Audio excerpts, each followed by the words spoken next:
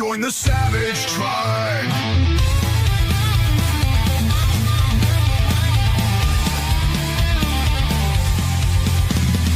New takes weekly, unfiltered and raw. Isaac's voice, the memer's law.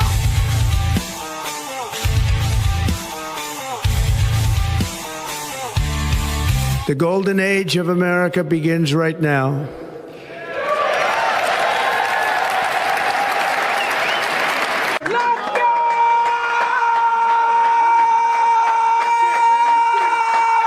Let's go, and welcome back, everybody, to another episode of the Golden Age podcast. I'm your host, Isaac, and I am joined by Cornboy, as always. How you doing, man? Good to see you.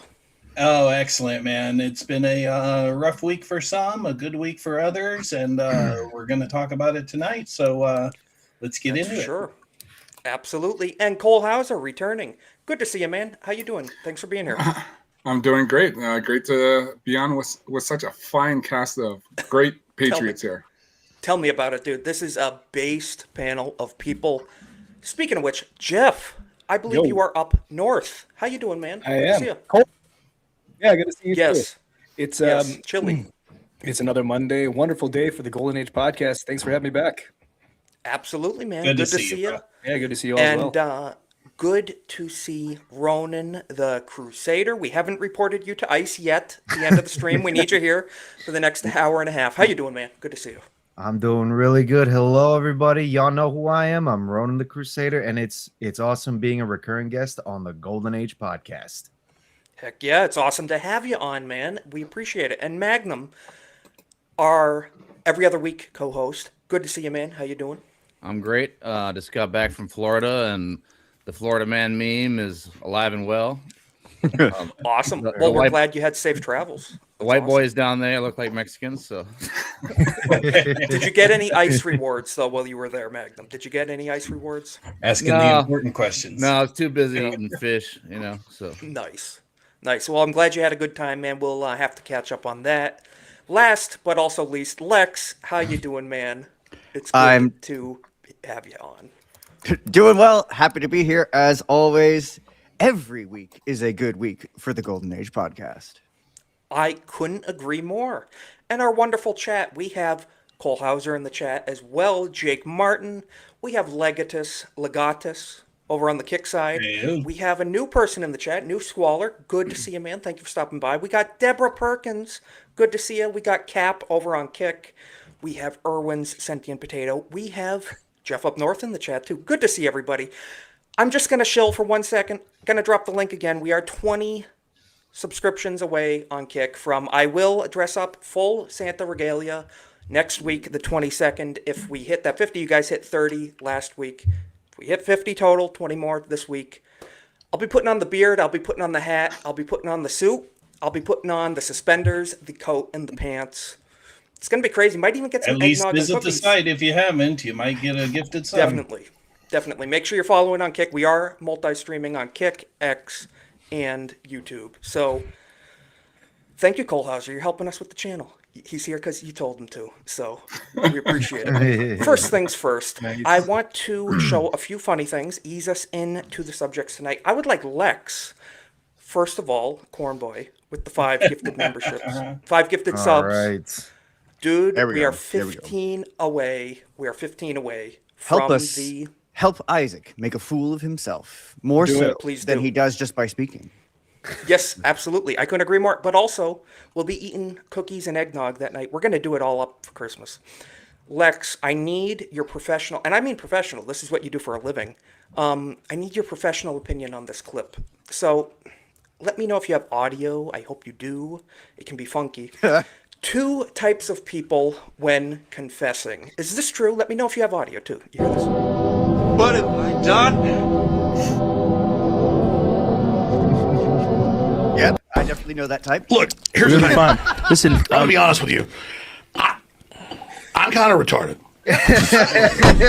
So is this accurate, Lex? Would you say this is accurate for the Catholic confessionals? I'd say that's it. I'd say I literally have a priest in the other room. I can go ask for his literal professional opinion, but that is accurate to everything I've ever seen. So Oh, you would God. say that that's an accurate, proper representation. Good to know. Good to know. It's always good to have a healthy mix of the two. This is honestly So why which- I like the internet now, because of the internet, we have the phrase, "Forgive me, Lord, for I am evil and retarded." Very true. Very true. That's one of the best memes out there. So which I one love would that. you say you are in the confessional booth, Lex? First Honestly, one, it depends on what I'm confessing that week.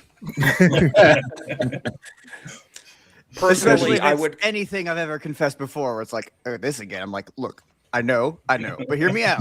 I am retarded. First time. What is it? First time, shame on me. Second time, also shame on me. I'm the one that did it. Shame on me, but worse. Is it retardation shame that on me, but leads worse. to evil acts or evil acts or whatever? Yes. Deep. And the answer is yes. Yes, I'm Canadian, Um, so I got no say. that's true. You're not allowed to do Well, anything evil. you guys are. Well, you guys are all. They're always saying they're sorry for everything anyway. So you know Exactly. You're you're always saying forgiven. sorry. The gotta Catholic show Church is this. French, and that brings its own host of problems. Hey, I take resentment to that. I got to show this. So this was this week. James O'Keefe. We all know James O'Keefe, the undercover genius journalist. The Clark Kent glasses meme works, guys. It works. This guy didn't know he was talking to James O'Keefe. Well, James is wearing clear glasses, and he takes them off. Let's look. Well, yeah. Well, the thing is that I actually am James O'Keefe. Are you? Yeah. Oh my God. No, I'm not. That's I'm not James impossible. O'Keefe. Are you not? I am. Really? Yes. Did he dye his hair? And you don't know that. I think he did. Look at the run. Wait a minute. The best part. Yeah. He thought he was on a Tinder date. Come on. Get him. I love this. Got catfished. Oh on my Tinder. God. Grindr, whatever you need. So utter perfection. He did the run Oh, waddle away. Jesus. He did the run. Can I just say waddle. something? Yes, absolutely. That's not a real brother, because a real brother would have been gone. Yeah, he couldn't run. He couldn't got run. a little too happy and fat Light the living in the loafers. USA. Yeah. You think they'd have like team meetings like weekly telling people, hey, if you swing that side of the fence, do not date anyone at all. Just swap, Exactly because right. it's probably James O'Keefe. More than likely, yeah. James spends a lot of time on that Why are you running? rainbow What are dating. you running? But I just have to say, guys, Why are isn't you it gay? weird that James has such success meeting with people working in the government on gay dating apps? It's almost like there's a connection between gay dating apps and working in the government. Almost like it's a mandatory thing in Washington, Yeah. D.C. I'm just saying. It's almost Just like they're a saying. bunch of degenerates in the government. Who knew? Well, ever since we had a gay president, it became mandatory. That's very true. Barack Obama, the first gay president ever. Donald Trump, the first black president too. We got to remember that. Real gangster. Who We can have to forget? show this real quick. This is not something I was expecting. Famous, whatever you want to call her, Nicki Minaj, going full crusader up in here. There is a persecution of Christianity in Nigeria. There's a genocide going on. And of all people, this woman who has made a very interesting career for herself posts this week. On Christ, the solid rock I stand, all other ground is sinking sand. All other ground is sinking sand. Free the Christians in Nigeria. All caps, stop this now. And then she went on to post, Gavin Newsom is trash. She's endorsing President Trump, Vice President Vance. Very interesting. Of all people. Did any of you guys have this on your 2025 bingo card? Not at all. This is the most wild like character development when it comes to anybody that could exist from that kind of sphere. Obviously, Nicki Minaj is like best known for her rap and like doing a lot of the, well, shall we say, more degenerate dances. Sometimes she's not like Megan Thee Stallion, where they have that. She has that song that's called WAP, I think it is. She did what is it? A remix of Sir Mix-a-Lot's Baby Got Back. It's called Anaconda. And then, of course, you see her dancing with like Drake and whatnot. But Yeah. like putting that aside, the fact that she is actually demanding that there be done action for the Christians in Nigeria, I respect it. Honestly, 100%. I actually do I respect. can't it. argue with that. Yeah, because it's a not at real all. issue going on. Believe it or Absolutely. not, this is not the first time she said something a little bit MAGA. It was like a few years ago. I can't remember, maybe during COVID, but this is actually not the first Yep. time she said I something. remember that. Very true. Okay. Well, What were and you if gonna you say, can, Colosser? well, if you can remember Cardi B, she was pretty much on the MAGA side, but then she got called out and then she flipped back. Right, I do Yeah. remember that. Yeah. She probably got the So- call. Better Yep. not go that way. You know, they always get the call, don't they? And they always back down. But hopefully, you know, Nicki Minaj, and I posted too, you know, if this is a real thing and she's on the way to conversion or converted and maybe God's got a hold of her, I don't know. We shall see. But it's not impossible. We'll have to see. I wanted to show this too, moving on. What country, we don't need audio, there might be copyrighted music. What country do you think this is in?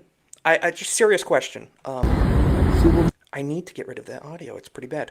What country do you think this shopping cart grilling in the middle of the road is in?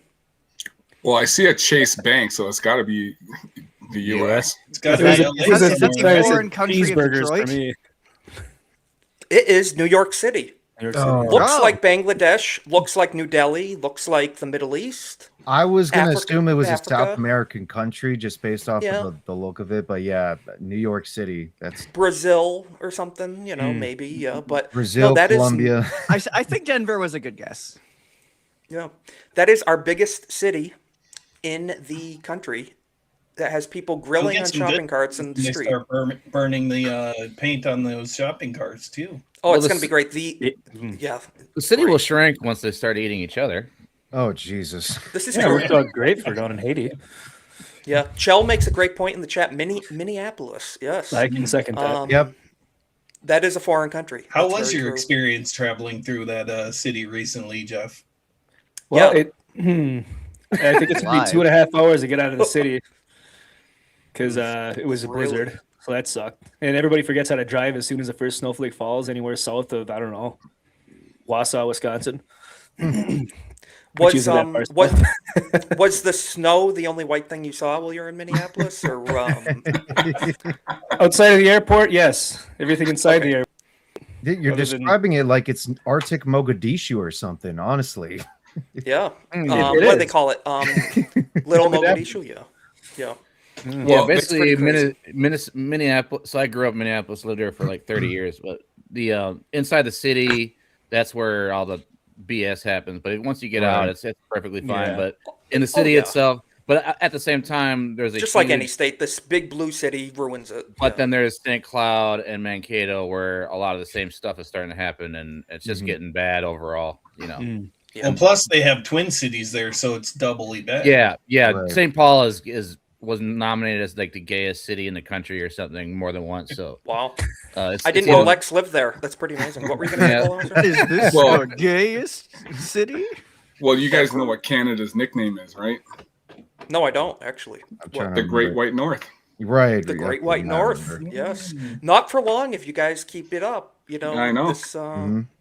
Let's keep it that way. Let's keep the okay. Nerd slap in the chat. Good to see you. Real man. No worries. What's up, nerd? Good to see everybody in the chat. Really appreciate it. Nerd. One more thing for Lex and anybody who would like to chime in. This was pretty heinous. Liberalism is a cancer. It is a mind virus. It has crept into even the churches in our country. It's pretty horrible. This was in, I believe, Chicago. I believe. Let's listen to it. They essentially committed. They committed heresy. They committed blasphemy. At least It's sacrilege. pretty horrible. They Oh, took the Jesus. church nativity scene and made it out to be like an ice raid. So let's listen. A baby Jesus lies in a snowy manger outside a church near Chicago, wrapped in yeah. a silver emergency blanket, his wrists bound with zip ties. Mary stands nearby in a gas mask, flanked by figures dressed as ICE officers. We are here today because of our nativity scene. What would Oh, it that's be a like straight man if right there, Jesus for were sure. born today in Chicagoland? And that's why our baby Jesus has on zip ties. Similar reimagined nativity Just gonna pause it right there for now. That's not blasphemous whatsoever, Jeez. is it? You know. No, absolutely not. No, of course not. Jesus Christ. Yeah, They always pretty love to disgusting. take people's religion and rub it in their face like they know something about it, and it's like Exactly.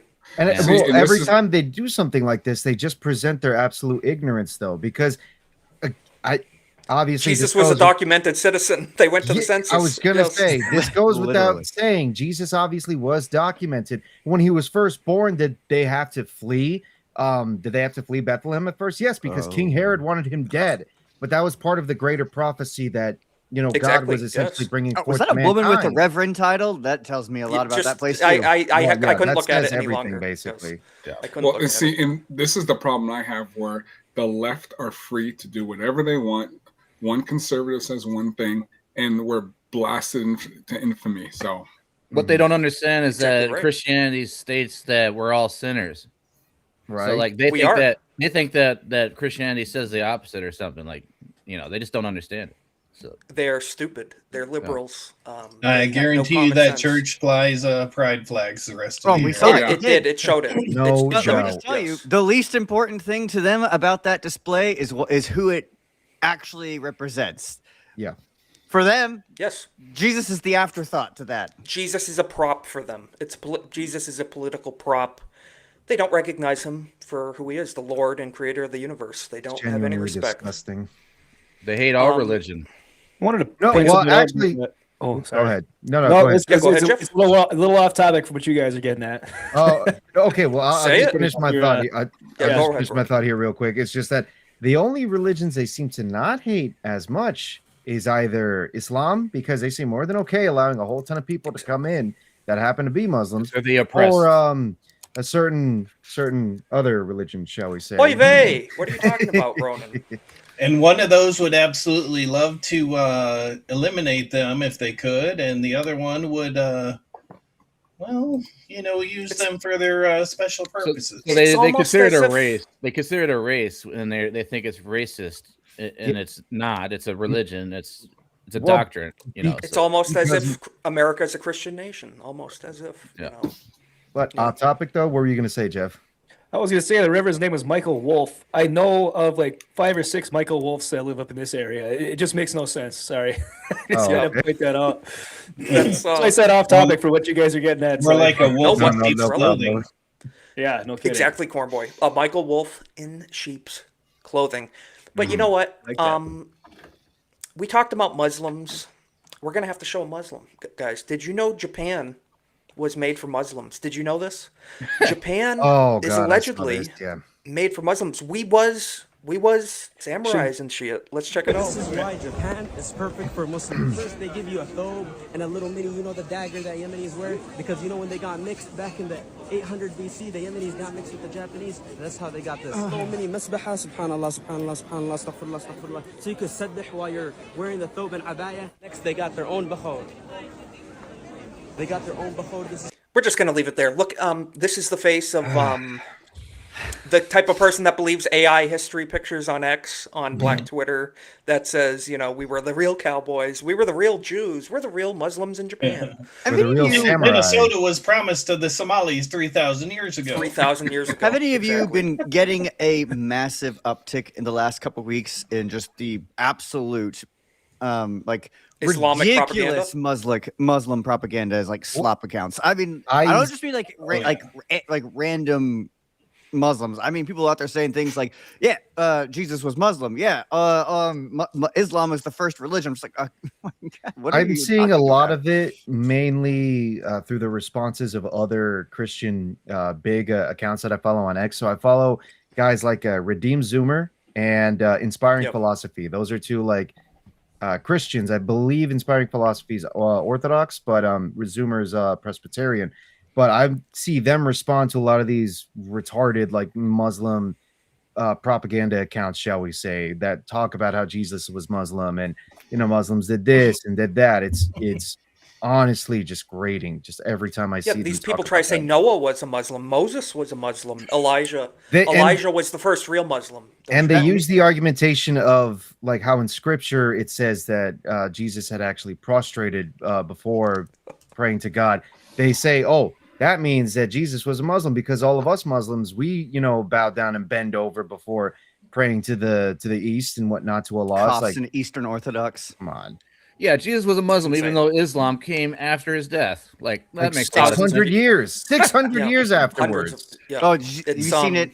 The meme going around this week where it's they side by side picture of a nun and a Muslim Yes. woman in hijab. By the way, the nun that they have And they say, choosing to what's the pick- difference? The top caption, what's the difference? The nun they're I can choosing to tell you. pick was a 20-year like U.S. Army like colonel before she like dropped everything and went and became a religious sister by choice. By the way, Yeah. it's just like, Well, you know well, what? if this one doesn't bother you, but this one does, it means you're a bigot. I'm like, or my favorite comment is always well, nuns don't usually randomly explode.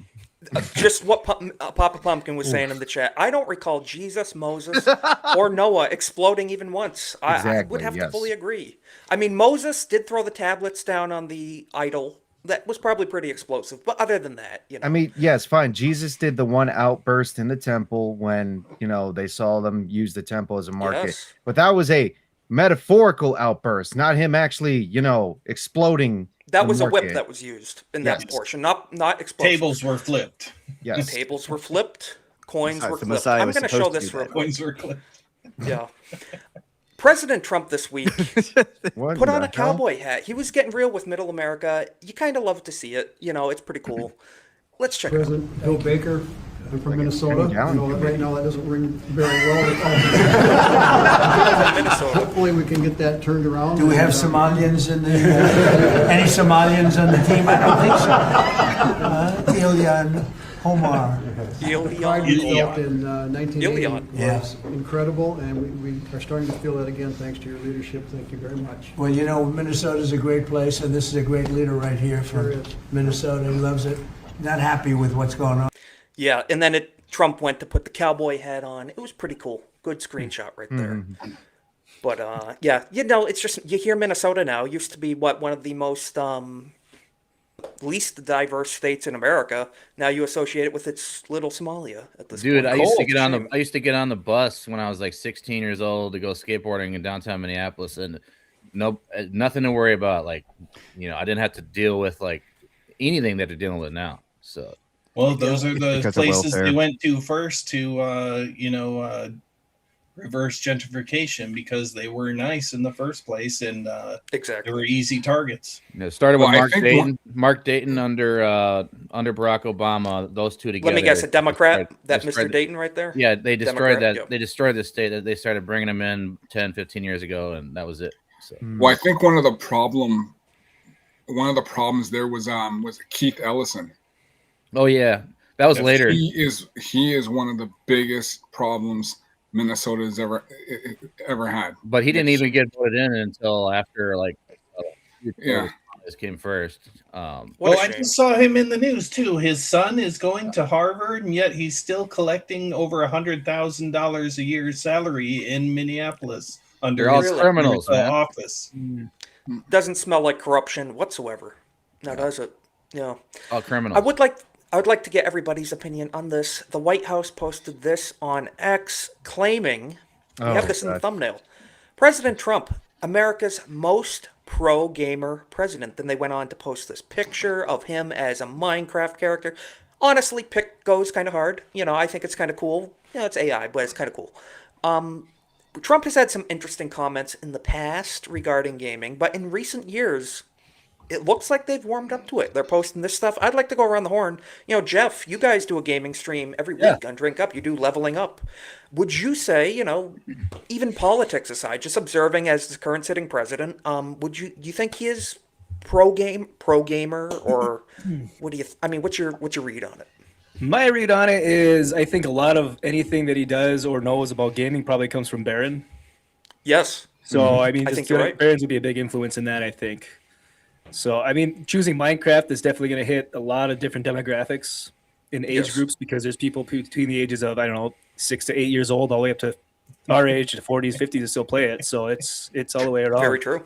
Yeah. And as Papa Pumpkin points out, Minecraft was very popular in Germany. And you know what? In Soviet Russia, it was called Ourcraft. It was Ourcraft in Soviet Russia. Children, you're No, I think you make a great point, Jeff. Barron being a Zoomer himself, he's like, what, like 20, early 20s, if not like 20-ish? I think he is, yeah.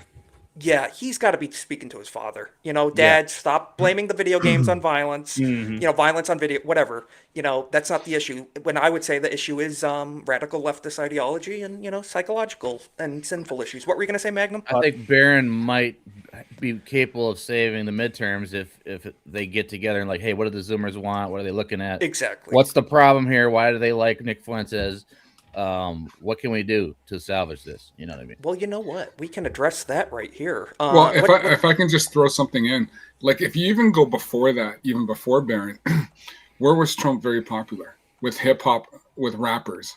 You know, he was almost in every hip hop artist's song. They made songs about him. Yeah, exactly. He was huge in WWE or WWF.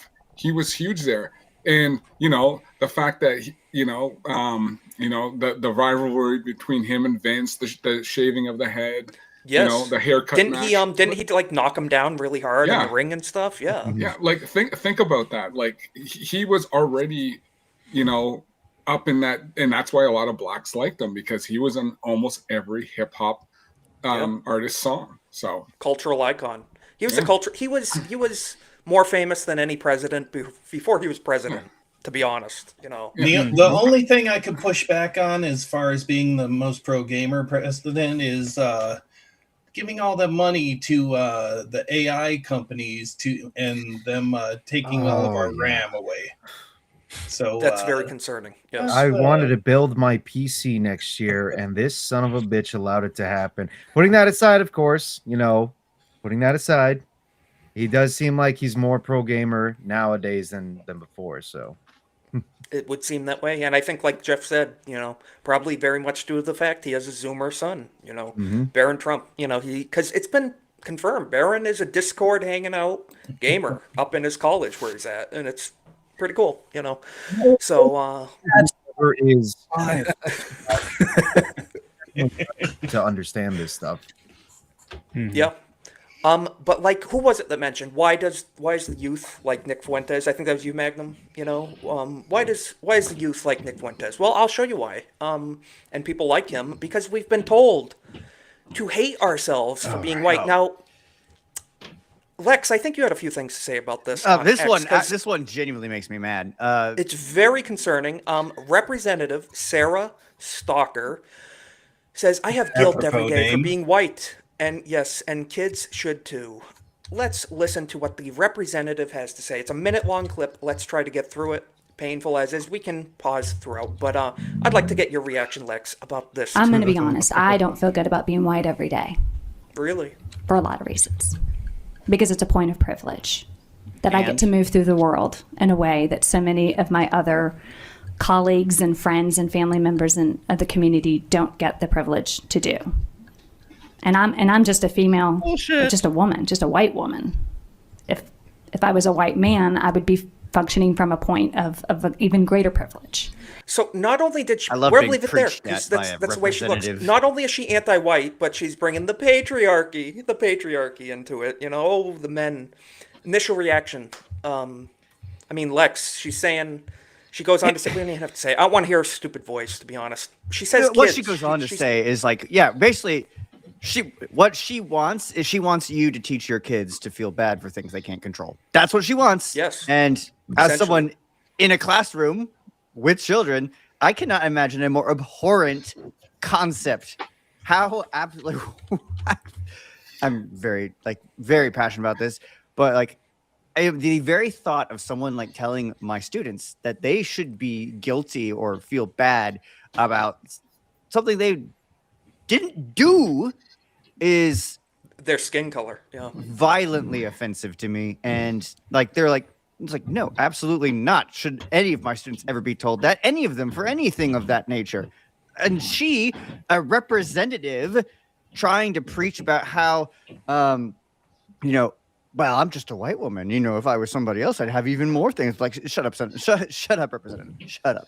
She probably hasn't had a hard day at work. Probably hasn't had a hard day at work in her entire life. Well, look, a woman like her is clearly going to be an affluent white female liberal. That's all that she is. She will never know a hard day's work in life because she probably is, like she says herself, she's coming from a point of privilege. Yeah, I guarantee that privilege happens to be wealth, you stupid cunt. Yeah, and not even and not even going to say, Cole Hauser? Not even black people think like that about white people. Well, I was going to say, who sent that to you? I believe that was you, Cole Hauser. And You were the you first know one why? to send. Oh, well, a few people did, but you were the first. But when I saw that, it irritated me because you know why? If she's down the street at night and she sees homies across the street, what's she gonna do? She's gonna run like hell.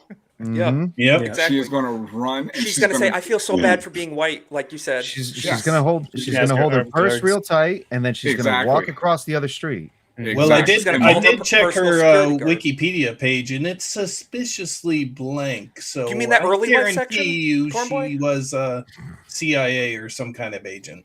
Very interesting. That early life section was quite revealing. There's no sections, none at all. And unfortunately, that's how these. There's no work history, nothing on her page. Yeah. But it's these liberal women, guys. You know, it's these liberal, self-hating. She brought the men into it. Yeah, and that's who the Democrats have been going for with their, white candidates is ex-CIA or ex, agents and whatnot. Or you know what? Even putting the potential like CIA connections aside, it's just a lot of white folks. Doesn't have to be all females. Majority of the time, it's females, but it could be white liberals of any kind who just genuinely hate themselves just for the sheer fact of being born white. It's and they're trying to tell everyone else how to think. Like you should think like this, and it's like, you know what? If you hate yourself, then you go deal with it. You go, bury your head. Don't be telling in the sand, children. Don't be telling children they need to hate themselves for their skin. Yeah, that's not odd. Well, all these left types really want to focus on making children feel bad about themselves, almost like they have a whole system set up for, oh, you feel bad about yourself. Well, we need to start changing things about you. Exactly. Just saying. Well, what's her You solution? might be the wrong gender. Who knows? What's her solution? You know, if it isn't like the most extreme racist thing that we ever heard of, what's her solution? Actually, this kind of reminds me a lot of like the sort of the gotchas they try to have at religion, especially Christianity. I don't mean to like trying to bring religion again into this, but this will be to the point.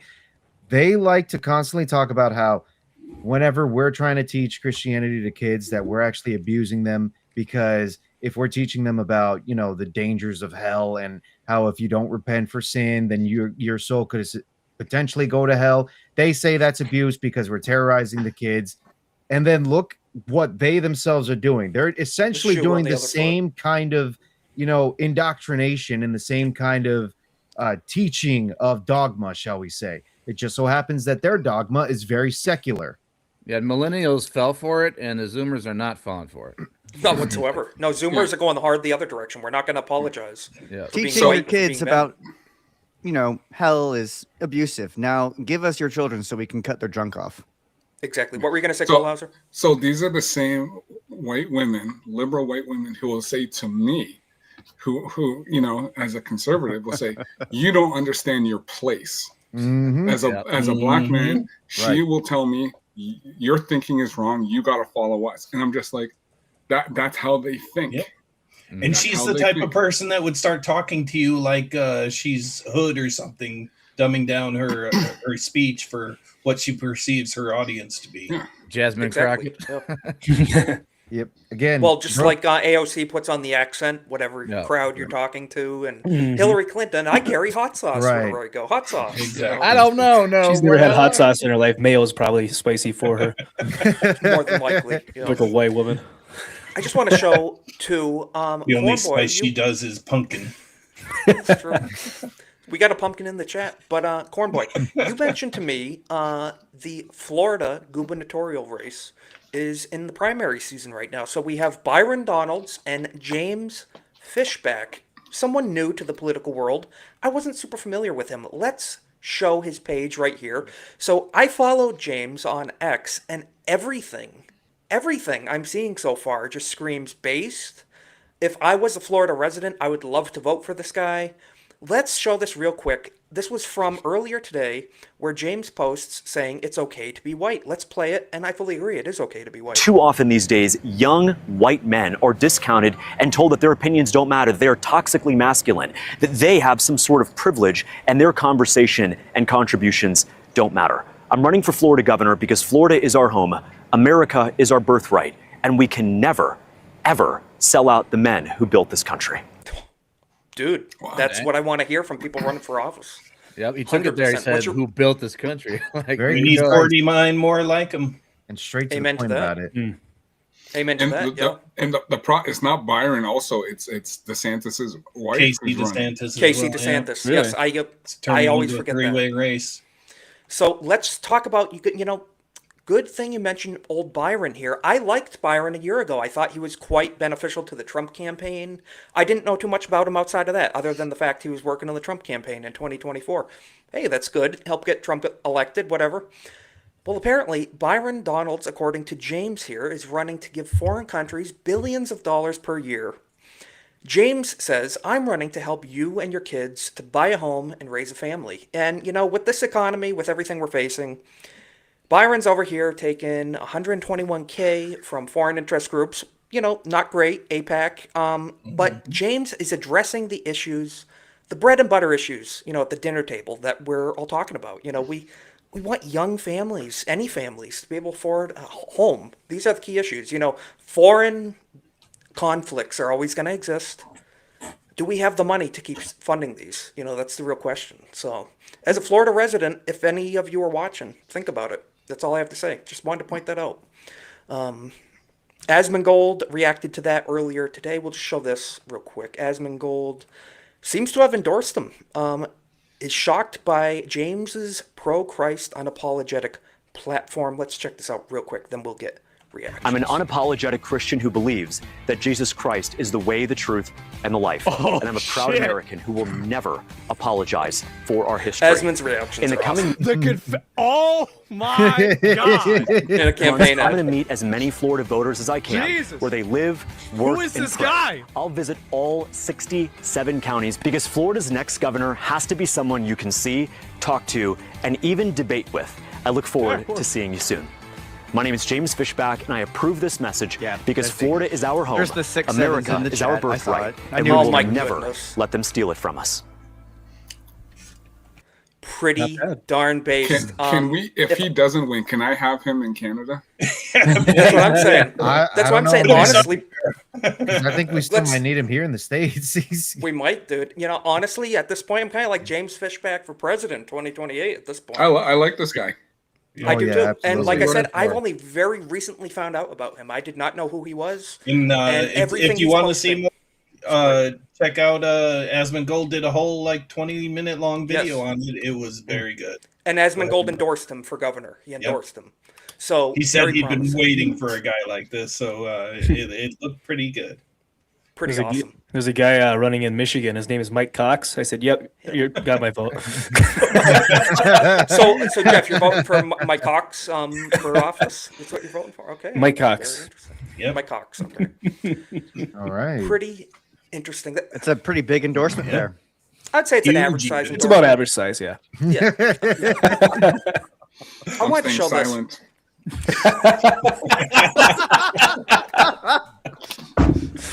Do we have any Scots? Anyone of Scots heritage whatsoever? Anyone in the chat on the panel? Make your voices be heard because the spirit of William Wallace lives on to this day. There is Muslim prayers being rained out across the airwaves in the open air of Scotland, and this Scottish patriot with the spirit of William Wallace broke out the bagpipe in rebellion. You'll love to see it. Check this out.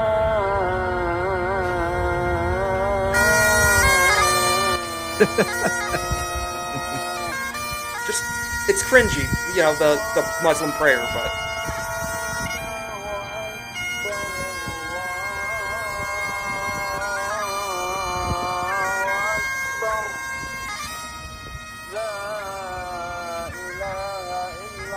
I say God bless that patriot. I'm not even Scottish, but I am ready to run up the colors Support of Scotland. bagpipes to rain through the sound waves all over Scotland. Reminds me of that Zero Dark 30 scene where they were torturing the dude and they started blasting Metallica. Nice, very base. But that's the way to do it, guys. It's a peaceful way of doing it, but it gets the point across. You're in our country. You're in our territory.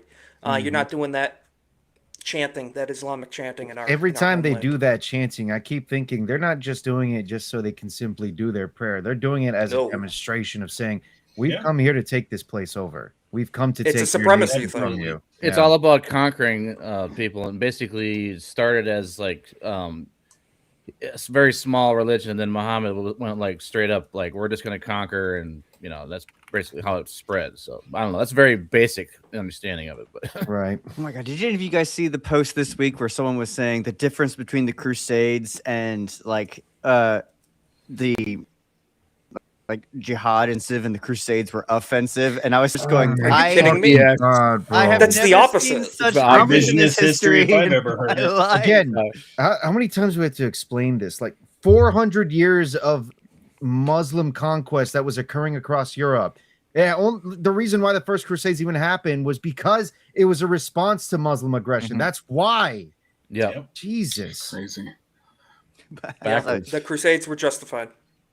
Yes. That's all I got to say. absolutely. It's one. they one should have thing I happened couldn't get sooner. used to. Yeah. Yeah. What'd you say, Jeff? You When I cut was out in for a Egypt, that's one thing I just couldn't get used to is that prayer. Hmm. And then I got back to Dude, Minneapolis I and it didn't was even playing there think too. Oh, No, geez. Yeah. Yeah, and Anthony got it right. The Muslim call to prayer is a demonstration of dominance. You're absolutely right. You know, Absolutely right. we do have like quite a few Muslims here, but we don't have prayer. Like we don't have that going on here. Yeah. It's So too damn cold. yeah, that too. Sun doesn't come up has early its enough. benefits. Apparently not in Minnesota though. Yeah. I wanted to address this. As we know, Rob Reiner did pass away this week. Tragic situation. His son, who's an addict, whatever, killed him, stabbed him and his wife to death in their own home. President Trump had a response to that this morning, and I just wanted to, we don't have to dwell on it too much. I just wanted to point this out. We're going to summarize. President Trump said on Truth Social, a very sad thing happened last night. Now, you mind that. That's the first thing he said. And people are saying that he celebrated death. No. First line is a very sad thing happened last night in Hollywood. Rob Reiner, a tortured and struggling but once very talented movie director and comedy star, has passed away, together with his wife, Michelle, reportedly due to anger he caused others through his massive, unyielding, and incurable affliction with a mind-crippling disease known as Trump derangement syndrome. Sometimes referred to as TDS, he was known to have driven people crazy by his raging obsession of President Donald J. Trump. We don't have to dwell on, but nonetheless, people were very upset by this on the left and some people on the right too. This is a good account. I don't know who this is, but they summed it up well. Rob Reiner was a hateful lunatic that spewed nonstop dangerous rhetoric against Trump and his supporters. If you can't handle this Truth Social post, then you are way too soft for the fight. We are battling against soulless ghouls of a communist system. Toughen up, cupcakes. Now, Cornboy, you shared this with me. We're going to show this. I shared it. It did not share And it. Okay, Rob. in case Rob anybody Reiner's doesn't tweets. know, the photograph on Trump's book, The Art of the Deal, was photographed by his wife. Yeah. So, Rob said stuff like this: until Trump goes to prison, I'll no longer be posting F you all, MAGA assholes. So, just remembering 3 months ago, they celebrated the assassination of Charlie Kirk. And Yeah, we can't make it's jokes. gonna be true at the same time. With Rob Reiner, it is the Rob- exception. However, he did actually condemn the death of Charlie Kirk. That's the one thing I will give him props for. That's a good thing, yeah. And again, say what you will about his own opinions. I'm of two minds of this. Like, I understand that he had his opinions on Trump and his opinions on a lot of people who were part of MAGA. At the same time, I also know that, not celebrating, but shall we say, diminishing his death and just kind of like, whisking it away essentially is a little bit disrespectful. I would say it's not the best look for Trump, but, and there's a big but to this as well, we are dealing with people who have zero qualms about celebrating, anybody's death on the right. An example, Charlie Kirk.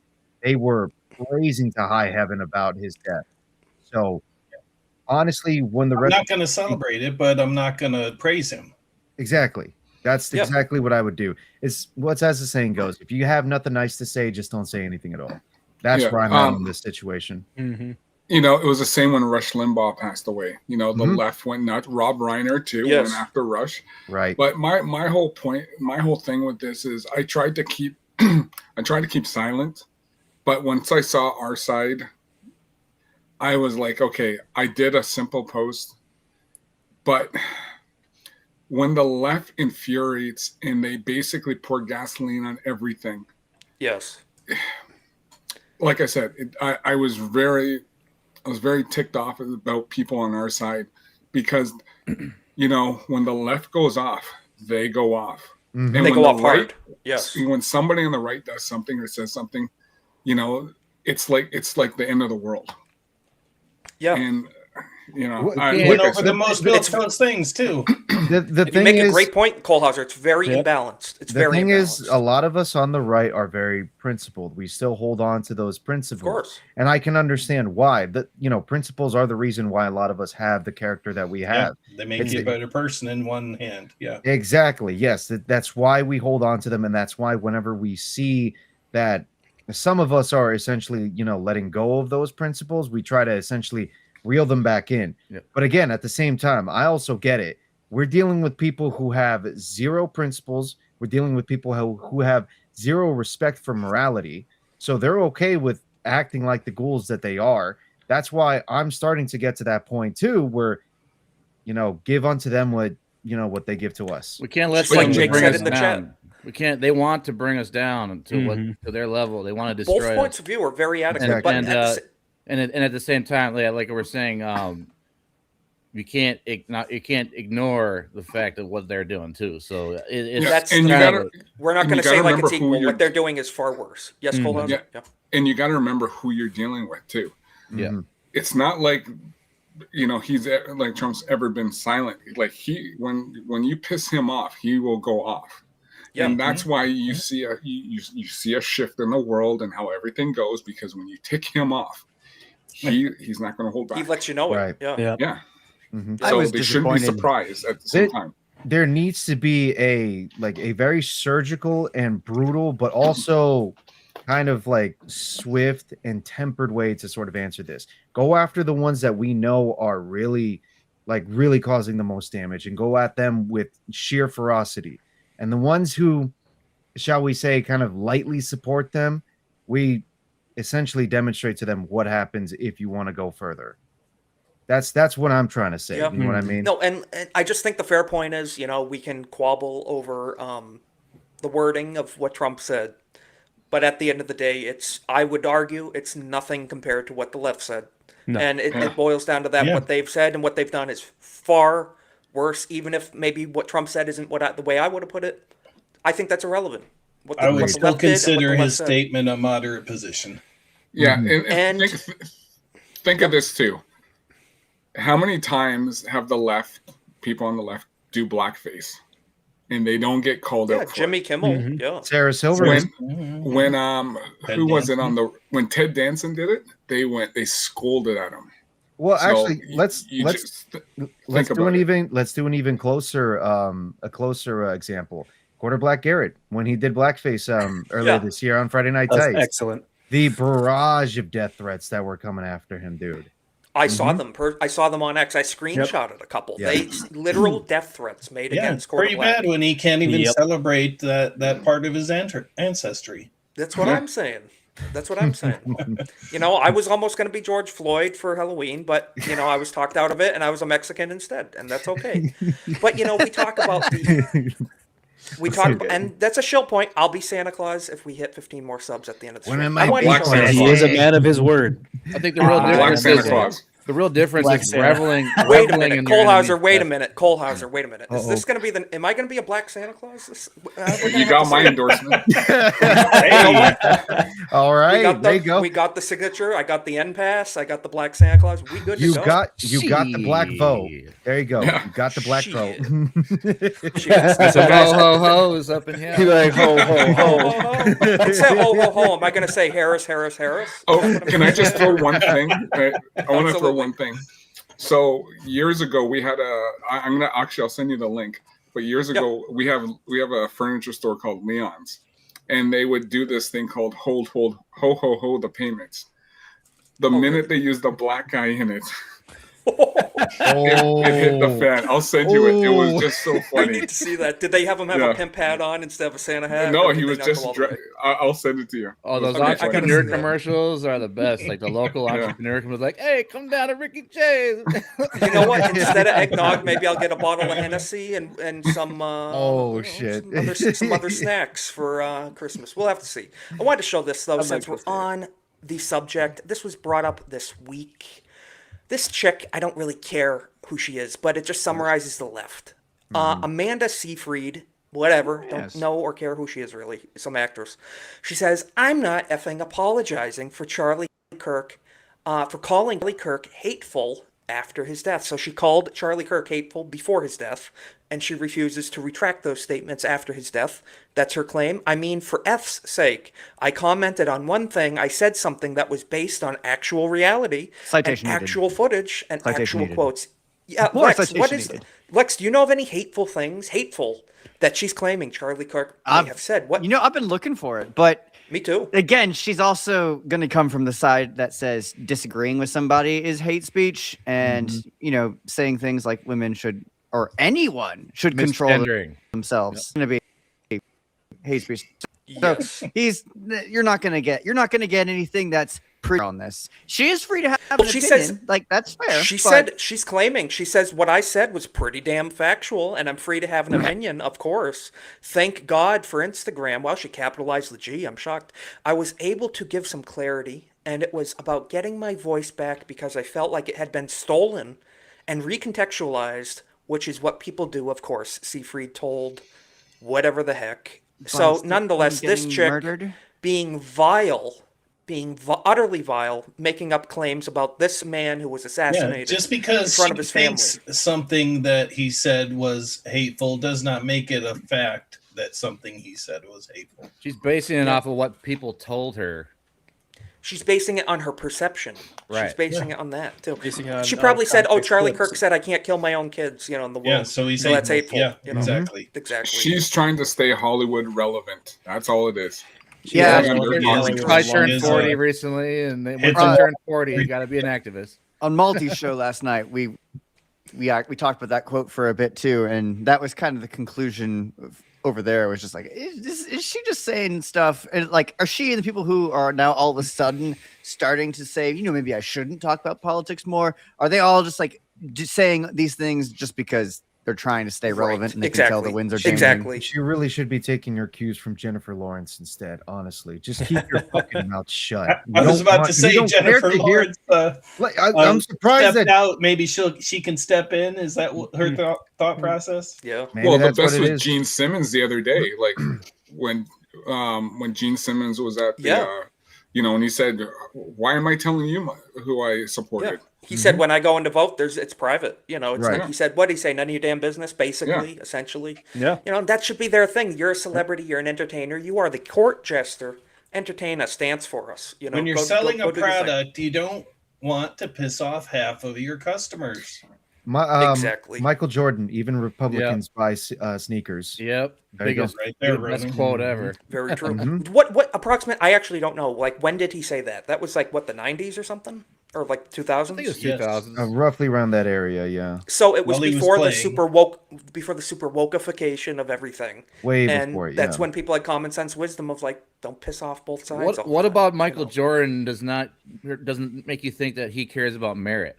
Like, is there anything about Michael Jordan that seems not merit based? I mean, I just think the dude's conservative. I don't know. I don't know. I don't know. He I know might nothing be about the liberal, but like, he's all about like hard work and. Well, he's a basketball player. He knows to shut up and dribble too. So there's That's- that. There you go. There is that. Lex, you sent me this. We're gonna get into the article. This is the first headline. Australia's. We have a few Aussies in the chat too, so I'd like to hear what they have to say. And keeping everyone in prayer too, with the difficulties over there right now, 100%. But we wanted to cover this because this is something I think we can all have some different opinions on, but we'll come to a resolution. Social media ban for teens under 16 now in effect. The first country to do so. Let's go to this. This is from Reuters, whatever, but they summarized it. Australia begins enforcing world's first teen social media ban. So let's see how they enforce it. Musk says X will comply. Final platform to agree. Australia first in world to ban social media for under 16s. 10 major platforms ordered to block children or face fine. EU lawmaker says Europe has a chance to learn from Australia. That's the gist of it, essentially. Read a book instead, Prime Minister tells youngsters. No, let's get into it. We don't even need to look at that. Two things I just want to say off the bat. That's giving government control to eliminate internet anonymity. But I say on the other hand, too, I don't think children belong on social media. I think they should not be on it. Parents need to parent and they shouldn't be talking to strangers on the internet. So it's a two-sided thing. What do you guys think right off the bat? Cornboy, you look like you were going to say something.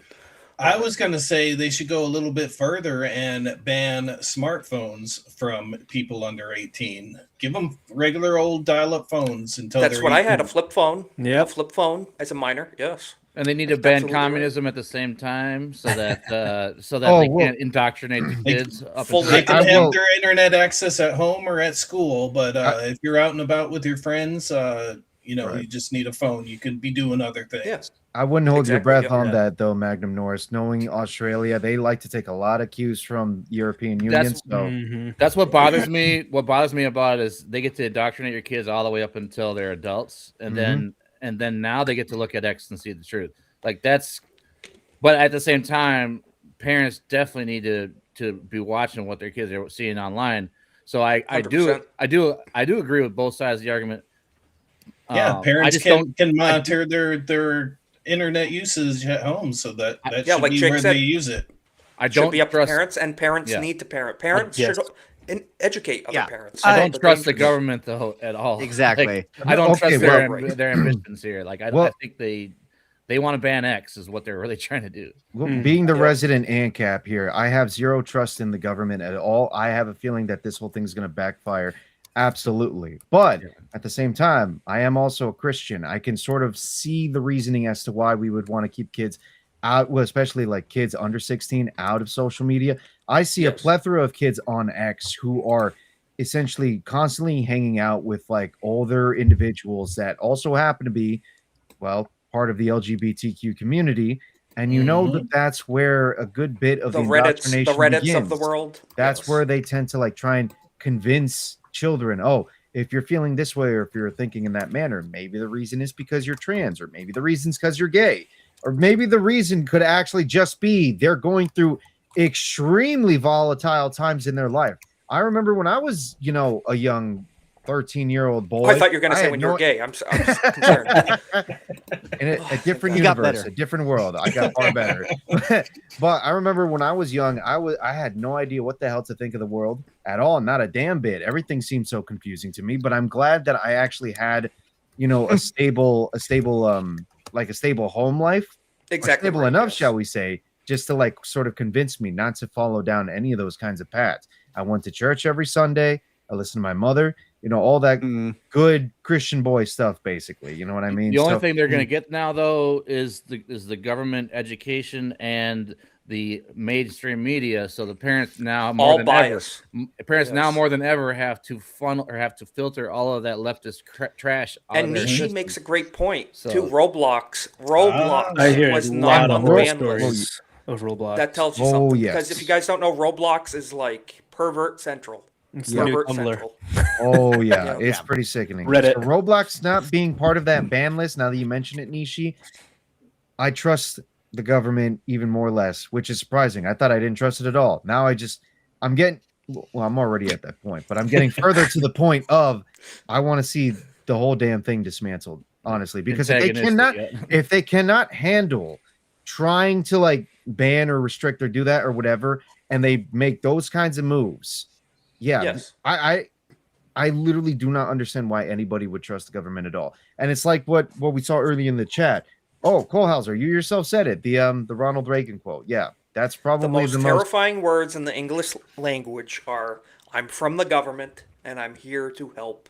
Ronald Reagan was 100% correct about that perfectly true statement. Nothing more terrifying than that whatsoever. A little ironic coming from the guy that banned machine guns, but it does still fit. Yeah. I know. No fault divorce, the mental asylums. I know. That as well. And you know what? Someone's trying to groom me in the chat. I don't know what's going on. I'm kind of concerned. What the hell? But like, what? ultimately, I mean, like Jeff. Jeff, what do you think? The government, I think obviously we're going to agree. Kids, you need to, parents need to be involved. Right. But I mean, would you say you trust the government to be in charge of this whatsoever? Not a freaking chance. No, absolutely not. Exactly. No, absolutely. I mean, I agree with both sides of the argument, but I also fully agree with it. It comes down to the parents. There are safeguards that any parent can put in place on either their internet at home or the child's phone, their tablet, anything. They literally can't control it. They just need to put their own account on there that only they can control, only they know the password to. It's not that hard. I've seen, I've had friends that have kids that they'll be on like Roblox and Discord, and you can't go on that anymore. I told you can't do that. Okay, I won't. Right back on it. They just they're gonna get around it no matter what. Well, kids are smarter than their parents with technology. Yeah. That's why parents, you need to have your eyeballs on the screens and see what they're looking at, because you don't know who they're talking to. Yeah. Lex, I'm sure you can testify. You are a teacher. I'm sure you talk to a lot of parents who are involved with this stuff. Well, what are some experiences you may be able to share with like the social media issue? Well, actually, my school, private school, obviously, but my school is trying and is teaming up with a bunch of other schools in the diocese to promote what we call smart families, which is this movement. Basically, it's get smartphones away from kids. Give them a dumb phone. Sure, they can have a phone that can call 911, call your parents. Yeah, that can can maybe send text messages, but like no internet browsers. No internet browser. You don't need that on your phone. Which completely cuts out any room for like social media, things like that. And then of course we couple that with just like, hey, but like, let's be blunt. The government wants to replace parents. Yeah. In all times and all places, that's what governments, and you can't do that. You cannot do that. Absolutely not. I'm very mixed on the subject because I do think it's important to get these kids out of these ban social spheres. Sciences, but ban social sciences from schools at the same time, in my opinion. Because like if they don't have the baseline learnings from school and they allow them to just communize all the kids while they can't even have access to right-wing media, because that's kind of what I feel like they're trying to do here. But what could be it. A lot of times you asked if like what I know from talking to parents, not talking, is there's this pressure of, well, I don't want my child to be the only one who doesn't have a phone, and to which my response every time is, why not? I don't care if your child's the one who doesn't have a phone. You would be being smart. What are the two options you prefer? The one without a smartphone who is, they're getting groomed, or would you rather be the only one? I don't want my kid to be the only one not getting groomed. Sorry. What type of argument? Yeah. What a strange concept. Really I don't tough, get it. This whole situation. Like Jake said, home ec and shop class over social sciences. Yes. Every single time. So I took home ec in school. I know how to cook. I know how to sew. It's basic stuff that people can't do anymore. Invaluable skills. I remember my high school used to also have auto shop as well too. I made sure that I took auto shop because I actually wanted to learn at the very least. If my car broke down at some point or my car needed to change a tire, I wanted to learn how to do that. Those are simple but also very important lessons to learn, just so that way you know about it in everyday life. There's another aspect that I think we're forgetting about is when you ban things, it makes people want to do it even more, like prohibition. That's true. And marijuana and all that stuff. Like marijuana being illegal did not stop people in my grade from smoking. All right, you know what I mean? Just like they say, gun control is going to stop the criminals from committing crime. Yeah. So there's another aspect. Idiots. Definitely it's an issue of the heart. You need to. Mm-hmm. Exactly. Lex, not to try and act as though I know a lot more about the religious guidance aspects, shall we say, but like whenever you're talking to these parents and they say, oh, I don't want my kid to be the only one that doesn't have a phone, have you ever considered, or has anybody in the diocese ever considered saying, well, do you want your child to actually follow Christ, or do you want your child to just be part of the world? I feel like that's an important question to kind of try and ask. I haven't just so that made way they have the that understanding connection with the parents, but it's immediately a connection that I can see. So, but typically, and of course, this is coming from the school admin perspective. It's mostly like we are genuinely concerned for your child's safety, but frankly, our number one priority should always be your children's soul, and not necessarily fitting into the think, social norms of the year. Yeah. I do think that this unfettered access to the internet and to social media, it risks souls. Bluntly, like it does. And yeah, you need to have a good moral framework. Need to be on top of that. If you don't have a moral framework before you get access to this stuff, like, because I didn't have what we have now with internet when I was younger. So like I had to go out in the world and learn stuff. And then once I got access to it, I knew how to deal with it. And I think that's the problem now is the kids, they see it before they even learn what life is about. They don't know how to deal with it. And that comes down to parenting. It comes down to parenting, really. And if we had more policy that promotes two parents in the household rather than this communist trash we're getting, I think that would be the ultimate goal. But I can say it's just not like kids. Like one good example, I was at the gym today. And I saw maybe like 3 or 4 people sitting on the bench. I'm working out and they're on their phone. And constantly when I'm driving now, I see so many people. I think somebody's going to get hit because when they're crossing the lights, they're on their phone.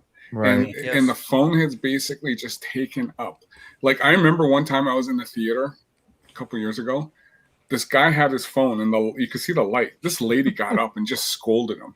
Just like, I always turn off my cell phone when I go to the theater, but this is the mindset. And when kids, Kohlhauser, I'm sure you're setting up. Yeah, when setting an interesting standard there. When kids see it, they follow along. Why can't I use my phone? Yes. And that's the problem. Right. Yes. Right. That's lead by example. That's a really great point too. Like we're on social media right now. That's how we're all connected. Time and a place. We're in our homes, at our computer, set time, all this stuff. But when you're at church, when you're at a family meeting, family reunion, family hanging out event, with friends, you shouldn't be at the restaurant with your. You see kids at the restaurant with their grandparents, and they're looking at their tablet. It's like your grandparents aren't going to be here one day.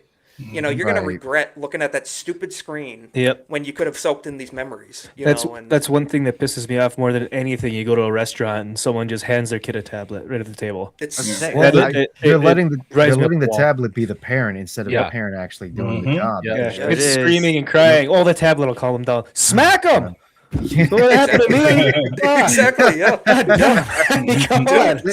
Like spare the rod, spoil the child. And none of this obviously is like pick a switch. None of this is to demonize social media at all, clearly, because again, like you say, we're using it right now. There are good times to use it. But we're also not children too. I mean, maybe mentally, but we're not children. There's a time and a place, Right. Exactly. Just like people got to learn. Exactly what I was just gonna say.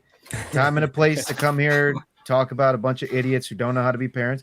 And then there's a time and a place where you just put the damn phone away and connect with real humans, for God's sake. Yes, exactly. And like Jake said in the chat, what a white pill. Last Monday, Jake was in the woods with his cousin, hunting whitetail, having a blast. You guys get anything, Jake? Let us know, because that's pretty awesome. Anthony's been hunting. Guys, it's the time of year. Christmas is a week and a half away. Don't be on your phones. Don't be on your phones. Family time. Well, and think about this. And I'm not going to really knock Elon and Starlink because, like my company, we install a lot of Starlink satellites. But the fact that you can get a Starlink app for a mobile for your backpack, so when you're camping, I wouldn't just got one. Maybe for emergency services, but like for I'm not watching a movie when I go camping. Yeah, I'm just telling you right now. That's not part of it. But no, I think that was a great breakdown of this because, like we said, time and a place with anything. I would encourage people. I want this channel to grow. I want to grow, but this Christmas, I would ask, don't watch my channel. Don't be liking my posts when you're with your family, with your parents and grandparents. I appreciate all the support. I appreciate you hitting that thumbs up button right now on the stream and sharing. I appreciate it, guys. But when you're with family, when you're with friends, when you're doing real life stuff, put the screen down. And I just wanted to point this out. On geeksandgamers.com, great site, great site and source. I combine those words. Great site. Highly recommend checking it out. They posted this. U.S. Customs plans mandatory social media activity checks on incoming travelers. Very interesting. So this was written by Alex Scherzo on G&G. President Donald Trump, in an interview with Brett Baer on Fox News, talking about this. United States government may begin having U.S. Customs and Border Protection check the social media history of those attempting to enter the country. Well, I tell you right now, I hope this does not become a domestic check for people like me, because I am cooked. I am cooked with the memes. Part 2. Dude, I am cooked. If they saw my DMs and the memes I send to you guys throughout the week, dude, I'm going to Nuremberg 2.0. Bloomberg reports that Customs and Border Protection, which is the largest agency within the DHS, is proposing a new practice in which it will begin asking visitors to show, well, so this is people coming in, from the outside, to show their social media history for the previous 5 years as part of screening process for travelers entering the U.S. under the visa waiver program. Nonetheless, that's all we need to show with that. But what do you guys think? Is this a plus? I suggest everyone get their passport now, so in the future you only have to renew it, and you won't have to go through some kind of screening like this, which I guarantee you they'll expand to the citizenry. I don't know if it was Magnum Norse that said it, but it could potentially feel like Patriot Act 2.0. But on the flip side, you have seen a lot of people recently on social media. I'm reminded of one particular Venezuelan. I can't remember what the hell his name was, but it was one Venezuelan who said he was coming into the country because he knew that he was able to sneak in, and he's going to exploit it, and he's going to take all the money that he earns from it and sends it back to Venezuela. Instances like that, I'm more than okay with actually vetting and screening these fucking people. I want the right people looking at it, though. I want the right people looking at it to understand the difference. And that's the only concern I have, is sometimes we don't know who the people are that are going to be doing the screening. Like you say, Magnum Norse, I want the right people to do it, but honestly, we never know if it's always going to be the right people that get control of this stuff. I got hope, but sorry, go ahead, Klauser. Well, I was going to say, because our government here they've already issued these out, telling everyone be prepared. So I know when I cross, because I got my passport, because I'm coming down in March, I'll be down there for quite a while and attending MegaCon. I know what to expect when I get to the border. I'll just say, sure, here you go. Yeah. I got nothing. I have nothing to worry about. I'm gonna send you the most heinous memes that day, and then I'm gonna report you to ICE, and we'll split the reward. Hauser's stuck at the border from a meme from Isaac. Just because of Isaac's memes, he sent too many racist memes. In Orlando, and Hauser. All DHS. Whatever you do, it's funny. It's funny when Idaho. White Sorry? supremacist Just group. don't go to Idaho, because they'll probably send you to that bar and then report you for it before you get Old your State last beer. Saloon, But yeah, Get a Old free State, beer. that's the one. Well, it's funny because when I came down for MegaCon earlier this year, when I got there, they just asked me, because I took the train down, so I drove across the border, and then the lady asked me, she said, "Where are you going?" I said, "I'm going to Orlando." "Why are you going to Orlando?" So I'm going for MegaCon. She goes, "Oh, is that big Comic-Con?" And I said, "Yeah." And she goes, "Oh, we'll have fun," and I was on my way. So, but I know what to expect this time. I know I'm gonna be ready to say, "Here's my phone. Go ahead." And I got That's when you show them the alt account, where you're very centrist. You're very centrist moderate, not offensive to anybody. Very pro-Canadian, but not too pro-Canadian. Right. Yeah. No, am I the only one that thinks that maybe 5 years is a bit much? I mean, because if you look at, how much one of us posts on, say, X even 1 year, you expect someone to go through every single I post post on as every much in social 1 media year for as 5 most years? people do in 5 years. Exactly. Yeah. You post as much as nobody posts in 1 year. It's very true. But no, I mean, and it also comes down to because there's gonna have to be people sitting at a desk all day. Granted, give people jobs, or they're gonna gonna audible over to like AI or something like that and look for keywords, More which than is likely. which is gonna possibly also be a bad thing because it'll key in on the wrong stuff, just take it out of context. So I don't know. Right. Yeah, AI does not I mean, in my distinguish case, context too it'll, well it'll be sometimes. in context. I deserve it, but still. Yeah, very Well, true. first of all, for I me, support banning Lex from the United States too. What were you saying, Cole Hauser? Well, first of all, I know for me, proper English, they'll see that, you know, born here, but they'll understand. They'll have more of an understanding where, okay, this guy's not from this country or this hellhole or whatever. Exactly. That they'll see that, right? So exactly. Yeah, wear your GI Joe shirt and don't yell Allahu Akbar. You should be good. Yes. It's praise Allah, not praise Allah. Yeah, praise Allah. I want to say that. You know, don't yell it at the, don't yell. We love your podcast, Cole Hauser. Praise Allah. Don't remember yell it at the airport. that was Ryan's. That was Ryan's doing. Yes, it was. You are not a Chinese Muslim. And thank God for that. Thank God for that. The Chinese and the Muslim part. But I just wanted to show, I think we're all familiar. Kelsey Grammer, one of the longest running sitcom actors ever. He plays Frasier. I think he's held that role longer than anyone on TV. Big fan of the guy. He's outspoken Christian. He's a conservative. Kelsey Grammer breaks Hollywood ranks to praise Trump as, quote, maybe the greatest president ever. You don't see this in Hollywood too often now, do you? This is from thatperkplace.com. So there's Kelsey with the Frasier microphone and set. So as we know, guys, Hollywood isn't exactly known for embracing conservatives, particularly Trump. But Frasier star Kelsey Grammer has never shied away from breaking ranks. Now, with a new interview going viral, the veteran actor is again making waves for praising Trump, comments that have sparked conversation far beyond the entertainment beat. What do you guys think? Good old Frasier here, endorsing Trump as maybe the greatest president ever. You don't see this in Hollywood too often. What do you guys think? Is it ever a bad thing to break ranks with Hollywood? No, it is not. no, No, it is absolutely not. not. I would not want to be in ranks with Hollywood, to say the least. So I might be coming off hypocritical, having recently just said, you know, and Amanda Seyfried should have just taken cues from Jennifer Lawrence and shut her mouth. Yeah. But when it comes to right-wing politics, and yes, I'm going to be very hypocritical about this because I believe right-wing politics are a little bit more on the side of reality, objective reality, than whatever the left-wingers are doing. I don't mind Kelsey Grammer saying that he believes Trump may be the greatest president ever. I have my reservations on jumping to such a statement. I would think somebody like maybe Calvin Coolidge or almost Teddy Roosevelt were, you know, really cool presidents. But, you know, putting that aside, obviously, if he wants to share his opinion and say Trump's maybe the greatest president ever, that's his prerogative. He's more than fine doing something like that as well. Again, I would also still say ultimately I would take cues not so much from Jennifer Lawrence this time, but instead Kurt Russell, where it's more like, you know, we're clowns. We're just entertainers. That's all that we are. It's not like people really care about our own political opinions. Again, I'm not saying he doesn't have to share. If he wants to share it and get an interview about it, he can do it.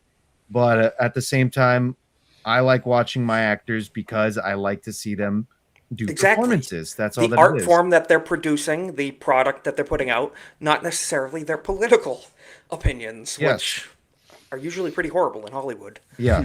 But also praising somebody is a little bit different than lying about people and denigrating them too. Oh yeah, of course. Yes. Like, yes. If somebody said, "Well, my favorite president is Joe Biden," I would say, "Well, that's stupid," but then I would just move on. You know, right? If you're gonna lie and lie and lie and lie about Trump, and it's like, okay, this is really getting annoying. You know, it's a little bit of a difference. Fair point. Well, she's an old man who's sharing smart, political and Jennifer opinions- Lawrence is a young dumb woman. So this is very true. What were you saying, Lex? I was gonna say, I think having movie stars sharing their political opinions in general has contributed greatly to the death of the movie star, in the sense of once you take away mystery, then people get bored. But I mean, I'm not gonna complain that he's saying he's breaking ranks with Hollywood to say something nice, but in general, I just again, Also I going know against the grain. I echo everything we've already said.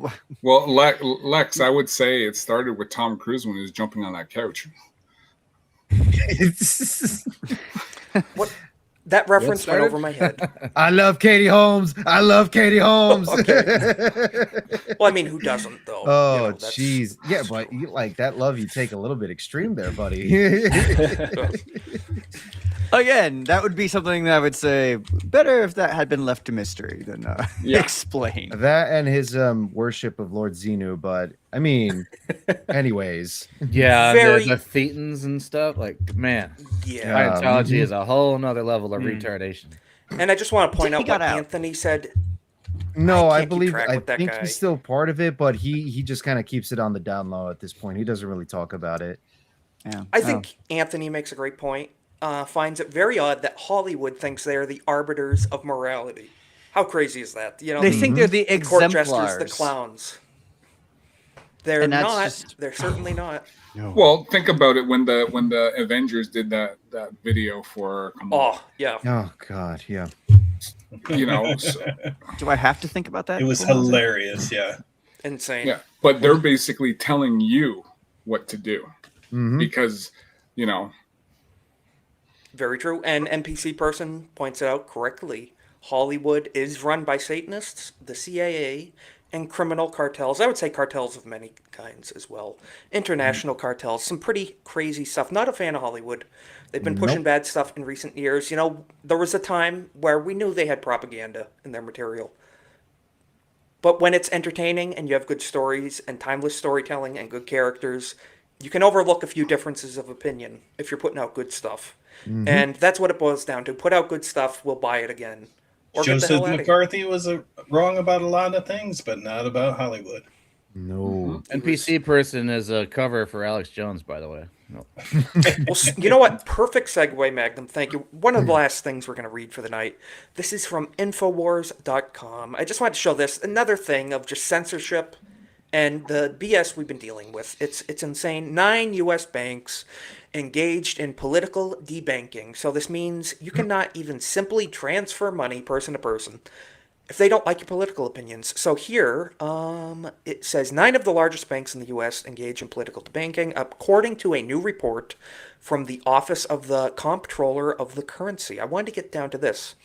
The report was produced in response to President Trump's Executive Order 1433-1, guaranteeing fair banking for all Americans. I like that very much. That's a Trump W right there. I think that is really good. Fair banking for all Americans. You cannot be politically ostracized from, money transferring services. The order stated that banks had been restricting service to law-abiding citizens and businesses on the basis of political and religious beliefs. An order directed regulators to remove terms such as reputational risk from their guidance language that is used to justify debanking. I just wanted to show that because that's straight up Orwellian nonsense right there. And they had no problem working with Jeffrey Epstein or cartels or any number of other illegal activities. Yet you show an opinion they organized don't like crime, and they debank you.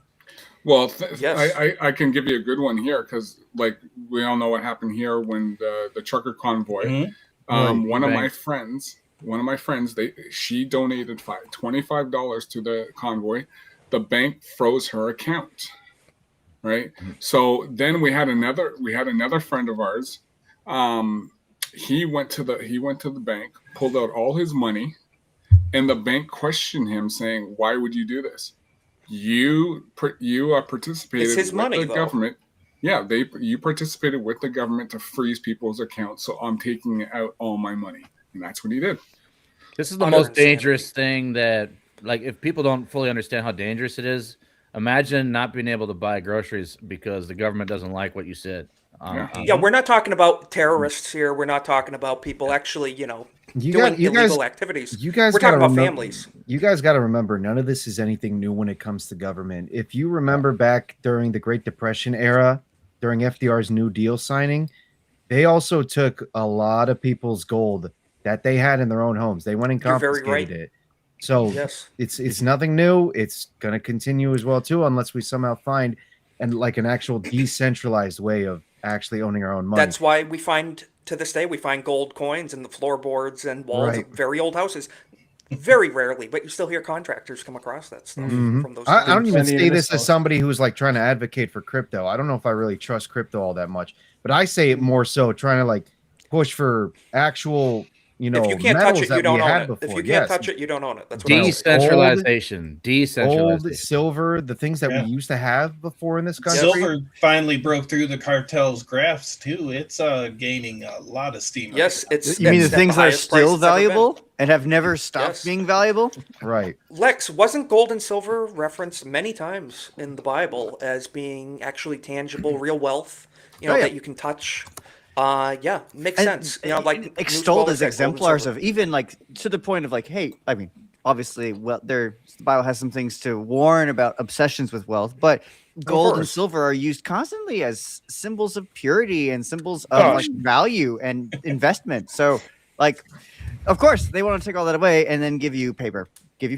Of course. But they Got can off just the print as gold much as they standard. One want. of the three That was- wise men gave gold to Jesus Christ when he was Silver- So it The is beginning of the silver end of is- the silver is empire, in my literally opinion, pure, was yeah. getting off the gold standard was the beginning of the end, in my It opinion. was. Yes. Yep. Well, we all remember what happened in Libya. Oh God, yeah. Yeah.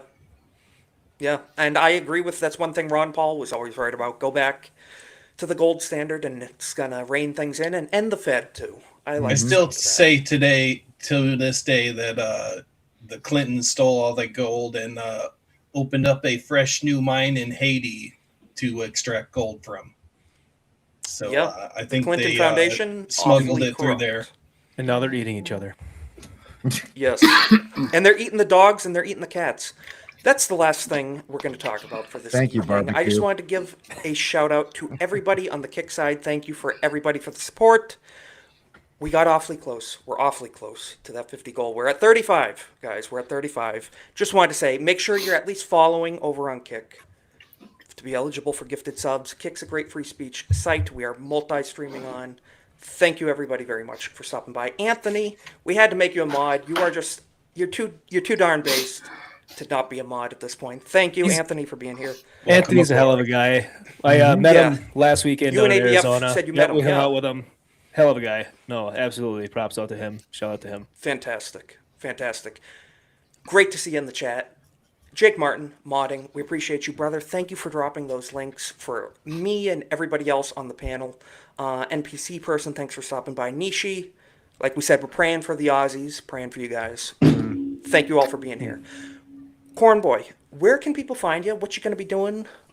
What you gonna be up to? Well, I've got a YouTube channel, cornboy_199. You can subscribe there. That'd be great. I do some gaming every now and then. Usually when Geeks and Gamers play Mario Kart, I'll join them. So if you want an alternate view on the Mario Kart streams, go ahead and hit me up. Absolutely, guys. Make sure you're following Cornboy because We're a you might big, see some game diverse, streams over there. team here. We even support a company like G&G, famously owned and operated by a gay. So A homosexual man. Yes, Jeremy. Some might yes. call him a fig. Some might, some would. I do. Cole Hauser, thank you again for joining us, dude. Your channel, congrats. You hit 200 subs. Nice. Let's see those Nice. numbers Very keep going nice. up and up and up. Where can Thank you. people find you? What you're going to be doing? So they can find me on YouTube, of course, at Cole Hauser, on X. I'm actually just learning to do some gaming. That's right. So Nice. trying to get that going. This Saturday on my toy show, I got Mo Zamboni coming on. We're going to talk some G1 Transformers yeah. and G1 Very Joe. nice. Awesome. So Awesome. looking forward to that. Another gay That's man. fantastic. That's very true. Very true indeed. Magnum, where can people find you? What you going to be up to? Thank you again for joining us. It's always great to have you on. You were getting some compliments in the chat tonight on that LGBT flag. You want to tell people okay. what that is too while you're More doing diversity. your outro? Yeah, I had to come out of the closet a while ago, and I just let the flag fly. But We're very supportive here. Yes. I'm on X. I'm on this channel every other week. I'm on Nerd Wars, and just keep watching everybody's channels. And when I got something bubbling, I'll let everybody know. So Absolutely. Subscribe to Magnum. Check out what's My he going to be rants. up to. Yeah. Ronan, you've got a channel too, man. You've been game streaming. I saw you doing that the other night. Where can people find you? What you going to be doing? So you can find me underneath over here on my link tree where I have various other links. You can find me on YouTube at Ronan the Crusader. You can find me on X, Ronan_Crusader7. You can also find me streaming on Kick as well, too, because I like doing dual streaming. I was playing Fallout on Saturday, and I was also playing Death Stranding as well, too.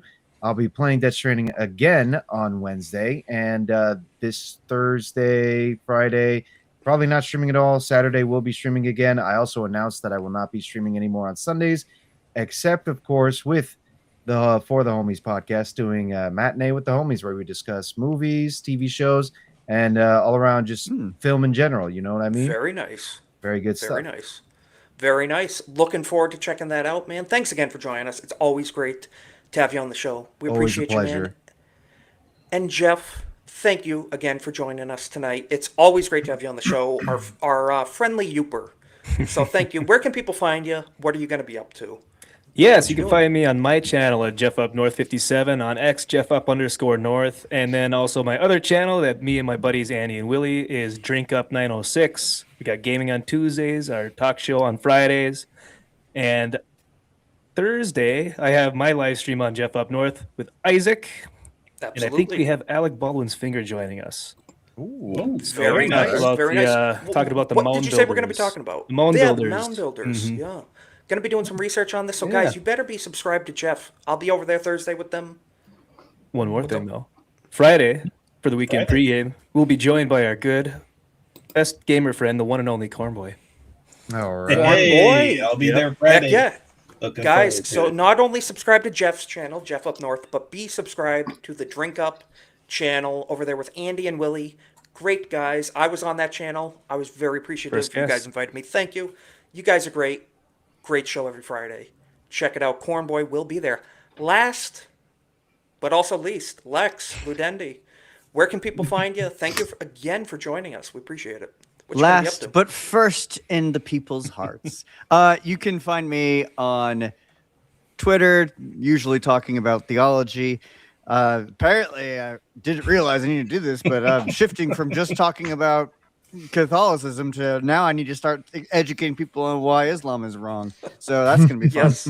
I'm sure I'm Yeah. going to make lots if of you need friends information on that, let me know. Yeah. and get no Not a big fan threats of Islam. whatsoever. No threats whatsoever will ever come my way. You can also find me, obviously, here almost every week and on Maltese stream on Sunday nights almost every week, where we talk more about pop culture and just like the films and the roasting, the funner side of things. the constant roasting of Hollywood that is truly right and just.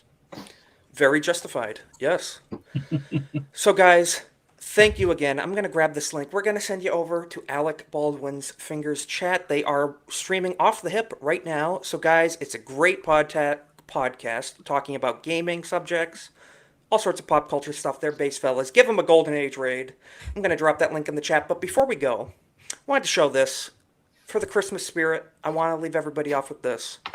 And it's just pretty positive. So, brother, Merry Christmas. I wanted to show this. Brother, Merry Christmas. They don't understand they think I want for Christmas. All my brothers tell me, brother, Merry Christmas. Brother, Merry Christmas. And we'll leave you with that. So, guys, there is the link in the chat. Go give ABF and the boys a Golden Age raid.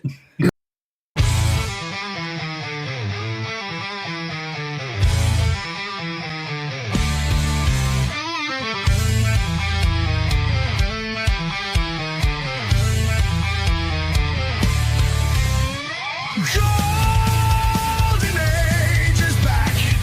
Isaac's on the mic. Cultural crusade. Politics get torched in the fight.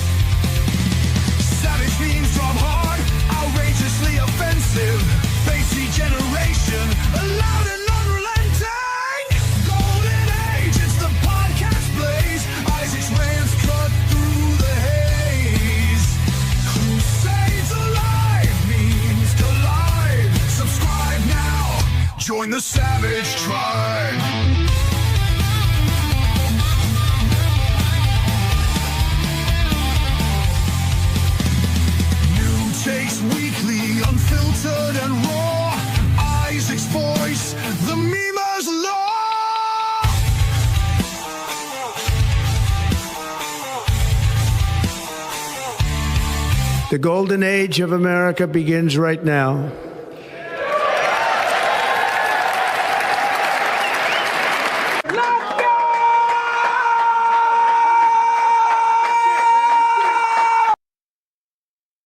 And welcome back, everybody, to another episode of the Golden Age podcast. As I'm attempting to pull everybody on the stage, because Restream is being very fun right now. How is everybody doing as I get you all back up here? How's everybody doing? Hey, glad to be here. Everything's going good. Very good.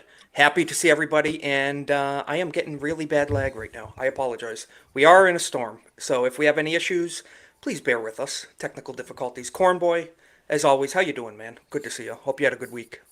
Yeah, it was a great holiday week. Got lots of rest and relaxation. Got to visit the fam and ready to go. Very good. Happy to hear it. Happy to hear it. Cole Hauser, as always, how you doing, man? Good to see you. I'm doing great. Had a great Christmas, so had a great time. Fun with family and friends. So it was great. But did you have a very white Christmas up there in the cold north? We actually had a white Christmas the next day. So very good. There was snow, but it wasn't white enough. Yes, I agree. It can never be white enough. And Magnum, how you doing, man? Good to see you as always. Great. I got very, very drunk on Christmas Eve, and some of you know that already. But I wore my Twin Cities hat to show props to all my Somalians out there. Yeah. Well, we'll be getting into that. Yeah, that's right. You are a Minnesota native, are you not? So yes. I have to see Vatlaw returning to the stream. As always, it is good to see you, man. How are you doing? I'm doing pretty good personally. As a veteran and countryman here, though, I'm pretty angry. And yes, we'll get to it. We will get to it. We're going to get right into that. We're not going to hold you off too long. We'll let the leash off here in a minute. But Lex, as always, good to see you, man. How are you doing this week? Happy to be here. Happy 5th day of Christmas, everybody. Hope you all had a good one. Sounds like you did. And yes. I know I did. Let's keep the good stuff going while we can. I could not agree more. Let's check in with the chat. As always, Alex, great to see you in the chat, man. Thank you for being here. John Ambler, brother, hope you had a good Christmas. A very white Christmas, yes. Wayfarer, our buddy in the Philippines, good to see you. Legatus over on the Kick side. K-Scope on the Kick and the YouTube side. Very happy to see the support there. We got Captain Keeley in the chat. We got Captain over in the chat. We got everybody. If I missed you, let me know. But it is great to see everybody. Thank you for checking out the YouTube and the Kick sides, too. I really appreciate it. Supporting, getting those views up. Thank you for hitting that like button and sharing the stream out. Your support is truly appreciated. Let's check out Gavin Newsom, governor of California, celebrating Kwanzaa this year with his wife, trying to share the screen. Let me know if you see it, and when you do. I am having some lag issues. There we go. Oh, yeah, there he is. The governor of California, Mr. Blackface himself. And let's hear their Kwanzaa Day message, shall we? To all of those who celebrate, happy Kwanzaa. This holiday was created to honor the rich history of the African American community and to invite all communities to come together, reflect on our past, its struggles and triumphs, Happy Kwanzaa. and look ahead to our shared future. The 7 principles of Kwanzaa offer guidance as to how we can make the future bright, reminding us to keep faith in ourselves and in each other. So as families across the country gather to light the Kinara, we wish you all a joyful Kwanzaa. Yes, very loving words. Bombay, Wakanda forever. Yes. Can I just say that's kind of that's kind of a fake fro, because if he was truly black, you'd have a real fro, but he was kind of a mixed. Yeah, he's So an he's fake throwing it. Oreo fro. Yeah, it was it was an Oreo fro. And K-Scope, just for the record, I'm going to say maybe. Maybe it was. Maybe it wasn't. Maybe. We'll have to find out. We don't know. Yes, Wakanda forever, John Ambler. You love to see it. Now, I didn't know this, and I want to apologize for my people. I didn't know that white people up until the 1970s were consuming the flesh of black people up until the mid-1970s. Wow. Was We not stopped? aware of this. Trying to pull up the screen if we can get it going. Thank you, Restream. So, this lovely lady over on TikTok said, yes, white people ate black people openly until the mid 1970s. Wow, I was not aware. Reparations Now. Let's check it out. This isn't AI, is it? Now, I didn't know that this wasn't common knowledge. And if you didn't know this, that means you don't follow me. But white people have always indulged in cannibalism. They ate their slaves, and they ate black people that were free after the Emancipation Proclamation, after lynchings. If you didn't know this, you don't follow me. And if you don't follow me, you should follow me. My name's Chemistry. I teach Black history. I'm not part. We'll just pause it there. We don't need her to shill for her channel here. What But the hell did I just walk into? I'm guessing she knows no chemistry and no Black history. So it goes to show you two subjects Hey, she's creating Black history. If she's talking about Halle Berry, I'm saying yes. Listen, but we're saying in general, All right. I don't think Halle Berry was a slave. She said up until the 70s, though. So I'm just saying, want to apologize for my fellow Caucasians. I didn't know we were eating black people. Why'd we stop? Look, I mean, I'll that's what I'm just saying. say this: if you guys remember seeing Halle Berry in the Flintstones movie, hell, now I understand why some of us owned slaves back in the day. So Can't say I never saw that movie. But you know what? You have a point, Ronan. You have a point. Actually, it would be Swordfish, where you see a lot more. Oh yes, okay. But Have not seen that Flintstones either. or Swordfish? then? I almost forgot about Swordfish. Thanks for the reminder. Actually, Cole, how's it? You want to another address? day, yeah. You want to address this comment? Does have any validity to it from our buddy K Scope? Yeah, that's all. Yeah, I agree. Yeah. In other news, Unfortunately, water wet. In other news, water wet. Yes. Yeah, Sky the funny blue. thing is that certain persuasion actually still do cannibalize people. This is very true. Yeah, people don't realize there's still slavery, There's human still cannibalism. sacrifice, genocide happening in other parts of the world, Middle East, Africa. You know. The problem is you're not. No matter what you say, no matter what you do, they're always going to find something to complain about. In that, Of course.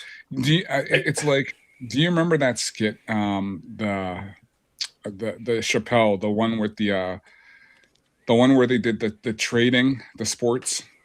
The sports racial I haven't seen that. draft. No. Yeah, the racial draft. When you said trading and Chappelle, I thought you meant a slave trade episode or something. But, okay, sports trade. But remember the part. Remember the part when he said, "Oh, that's the first time blacks have ever won in a trade," and then the two white guys said, "Oh, they'll still complain." You know, that's how it is. Oh, but back I when need to Bill see that. Burr had a backbone and testicles. Yeah. Oh Yes. yeah. Until yeah. he married his wife. Yeah. Yeah. But He should ask her about this. I fully agree. Apparently, people are saying this is AI. I don't believe it. This looks pretty real to me. You know, dealer's choice. If we can get Restream to pull it up, that'd be awesome. Okay, here we go. So the Lord of the Rings remake is in production with Tucker Carlson and Alex Jones. Let's hear the first scene of it, shall we? It's looking pretty good to me. What do you think? I can't stand the globalists. The goblins hate 1776. George Soros, the Saruman of Middle Earth, has a gay son. You're late. A wizard is never late, Tucker Baggins. He arrives precisely when his globalist research is concluded. It's kind of...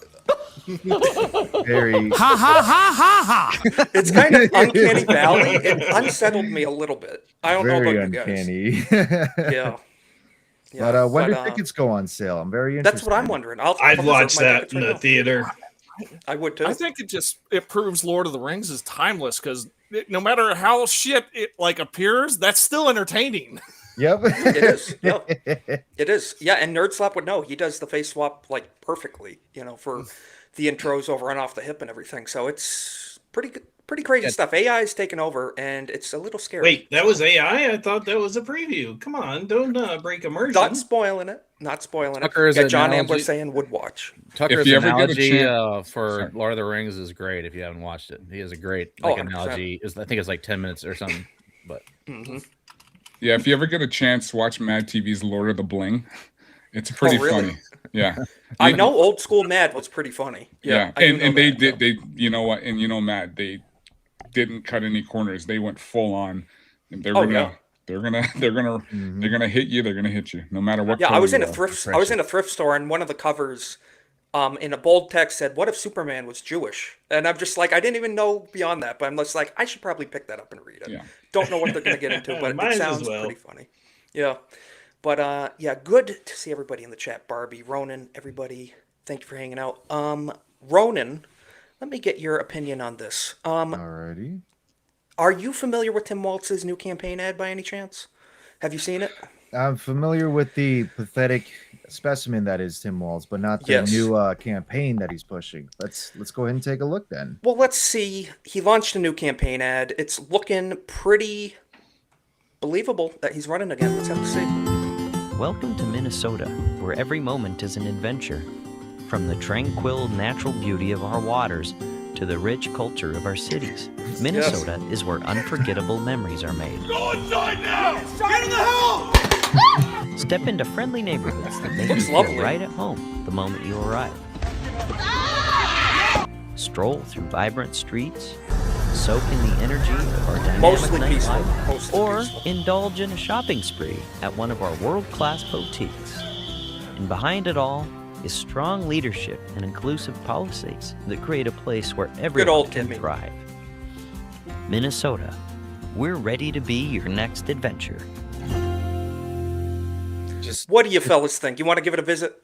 Just paradise on earth, honestly. Yeah, if that's that the, paradise was liberal created by utopia. communists. Yes. Is that where Tucker and Alex had to take the ring? Oh, Yes, it is. Okay, I see the confusion Cast it now. into the fire, Tucker. They tried calling it Mordor, but it's actually Minnesota. That's the name. Now I understand. Minnesota. Easy mistake to make. Yeah, Minnesota, Yes. yes. Yeah. The old Yeah. elvish name. It's pretty sad. In the black speech, it's Minnesota. Yes. By black No. speech, we mean the orcs, of course. Oh, yes, of yes. course. One does not simply Pretty sad walk into Now because hold on there. What do you mean by orcs? Orcs. What were you going to say, Kohlhauser? well, it's pretty sad because that could have been the next vice president of the United States. Yes, Oh, and man. pretty darn close too. People don't Yeah. remember. We dodged a big bullet, and we'll be getting into that as well. But November did matter. We're not in perfection, of course, but November mattered, and I have a well, side by what's- side. It was a With literal everything and that's metaphorical coming out, bullet. So You gotta figure why he was picked now because of how many votes and how much How much pull he had? money he had flowing in and out of the party and centers? whatnot. 100%. He bought his way in with all the fraud that he was enabling. Well, they got Well, this is what something on him, so they got him by the balls, is what I think. Well, that too, Mm-hmm. of course. But I want to show Must this. have It's small recent. hands. Yeah, and just Yeah. think about those centers being, just think about Minnesota being, say, the black ops site for the country, for the Pretty DC. much. Pretty much, Yeah. it's like the second DC swamp out there. And But terrorism you can- too. They got Yeah. a ton of terrorism investigations there. oh yeah. Well, it's a Somali hellhole at this point. But I just wanted to bring this up as a good point. November mattered. Remember that. This was a great post from Jesse Kelly. You're not going to get everything you want. Neither am I. Obviously. But November mattered. Look at today. Not today, but this week. Joy to the world. Let Earth receive her king. Coming from official government accounts versus a couple of years ago under the Biden-Harris administration. They were getting sodomy lights put on the White House. It's insane. It's insane. The side by side. So I'd rather be here on this left picture with celebrating the birth of Christ and everything than celebrating sodomy. So we're in a better spot right now, I think. I'm Oh, of big the time. opinion where I would love to see a country that not only declares Christ as king, but would have a chicken in every pot and a gun in every hand. I'll take the first part at least. We'll get to the latter two eventually. Exactly. Yeah. Yeah. Exactly. No, but we're on a better foot than we would be. Like I look at myself being in another country as just like, what better turn was having Trump winning? A lot of people here didn't like it, but it was just like, yes, this is what the world wanted. This is what the world Yeah. needed. They needed stability, That's very and true. we weren't Yeah. getting that stability. And Yeah, it imagine affects what everybody. this year would be if Trump had won his reelection in 2020. What would we have today? Yeah. Exactly. knows? Yeah. Because Would we JD have Vance Mike wasn't. Pence? Yeah, JD Vance wasn't in the picture. Would we have No. Mike Yeah. Pence lose to someone like Kamala Harris? Yeah, I do think probably what 2020 would was. happen. I do think 2020 had to happen to wake a lot of people up. That's what It I was did, just gonna yeah. say. Yeah, a lot of guys on our circle, like not just Jeremy from Geeks Gamers, but also Carl Benjamin, Sargon of Akkad, even he would say the same thing that 2020 did essentially have to occur because that was not so much a pause on Trump's arc, but it was a continuation of like what the country has to see it is they actually need. It was a nationwide red pill that everyone had to take. And it was woke people up. Yeah. It was essentially Empire Strikes Back for the United States. Yeah, pretty much. To really condense it, especially for the new Gen Z voters too, because they turned out record numbers for Republicans after what. Because a lot of us in Gen Z did not get to live. Not saying get to. I mean, we weren't around very much for 9/11. You didn't notice during your school years, exactly. The war in the Middle East, the unjust death toll that we had inflicted upon American, people at that point, and the endless wars in the Middle East. So that was a big wake up call for people in 2020. But I just wanted before we get. Oh, go ahead, Kohlhauser. Yep. Oh no, I was just going to say because imagine now it would be 10.0 from what's going on in the UK here. Yes, big time. Well, I have to show two more funny things right when you're done. Yes, the border would have been fucked, and we wouldn't have gotten a chance to unfuck it, and it would have been at unimaginable levels right now. And two, the economy would have been ultra fucked because of it.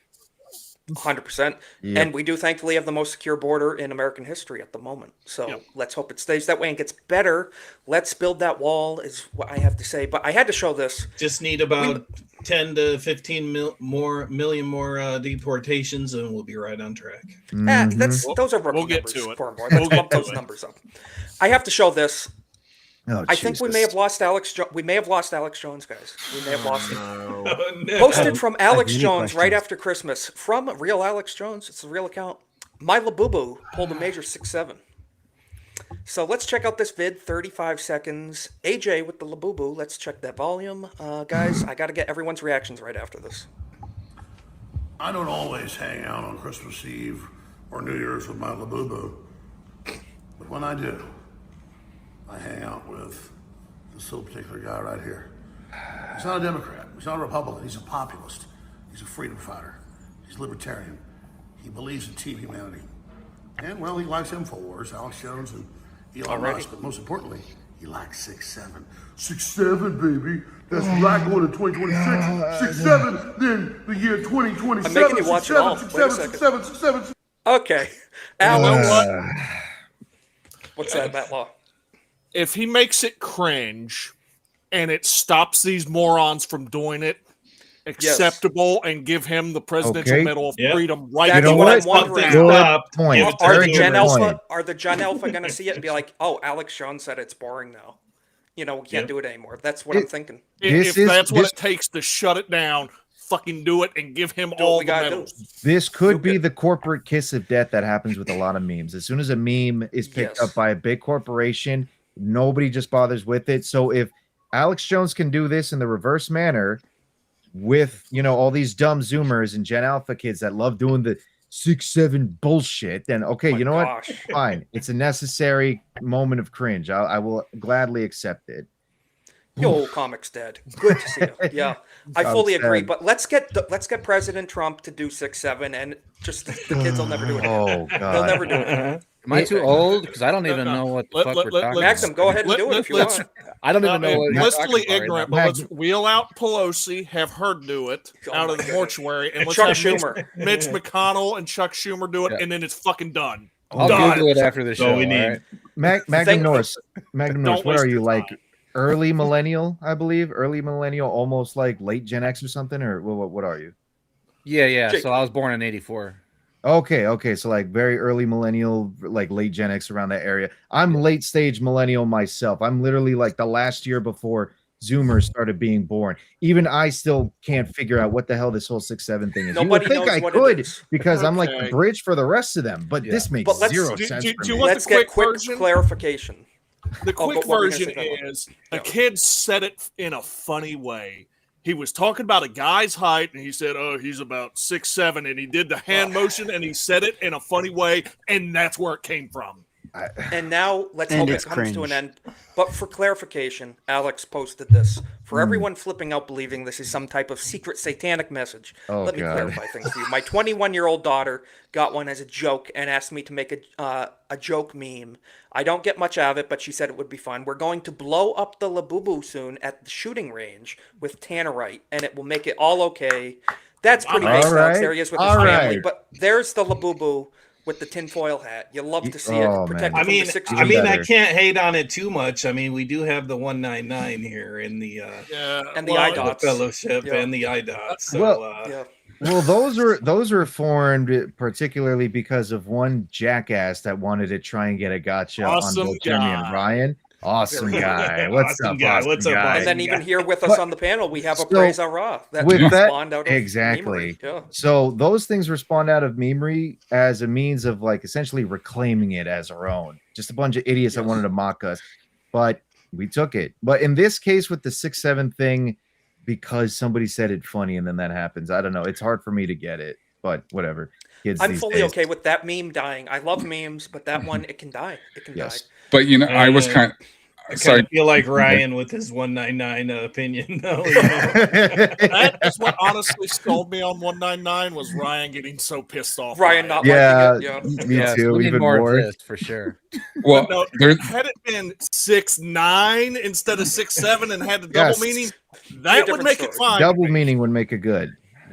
Go Well, ahead, it's- Kohlhauser. well, it's funny because there's a clip where I kind of got involved with Jeremy and Ryan, where Ryan basically said, you know, maybe we're going to start a civil war over this 199 thing. So it was pretty funny. But going back to the Alex Jones thing, it was pretty. You know, can you imagine after this? You know, maybe he had some GI Joes with him, a real American hero. Oh, yeah. Just Yeah. you know, showing that patriotic love and just driving the left crazy because now It'd be amazing. You know, yeah. Oh, I mean, he does do a really good Cobra Commander if you've ever watched any of his Yeah. old clips. Yeah, He does good Palpatine Know exactly too. He what does a you really mean. good Palpatine impression. Yep. He's a Star Wars fan too. But I had to show this last meme of the week. As we know, in Minnesota, we're getting into that story right after this. So let's be. The Learning Center, the Leering Center in Minnesota, if I can get it to load up, because Restream's being real fun right now. Their first graduate at the Quality Leering Center in Minnesota was former Vice President Joe Biden himself from the Somali daycare. I didn't even think he Quality needed to go to the Leering Center. I thought he was already a master leerer. Yeah, he was well leered already. Yes. Yeah, so I guess, guys, you can go to a Quality Leering Center near you, too. One day you could be vice president. You never know. It's very possible. That's why he developed a stutter. Yeah, it's very true. Let me see. Tim Waltz. We're going to get into it. Vatlaw, feel free. Feel free. We're going to get into it. Number one right here. Ready, set, go. Number one right here. This is from October 20th, 2023. If it would please load up. Governor Tim Waltz of Minnesota, he tweeted out on Twitter at the time, I believe. Was it exit October 23 yet? I don't remember. Anyone know? I believe Whatever. it was still Twitter. Governor Tim Waltz of Minnesota. Minnesota's economy doesn't work without child care providers. So we're giving them a raise. Very interesting. From a state level, giving them a raise. So that means state funds going to these child care businesses. Very Aged like interesting. milk. Is it not? Very, very, very interesting. So, Yes. through the great work of Nick Shirley, 23-year-old journalist himself, he traveled out to Minnesota, and this is posted by Secretary of Education Linda McMahon, Vince McMahon's spouse, wife, I believe, either current or former, I don't know, but she holds the McMahon name, so if anyone knows, that's her. One fraudulent business in Minnesota that misspelled learning on its building received $1.9 million this year while masquerading as a daycare. There are not enough words to describe the breathtaking failure that has happened under the watch of Governor Tim Waltz. Let's hear from Nick Shirley himself. Wonderful work this man has done. We're going to check it out. Here in Minnesota, massive fraud is taking place within the government and the Somali population. Here, this building alone, Quality Learning Center, is a daycare, yet they spelled learning wrong, and they said leering. This daycare alone in 2025 has received $1.9 million from the government. And the strange things about these childcare centers is Would you send your children there? there's no one here right now. It's midday on a weekday. No. If you were to try to go inside, it's completely closed and the windows are all blacked out. No one's working. Midday, children should be in here, and this place is licensed for 99 children, and this is the outside. There's no windows, no nothing, and like I said, they literally spelt the word wrong on it's being labeled on the Somali population. However, that's just the facts of what's happening here. So, we have a lot more to get into with that, but that's just right on it. Under the name of daycare, childcare, whatever. That looks like the back of a hardware store to me personally. That doesn't look like a daycare. That's insane. That's insane. I mean, looks Lex, like you it work should be in- like a underground gambling facility or Windowless something. bunker. That, You're not- wait, where you want to keep your kids in the windowless bunker, blacked You're- out. Exactly, yeah. Windows on the door. You're telling me that's not the loading bay for the local rent center there? Yeah, that's what I'm saying. It looks like a U-Haul. Yeah, exactly. I U-Haul gotta is say wet. this though, the fact that there's a lack of windows though is genuinely shocking to me. And I honestly, if there are no kids there, good, let's keep it that way, because God forbid, Yes. whatever they're doing with the kids in there, I don't want to know. I'd rather we just burn the motherfucker to the ground if that's All the the case. buildings Seriously. in the video look like that as well. At that point, though, with the no windows, you can't see what's going on. That's a problem. If Yes. there are kids in there, or if there's not kids in there, that's a fucking problem. Yeah, It's they genuinely offer- good that Exactly. at all of these Fraud. places he's going, there's no kids. Thank God. They Thank offer God. free genital But mutilation it's the fraud for all the is the girls issue if here. you just The sign up. fraud is bad enough as is. If they started involving children in it, yes, you would see like it's words wouldn't even begin to describe the hellish scenario that's going on in Minnesota. Then, if that's the case, there would genuinely be hell to pay. I would want to see the U.S. government actually send FBI agents in there. Like, Well, that's the thing. The DOJ is prosecuting people. We're going to pull that up. And actually, Pam Bondi slightly did do her job a little bit. I have a post saved of that Oh, thank where God. dozens of people We'll have been see. arrested in this. But that's after this. This is from ZeroHedge.com, a great news site. okay.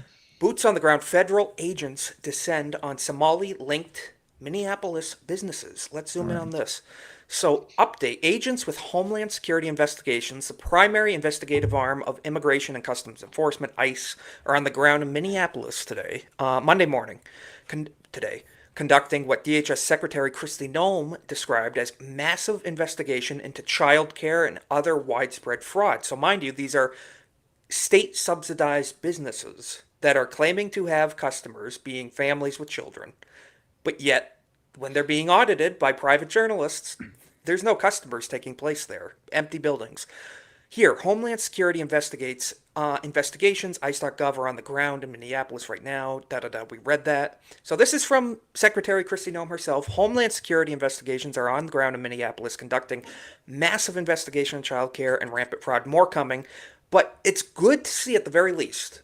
They're not sitting on their hands about this. You see, they are showing up in person. That's totally not a Somali guy. I'm not going to click the video right now, but totally not a Somali individual right there who's the business owner they're questioning. You know, he was not the pirate that took Captain Phillips' ship whatsoever. It's pretty crazy.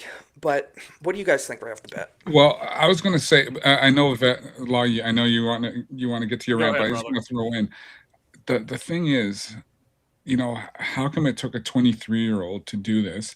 And then second, you know, because apparently the legislature in the House and the Senate is split between Republican and Democrat.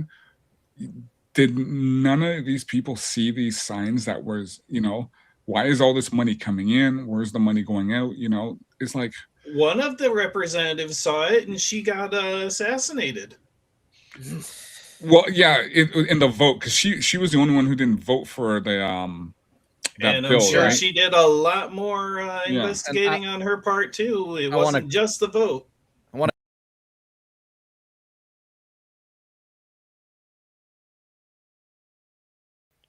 Well, Sure, everyone some of that else. money, because they get the money from the Fed and then they do with it what they will. So it's not. This is very true. The states do a lot of state- allocation. It's not just Yes. state money. So it's Absolutely. everyone's tax dollars. just want to give a big hail and a thank you to Angry Badger, the Angry Badger, and the Badger Den folks. Thank you, everybody, for the raid. Much appreciated. Hail. Thank you for coming by, sticking around. Much appreciated. Please hit that like button.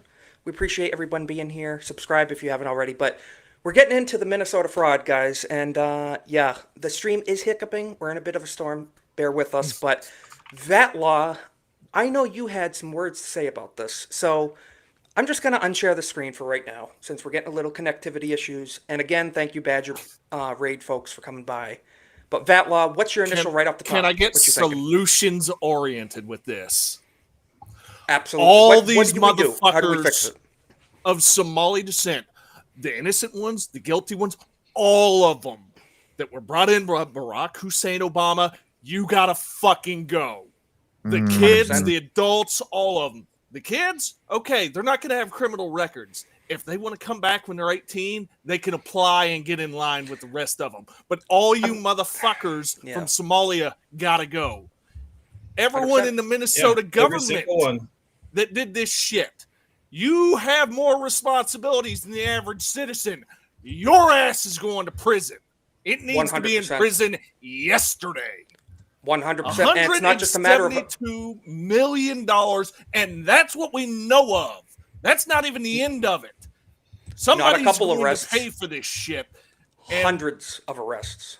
Harmeet Dillon, Pam Bondi, get your asses to work. Yeah, if they don't do 100%. something with this, this is a midterm losing affair here. Oh, They yeah. 100%. absolutely have. We need to see some heads rolling here. So Yeah. I We need mean, results from this. if you recall, wasn't Nick Shirley on the little summit they had with President Trump about Antifa at the beginning of the Yes, year? so he was I the bet one you that did a anything lot of- that the administration Portland. gave him this assignment. He did a lot of Antifa I will coverage. He bet exposed a lot of the anything violence that that was going on. They tipped him off to yes. go out there for this. good. I This more. is I think so more probably than all likely. scripted by the Trump administration to expose these things. I'll say this: if he's on the Trump payroll, he is more than earning his He due. needs Absolutely. security too if he doesn't have it. I'm just saying that. But I wanted to say this: a YouTuber Oh, who yeah. started his career, Nick Shirley, in making prank videos in high school, just gave a masterclass to journalism to all the entities to the right. So look at that: 23-year-old Nick Shirley did better work than all of these crap companies in the mainstream media combined. They're all complicit with it. And by they're the way. still Well, trying I mean, to hide it today. first of all, you wouldn't expect CBS, CNN, ABC, or NPR, PBS to try and make any coverage on any of this. Fox News, I want to say possibly, but let's face it, Fox News is also complicit as well too. Yep. They're part of the old machine. They won't cover it as well. New York Times, Washington Post, The Atlantic. I don't think anybody reads fucking. No, they were. anymore. Fox Let's face it. was. To be fair, Fox was playing the video right before I got on. So I mean, they're doing All right. something. Okay, Okay. well, let's Fair say enough. It's the same Fair enough. little loop over and over again, and they're not going to But get into it. how They're weak. far behind are they in Someone's- comparison? someone's blown How the far whistle. behind are they in comparison to Yeah. Nick Shirley? Though is the thing. Like Exactly. they're just getting the seconds on this. Yeah, they're not. 100%, yeah. They're not even journalists. They just regurgitate like good actual stories. You know. Exactly. And Yes. The and other that's- thing, and that's the kind other of thing a is too, if Pam Bondi wants to be relevant, she needs to go to Minnesota tomorrow.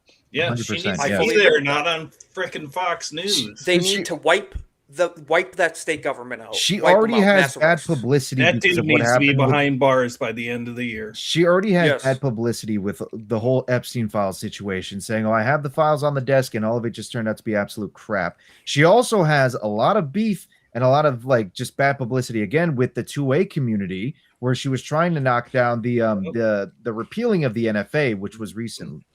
If she Yes. doesn't do this, she is an absolute joke of Yeah, I fully an agree. attorney. But 100%. thankfully, we're getting reported here from America First Post. They've been pretty reputable, saying that the DOJ has charged 98 individuals in connection to fraud in Minnesota. 85 of them are of Somali descent. So, okay, these are the people. This is shocked. great.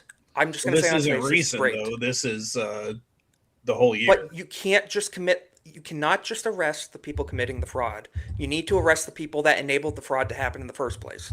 Right. That's the big deal here. Absolutely. They're in on And it too. Comics Dad makes a great point. Pam Bondi needs to be tossed out of the administration. This all 6 months started. ago. This all Exactly, started yes, with Comics the Dad. election of Keith Ellison, their attorney general, like Yep. what 6-7 Oh, years the- ago.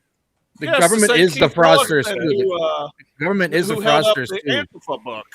Yeah, he's an Antifa original, and he's making a way for his people from Somali to get away with everything. It's all with his and whatever administration he's working with's blessing. So they're all crooked. Tim Walz basically purged himself by saying we're going to give it to healthcare. I mean, they are not just enabling it; they're in on it. That's what I'm saying. So we need arrests of politicians.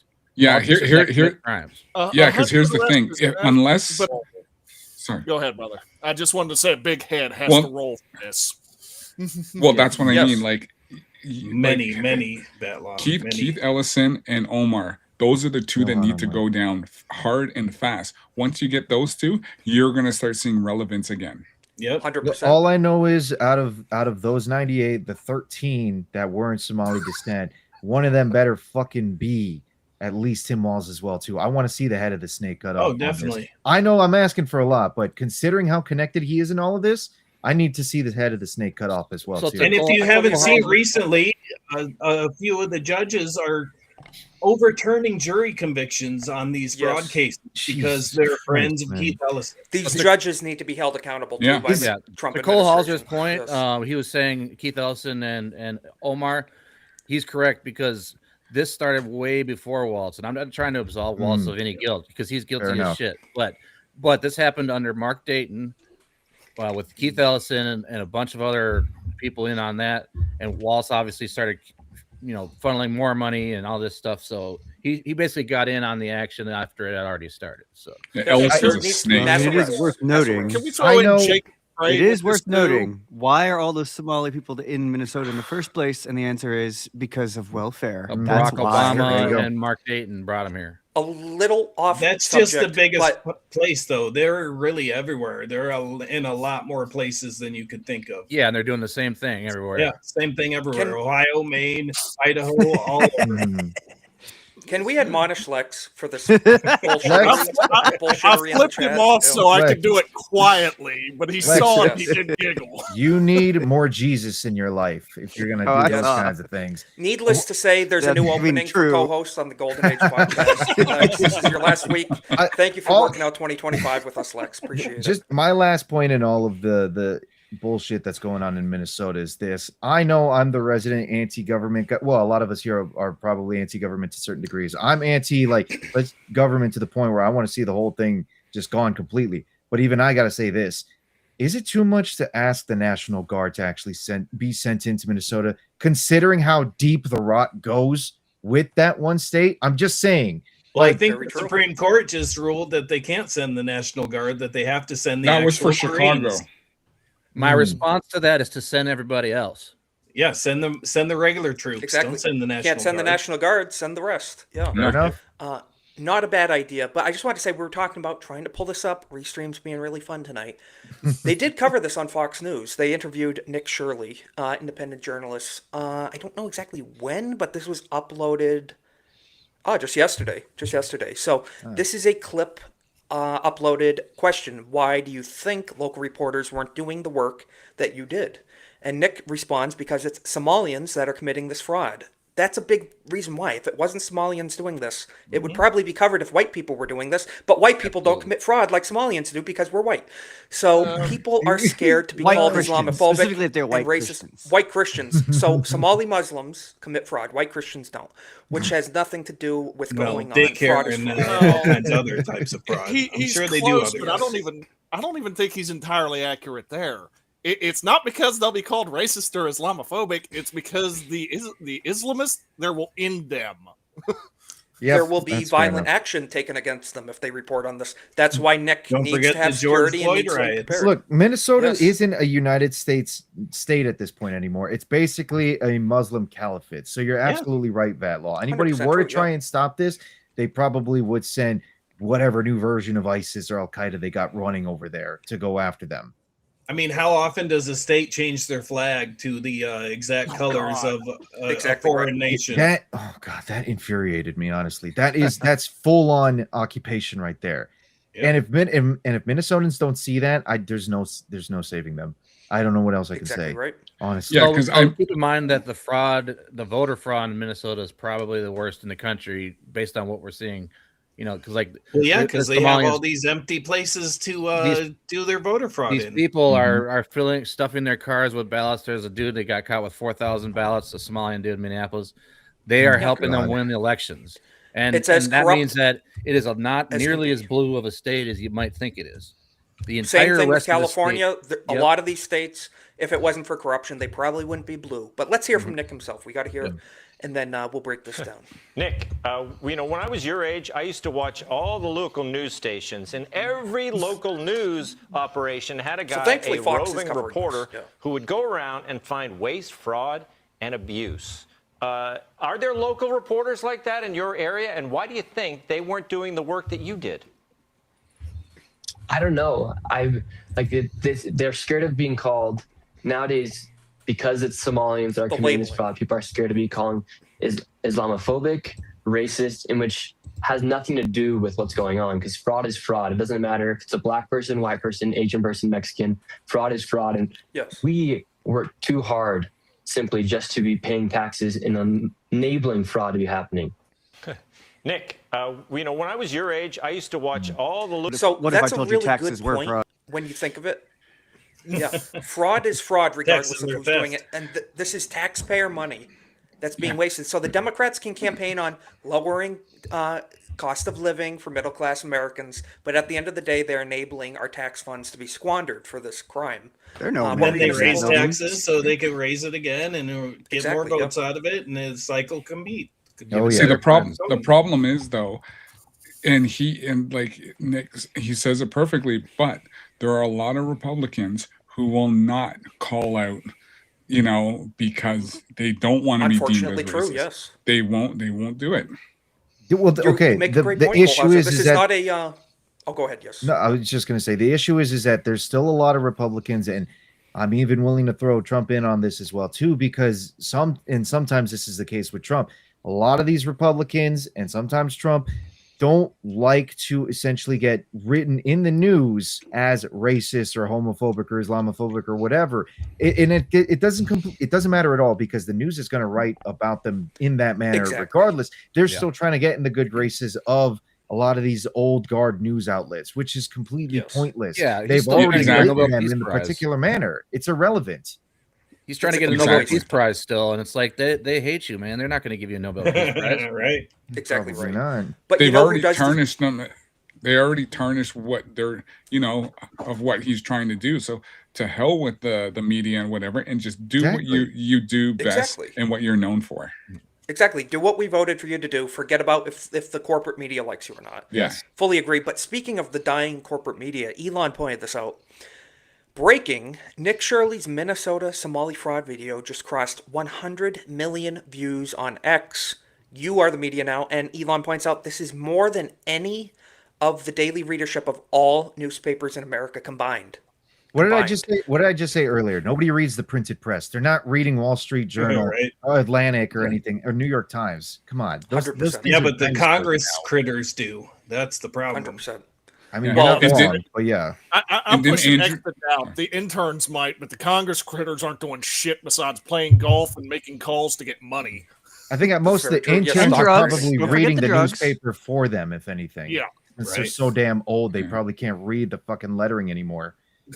Yeah, and then I heard today that Andrew Tate is sending Shirley some Nick Shirley. Yes, Nick Shirley was hit up by Andrew Tate over on Twitter, and Andrew's like, "What can I do?" And Nick's like, "Yo, Top G, send me some crypto." I saw the reply in that, but it was kind of funny. It was kind of funny.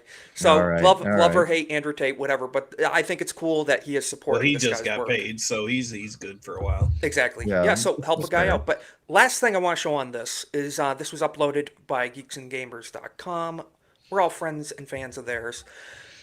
If I can get it to pull up, YouTuber Nick Shirley is going viral for uncovering massive healthcare and daycare fraud. But this is a lot more. We don't have to watch this whole video, over 5 minutes.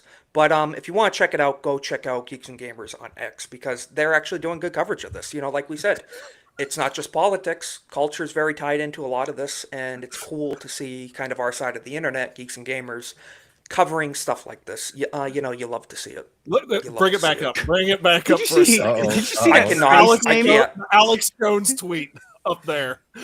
Okay, fine. No, that's the name of a stream right now. Tampon Tim panics after investigators connect them. That's what I saw when I read it. I saw Alex Jones and Tampon Tim under it, and that's when I started laughing. 100%. Yeah, because I was wondering, what are you laughing at? Yeah. I saw you giggling there. I was like, okay, what did he see now that's funny? So slightly shifting, we are having connectivity issues. Thank you, everybody, for your patience. Almost 50 people in chat right now. Truly appreciate it. I wanted to go over this. We all know Rosie O'Donnell, the fat pig herself, as said by Donald Trump. Could not agree more. She refuses to even say President Trump's name anymore. She can't say his name, cannot utter the words. So let's pull this tab up, if it would load up. Give me a second. Rosie O'Donnell from thatparkplace.com. He's Voldemort. Refuses to say President Trump's name while continuing to obsess over him. From Ireland, all the way from Ireland. So there's lovely Rosie right there. You love to see She it. could only just keep her mouth shut, totally, and not just the one name. Yeah, I fully agree. I'd love it if she couldn't say any names going forward. Rosie O'Donnell's long-running feud with President Trump escalated yet again this week. Not through a new accusation or policy critique, but through a deliberate refusal to even say his name while continuing to devote extended public rants to attacking him in a new TikTok video posted from Ireland where O'Donnell now resides. Surprised that island hasn't sunk with her now landing on it. It can bear so much weight. The comedian launched into another tirade. It's like Guam. Into a tirade following the Kennedy Center Board's decision to rename the venue the Donald J. Trump and John F. Kennedy Memorial for Performing Arts. So as we can see here, this is what they're comparing another it to picture from of Harry Rosie. Potter. Exactly. She's just spreading swine flu. She looks better than she I don't even want to play this never mind. video because you can hear it. You can hear it. But what do you guys think? Rosie, is there a little bit of an unhealthy obsession from this individual right here? I mean, it's, I was kind of thinking who out there has more TDS than her? Keith Olbermann, maybe? Nobody. Yeah. No, I think he hasn't Olbermann's much in a while. close. I don't know if he's there, but he's close. I was going to say, with Mark all Hamill? of Trump's responsibility, this reminds me of the Mad Men meme to where Rosie's going nuts and he's sitting there, I don't think about you at all. Exactly. Yeah. Exactly. That's what I'm thinking of. You'd never hear Trump mention her at all anymore. Well, they really should edit that Park Place entry there by basically saying long-running one-sided feud, because that's all that it really is. Rosie O'Donnell's losing her fucking mind, and 100%. Trump is just still here trying to make the country better as best as he can. Yeah. No, and she's just over there in Ireland bitching and moaning, eating potatoes, being upset, and having no life. So. She's insane. Oh yeah. 100%. That may be putting TDS it is mildly, a man. fatal disease. Yeah. Do you remember the end of Apocalypse Now? She Yes. reminds me of Colonel Kurtz. Oh Jesus! Really? I'm gonna have to see that. Yeah. Wow. Okay. The only reason that she could never rise to the rank of colonel would be like Lieutenant O'Donnell. Yeah, she's Speaking interesting of case. TDS. Speaking of TDS, this segues into this. Is Stephen Colbert considering running for president in 2020? God, I hope so. Yeah, I would love to see that. 100%. Colbert for Democratic nomination 2028. He can be Harris's VP. It'll be great. Oh, that'd be great. Yeah, during an appearance at Slate's Political Gabfest, that sounds like the gayest thing I've ever heard in my life, on December 18th, Colbert was directly asked whether he might consider entering the next presidential race following the cancellation of his long-running CBS late-night program. Oh, I'm so sad. Oh, boo-hoo. I'm so sad. His answer was immediate and unmistakable. Absolutely, I should not run for president, he said. So he's dismissing it. But you know what we can't dismiss is the fact that Magnum is black. And that's according to Jay Drunk in the chat. So I wonder, Cole Hauser, are you in that top 5? Do you know of Jay's? I'm just asking him now. All right, here we go. Darn it! I Well- was looking forward to the vaccine video over and over and over again. Do you mean all I was this going one? to say, Cole Hauser, you might be number 2, but his number 1 black friend is Ryan Kimball. Christ. Yes. Yeah, that's true. Oh yeah, that's right. As we will know. As we will know. But you know who I do like? Okay. So, are we familiar with? Can you guys jog my memory? Dwight Howard. Does that name ring a bell whatsoever? Basketball player. Yeah, isn't a basketball player? Yeah. Yeah, NBA. Well, he is a really good black guy, and he wants President Trump to make 1 year of military service mandatory for everyone. Oh Lord, mandatory Dwight, for everyone. no. So that law, you were in the service. What do you think of that? I think that there are plenty of ways to be patriotic in this country without joining the military. We are a country of about 330 million people.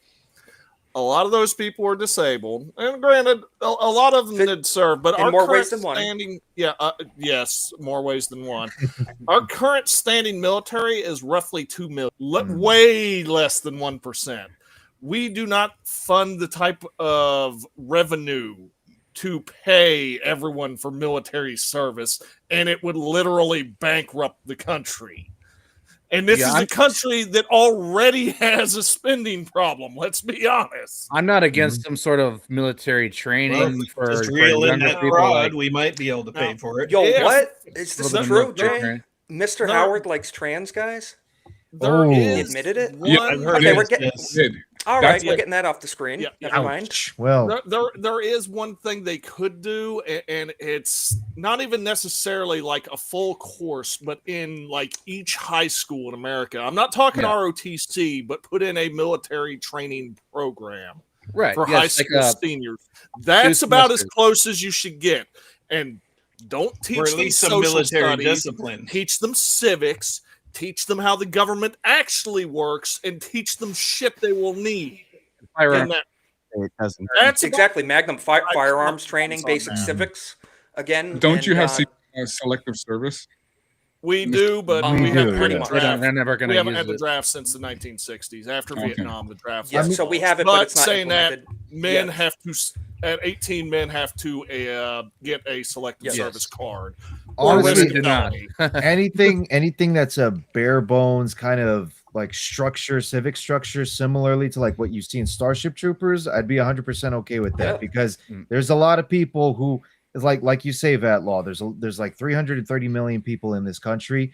A good number of them do not understand how the government works and just simply don't care how it works. They don't care to know how it works, and because some of them That's are the in the second-hand government. aspect of it. Yeah. Yes.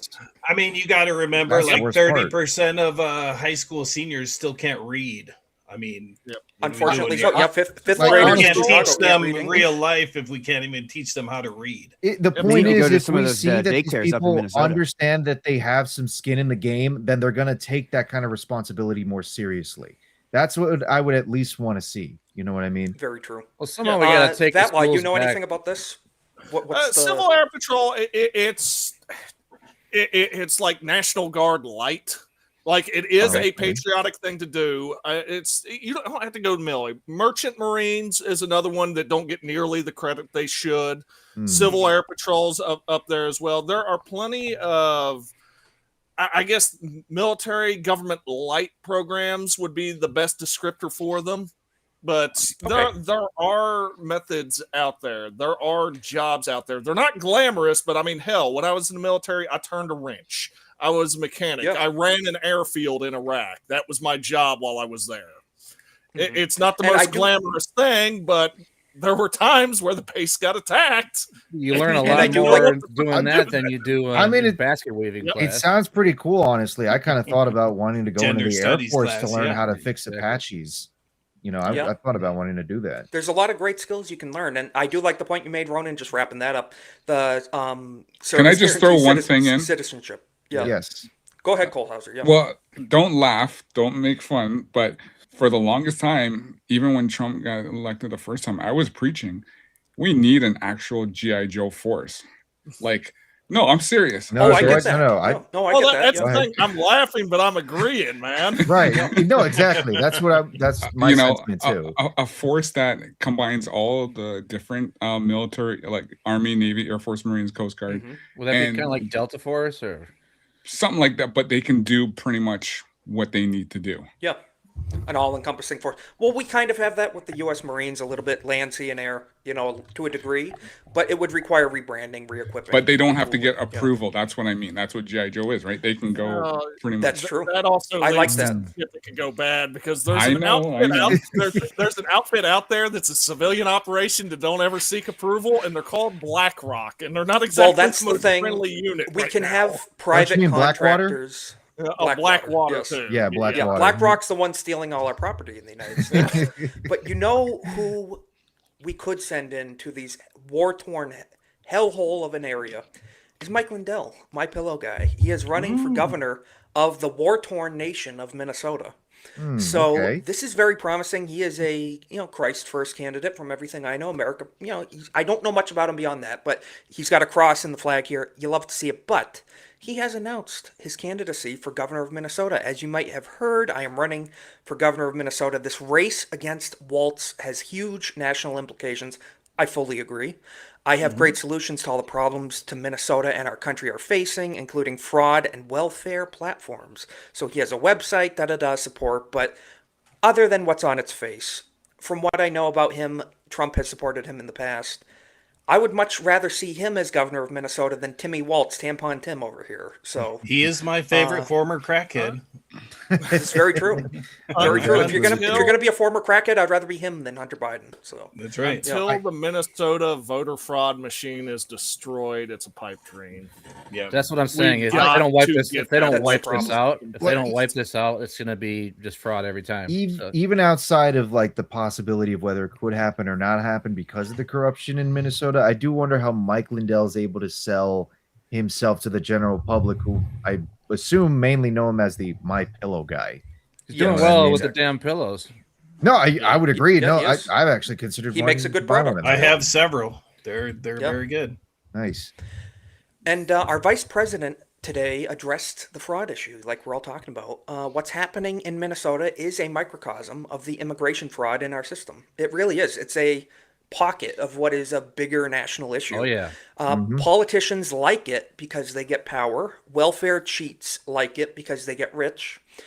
But it's a zero-sum game, and they're stealing both money and political power from Minnesotans. This is in response to Dustin Grage talking about the Medicare fraud and everything, voter fraud. That's what it really boils down to here. Really, voter fraud. So that's what they want. They want to retain political power for that big one right there, voter fraud. So that is kind of the biggest concern, because Democrats like to run off of democracy, the will of the people, one person, one vote. But at the end of the day, they're stealing votes and bringing in people who shouldn't be able to vote and beef up the census for seats. Why do you think they keep on pushing this? Oh, we're going to need to give health care to illegal immigrants thing, because they're paying for votes. They're paying for illegal votes. Yeah. No, they're buying votes via welfare, and it's despicable. It's across the board fraud, not just. And they're one paying state. for people to go out and get all the votes. They're paying for people to fill out all the empty ballots for people who don't normally vote. So, and if they don't do it, they'll cut off the money spigot. Exactly. Yes, it's a big issue, and kind of along the same lines, Magnum. You're in North Carolina, correct? Not to dox yourself. Currently, but yes. Talked about it. No, yeah. Currently, okay. I would like to get your opinion on this first and foremost. So I'm going to pull up this page. This was posted by Eric Doherty. How do you say his name? I can't say his name. Doherty, I think it is. Yes. Yeah. So as we pull this up, breaking. I'm not going to show the picture yet. You guys got to wait. If you know what it is, don't spoil it yet. Breaking. This person, Lakeisha M. Alston, has filed as a Republican for North Carolina Senate District 22 in the 2026 election. This person is the only Republican running. The only one. Nobody else is in the primary against this person. They're trying to screw up primaries. What a joke. This is our person. This is our person. The only Republican running in that area, District 22. By the name, I thought she was going to teach us some Black history and some chemistry. That's what I was thinking. PhD in ebonics, but it's this is Lakeisha running for Republican in District 22, unopposed at the moment in the primary. So, if anybody's in that district and you're Republican, please get in that primary. Even if you don't want to run for office, it's your duty to your country to make sure this person does not win the Republican nomination. whatsoever. Question: What like do we know the demographics of that district? I do not know. That would be very solidly good Democrat. 22 NC 22. Give me a second. NC 22. Yeah, let us know because if anything, I guarantee it's pretty Democrat. It's probably Asheville or something like that. Or Who knows? Charlotte, maybe. It could be. Yeah, but pretty crazy stuff. I mean, Magnum, off its face right here. Do you think this person's going to win in your state, or what you thinking? Dude, this is a red state with a couple of very, very, very blue counties. So it depends. Yeah. It depends entirely on where the location, of course. Congressional or state senate? State Senate District 22. State Senate District 22. I'm looking at it right now. It has a population of 202,000, and it looks like the major ethnicity is white. Well, what's the location? Location. Let me see here. I'm taking a look. That's right a now. lot of people. It's got to be a big city. I think this is including Durham, Rogemont, Raleigh, Durham. Yeah. No, Durham is where I Raleigh. work, Yeah. so it's right in my area. So Magnum, get your name on the ballot. That's what I'm saying, Magnum. You need to register Republican if you're not, and you need to run against this person. Northwest of Raleigh. You can run as a black man. Exactly. Yeah. So Magnum, according to Jay, you're black, so you can run on the black ticket. And you know what? Maybe you could even just say you're trans. You're a trans black woman running for office. You know. Yeah, Do it be up, man. Tyrone versus Lakeisha, Durham. Yeah. If you've ever been, Norse. if you've ever been Tyrese to Norse. Durham, you'll understand what I'm talking Not about. even that. Tyrone versus Lakeisha in the Republican primary. Oh Yeah. Jesus! They just call it Friday after next. That's what they'll call it. Pretty crazy stuff. But yes, pray for North Carolina and Magnum. Tell your people, tell your neighbors, tell your friends. Get out there and vote against whatever the hell that is. Whatever the hell that is. I got family down in North Carolina, and if I remember right, too, both Blaine and Mo Zamboni are down in North Carolina. Oh, my so goodness. I Mo say is pray for down them. in South Carolina. but- Oh, South Carolina. Okay, thank God. Yeah. Yeah, one disaster at a time. South Carolina's got a lot of rhinos in South Carolina, man. Oh yes, they have. Well, yeah, they keep the putting gay man, Lindsey in Lindsey there. Graham. Mhm. Yeah, Not good. had to show this.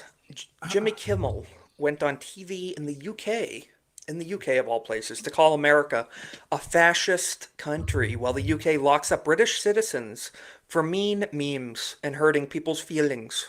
Peak irony. So let's listen to this minute clip if we can survive. Mm-hmm. But this is in the UK, guys. As we know, grannies are getting arrested for praying across the street of, infanticide abortion clinics, in the UK and stuff, just for praying in public. Temples to Moloch. Mm-hmm. Yep. Pretty much, yes. I honestly have no idea what's going on over there. I do know what's going on over here, though. He's speaking and to the I British can tell people, you it's that insane. from a fascism perspective, this has been a really great year. Tyranny is booming over here. You may have read in your colorful newspapers, my country's president would like to shut me up because I don't adore him Trump in the way doesn't he even likes know to who be he adored. is. The American government made a threat against me and the company I work for, and all of it. He's so And full because of so many people himself. spoke He is out, we egotistical. came back. Our show came back Not stronger millions, than ever. million. We won. The president lost, and now I'm back on the air every night. We are Well, not. I'm just going to pause it right there. He said, we won, the president lost. Actually, no, the president won by the popular vote, and he's your president right now. So what are you going to do, cry about it? You got your show back with less viewership than before. Jimmy Kimmel's a crybaby, as we all know. Right. We're Americans. No one knows better than you. We're always just a little bit late to the game. But do we come through in the end? No, we're so ahead, he just actually. called everybody, about 3 including years. his audience, stupid. Yeah. Yes, exactly. Of course Yes. he did, Correct. because that's how he feels. Moron. Thus is the left. And of course, his audience will clap and applaud like seals, Yes. as they are, because they love eating this fucking slop that they're fed to them by these talking heads, basically. Yep. Well, I agree with him. I do think his audience is stupid. Well, him and This Colbert, is true. Point. This is They're true. watching But he the shouldn't, video. but he shouldn't be saying that. him Yes. and Colbert Well, can, they're still clapping they can away. hold hands and they can celebrate in the fact that they are the reason why late night TV died. Yes, they have only themselves to blame. That's why left media is dying. So good for Because you, They put Jimmy out garbage, Kimmel. and they You are killed garbage. late night by being a dumbass. Yes. Thank you for proving our point that nobody likes you, and that's why you're Mm-hmm. losing viewership. So, pretty interesting stuff. Stephen Colbert and Jimmy Kimmel and all of them are just big crybabies. They're propagandists of the left. We could only wish that Trump was the fascist that they think he is. Amen to that, yes. As Nagadol mentioned, if Trump was a fascist, Trump would do more than just shut him up. Yeah, it's very true. People don't know how fascism and totalitarianism works. It's not just a matter of someone putting out a mean tweet. If that's all that's happening, you should be grateful, in my opinion. Well, famously, all Hitler ever did was say a few mean things about people. That was it. Famously, yes, famously, Yeah, yes. famously. I wanted to show this, looping back around. We are slightly out of order, but this is the Lieutenant Governor, Peggy Flanagan of Minnesota. So, seems like a lovely lady here. Let's get the page up. Jump scare warning, just so you know. Give it a second. A little bit of a jump scare. Joker incarnate. Oh, God. This is the current sitting Lieutenant Governor, front runner for the nomination for U.S. Senate in Minnesota. But she's pretty crazy, guys. Looks like Harley Quinn on the left. Was Muslim she chick in the middle. doing certain things with a Smurf on the left? That's what I'm wondering. That picture in the middle, is she trying to like cosplay as Nightwing? That's what I was thinking. It's like Muslim She said Nightwing. Muslim prayer on TV in Minnesota. God. Yes, that's what she did. She So runs it's the funny daycare because center. yeah, exactly. And then here she has protect trans kids with a knife. With a knife. What would that implicate? With a knife. Speaking of trans, She kids. wants to cut off certain things. I don't know exactly what it could implicate exactly, but off topic, does anyone know where I can buy a couple of millstones? Because I would like to pay a visit to this lady and offer her some millstones. Yes, go on a nice boat ride. Christ endorsed, actually. Exactly. Yes. Mhm. So, fully agree with you, Ronan. Yes. What were you guys going to say? Protect something that doesn't exist. That's it. That's what that shirt says. I to me. wonder how the woman in the middle feels about the women on either side. That's a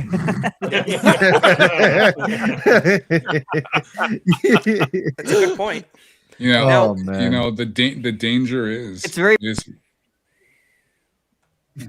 That's very true. Are you assuming dead someone's naming. gender? Dead naming. Yes. Lord have mercy. Cole Hauser, what were you going to say? No, I just the danger is white liberal women. Yeah. That's the danger we're facing today. 100%. Yeah, it's the biggest issue we face. They're all filled with an unconscionable degree of suicidal empathy is the biggest problem. Yes, That's 100%. all that it is. It almost veers on abject evil. And of course, the worst part about it is these people don't even see it as evil. They see it as an abject good in their twisted morality. Exactly. Well, it's because men made the world too safe for them. Well, you know what? You make a good point. Weak men, as we know, create hard times. Weak men 100 years ago gave these psychopaths the right to vote. So, speaking of weak men, another jump scare warning. I hate to say it. I don't want to black pill everyone. A jump scare going from that? Oh. We're going to be careful the way we say this because it's an effed up situation, but people need to know. LGBT activist, anti-Trumper, shocking. Arizona teacher. Imagine my shock. Is currently serving 7.5 years in prison. That's it? For possession of That's all? child abusive materials, is what we're going to say. Well, it's you always know the what? people you least expect. I would say it's always the people you most expect. The prison system has a method of taking care of this, and I think we need to leave them to their own devices. Prison I justice, yes. I would agree with that, VAT law. I would like a more fabulous solution, shall we say. Whereas with the last lady, we would gift her some nice, millstones. I would like to introduce this gentleman to Mr. Chippy. Yeah, Mr. like Chippy. the backyard in Fargo. Yeah. I fully agree. Fully agree. Lex, you're the person here that knows about education. What do you say? This type of thing. Again, the thought of doing anything to a child or being like in position of authority, I'm almost always rendered speechless with absolute rage. Of course, yeah. Because that is like the probably perfect example of the most evil thing possible. Yes. I just from that one picture, my only comment would be, I think there were signs. I think there. Yes, that's the thing. There were telltale signs. I think there were signs. I will end it with quoting Pink Floyd, but the meaning has changed a little. hey, teacher, leave them kids alone. Yeah, 100%. Becoming more and 100%. more of a problem these days with these teachers. That's unfortunately very true. Yeah, what are we going to do? Like, what's the solution for the state of our schools right now? Because, I'm trying to figure that out. Like, Homeschooling? how do you fix this Well, problem? the main solution Exactly right, should Lex. have Yes, been homeschooling. I the agree. main solution, the first solution at least, should have been nuking the Department of Education completely. Yeah, like just getting completely dismantling on it, getting rid of it. It is a slow process. Hopefully, we can actually finalize it. But yes, the next thing is like what Lex said. We need to actually start doing homeschooling, pod schooling. But how do you stop the propaganda for the ones that can't do the homeschooling? So like, well, like I guess you we said, could abolish the DOE, the Department of Education, abolish it. Decentralization then. Yeah. No, yeah, that's the objective, is decentralizing it. The thing too is that apparently, because I've tried to look a little bit of research into this, because I have a sister who has kids. They go to public school, and I try to convince her, listen, you need to try and get them out of public school, because, and they have told me, my nephews have told me about some of the horror stories they've had to deal with in public school before. So I had to talk to my sister about it. You got to get them out of public school and try and do something else. I've talked to them about pod schooling just to see if that helps. Pod schooling is essentially having like other parents in your local community come together, hire your own teacher, rent out a location where you can essentially have the kids learn there. And you can still have the kids socialize through recreational events and recreational athletics as well too, that the town has. It's exactly still possible. Right, Wasn't Trump talking about credits to people that want to send their kids wherever? There should be tax credits for people credits who or a homeschool. voucher system of sorts. I think they were throwing out there a voucher system too. But like anything as opposed to going with a public school system, because it's also like what Eric July says, the first time that children will ever actually see violence before their own eyes, it's going to be in public school. That's where they will see it occur. So we got to get rid of it. So 100%. But honestly, part of that is learning how to grow up too. So like when I went to school, we didn't have all these communist, Marxists, or any sort of thing. Well, you didn't have the indoctrination to the same degree. Yeah, but exactly. But it was in the city, and you saw some violence, and you learned what it was about. And I'm not 100% against people growing up, but what I'm talking about is the propaganda of the youth it's got to go. So. Yeah, and Comics Dad makes a good point. Problem with homeschooling in some states is that they require reporting and meeting certain criteria qualifications that parents don't have the bandwidth for. Yeah, and the economy issues too. That's why we do need to incentivize, I think, parents to have the ability to homeschool if they would like, and also the state. There does are need plenty to get of accredited teachers that won't teach in public schools for these very reasons that. Probably would love to get a group of 10 students with their vouchers going to pay them. If I remember, that's where things on the local level. If I remember correctly, too, Ron Paul is actually well known for having a very detailed curriculum system for homeschooling as well, too. But the issue is, like what Comics Dad said, some of these states have specific curriculum and specific conditions that need to be met. And I believe in some of these states, the Ron Paul education curriculum doesn't meet that criteria. They have very particular curriculum that wants to be met, and I imagine that kind of curriculum is the kind of stuff that would turn your kids into little communists. Yeah. So the worst thing that, and when I went to college, as they say, you have to have a certain number of credits of social sciences, which is communism. Right. Yeah. Well, Comics Dad's doing the right thing. He says that he tells his kids go to school is to learn about math, science, and reading. Yes, your mom and dad are there to teach you the values. Not all right. No, that's a fair point. That is the best solution for parents. The most economic one, where you're not in feasible means to send your kids to private school or homeschool them. You have to be involved in your kids' lives and education. Exactly. Once or twice a week minimum, just to make sure that you nip the fucking communist bullshit messaging they're being sent in the bud. Meet all the teachers. And don't just say this because I said so. Actually explain why to them. They're growing, their minds are expanding. If they don't understand it, do it a couple times. They will grasp it and they will get it. They're not as dumb as you think. So it's very encouraging to see Comics Dad and his wife. They're doing it the right way. Yeah. You know, within the way they're laying that foundation groundwork, and a lot of great parents out there are doing the best they can, and Because it's just but parents educate parents too. The alternative in that case then would be sending your children over to Rome, and then you're somehow surprised that they come back as Roman soldiers. So really be more active and involved in that, honestly. 100%. Parents definitely lay that groundwork. School for that now. In their heart, yeah. Gonna do try not to pull envy this page parents up. these days. That's all I gotta say. This is from Infowars.com, one of the best sources out there. Anti-ICE militant arrested for chasing agents, brandishing firearm in Minnesota Sanctuary County. This is according to feds. So the left is only getting more radical and violent by the day. We know this. They assassinated Charlie Kirk live on television over 3 months ago, and we haven't forgot about it. We are not going to forget and not going to stop talking. It's going to be a big motivation for this channel for me personally, is shining a light on the radicalization of the violent left in this country, because it's a massive issue and they try to frame it the opposite in the media. But as we all know, we see it. And there's more situations like this. This piece of you-know-what. In a sanctuary county, a male suspect is facing a slew of charges after he allegedly impeded and pointed a gun at federal immigration officers in Minnesota last week. The disturbing incident unfolded on Monday morning in West St. Paul, which is located in the sanctuary jurisdiction of Dakota County. So that's that key thing again, sanctuary cities, sanctuary counties, where they are harboring illegal immigration. That's a big issue here. Can I say how that article should have started? And I'm not going to say the words, but anti-ICE militant is, you know what I mean? Yes. And that should have been the end of it. And then 100%. people would have said, you know what? Anti-ICE militant did not get to make it to the jail. Yeah, exactly. Yes, 100%. Yes, definitely.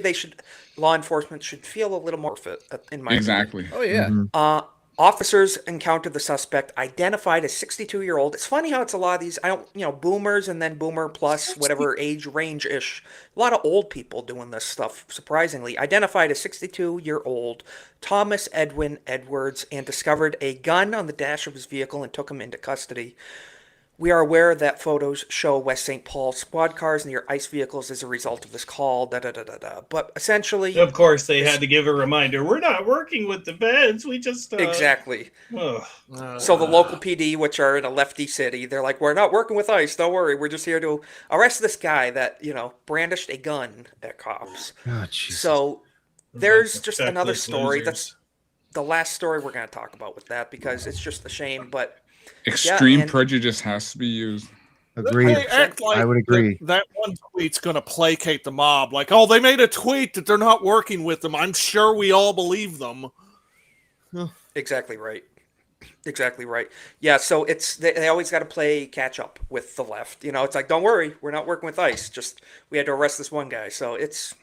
They're worried sad about stuff. another Chauvin incident, and I just say, mow it down. I don't care. So. That continuous placating is what causes the entire police force in Minnesota to become a complete joke. However, it's going to get to a point where nobody, like whether it's left or right, nobody's going to look at the Minnesota police with any kind of gravitas, with any kind of severity, with any kind of authority. They'll just look at them as though they're another gang and then proceed on their own way and realize they're going to have to try and defend themselves and their own home. That's what you're going to see. Minnesota will probably... I thought it was always going to be Oregon, but I imagine Minnesota might actually be the first state to just completely destabilize. Most of them did quit after 2020 because they're like, screw this. This is not worth doing anymore. Well, that's what was done on purpose with 2020. They got the independently minded people out of law enforcement, and now they have the order takers. The people I was going to ask, why would anyone become a cop? All they got left are the bootlickers. Yeah, that's a great point, Lex. Why would anyone want to be a cop in Minnesota? I don't blame people if they're like, local. I want to protect my local community. No problem with that. But I could not imagine doing that in a blue state right now with how poorly they treat law enforcement. That's why police from New York are going down to Florida and saying, I want to become a law enforcement officer in the great state of Florida, where they treat us well and pay you right, and we'll back you up if something goes down. So, what does it tell you when the police abandoned that police station? They burned it down. What does that tell you? Yeah, 100%. Yeah, Chicago is worse. Chicago is worse because under new laws, these criminals, they'll get brought in by the police, and then they just get let out right away, and then they see them again, and then somebody gets murdered because they were let out. And the cops need to bring back Homan Square. And they're not allowed to open fire or anything like that because no matter under any circumstances, because then they get charged with murder. Well, that's the problem too. Yeah, so cops have to hold back and endanger everyone else in the process because equality or something. Didn't Chicago police used to have black sites where they would take people? Yeah, Homan Square. Before. Oh, Homan Square. That's what it was known as. Yeah. Okay, so that's what it was. For rendition, yeah. Okay. I'm sure there are still a couple of decent, quick, though, cops out there somewhere in these blue city departments, but man, it's got to be rough. Of course, yeah. Yeah. Yep. No, Can't imagine. if you're in a blue state, the idea doesn't need to be, I want to join a state or city police force. Find a red county, find a sheriff. Become the sheriff. Give them your resume or run and get elected sheriff in that red county, and you protect your red county. Yeah. Yeah. I fully agree. Fully agree. And, once we get this voting stuff fixed, hopefully at some point, then maybe these blue states can turn back into purple states, turn back into red states once we get all these illegals and all these fraudulent voters out of our country. Ohio and Florida fix their elections. 100%. Are they blue anymore? We need to do that nationwide. Nationwide. But I do want to give a shout out to everybody in the chat. We are going to be wrapping it up. We're in the last 5 minutes here. Then we're going to be raiding into ABF's channel for Off the Hip. We're going to see a good group of people over there talking gaming, current events, everything. So check them out. But before we do that, any last thoughts from anybody? Bit of a connectivity issue here in the snowstorm. I apologize for the freezing and lagging, but I do want to thank Angry Badger and everybody who stopped by. Thank you for subscribing, liking, everything. But anybody on the panel have last thoughts on any of these topics? I'll be watching closely this Minnesota situation. If we don't see heads roll in soon, I'm going to be very disappointed and black-pilled about this whole situation. Yeah. Fully agree. It's a midterm. Yeah. It's a midterm issue that's probably number one at the moment. So the midterm year is coming up, so yeah, I was actually, and then I put it earlier, and I said this earlier on in the day. Trump should get rid of Bonnie, put Alina Habba in. Yep.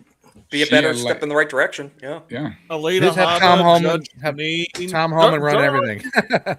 There are people that are capable of running it, and it's Pam Bondi has been an embarrassment since day one when everyone threw a hissy fit over Matt Gaetz. Honestly, at this point, I would try to force feed the Matt Gaetz for the fucking trouble they've caused. I was just going to say, Matt, Trump letting Matt Gaetz go was probably the biggest letdown I could have ever seen from him when it came to administration choices. But the problem with Ronan too is there was a lot of Republicans who weren't gonna. They didn't. Yeah, he made too many enemies in the Congress. Yeah. No, I understand that. Well, he doesn't like supporting foreign countries either, so that doesn't go over well in Congress at the moment. One particular foreign country, shall we say? But he can be made a temporary AG, and if he does well, maybe be confirmed. So you never know. Force these rhinos to pick a side: side with the Somalians stealing our money, or side with Americans. Well, honestly, I would actually like to see that kind of ultimatum be done, because at least then we understand how a lot of these rhino pieces of crap actually stand. Do they actually stand with the American people, or are they just in it to try and make as much money in their bank accounts before they flee? Bingo. Ship. Exactly. Exactly. Where do your loyalties lie? Just because you have an R next to your name doesn't mean we're going to vote for you. I'm not going to vote for a Democrat ever, that's for sure. But Republicans need to earn it too. Just because I'm never going to vote Democrat doesn't mean you immediately deserve my vote. You need to earn it if you're a Republican too. Because Matt Gaetz, he showed his strength by knocking out Kevin McCarthy. Kevin McCarthy. He stood strong on that. Yeah, absolutely. We all need to vote in primaries. He was consistent in his convictions when it came to that. Yeah. Yeah, 100%. So, guys, we'll be keeping track of it. If anything pops off in Minnesota, probably going to cover it on this channel. If there's any big issues, might just go live. Who knows? Keep an eye on the new year. Things are going to be continuing to go. We're going to be streaming every Monday, covering this craziness, just keeping up to date with current events. I appreciate all you guys on the panel. Cole Hauser, Cornboy, Magnum, Lex, Vatlaw, Ronan, everybody in the chat. Very much. It's been a good New Year. Final stream of the year today. We're on episode 42. Happy New Year, everyone. Happy New Year's, everybody. Happy New Year, preemptively. Yeah, not planning on a New Year stream this week, but next Monday, as always.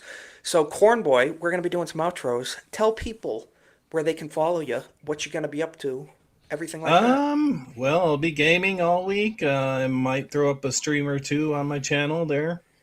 And follow me on YouTube at Cornboy. See if you catch a stream or two, maybe.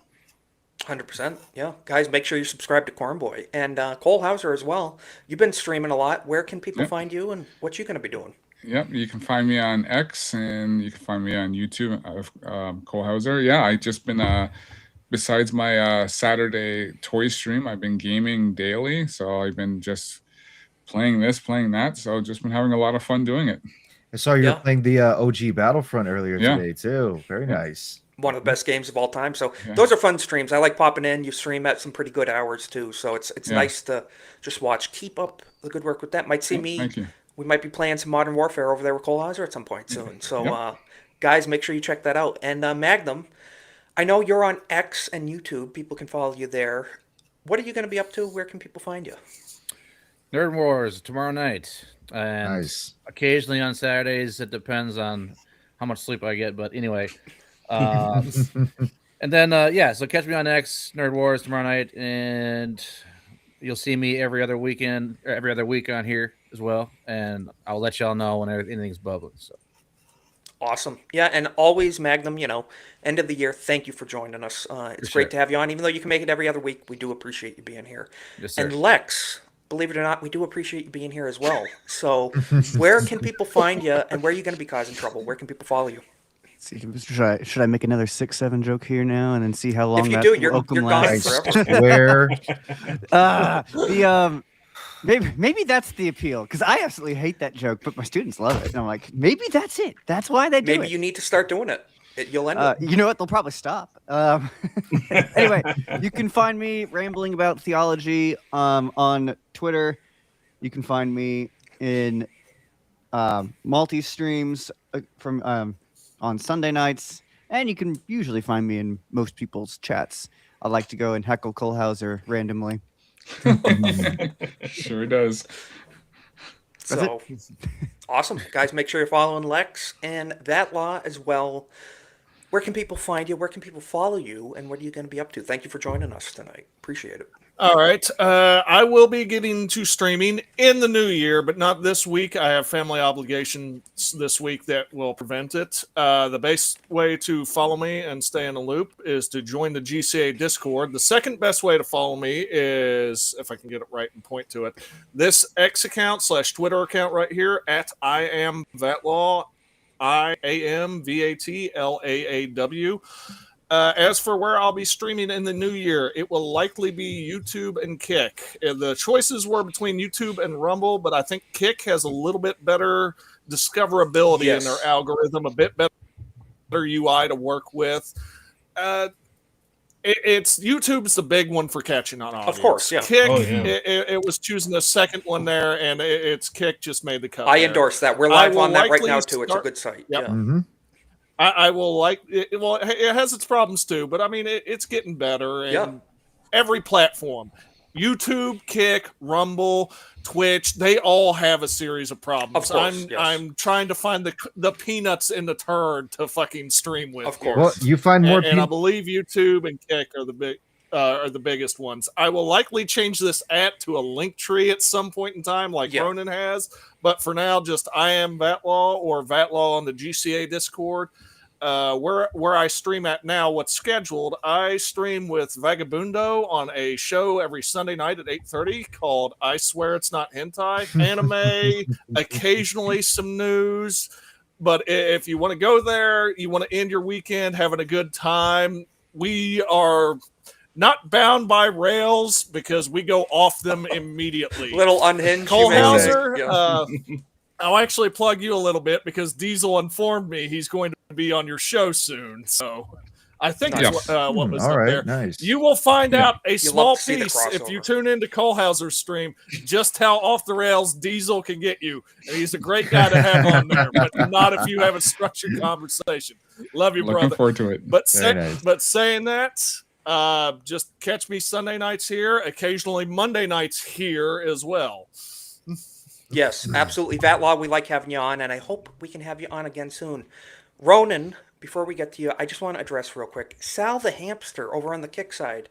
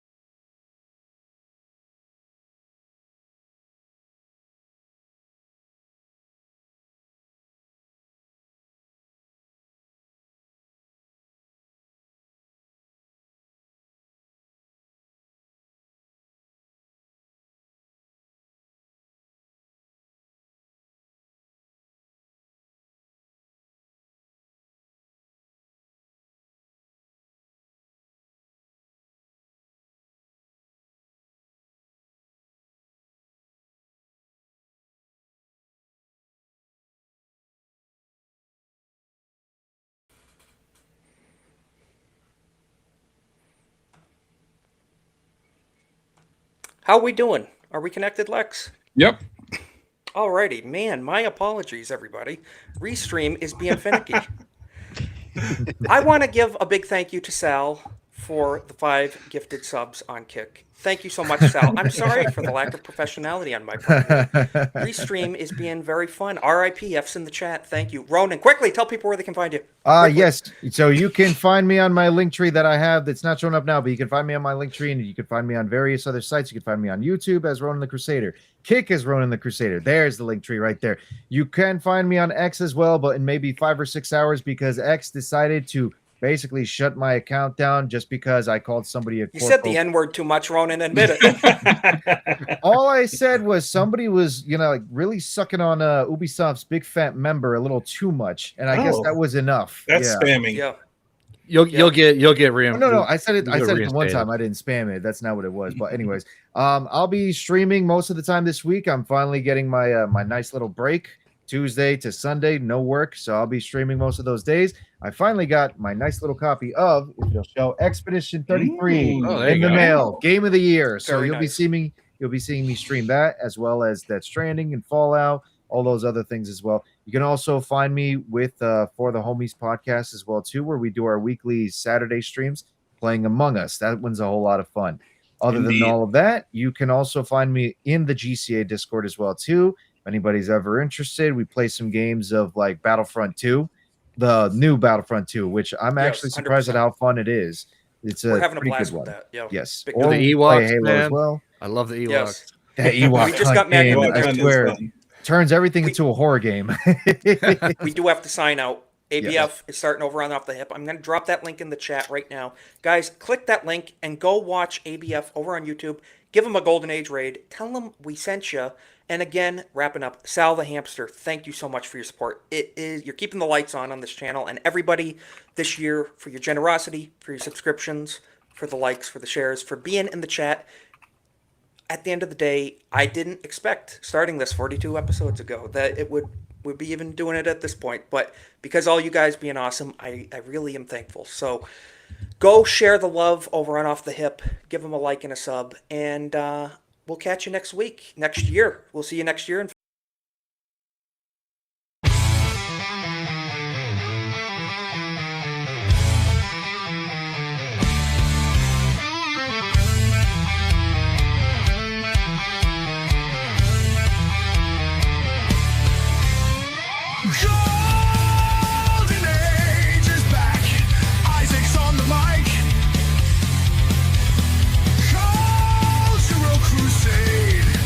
Politics get torn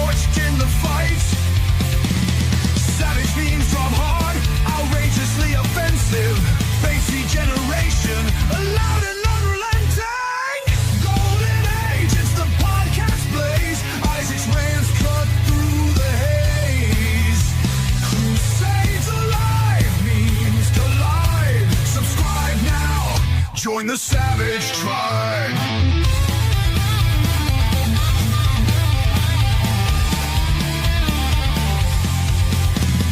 New takes weekly, unfiltered and raw. Isaac's voice, the memer's law.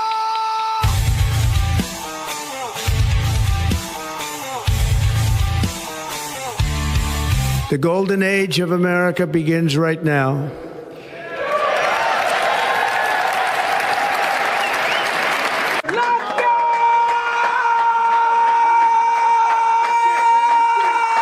Let's go, and welcome back, everybody, to another episode of the Golden Age podcast. As I pull up my co-hosts, and let's get Lex in here. How's everybody doing? Corn Boy, as always, thank you for joining us for another great week here on the Golden Age podcast. How you doing, man? Oh, happy to be here. We've had an eventful weekend, and look forward to the future coming in. It's getting exciting. 100%. Yeah, we got a lot to talk about, and a lot of memes this week. We're going to be pretty meme heavy. A lot of funny stuff to talk about. Nerd Slap returning. How you doing, man? How's your week been? Doing well. Yeah, it's good to be back. Looking forward to talking about today's topics. It's been an interesting past couple of days, let's just say. But yeah, doing well, and we got some big things in store, so let's get to it. We do, yeah.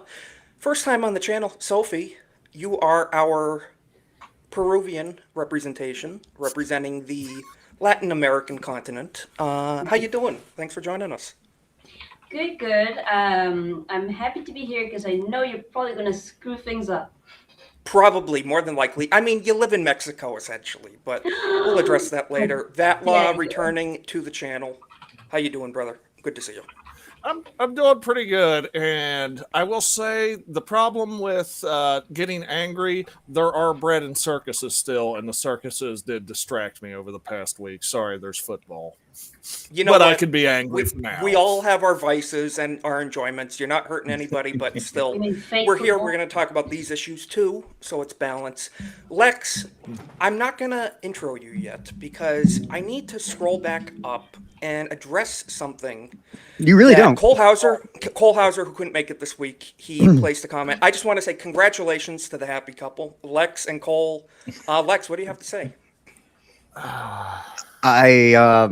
What does one say to that? Nothing kind. I know what to say to it. Ha! Gay! Exactly. Why are you gay? Yes. So, Jeremy's going to be so jealous. Thank you for joining us again, Congratulations. Lex. Yeah, congrats. I'll send a card in the mail sometime, maybe. Not really. Cole Hauser, why have you done this? I don't know. And hopefully we'll be getting Rhonda up on the show here in a second. First things first, as always, we start the week off with a few memes. So you're all familiar with the Unsubscribed podcast, right? Donut Operator, Brandon Herrera. Oh, yeah. All those fellas. Great show. Yep. Great show. They've had one of our own, Gary Nerdrotic, a lot of other cool people guested on that show. Well, they got some leaked, very real footage of the Maduro capture caught on camera. This is obviously 100% real. This is live footage of the capture of Nicolas Maduro as he lays in his bed. Let's check it out. Hearing that audio, right? Yes, yeah, we got audio. Yeah. Thank you. Pretty good.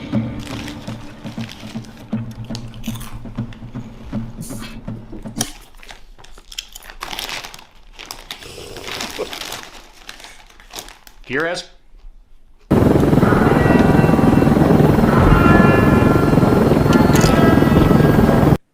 And that was that. Thus, the story was told. So. I can verify that as somebody that works with, like, especially AI and stuff, that was not AI. That was 100% real. That was 100% real. Actual footage, verified.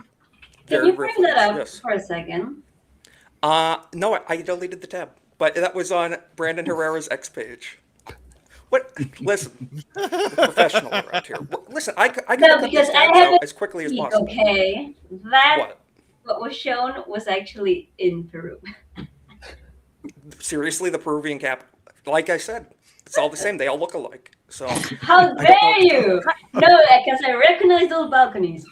I'm calling bullshit right now because there's no building in South America that looks like that. You all haven't discovered windows yet. Exactly. They haven't discovered running water or two-story buildings yet. It's essentially Africa down there. Well, I mean, we do have an earthquake, so. Did you guys see That's the true. one where somebody made it look like the Top Gear guys were the ones that captured them? Oh my goodness! Yes, I did. Yes, yeah. That's goated. It's a great show too. That's a great show. Yes. Another great show is the Joe Rogan Experience. Good podcast. Everybody knows he is really good at booking guests. He got Maduro on next day. Wow. So check it out. This is official from Joe Rogan. Richard, in funny joke, I was right in the middle of taking a shit. So, very real footage. It's real. 100% real footage, yes. And we have Mark of Reality in chat. Yeah, man, seen you in a lot of the other chats. Thank you for stopping by. Really appreciate it. Thank you. Thank you for being here. And, yeah, Peru's the place with really big sidewalk chalk, right? Is that true? What's that? Sidewalk chalk in Peru?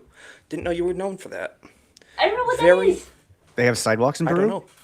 That's what I was thinking. I'm like, they have chalk, I'm sure, but sidewalks. I know they have KFC. There's a lot of places where there aren't sidewalks because of the 30 years of terrorism that existed here. What a lovely explain land. the chalk We are outline not there. putting anywhere where somebody could park a car bomb. So like, no sidewalks. Fuck. Yeah. It makes Now- walking very interesting. You understand the rest of the world doesn't park on sidewalks, right? This is important that you understand. Yes, that. we have this thing called cars. We also have this thing called smartphones, which Nicolas Maduro's was spotted when he was arrested. He was on his phone calling his homies. So, number one on the list, Putin. We make deal, no tell Trump.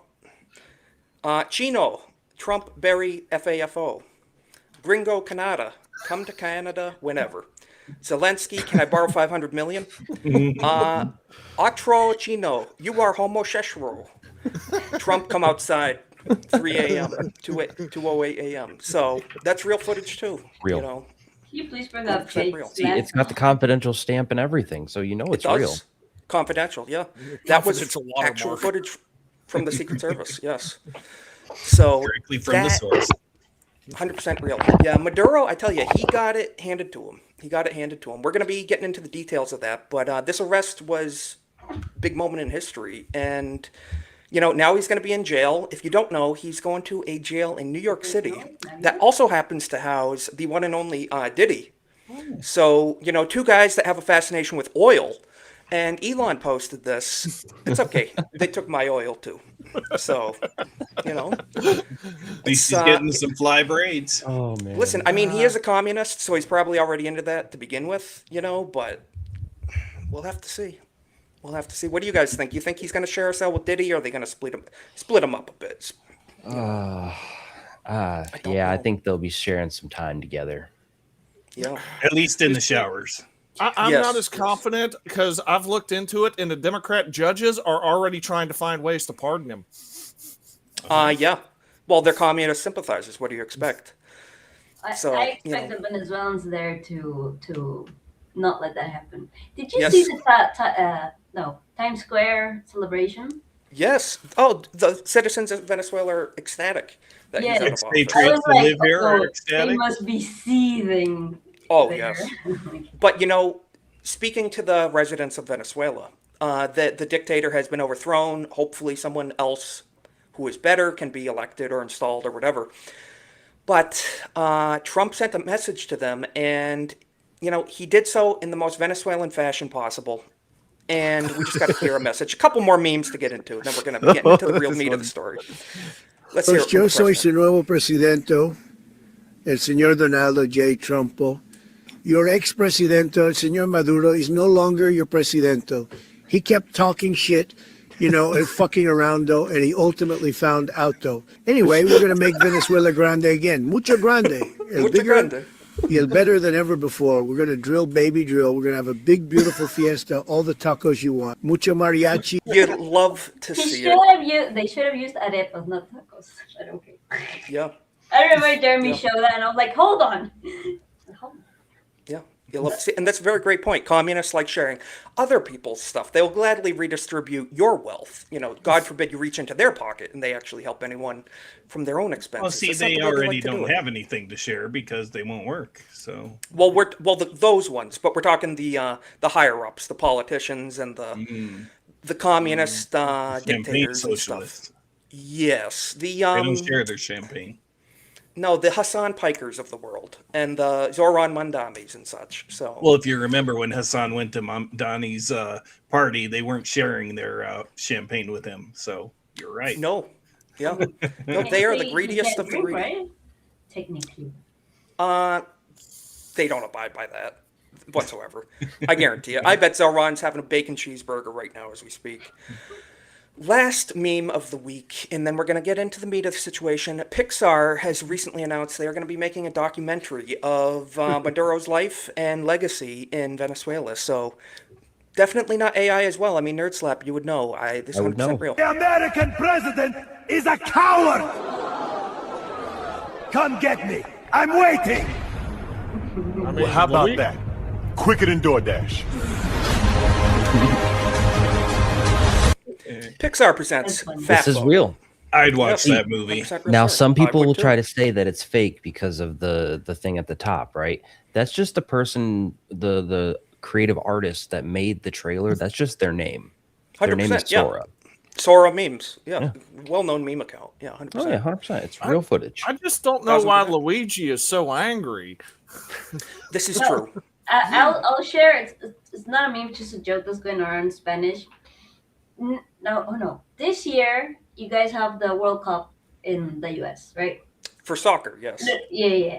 No, but listen, because this is hilarious. Okay, for the last 2 World Cups, Chile has not made it, and everyone shit on them, especially Argentina, because we don't like Chile, okay? And now, I don't like them either, but for other reasons, yeah. No, but it was going around every time they miss it, there's a whole trolling session. It's hilarious. And now the new trolling is even Maduro is going to be at the World Cup instead, and Chile still isn't in the US. Really? Because of the World Cup. I explained that badly, but the 3 international viewers we got are cracking up over that. Yeah, they're loving. Shut up, okay? You know what? I fully respect it. Yeah. I'll send it in private later. Hail ABF will be rating into Off the Hip here around 9 when you guys are starting. So next thing I have to show, one last kind of off topic. I keep saying that, but India, we know they're not the most formidable fighting force on the planet. India, you smell them before you see them. So they recently released an ad for their army, and I need to get your impressions. Vatla, you were in the service as well. You would know your fair share about weapons handling and just what guns should look like in a combat scenario. So let's get Jeff. We have El Jefe joining us on the stream. Hey, there we go. Didn't think I was gonna make it, but I'm here. Thank you.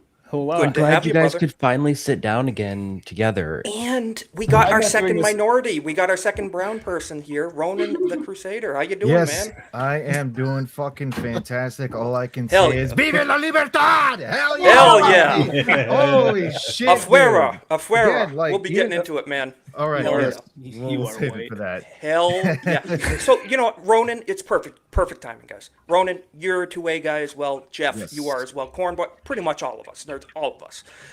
So the Indian Army account, this is a government account. They got the great check mark, 8.5 mil followers. That's not botted at all, being India. They posted this, so I'm just going to play it. The red dot isn't a warning. We move with the shadows. It's a verdict. We own. Are those red dots coming directly out of their right out of their foreheads. Right out of their foreheads. That's where it's coming from. Yeah. All I can say is the red dots are not a warning. The red dots are a fucking giveaway for them, honestly. It's funny. The smell before the red dots. What is it? There's a post in there. I don't know if it was Fat Electrician or somebody else. But it's like a big two-way guy who was just like, what is it? Indian Army has red lasers. U.S. Army laughs in NVG or something like that. Exactly. Yes. Yes. Our lasers you can't see with the naked eye. Theirs are like glow sticks from Target, you know. Seriously, dude. It's pretty pathetic. Well, and like Jeff said, we smell them first before you even see the lasers. Yep. I just bought a new car. I'm reaching out about your warranty. Shit. Exactly. Yeah. But you know, it's just like they think they're so tough. They think they're so tough. Well, just tactically, that's horrible. They're clearly in control of the sound, so they put in a bunch of desert critters or shit. You can hear the bushes. You shouldn't be able to hear that. That's called giving away your location. On top of the red freaking lightsaber you got coming out of the gun. I know. Like I said, that's like $20 Chicago special sideways pistol lasers right there. No. If it's them versus the city of Chicago, I'm sorry, but I'm taking the city of Chicago. The city my of money's Chicago on city of got Chicago, a lot more combat experience than those quads. They got their laser pointers from AliExpress. Oh, Jesus. It's very true, yeah. Yeah, I mean, shit in the that streets is versus, you know, Temu gang Army violence. right there. Hey, don't shoot on Timo. I get my stuff on Timo too, okay? Yeah, not weapons. Listen. Okay. Listen. Fair point. Maduro got arrested. We're going to be getting into this right now. All right. What was the straw that broke the camel's back that, you know, validated his arrest? Well, I would say it's this. And I happen to agree. Maduro's dancing was the final straw for Trump to intervene. After Maduro arrogantly called Trump's bluff, Trump decided to arrange for Maduro's capture. So I don't know about you guys, but I think this is perfectly justifiable. This is cringe as hell. Maduro ain't got the moves. Lock him up. It was either this or him singing that Commie John Lennon song Imagine. One or the other. That's that pretty absolute much trash. the final straw. Did you do that shit with the COVID people? No, he didn't do that, but I think that was earlier this year that he was just singing Imagine, like during one of his fucking rallies. Mm-hmm. Yep. Yeah, pretty cringe, pretty horrible stuff. But, you know, people are saying, and, you know, Sophie, you mentioned, a lot of the citizens of Venezuela are not exactly upset about this. They were not Maduro's biggest fan whatsoever. So let's hear in from them. We've got a lot of clips. It might take a minute to pull up, but we're going to go back and forth. Oh, I love that. Venezuelan man. Those who say that the U.S. is only interested in our oil, I ask you, what do you think the Russians and Chinese wanted here? The recipes for, how do I say that? Arepas. Yes. Oh, whatever. You could say like a white man, arepas. Arepas, like tacos? Like tacos? Basically, yeah. Wait, pause okay, it. we just... Stop. What? I've got that clip with English subtitles. It's hilarious. Hold on. Who did I send it to? Jesus. All right, whatever. But you sent it no, to Jesus, we pretty much just we pretty much just read it. All right, there it is in the private chat. Damn it. Yeah. We pretty much just read it. I don't have, listen, Malaysia I don't have a party, you know, like for 2 days. I don't have Instagram. Oh, well, I know we knew you were gay already. Okay, listen, allegedly, you wish. What else let me just pull this up real quick. Momentarily regarding Maduro. Be with me for one moment. Here we go. All right, technical difficulties. This was from Eric Daugherty on X. I can never say his name. Daugherty, Dahorty. Close enough. I know who you meant. Can't say either. It's okay. Let's just say Daughtry, kind of like Chris Daughtry. Yes. Yeah, there you go. I agree. Winner. So, white commies in New York City are protesting the arrest of Maduro. And, you know, of course the commies are going to simp for commies. It's what they do. They're very tribal like that. They're very loyal to their ilk of disgusting scum. And let's see this person that confronted this individual simping for Maduro. Officer! Officer! Wearing a mask. Oh, look, of course. The same guy who wants to defund the police is calling for the officers. Look, you fucking loser. You carrying a fucking Venezuelan flag. You're not even from there. You idiot. Speak to real Venezuelans so you can see how they feel. Can I also actually add this as well? Just pause it real quick. That's 100%. Not even the Venezuelan flag. That's the flag. That looks of like Colombia. Because there's no stars on it. There are the flag of Venezuela has the 4 or 5 stars, I believe that it has.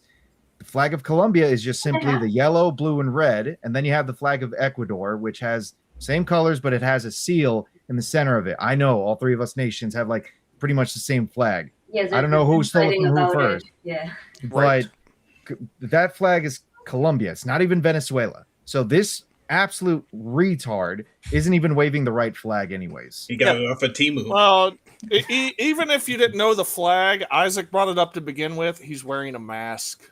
Exactly. And he's not He's like wearing a mask up, robbing the place. He's wearing a COVID mask. Uh-huh. Exactly.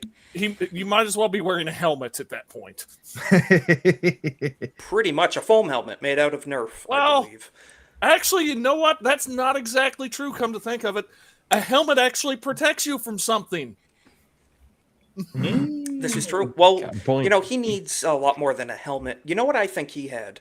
Just going to show this real quick. I think he had a lot of vaccines as a child, probably Tylenol exposure too. Just going to briefly touch upon this. President Trump has eliminated the mandates for 61 of the infant vaccines. So that's a step in the right direction, if you ask me. Look here. Europe has 11, whereas the United States 72 infant injections upon your entry into this world, and you're being bombarded with foreign chemicals and all that garbage. Pretty bad stuff. Just had to mention that to you. Jogged my memory of people who are mentally ill, probably as a result of exposure to stuff. Could cause communism. Never know. Mm-hmm. I'll go ahead and say this. In the business, this is what we call foreshadowing. Yes, 100%. This was Maduro upon capture of the USS Iwo Jima. So let's check it out. Homie's got his water bottle, his shades. We were comparing. This is very Dr. Disrespect-ish, very Fear the Beardo-ish. And he looks like a pro gamer right here, if you ask me. He looks like he's ready to go 1v1 on COD. I don't know. Well, he didn't play very well. Well, no, he did not. No, he did not. See, he lost. We can't say painfully. He's a pro gamer because he had the opportunity for the perfect pro gamer move. We had a communist dictator in a helicopter. We could have had the funniest headlines. Free skydiving lessons, no parachute needed. Yeah, 100%. But you know what else we did? We left a nice little mark upon Hugo Chavez, didn't we? We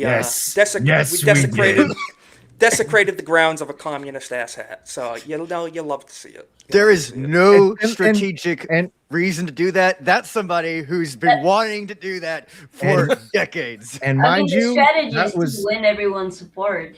Mind you, that was just on the way out. That they had already captured Maduro. There was no other reason to, perform any more actions in the operation. They were like, you know what? Drop a bomb on that piece of shit. Let's do it. 100%. There you go. I fully endorse it. Fully endorse it. 100%.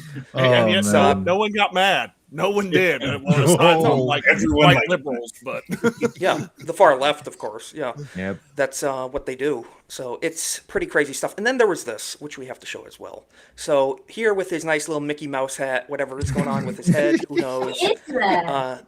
I don't know, frankly. But he looks pretty happy. Someone made a good point. Let me know what you guys think. He was going to be overthrown. He was going to be executed in the streets by his own people. They hated him. He was going to be overthrown. He's a dictator scumbag. And he's probably relieved right now that he is in our custody and protection and good graces to have a prison cell where he's not being beheaded in the street of his own country, deservedly so. Because, you're an old piece of, you know what, like this guy. What's worse, being beheaded in the street or, hey, I'm going to sit in a jail cell in New York City for a while. Well, the choice. Alternatively, he probably is pretty happy. The choices for him were threefold. It was either actually try and wage a war against Trump and then get executed for waging a war and failing at it. The second option was being dragged into the streets by his, so-called civilians and citizens and then, being strung up and executed. And the third option was, you know what, Senor Trump, I make deal with you. Please bring me and my wife to United States. Please keep me safe. And I give you oil. Exactly. And he took out the three. Exactly. You wouldn't believe it. My jail cell buddy is Diddy. Diddy, he likes oil too. We have something in common. No, I was looking at a video. I didn't finish it, but it was saying why is he so happy? And someone was saying this is actually like psychologically trying to embrace. Yeah, exactly. Yeah. Mm-hmm. Why? That's 100% what it is. Yeah. Well, today in court, they were reporting that he was shocked and surprised when they were reading him his rights and giving him a lawyer and all this. What? Criminals have rights? Not in my country. Yeah. Well, nobody has rights in your country, you asshole. It's like, I have a right to remain silent? There's no such thing in my country. Exactly. Yes, in his country, you have an obligation to remain silent. Yep. But, I say he got what he deserved. And, to this point, hopefully he does get what he deserves, is my point, inevitably. This was one more thing I wanted to share. Then we're going to pivot off of this and closing thoughts on this subject. But Pete Hegseth and Trump in the Situation Room. That's where we'll put the golf course. Just gotta get Chavez's tomb out of the way. Beautiful, beautiful. So the fellas International Caracas coming soon. Everybody likes that. 100%. Yeah, and you know what? You love to see it. You love to see it. Isaac, there is one more thing I sent. Just this will be part of my closing thoughts if we do get started on it. If you don't mind sharing it. I got it. We do have Maduro taken care of now, and Venezuela is more or less liberated. But if Trump really wants, a good old ANCAP guy like me to actually fully support him, I wouldn't be opposed if he decided to go 2 for 2 with Venezuela's neighbor. Yep, fully agree. So who is this? Colombia's president, Gustavo Petro, just recklessly taunted President Trump. All right, come get me, coward. I'm waiting for you here. Let's check this Isn't out. that exactly what Maduro said? Pretty much, yeah. How many times we have to teach you this lesson, old man? No acepto invasiones. So he thinks he's really tough, huh? No acepto asesinatos. Acepto inteligencia. He's real tough. The arm stretched out like that, and the pencil. I know. Yeah, he's talking real tough. We're gonna mute that for a second. But he's basically saying, "I won't accept assassinations. I won't accept surrender. I will only accept intelligence. You come here with intelligence, and we will talk." This is the same piece of shit that shows zero intelligence. And need I remind the chat? Need I remind everybody?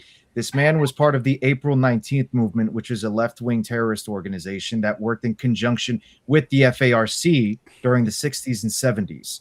Okay, This guy may have shed the leftist militia of himself, off, but he's still part of the Progressive Party in Colombia.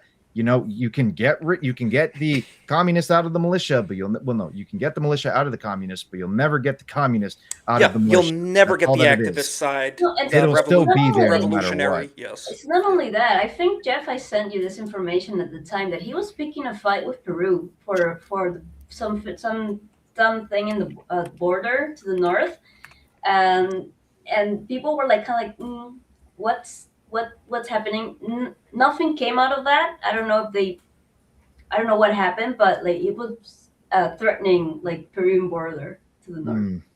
Really? What are you doing? Well, so what's the deal with these people? And I don't know. He shouldn't stop at Petro either. I mean, there's plenty of people down there to take out. You could take. Let's get the Mexican lady out of Mexico. The Jewish lady out of Mexico. Yeah. And Sheinbaum or whatever it is. Yep. South America has a very sordid history when it comes to Marxism. I attribute it mainly to the USSR. Maybe there may have been some CIA. I attribute it to all the Italians that moved to South America. That could also be the case as well. But just Italians. Let's not forget the Germans there either. They did have a little immigration tour after a certain war to South America. Yeah, Argentina. To be fair, Argentina was taking people from everywhere. So you had the German and the Jews in the same place. Listen, fine. Don't take a compliment. Fine, like that. But if Trump does plan on using the Monroe Doctrine for the entire Western Hemisphere, Monroe Doctrine. The Monroe Doctrine. Yes. If he does intend on doing that, he's got a whole lot of work to clean up in South America. But I'll be behind him every step of the way if that's the case. Well, yeah, the one caveat I'd put into that, long as we're not boots on the ground, we took what was it, 23 or 26 minutes to get rid of Maduro. And it was something. The operation was something like that. If these people talk shit, it's like, okay, you start counting your life 23 minutes at a time, bitch. Pretty much. It can be that quick. If the operations are the same way, credits roll. Exactly. We put the whole world on notice this week, and that's the big win from this. An episode of fucking Seinfeld could be your fucking life. 100%. Let's just check this out. I wanted to show this clip. Finally found it again. Lost the bookmark, but these are the retards in Washington, D.C. protesting this action from President Trump. And the title was, this was posted by Stephanie, my nerdy home on X. She says, these people are allowed to vote. Scary. Trump for Maduro. Yeah. I mean, I think Trump. I think Maduro was democratically elected. Probably, yeah. Sure. More than likely, yes, of course. If there's a Nicolas Maduro out here who's going to bring us to revolution, I will support that movement. I would rather have a bus driver in charge than a billionaire, okay? Let's put it that way. Nicolas Maduro could come and be our president? Yeah. Oh, any day. Looks like Karl Marx. Any day. Look, all the check marks are there. He's not white. Rough. Okay, he's a minority. Okay. Oh, he's a minority. He looks a little too much like Saddam Hussein, though. What? You were that close. Yes. You were that close. You couldn't make up the gap, and you were that close. The same bus driver that got voted in, and then when the last election happened, he just, you know what? I'm just gonna stay here. I think I'm comfortable. Yeah. Exactly. Okay. Sure. Yeah. Like Valiant said in the chat, just vote out the dictator. He'll step right down if he loses an election. That's how it works. The only good thing that would come out of a dictatorship is the second he's installed, it's like, okay, you rabble rousers, go stand and face the wall. Just wait for the flash. Exactly, yeah. How do you know what's going to happen? Don't worry about it. They'd be the first to be consumed. Yeah. What pisses me off is like at least, try to understand what happened. Like, he lost the election. Like, I remember watching that happen. Exactly. And then he came out and started like, nope. Like, people complain about Trump, he wanted to take over the government, like, be a king, all that stuff. He left. Yeah, we left. We're not occupying Venezuela whatsoever. No. I mean, like, when Trump lost to the 2020 election. Yeah. When he was stolen from the election. Because there's he wanted to stay. He wanted to be a dictator. It's like, he left. I wish. When the 21st this guy didn't leave. When the 21st of January came, you saw a peaceful transition of power from one president to the other. With the Venezuelan election, on the other hand, you saw a literal tyrant just stay in place. And when protests started occurring, what did this guy do? He sent armored vehicles to run over the protesters, for God's sake. Kids.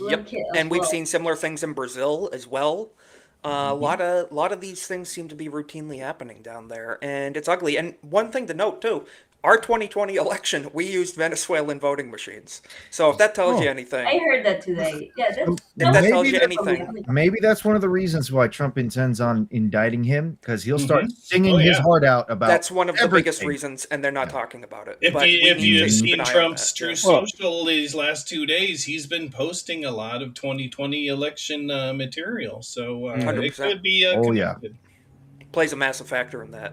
And you know what else plays a big factor is the immigration situation, with Venezuela. And they're saying, can we bring people here now? No, the Venezuelans here need to go back to Venezuela, is what it boils down to. Remigration time. Due to Rubio's tight schedule, Stephen Miller may be given a key role overseeing post-Maduro operations in Venezuela. I gotta say, Stephen is like the most pro-deportation person in the administration at the moment. And if he can oversee this and possibly facilitate Venezuelans leaving the country and going back home, I don't even people who want to go home. That's exactly what I was going to say. Were in danger. When 2012 happened, and that was essentially the full-on collapse of Venezuela's economy, you saw a mass exodus of Venezuelans going all around the world. They were either going to America, they were going to Colombia because it was next door, they were going to other countries in South America. But the point was, they were fleeing because of the chaos that was occurring.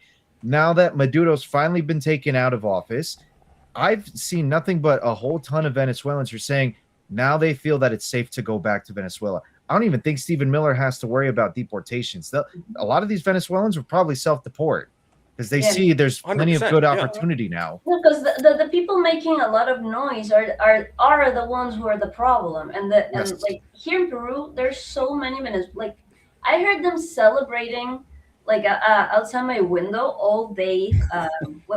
When this happened? Saturday? Sunday? Saturday, yes. Don't forget, though, he did empty the jails out into the U.S. We have to send those people back, too. So they may have to build some new jails and that's true. Mental institutions. No, but The- see the that other that's the issue- thing that like all those people are the ones that are like destroying like Venezuelans, because the normal people, the normal Venezuelans, they're really nice. Like every person, my best friend, she's Venezuelan. She's been crying since this happened. And like she told me her family called, well, not her family, her husband's family called, and like they're okay, but they're all still very like, we've been here before, let's not celebrate yet. Yeah. Right. Because you have no idea what's coming next. You got to hope you get a decent person. No, I was Right. actually going to go into that next. It's the Maduro chapter is closed, but even if it's handled politically and you get the proper parties empowered, there's still the underchannels of the darker side, the black market side, more or less, of The cartels. That's The that's was made by power the struggle. too. Venezuela, you got a victory. Celebrate your dubs, no matter how big, not how small. 100%. There's some trouble on the rise. Keep your head down. Yeah, I mean, all 100%. of Maduro's like posse is still there. Right. So- And Maduro's son as well, Nicolas Guerrera, he himself is also feeling kind of emboldened. So he's trying to bring the inner circle together. And I'm again sure as the well. apple doesn't fall too far from the tree from the commie Probably shit tree. not. Right? No, because Yeah. also seeing all these people say that like, oh, just send Maria there, and that is like, first of all, she wasn't elected president either. She Mhm. was a supporter of the elected president. All of them were well, the people that managed to escape that night's unaliving session. Thanks, you two. they- We can't even say what the hell it is. Yeah, thank you. They had to they had to go to the like embassies to get sanctuary, particularly the Argentinian embassy, which he tried to get into. Milei was like, I can imagine. don't. Yep. Yes. Yeah. And like, so there's nobody of Maria's party or Edmundo's party left there, so you can send them all you want. They're gonna be killed day one. I'm alive. Sorry. Right. Yeah, No, 'cause no, Maduro's it's true. people are in every facet of the government still. Well, that's they, why they it's- didn't take anybody else out, really. Again, That's why it's if so it's- essential to drain the swamp, literally. If it's not the people in Maduro's circle, it's going to be the cartels who at least were comfortable with whatever deals Maduro gave them to allow them to run wild. Yep. Yes. Mhm. And Kohlhauser makes a great point. Everyone is on notice. We can do this again with ease if needed. So they better, you know, this is a good lesson to be learned by The Chinese emissaries were there when they saw it. Like, Yes. I'm pretty sure they What saw happened it. to them? What happened to them? Did you just leave? I'm pretty sure they left. I don't think. Yeah, that I think Delta's they left force was pretty going after them. speedily. I think But well, that got back they to probably their didn't people. leave speedily. They'd have got back to their embassy, and they would have been placing phone calls to China the entire way Oh, back. yeah. Sir, I believe Venezuela is going to be a problem. Please do not disappear my family. Those phone calls. Yes, and Well, just I imagine. think the major lesson we could take from this is that all the wars of the past 20, 30 years were by design. By design. 100%. They went how they went because This that's proves- how The- they wanted them to the go. We can squash these people instantly. Instantly. The stark contrast in efficiency with this 2-3 hour operation, and then compare that to our great 20-year war on terror that we had, or as you put it, Vatlaw, how was it that you put it again? It was the war against terrorism. The war against terrorism. And There you go. Operation Yeah. Iraqi Liberation. Yes. Yeah. Mhm. Exactly what it is. War is a racket. War is for profit. And like you said, Cornboy, this last, over quarter century of endless wars in the sandbox. You can even go back to Vietnam.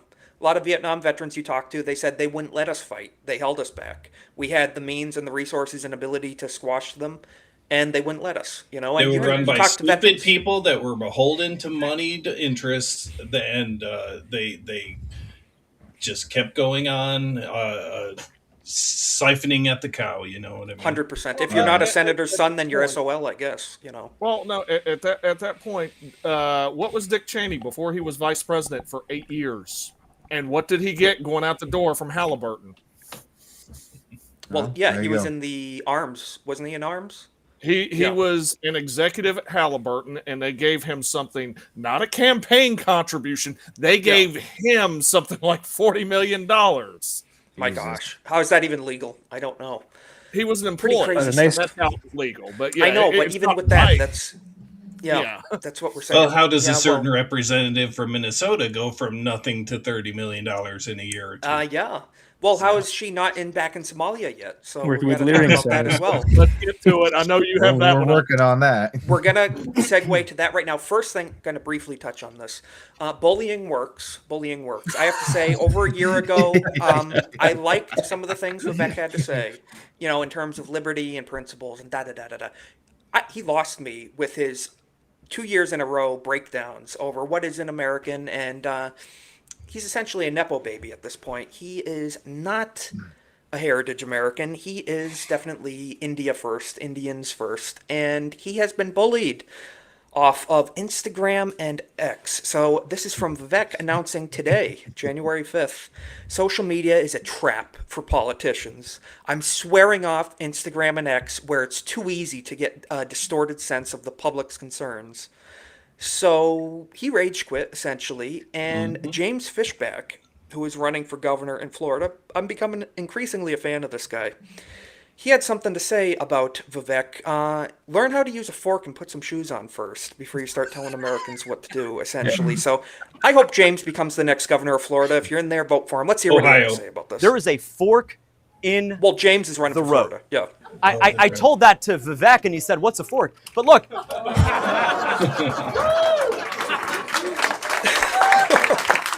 He's got the boomer crowd. Yeah. It's weird. We're all wearing shoes. It's weird. We do that in our country.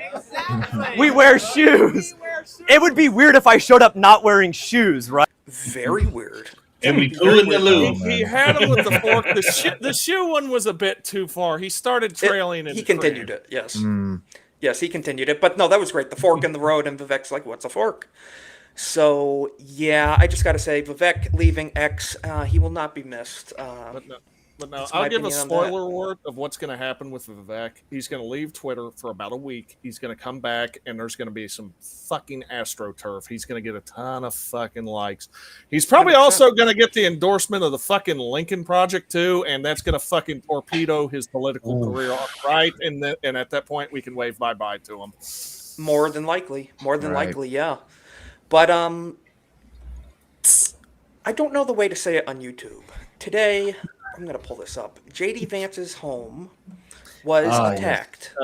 J.D. Vance's home was attacked. Thank God he and his family, wife and kids, were not present at the time. Let's read the details with this real quick. This person showed up at the home, committed some damage upon windows, approached the home, walked right up on in Ohio, and with a hammer destroyed some windows, and God knows what's going to happen if people were there. This individual, this is from Benny Johnson on X. Thank you, Cornboy, for sending me this. J.D. Vance home attacker, William DeFore, confirmed to be transgender. Yeah, that goes by the name Julia. So this person, Jeff. Yeah. Could you believe that this person is trans? I was going to say that Willem Dafoe falls into any role he plays. That's fantastic. Yeah, I know. He's such a method actor. I know. You know, if you ever saw Boondock Saints, you'd believe it, though. You know, Yeah. Still. Yeah. No, Jeremy was showing this on his stream today, and I was kind of not. I was like listening and doing something else. I thought it was photoshopped. No. This is the actual individual that attacked J.D. Vance's home. No I'm not gonna Photoshop, say no this person AI. is trans, but they definitely look like a they/them. Yes, they do. Both parents Even before they showed this, I was saying on Jay's chat earlier today that he looked like he had taken too many hormones recently. Yes. Yep. He looks like he's taking too many fucking hamburgers as well. I mean, I'd say chin up to this person, but I'm not sure they could do it. Nishi brings Looks like up a little bit of soy. Where was his Probably security? stuck the estrogen in the Big Mac or something. Well, Sophie, like we mentioned, there was nobody home at the time. So J.D. Okay. Vance, his wife and children were absent from the home. But it's their home. It's That their was home. maybe It's in Cincinnati. They're living in Washington D.C. Exactly. right now. But I gotta just have to say- point out, both parents are slashed registered as Democrats. Yeah, High yeah, donors.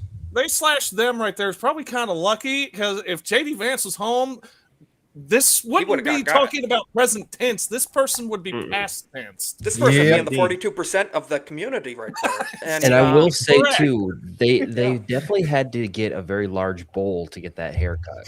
Oh, 100%. 100%. That's a salad bowl right there. Oh, there's a mullet back there, looks like. Oh, yeah. I believe it. I believe it. This person's parents have donated over $11,000 to Kamala Harris in 2024. They also donated to Joe Biden. So wow, they threw $11,000 away. Yeah, pretty much. Yeah, to a loser. No, and those are taxable deductions. If they're loaded, they're not throwing it away. They're just freaking writing it off. Yeah, more than likely. It's like, oh, I got some spare change. Let's give it to this that's idiot the over nature. here. That's the nature of this country, unfortunately. Unfortunately so. No, but, this just goes back to what we've been saying. The rise in left-wing violence. We're going to get this off the screen. I was Stop about to ask. Thank you. Scarring everybody. I would but, rather look at Maximus. And thank you on behalf of me, and thank you on behalf of the chat. I will cover for them because they're thanking you. Absolutely. Yes, No, for the this just mo goes back cut. to what we were saying. The rise in left-wing violence in this country. The T's, the T people, and the radical left committing, these heinous acts of violence. They're just the SSRIs, God knows what they're on, everything, demon influence, all that stuff. It's an increasing problem, and I want to see the Trump administration crack down like crazy. They've been feeling pretty emboldened for the past couple of years, especially ever since 2020 when Biden became president. A lot of state administrations were changing to be more left-leaning. Even though Trump is president again now, with the assassination attempt of Charlie Kirk, God rest his soul, they're still feeling even more emboldened. They know that they're more or less able to get away with it because the right doesn't engage in any form of violence because, well, let's face it, we are more or less restrained. We try and keep ourselves restrained because we understand that law is the most important thing to try and actually let this, let justice be handled. If the right decided one day we started adopting the same tactics as them, I'm well, it wouldn't last long either. It wouldn't last long. It wouldn't last very long. And we also have an IQ above room temperature where we know we can win battles with our thoughts and ideas. And we're all not on SSRIs as well. Yeah, so. well, there that's you go. a big part of it too. Yes. So we can think clearly, and also, you're not having the demons whispering in your ears every night too. That doesn't help. Just had to show this to JD Vance. Replied to it, and I'm liking JD Vance more every day. He sums things up pretty well. He appreciates everyone's well wishes about the attack. As far as he says here, as far as I can tell, a crazy person tried to break in by hammering the windows. So he makes the point here: Secret Service and Cincinnati police responded quickly. But my thought is, how did this person even get up to the house to begin with? Even an unattended house, that's kind of concerning. They weren't home, but we weren't even home as we had returned already to DC. Thank God. One request to the media: we try to protect our kids as much as possible from the realities of life of public service. That's very wise.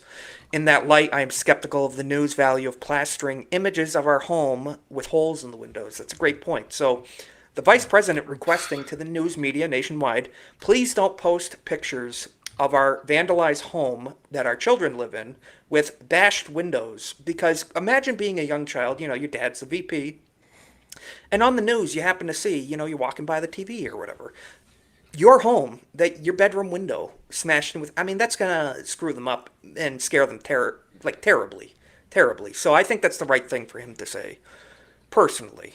What do you guys think? Do you think the news media probably won't comply with this whatsoever, but I think it's the right path to go. Give it a day or two, and you're going to start seeing the photos if you haven't already. Yeah, they'll probably do it more. Yep. I'm actually on the opposite side of the fence there. I think they'll comply because if they don't comply with a request, then the White House has cause to start turning down media requests, and they know. This is very true. Yeah. Yeah, and if that's a good point. Surprisingly, the raid on Maduro was leaked to the New York Times and the Washington Post, and they kept their mouths shut for once. Wow.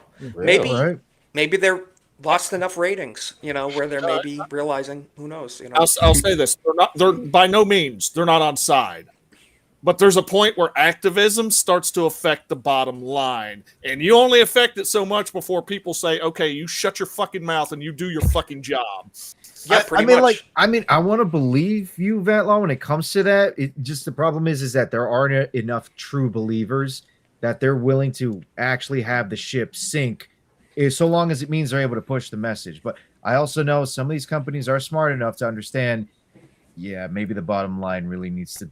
That's the bag. Yes. We got to chase the bag. Maybe they've seen what happened to Taylor Lorenz because she has disappeared off the planet about at this point. And I don't hear a damn thing about her. I'll apologize right now with what I'm about to bring up, so it might bring you inadvertent heat. There's a certain waitress from the gaming industry press that has also become an example. Yeah, Alyssa Mercante, the piece of trash that's suing Smash JT. I know who you're talking about. Yeah, you brought that on yourself. I wonder too. The news outlets that knew about like the raid and everything and all this other stuff going on. I wonder if they're being told that if they say something, they're going to face heavy fines as well for the network, and those networks hate paying fines. It might Trump has been suing a lot of them and succeeding too. That's true. No, it might have even been more simple than that. It might have been a case of like you remember the leaked group chat. They might just be trying to plug the leaks, and they might have literally put it out there as test. Could be. It's not the most complicated strategy, but when it reveals itself and works, it's just like, okay, they fell for it. If it works, it works. Yeah. Because about that, I like the question. One of the questions that they were asking, like, why didn't you tell everybody what you were planning? It's like who does that? You can't do that. I mean, that's like Obama tactics saying we're going to bomb this location in 2 months from now. You know, give all the terrorists time to go. It's like, yeah. It's like. Are people really this stupid right now? Like that they're like, why didn't you tell your people your plans? It very simply could have been something like this week to, hey, we're going after this guy. Y'all might want to have an article ready. We're not going to tell you when, but just so y'all are prepped to throw something out quick. Well, like we have the pizza meter where however much pizza the Pentagon is ordering. Oh, we have Pentagon Pizza Index is what it is. Exactly, the pizza. You know, so we have ideas, but the actual tactical information needs to stay hush hush. And like with this, I think I saw that there was like a 450, I think was the number % increase. Really? Around there, 450% orders. Yeah. A whole bunch of pizzerias around the Pentagon were just getting call after call. Even as late as like 11 o'clock, they were getting orders in. So that only meant one thing: something was going to happen. That actually makes me happy that like we're not Little Caesars. We at least go to Domino's. It at least starts at that. That's the bottom.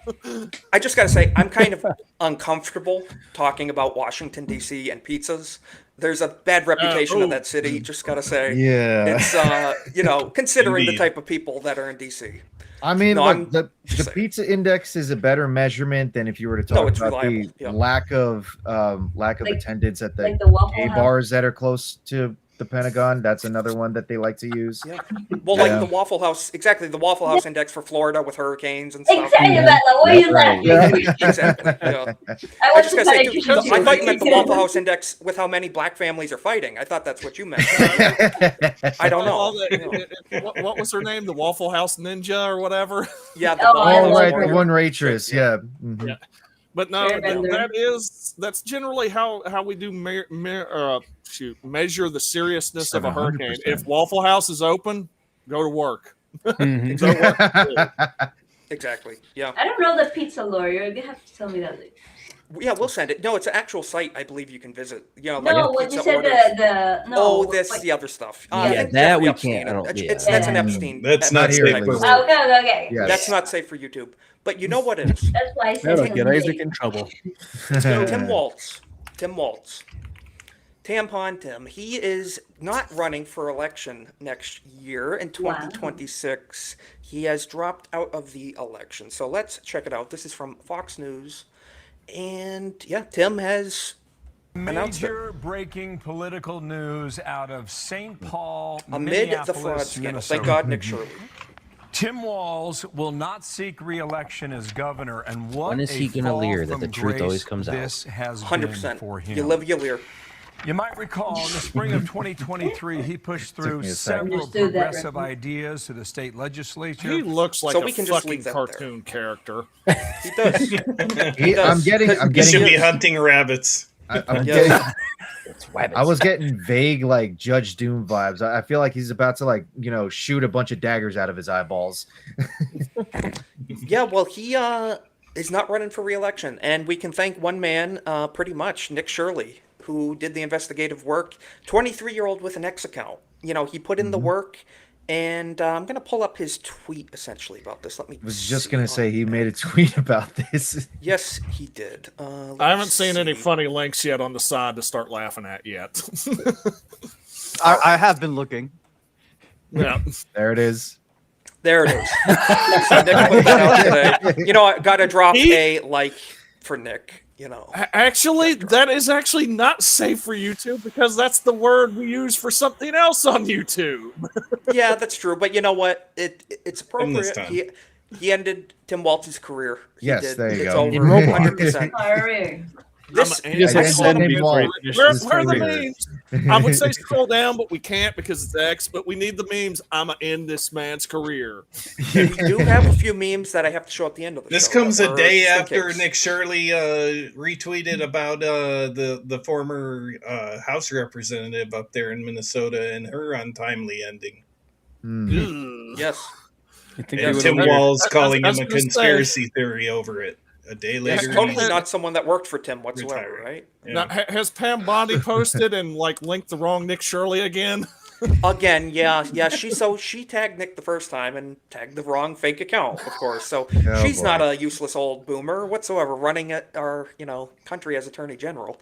Not good, Let's go. not good. But kudos to Nick. He is responsible for this, and also subsequently, Elon Musk purchasing X played a huge role in this. Because if this was old school Twitter, Jack, whatever his face, Jack this would have Dorsey. been censored. Yeah, this would have been censored immediately. Immediately, this content showing that Tim Walz is corrupt would have been kicked right off. So, it's coming together. We can black pill all we want, but we have to take the wins, like you said, Vatlaw, when they come to us. And we do have to give Nerd Slap a quick out. I just noticed it is 8:30, brother. You're going to be on Off the Hip on ABF's channel here in 30 minutes. Tell people what you guys are going to be doing and where they can find you. Well, we're going to be doing our usual. We're going to be talking some games and some cursed bookmarks. There's sure to be some good ones this week. Oh, boy. And I can imagine. New meme in the intro, courtesy of the host of this show. So thank you. Looking for forward that to it. idea. Yes. Make I sure see to you tune have into the that. lovely Cinevere as a special guest on that stream. We do. Very nice. Yes. All Cinevere right. will be our guest tonight. It's going to be a good show. So make sure to tune in. Very nice. And I've been uploading a bunch of the old intros from the first few streams. I noticed that. Yes. And I feel bad for her because she came into our voice chat once and never returned. And I feel really sad for that. Well, can you blame her? Can you blame her? I mean, Which our voice chat is this specifically? No, the GCA, sorry. Okay. Definitely the GCA because she's not in the homies. Yes, That's why I said I blame Isaac. Yeah, it probably is my fault. Probably heard a few racial slurs or something. But Nerd Slap, we will see you over there on Off the Hip. And I hope you guys have a great stream. We'll be raiding in. So, Nerd Slap, thank you again for joining buddy. us. And we'll see you there in a half See you, hour. Nerd Slap. So, Sounds good. See you guys later. see you, man. Alrighty, so yeah, guys, check out Nerd Slap's channel. He wants to get to 100 subs. He's pretty darn close, so you better be subscribed, please. Been making lots of nice shorts lately, featuring Yes. our antics on the Golfing with Friends game. Yes. Check So, those out. guys, definitely check out Nerd Slap's channel. So, I had to share this.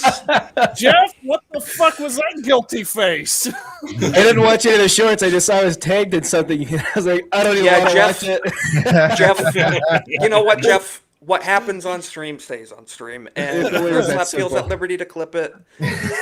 It's Stays fake on news. the internet forever. It's fake news. It's fake news. So Go this check it was out. audio from President Trump.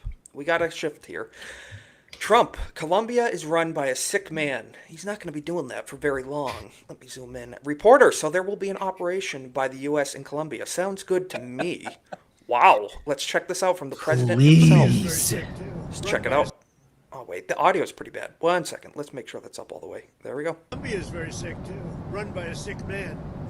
who likes making cocaine and selling it to the United States, and he's not going to be doing it very long, let me tell you. What does that mean? He's not going to be doing it very long. He's not doing it very long. He has cocaine mills and cocaine factories. He's not going to be doing it very long. So there will be an operation by the U.S. and it sounds good to me. Colombia is very sick. Very interesting. Sounds good to Very me. interesting. Sounds good to me. But you know what he I should- know. You know what he should say? He should say to those to those questions like, you know what, you gave me a good idea, thank you. Yeah, exactly. Yes. Yeah, thank you for the Now idea. that- I think Yeah, I See, y'all are on the wrong track here. Y'all are being malicious. President Trump, he's a good man. So he's going to take our Colombian friend here and he's going to 100%. send him to Canada for some health care. He's looking out for him. 100%. Yes, Y'all we Made take in care of Canada. people. He just wants to send him to Canada to get some help for his That's sick why you friend. pointed to Ronan when you said that. You know, I see you got a bum knee. I know I've shared. I know. Gotta put that horse down, buddy. You know. I do want to share it again. My granddad was in the Colombian army, like back in the 50s and 60s, and he was tasked specifically with fighting against the FARC. Now, Isaac, I'm sure you would, if he was still alive, I'm sure you would connect with him very well, because he also, interestingly enough, was a big fan of a certain World War II German painter. You said South American. My mom and stuff even told me this. Is like, oh yeah, he was fascinated with like his book and all this stuff. Like, really, him? Wait, you said your grandfather related to having a great struggle. Yes, No, but no. if he was somehow still alive right now, and if he heard what happened with Maduro and was hearing the same words from Trump, he'd be like, "Do it, just do it." Ronan's like, mein Großvater. Listen. People complain on this side. People complain that this is like against human rights and this is terrible. And I'm thinking like, do you know what some countries have done? Like now, yeah. like for example, my beautiful Singapore is where it is right now because like they said, okay, everyone who is corrupt, bye, and now they have a very nice country. Simple as that. That. Do they think Maduro was upholding human rights or something, or any of these other dictators? This is what I don't understand. It's like they're so stupid, and if they see everyone celebrating and they're trying to educate people, It's sheer hypocrisy, because obviously these dictators don't care about human rights at all in any way, shape, or form. And even if we were to put that aside, let's face it, this was, I don't want to say war, but it certainly was a military operation where things like international laws really just get chucked out the window. We're talking about whoever has the bigger stick in all of this. And I know that sounds barbaric, but that's kind of the stark reality. That's real life, though. And I'm going to pull that up. You mentioned that. Great segue, Ronan. I'm going to pull this up. This was a great quote that's been going around. Let's get this loaded up. This is from Pompey the Great. And this really resonated fantastically with everybody this week. Stop quoting laws to us. We carry swords. That's what it boils down to. I think it sums it up perfectly. Hey, we're America. You want to peddle cocaine to our country, poison our people, kill our people? We carry swords. What are you going to do about it? What international laws? I don't know what you're talking about. Essentially. So. Well, again, I say this as somebody that doesn't trust government a whole hell of a lot. I would love nothing more than for diplomacy to actually win out. But when you're talking about diplomacy against cartels that are run by literal fucking savages, yeah, I'd rather we take them to the sword instead. Yeah, you cannot negotiate with terrorists, can you? I mean, the people who are like saying, for like the Mexicans and all these things, like, do you understand that there's a group of women, I forgot the name, like moms or sisters or girlfriends or wives, that they go out and they try to find the bodies of their loved ones, and they dig through that, and like nobody shows that. Of course. And then you got the it doesn't support the narrative. To space. And they're like, the woman that went to space. Oh my gosh. Of course. I don't know how many of you guys here have been on the internet long enough. Maybe like Jeff, Cornboy, and Vatlaw. You guys remember Funky Town at all with the Mexican cartels? That's enough for me to basically say a lot of them are savages. All right, I wouldn't want to. Well, I know about the pagan, ritualistic killings they do and stuff. What They're are they evil. called? Santa Muerte. The Mexican cartels believe in Santa Muerte, which is basically it's basically a rip on Our Lady of Guadalupe, which is the more Hispanic version of Mother Mary. But yes, they basically worship a death goddess. Insane. So we can't negotiate with these people. Sophie made a great point. We got to mention this. Speaking of women that went to space, women that went to space, or women that are related to women that went to space. Leave them there. Pentagon initiates proceedings to demote U.S. Senator Mark Kelly, a retired captain, over video telling soldiers to refuse allegedly illegal orders. So time for a court-martial. Just saying women that went to space, this jogged my memory. I don't know if it's him or his brother that did, but they're both women at the end of the day. But Mark Kelly, telling soldiers, they say illegal orders. That's okay, really great, BNO News, whoever the hell you are. But you cannot tell soldiers to defy orders from the commander-in-chief. That's a big no-no. It's a big no-no. That's treason. Oh yeah. So, First off, there are no orders that come from the legislative branch. When you swear in an oath to the either president of the United States or the governor via the president of the United States. If you're in a single state with A and G, right, 100%. And you do mention the Constitution prior to that. The Constitution still takes precedence, and that's how it's removed.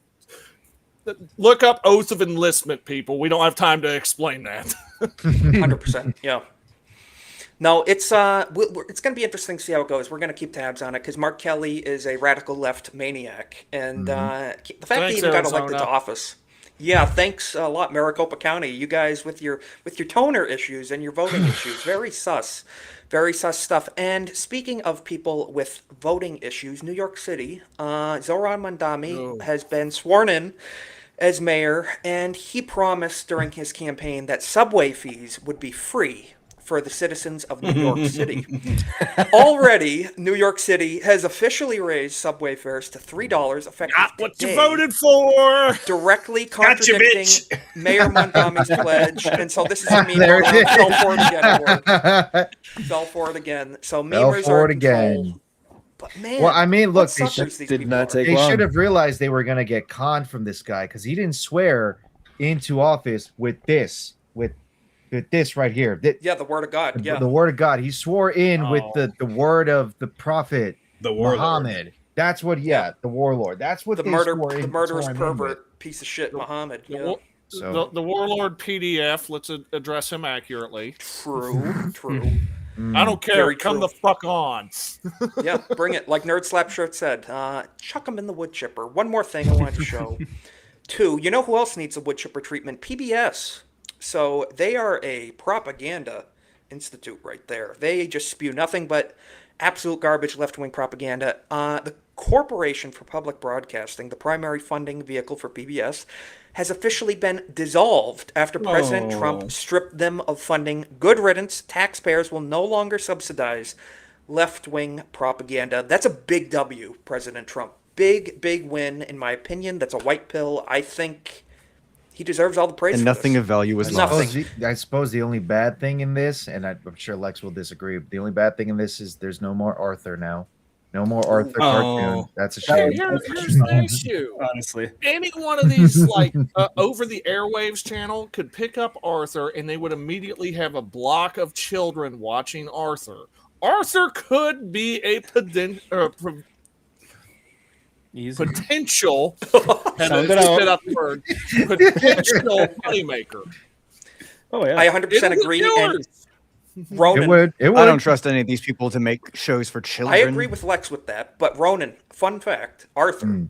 You know who one of the earliest voice actors for Arthur was? Oh, I do. I remember. Steven Crowder. Yep. Steven Crowder. Crowder. Yes. As a child, he was one of the original voice actors for Arthur. So pretty cool, if I do say so myself. Pretty cool stuff. So people aren't going to be watching that left-wing propaganda subsidized by our tax dollars anymore, which I'm very happy about, if you ask me. Thank God. I didn't even know PBS was still even going. Well, it's not I didn't anymore, either. Well, just to be pedantic, was this Doge cuts? Is this a Doge W or is this a Trump I don't know. W? I probably it's probably associated. I think we need to bring back Doge. Well, the that's for Corporation sure. for Public Broadcasting was the separate funding entity from the government funding. They're the ones that went out and got corporate funding for PBS. Speaking of trying to bring Doge back, the fact that Elon and Trump are on speaking terms again, they managed to kiss and make up. There's a good chance we might see Doge 2.0. We'll never know. I hope so. That's all I want for Christmas. That's for sure. From your mouth to God's ear. That would be a great thing. Doge, I think, was the best thing of year one, personally. And obviously, the powers that be in the swamp could not allow that to stand. Now, could they? Mm-hmm. Pretty crazy stuff. So, we pretty much covered the hot topics. We have, 15 minutes left till we're going to raid into Off the Hip. So, I figured, let's take a chance. We're multi-streaming. Guys, we're on YouTube, Kick, and X under the same usernames absolutely everywhere. And we have a few memes that people have sent me over the week, DM'd me, and they may or may not be safe for YouTube. We're going to find out. The link is pinned to the top of the chat. Oh, boy. So, ladies and gentlemen, now is we're going to one-time special thing, because we hit the main subjects, our special meme minute of the show, meme segment. So, let's check it out. Yes, Legatus is over on the Kick side with the smiley face emoji. This is a comedian by the name of, let me get his name real quick. Want to give him credit where credit's due. Ben Bonkus? I don't know what type of name that is. But he talks about the left always calls America a racist country. They always do. They're like, oh, you're racist. You hate immigrants. You hate brown people. Whatever. Well, he summed it up pretty well, if you ask me. And let's hear this, because I thought it was pretty funny. All the Democrats say America's the most racist country in the world. That's what they say. It's the most racist country in the world. But everybody wants to fucking live here. Do they not know? Maybe we should tell them so they don't fucking come. But it is weird that liberals are they're the ones being like, America's the most racist country on earth. Also, open borders, come on in. We want you to experience it for yourself. We want you to see what we've built here. And then Republicans are like, we are not racist at all. We are the least racist country on earth. But do not fucking come here. So I just have to say, I got a pretty big kick out of that. I think that was pretty good. I'd never seen this guy before. I don't know if any of you has. Ben Bankus, or whatever his name is. Ben Bankus. Ben Bankus. So, it's always good to support based comedians out there. It doesn't look like he really even took a side on things. Just funny guy, willing to say things in a pretty roundabout way. And I like it. That's the type of stuff we need to see more of, in my opinion. So, another thing, we've shown this before in the past, and this sums up all of us in our general group chats, if we're in a Discord or a game chat, the type of conversations we tend to have with each other. Jeff, we were golfing the other night on PC, and oh boy, on Nerd Slap stream, you get into the weeds of the conversations. So it's kind of resembled it for me. The audio's a little low. It's as high as we can get it, though. Let's check it out. If I snap my fingers, I love forget that you. you're ever gay. I was never gay. Exactly. Wait, no, stop. Yes. No, stop. I was never gay. Okay. No, I was never gay. Sure. You can't just state something and snap your fingers and then be like, I was never gay. You say so. If you say so. That's funny. Yeah. But that just sums it up perfectly. Yeah. AP told me some parts about what was going on that stream, but Don't worry about it. There's a reason I'm on this side of the screen and not up there next to him. This is why I keep my Bible handy on my desk, just for situations like this. Yes, that's absolutely for survival. And for picking it up and saying the power of Christ compels you. Yes. James O'Keefe, who is known for his investigative undercover work, he recently dropped a bombshell, kind of stating that the sky is blue, water is wet, but he was in an interview.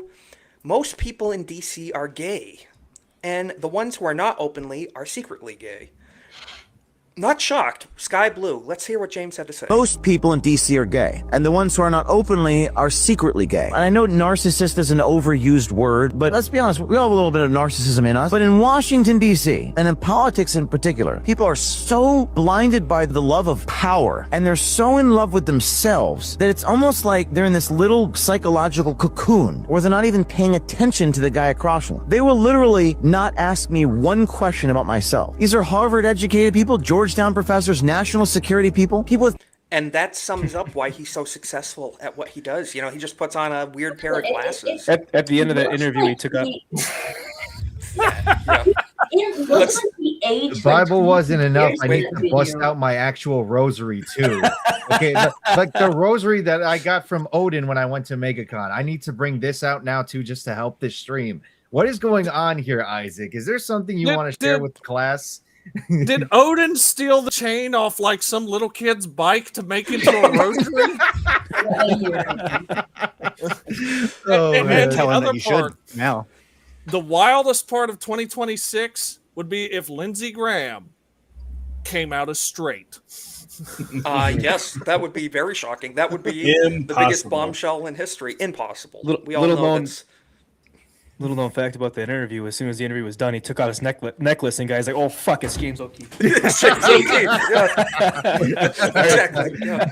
No, James swifted his hair to the other side, and then exactly. It makes the Superman disguise look like it would work, like in DC, without any doubt.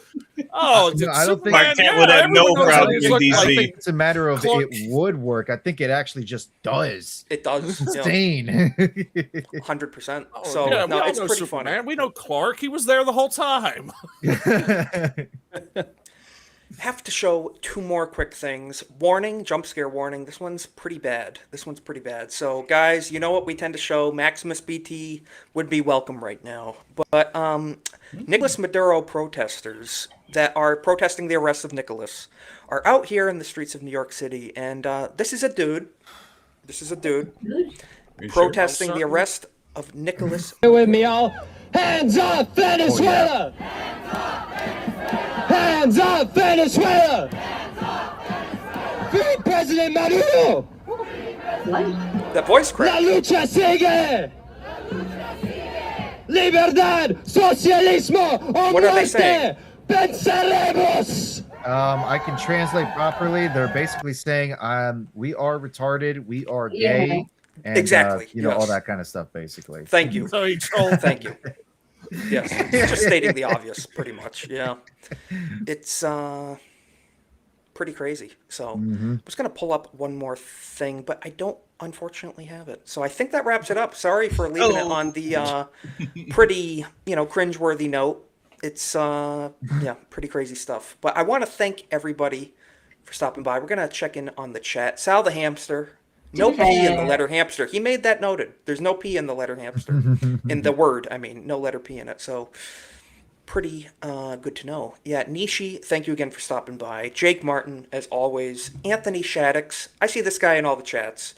Anthony's a good dude, so thank you for stopping by here. We have John Ambler. Hope you're doing well, man. Thank you for stopping by. We have Steve Walsh. Yeah, why was he talking to you like that, Lex? What did you do to him? I don't get it. A lot of things. A lot of things, man. We got Chell. We got Cole Hauser. Man, hope you feel better. Couldn't make it on the stream this week, but prayers up for Cole Hauser, 100%. And we got Nishi. We got everybody. So good to see you all. We're going to be raiding into Off the Hip with ABF. And we have, who are these guys? Who are these gays? These guys. Hey. I don't know. These gays. Oh, with their Batman logo. Some good old youpers. Wow. Wow. Yeah. I was looking crazy. He's like, it looks like the Batman logo. I said, what are you talking about? What's the Batman logo? What do you mean? It looks like. I don't think it does. It looks like the Upper Peninsula, Michigan. Well, because you know It looks like I a dead rabbit that's been turned upside down. That too. Yeah, I can see the dead the rabbit. resemblance. Yeah. Yeah. I don't know. And then Legatus in the chat as well. So good to see everybody. We're going to do a quick round of outros. Corn Boy, I know you are pretty darn close to 100 subscribers as well. We have your link below. Tell people where they can find you and what you're going to be doing. Yeah, tune in this Wednesday night. Geeks and Gamers have announced they're playing Mario Kart again finally. Nice. So I'll be joining them, racing against them on my own stream. So yeah, hit me up then, and maybe some more streams later on this week. Very nice. Very nice. So guys, make sure you're subscribed to Cornboy, and we're gonna go to Sophie. You're next on the panel. Thank you for joining us. We're getting your perspective from the Big Mexico part of the continent, and We killed that long. yeah, I mean, I'll help you with that. That's pretty justified. He deserves it. Where can people find you? What you gonna be doing? Well, my I got a beard a moment. It's on the screen. Channel, Chronically Mayhem. Yeah, just it's been kind of silent for a few months because just my computer was trash. Should be fixed now, so I might join the homies on game night on Saturday. Alrighty. But yeah. Very good. Have to keep an eye out for that. Yeah. So thank you for joining us and giving that perspective from way down south, where you said it's supposedly summer right now, right? That's south. Isn't it? It is. Summer right now for you, essentially, Yes. right? Oh man. Well, it's 10 degrees out here right now, so you got to love it. That law. Thank you again for joining us, man. Where can people find you? What you gonna be doing? Well, What you in doing? very comfortable weather because it's about 68 degrees outside Son of a right bitch. now. It's Lucky actually you. quite lovely. What's But that on a streaming note, I appear on a Sunday night show on the Runaway Vagabonds channel. The show is called I Swear It's Not Hentai, which we often swear it's not hentai, and then as it turns out, occasionally it might be hentai. But as far as that, on Sunday night, we have a good time. We wrap up the weekend. We talk about anime or wherever the hell else our minds happen to wander at the time. And just anyone's welcome to join us in the chat. You can meme us, which Phantom memes me quite often to where the point I'm playing Sudoku on streams. Sophie Raccoon. And you know what? If the two of you are trying to kill me, you need to find a third raccoon so you can witness me fighting 3 raccoons in a trench coat. And that's how we'll end that one. And occasionally, I randomly popped in the chat there, and I heard Vatlaw saying some things about me. We're going to have to deal with that after the stream. Vatlaw, we're going to get you. It's on the chart. We're going to remember that. Oh, man. We're going to remember that. We'll get you. But Ronan, our other fellow Brown adjacent person here on the panel, thank you for your perspective with your interpretation of Taco Bell speak. We really appreciate it. Oh, Where yes, can people find you? What are you going to be doing? I know you've been streaming a lot too, man. So I have been the past 2 weeks. I did kind of take a little bit of a break for winter vacation and all that kind of stuff. But I do have a Linktree where you can find my various links.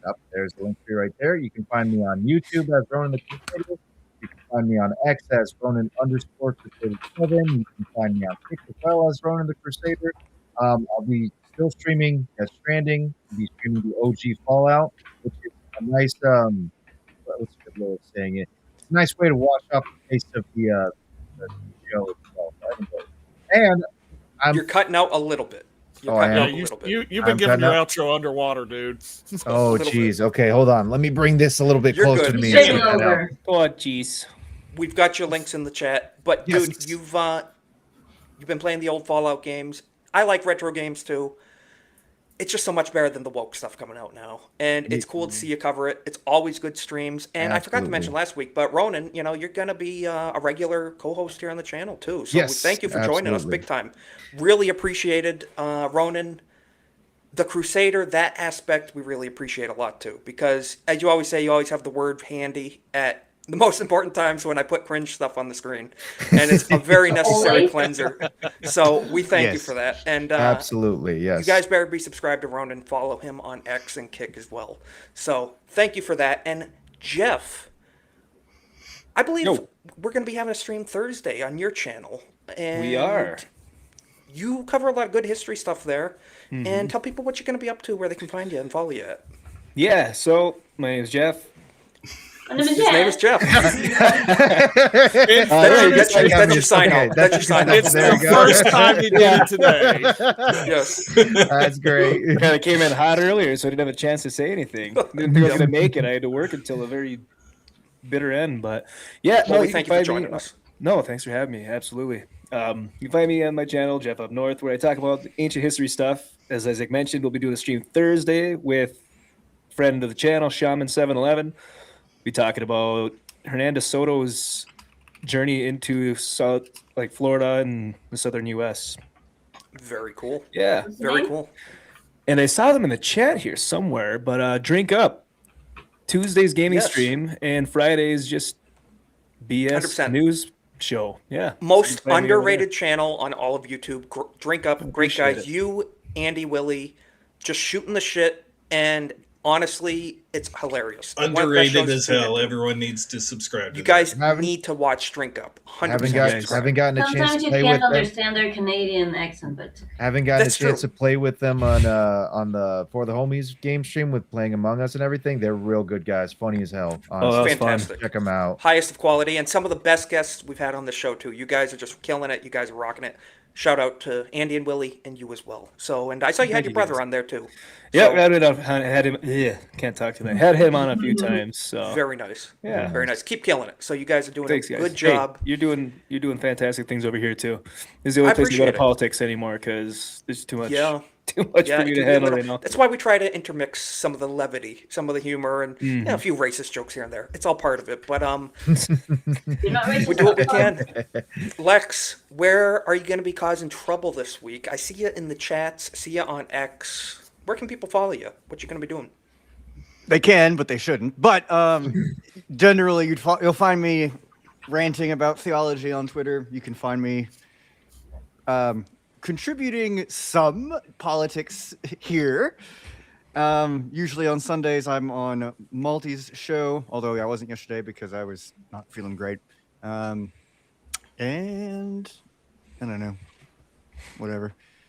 Yeah. Well, we thank you for joining us. That was the Indeed. most Naganal outro I've ever heard in my life, but you killed it, man. Learn Hope to you're Maggie doing would be good. proud. Lex, I thought Sorna was following or you already on X. Well, we Maybe gotta you fix that. unfollowed me, which I would not blame you.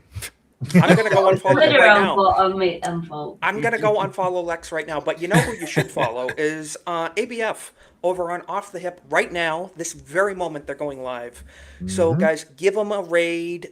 Click that link in the chat on YouTube and Kick right now, and hop in the chat. Give them a Golden Age raid. Tell them we said hi, and you know, maybe harass them a little too. But guys, we'll see you next week, same time, same place, Monday night, 7:30 p.m. Here we are. And if you, in fact, if you look, come to think of it, well, I got to look at this myself.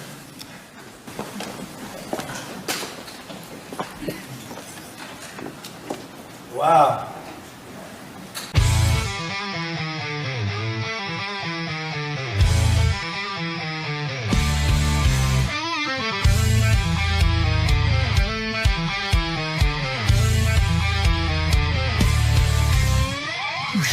Golden Age is back.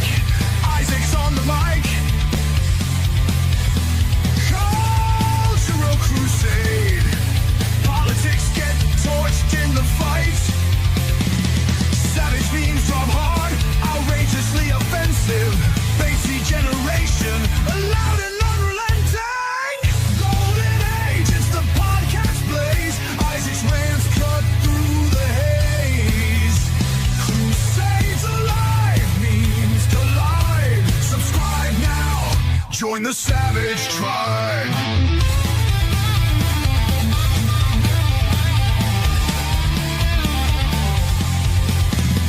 New takes weekly, unfiltered and raw. Isaac's voice, the memer's law.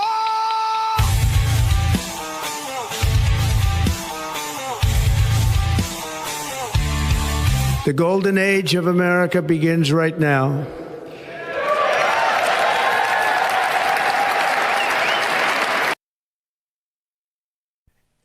Hello, everybody, and welcome back to another episode of the Golden Age podcast. I am joined by my co-hosts as they are arriving here on the screen. Corn Boy, how you doing, man? Good to see you. As we're getting everyone else in here, how you doing?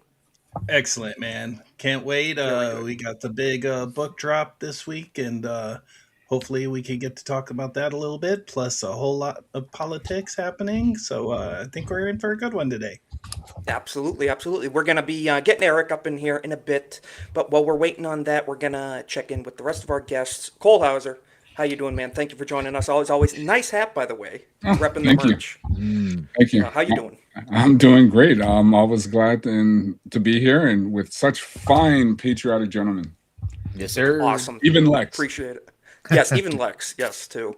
And Ronan, as always, thank you for joining us. How you doing, man? Good to see you. I'm doing really good. Hello, everybody. Y'all know who I am. I'm Ronan the Crusader, and I am here once again to talk politics and even help with one of our own releasing their own book now. Very, very much so. Yes, we're going to be getting into that. And Vatlaw, good to see you again, man. How are you doing? I'm doing pretty good, as always, and looking forward to discussion and lots of angry profanity when we get to topics. Yes. Because, well, if you follow the news at all, which if you're here, you know what's happening. Slow news week. Yeah, not too much to talk about. Yeah, that's for sure. Magnum, as always, good to see you, man. How you doing? I'm great. I love the new intro with the Trump dance during the during the yes.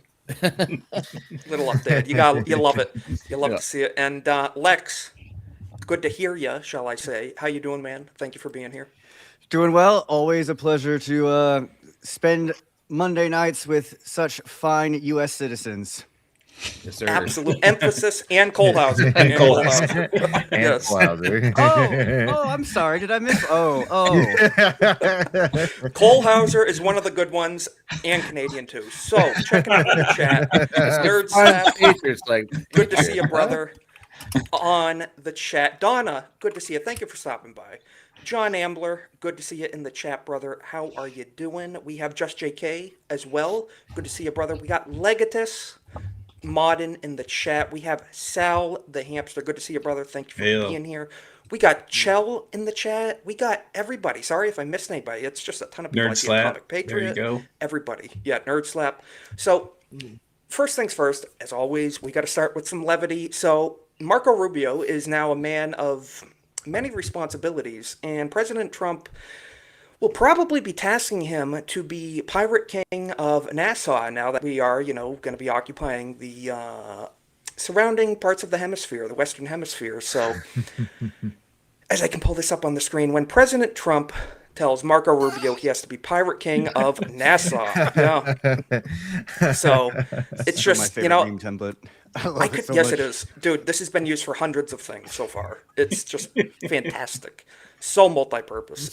It's wonderful. And but yeah, I was just gonna say it's funny because you would have never thought Marco Rubio would be able to meme so good. Of all people, yes. Yeah. Little Hands Marco, remember in the debates back in the day? Yeah, it's little Marco. He's come so far.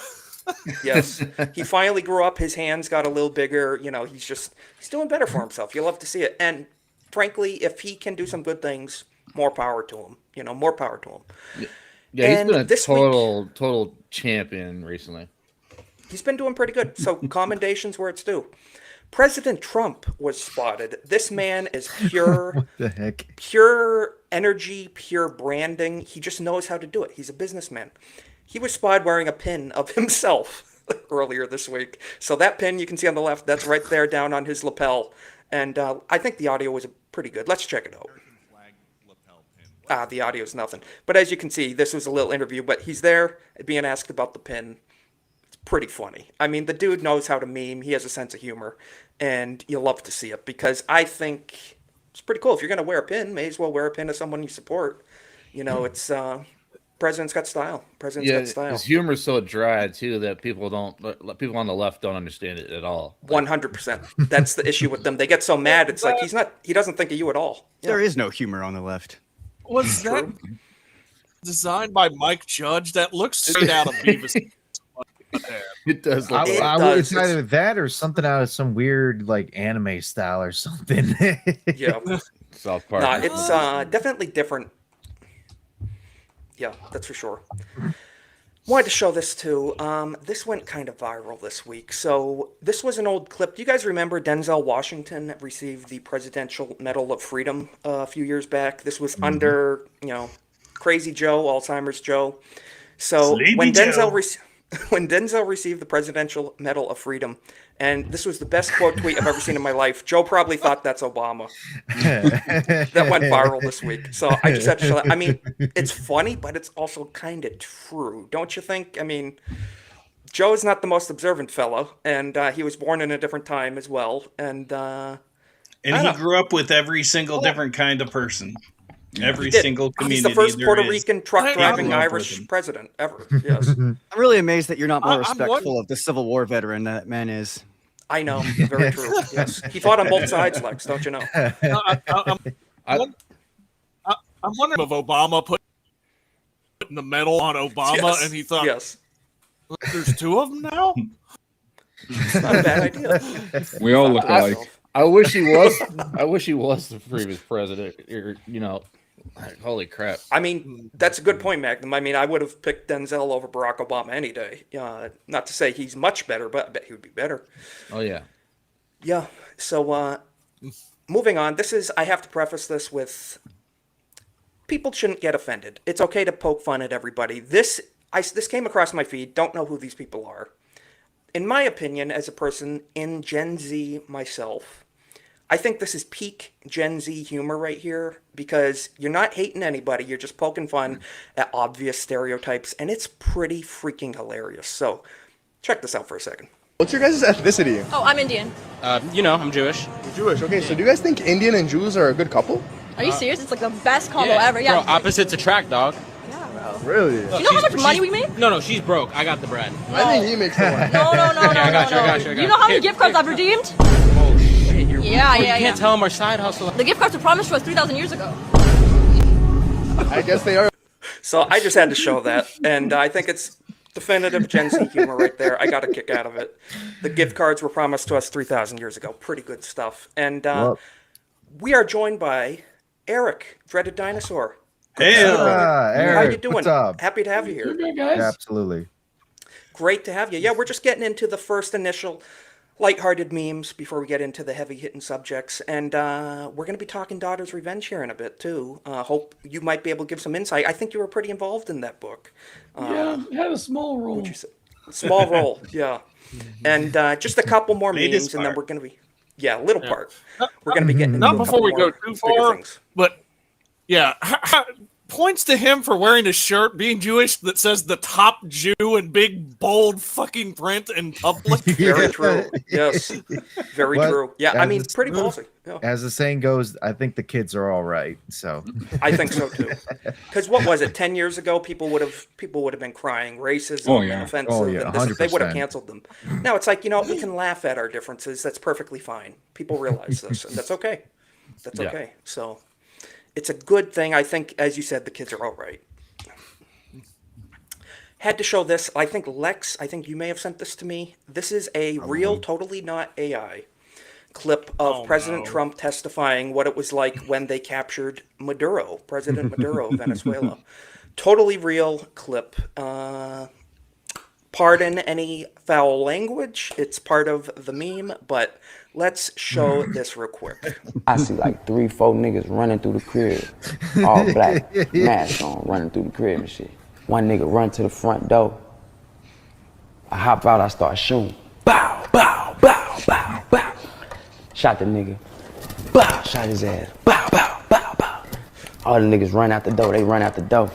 This nigga on the floor. Totally real. Totally real. Not AI. Not AI whatsoever. Very believable. Yes. That sounded like Allen Iverson or some shit. That's absolutely Trump's vernacular right there. Like, don't you guys He's a man remember of all the of his people. speeches? He is. He is the first black president, after all. Hey, he was in almost every hip hop video song back in the day. There you go. From the streets. Exactly right. Yeah. Yeah, y'all know. The thing is, see Trump moving like that. I couldn't see. I could see him gesticulating like that. I could almost see him saying that too, to be honest. Like if he got in the right mood. It's these Democrats. Go to the polls, no matter how many times you tell it once. Yeah. Yeah. I just think it's perfect, though, and got a kick out of it. So, moving on, this week there was a big push for MAHA, Make America Healthy Again, and I'd like to get everyone's opinion on this. RFK, I think, is kind of killing it. It took about a year to really get things moving, but we officially have a new government-sponsored food pyramid, and I think it's in the right direction. So, this was posted by the White House account, Make America Healthy Again, RFK, the famous meme template. We are ending the war on protein. Pretty based. You know, they've been pushing carbs and grains and seed oils and garbage for years now. And that's why everybody's sick and sick and dying. Turns out that demonizing fats and proteins led people to sugar and carbs, and we're in the predicament we're in now. The whole cow farts thing, this commie trash they're pushing on people. I will not drink the soy slop. I will not eat the bugs. I will not eat the bugs. I will own where I live. Fuck you. Absolutely right. Well, it's funny. It's funny because Ryan did his McDonald's burrito yesterday. I watched that last night. I wonder if that would fall under,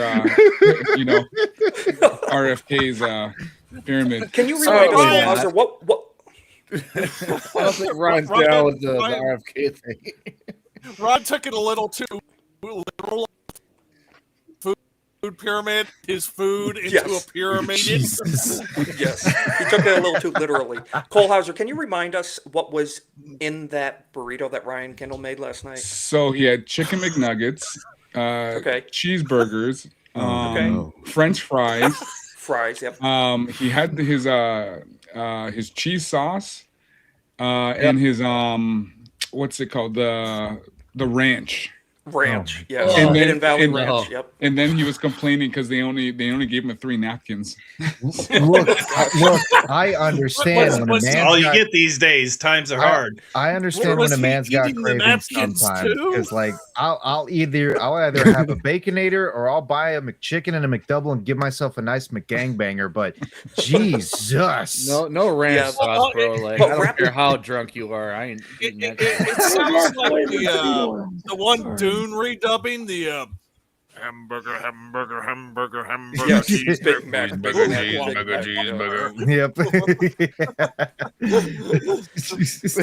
Can I have everything on the menu? But then he rolled it all up and ate the whole thing. Yeah, he rolled it all up in a wrap and he just ate it. I would went with some Big Mac sauce, though. He should have got a side of that. What was his goal again? Dead by 55? 50. I think he's lowered it. Yeah, he's lowered it to 50 by now. Yes. In this case, that might actually take it another 5 years off. Could be. I wanted to just mention too because Eric, just for the lulz. That's true.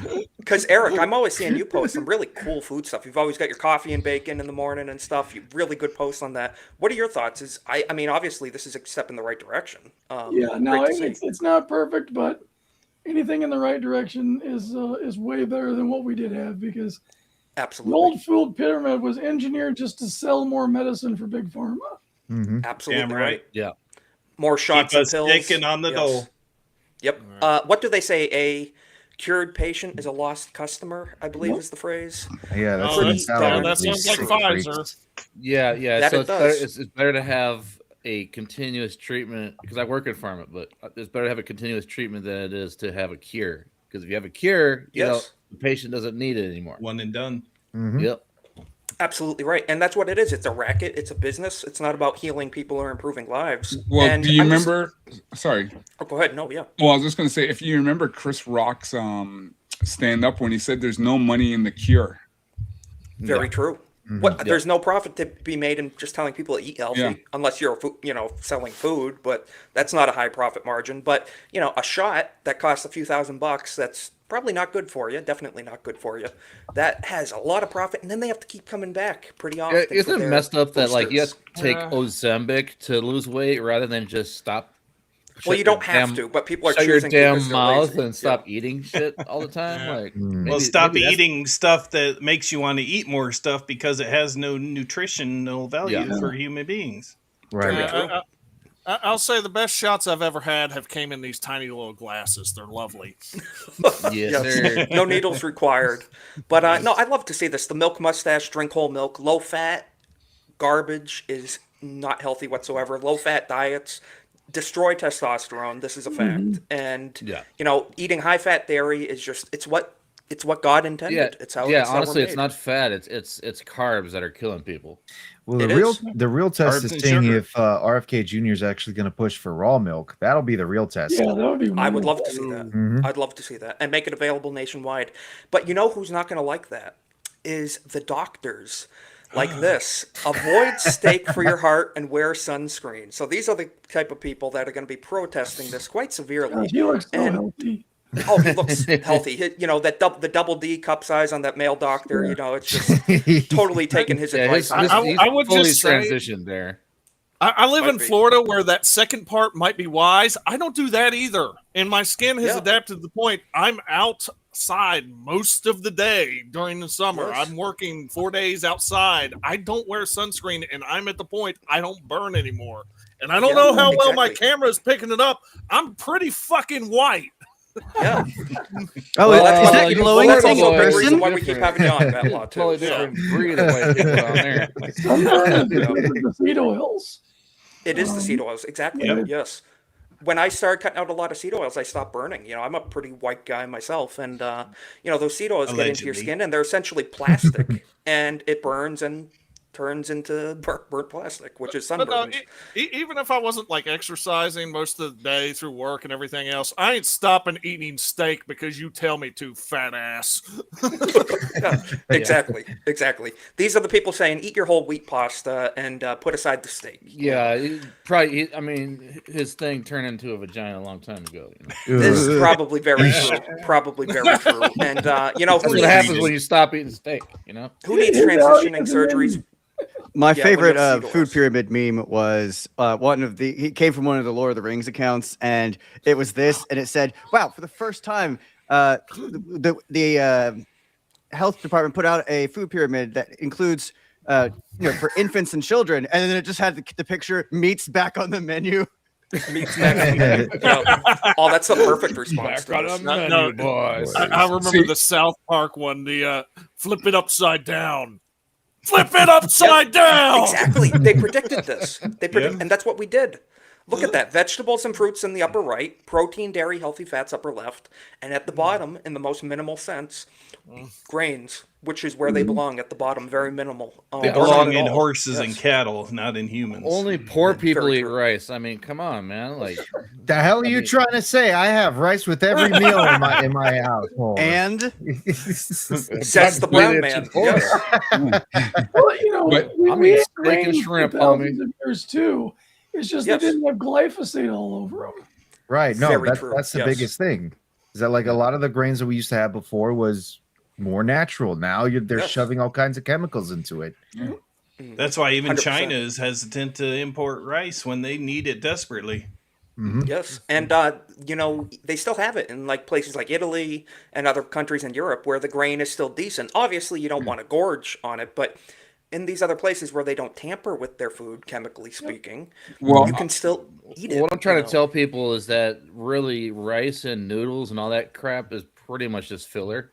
You're not It getting is, yes. you're not getting jack out of it, to be honest. It is. like if and there's a lot of people that are, well, the full meat diet is this or that or whatever. I mean, that's cool, but basically it's meat and vegetables where you get all the real stuff. So Right. Like I That's know where it's at, here, like we have a big Italian population where I am, and when I've had actual Italian pasta, I don't feel bloated. But if I have the generic pasta, you can only eat so much. So Absolutely, yes, you know. yeah. You don't feel sick and bloated and Yeah, all that it's garbage. all the chemicals they Right. put into it. It is that And single then I was ingredient reading pasta. What is it today called? that, Durum wheat or something? Yeah. Grocery stores are spraying chemicals on their organic foods to make them last longer in the shelves. Yeah, I believe it. Right.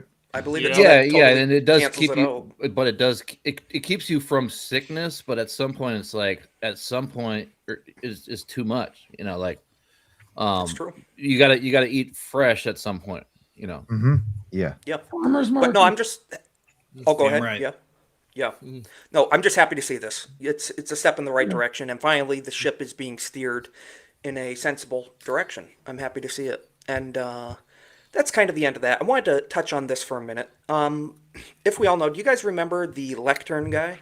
The Adam Johnson, the gentleman who he borrowed. He's a free furniture mover from January 6th. He follows me on X as well. Adam's a pretty cool guy. Lectern guy, I think, or something Lectern like that. guy.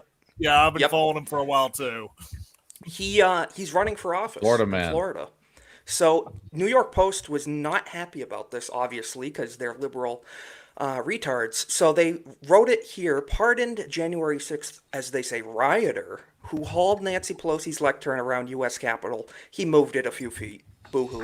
Launches run for Florida office, so he's running for county commissioner, District 6 at large, Florida. So Tim for Pool, Manatee County. Does anyone know where Manatee County is? That law? Isn't that I think like South Florida? It's around 10, but I'm not certain. I just want to give a big shout out to, we're getting an Angry Badger. Hey, Angry Badger Thank you raid. so much, Raiders, everybody, for stopping by. Great to see you all. We're getting into some current events and news for the week, and big shout out to Badger, 250th Inside the Badger Den stream tonight. So What a you'll legend. love to see Very it. You'll nice. love to see people on our side winning, and thank you all for your support and stopping by. So yes, hail Badger. Thank you all for being here. We're just getting into this. Lectern guy officially endorsed by Tim Pool. So I wanted to contrast this with what I said afterwards. Tim Pool says here, I formally endorse Adam Johnson and his race for county commissioner. Adam is a good man and has proven his ability to persevere through hardship to do what is right. If you don't remember, he was a January 6th political prisoner for a very long time. He was locked up, held away from his family, not allowed to even seek legal help. It was persecution. And Tim says he will do the work to help the people in need, and I believe he will not let the people of Manatee County down. So just real quick, juxtapose this with my post. I shared this. Hey, Florida, if you don't vote for him, then you're gay. And he reposted that, which I appreciate. Short and it's sweet, true. right to the point. It's true, though. But, so what do you guys think? Of all people, I hope he wins. That's for sure. Well, we just started. We were talking about the look- health of everybody, and now we're talking about voting for Manatee County. Yeah. It's I looked it up. It's south of St. Petersburg, so it's in the Tampa area, but like Okay. West 5 Coast. minutes south. Yeah, Gulf Coast. Okay. Gulf of America. so- Gulf Coast. Gulf Yeah, of America. Yes, Yeah. exactly. Yeah. But, I really hope Adam wins because, he's a good follow on X. Really base dude, family man. He's a unashamed Christian. I really want more people like that in office, and I hope he wins. So that's that for that. Pretty good stuff. You'll love to see it. And best wishes to Adam. Might even have to Need more donate like to him. his campaign. We need more like him. We need more men who are patriotic and pro-God, pro-family, pro-America standing up. You'll love to see Yeah, it. and, So- and we need more people in the local elections because I just saw a tweet by Quarter Black. He said he's going to get involved in the local elections. For real? because That's where okay. you need to. Very That's nice. where you need to be. That's amazing. I didn't he's even been know politically that. I charged didn't for know a that. while because he was on Stephen Crowder. If y'all don't Crowder know. for years, yeah. Oh. Yeah, 100%. And has a Blaze shows. Yep. Yep. Yeah, so I did not know that. Thank you, Cole. So Quarter Black Garrett is going to be thinking about running for office. That's super cool. We're going to have to follow that on the show because Quarter Black's a really cool guy. And Well, no, I wouldn't say running for office, but he said he wants to help locally. help locally, yes. Okay. Working But in that's local good. That's- elections. Yeah. Yeah. Exactly. That's where you make the biggest difference locally. Yeah. So that's fantastic. And That's I know fantastic. Gary always says that vote local. Oh yeah. Yes. Involved in your local. Always pay know attention. your local politicians, know who's Yes. running, know Your who school they are. committees, everything. Yeah, there's Yes. a reason why there's all these trans flags at every church in my neighborhood. Is because people don't get involved. It's very true. And I would argue Magnum too. Those are not churches. Those are synagogues of Satan that have turned Pretty their back much. on Christ a long time ago. A long time ago. At Oh, this yeah. point, yeah. Yes, Crazy. 100%. I can't It is. believe it. I just wait for the FAFO and what happens when they try to fly one over a mosque. That day will be. Yes. Yeah.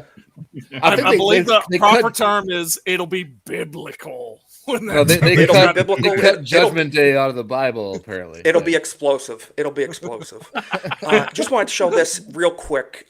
Pretty base. We're just going to touch on ICE for a minute. This has been big. I'm a really big fan of this guy. Breaking ICE to deploy another 1,000 agents in Minnesota. And here he is. Border Commander Greg Bovino. Let's zoom in on this. Stays ice cold, pun intended, while a deranged leftist harasses him at Target. They hate him. Deranged lefty thug screams, "You're a bitch." They talk about his wife. Disgusting. So you can't even walk in Target as a public servant without being harassed by these people. It's disgusting. Look at this. This man's a public servant protecting our border. You can't do a thing. Get the fuck out of here. Get the fuck out. Nobody fucking wants you here. Right, get the fuck out. We're going to mute it. That's enough of hearing that's nonsense. But isn't that disgusting? That guy is protecting our border, and they treat him like that. Disgusting. You seen where the sprayed the guy with mace? Yeah, we saw that. Yeah. Yeah, but, and sorry, no, I actually commented on this tweet. I can't remember who tweeted it out, but I remember commenting on it. So I said some gamer words. Let me take a look. I can't show the replies too openly on X. Well, I mean, considering the guy that was actually shouting at him, I'm not surprised you would use a gamer word, especially for him. Cole Hauser, you're more than welcome to say this. You're more than welcome. I think you're the only one that can. Well, according to Jay, Magnum can. That's true. Magnum. Jay did every time I open my mouth, I do. Yeah, there it is. And I liked it. Yes, you're more than welcome. But you guys can read it on screen, and I responded with this. So base department, of course. Yes. So flawless victory. Yep. Summed it up perfect, Cole Hauser. Perfectly. It's very true. And I have to give you a jump scare warning. So you've been warned. Oh boy. This man is not too happy with ICE. So let's check this out for a moment. Gonna check the audio on this. I just wish it wasn't not too happy with sneezing. ICE. Watch the video, y'all. I watched the fucking video. The news is gonna say she tried to ram them. She most certainly did not. They ran at her car, holding on to their guns, and then they shot her when she tried to drive away. She wasn't trying to ram anyone. She was trying to get away from a dangerous... Well, that's enough of that. We're going to take that off the screen. They're running the officer over. Yes. Yes, sir. This is a Wendy's. Yes. Who caused this situation again? Yes, exactly. She The wasn't people trying to ram enforce the them. law. Yeah, she was trying to drive away. There just happened to be someone in front. There just happened to be someone I'll standing say this shit right now. For that person, Scott Pressler has better hair than you, and it's not even fucking close. Facts. You know. I remember I was saying this morning, and okay, if I'm driving and there's a car accident and there's police there, what would happen if I just pulled into that area and just parked there? They're gonna say the first thing they're gonna say, "Are you an idiot? What are you doing here? Leave." Yeah, exactly. 100%. You know, that's the whole point. On top of that, if they look at it, she had been harassing ICE for 3 to 4 hours, and they finally just said fucking enough, and they were going to detain her, which they probably should have did after the first fucking hour. Yeah, the only reason that she was allowed 3 or 4 hours she was doing this because they didn't arrest her soon enough.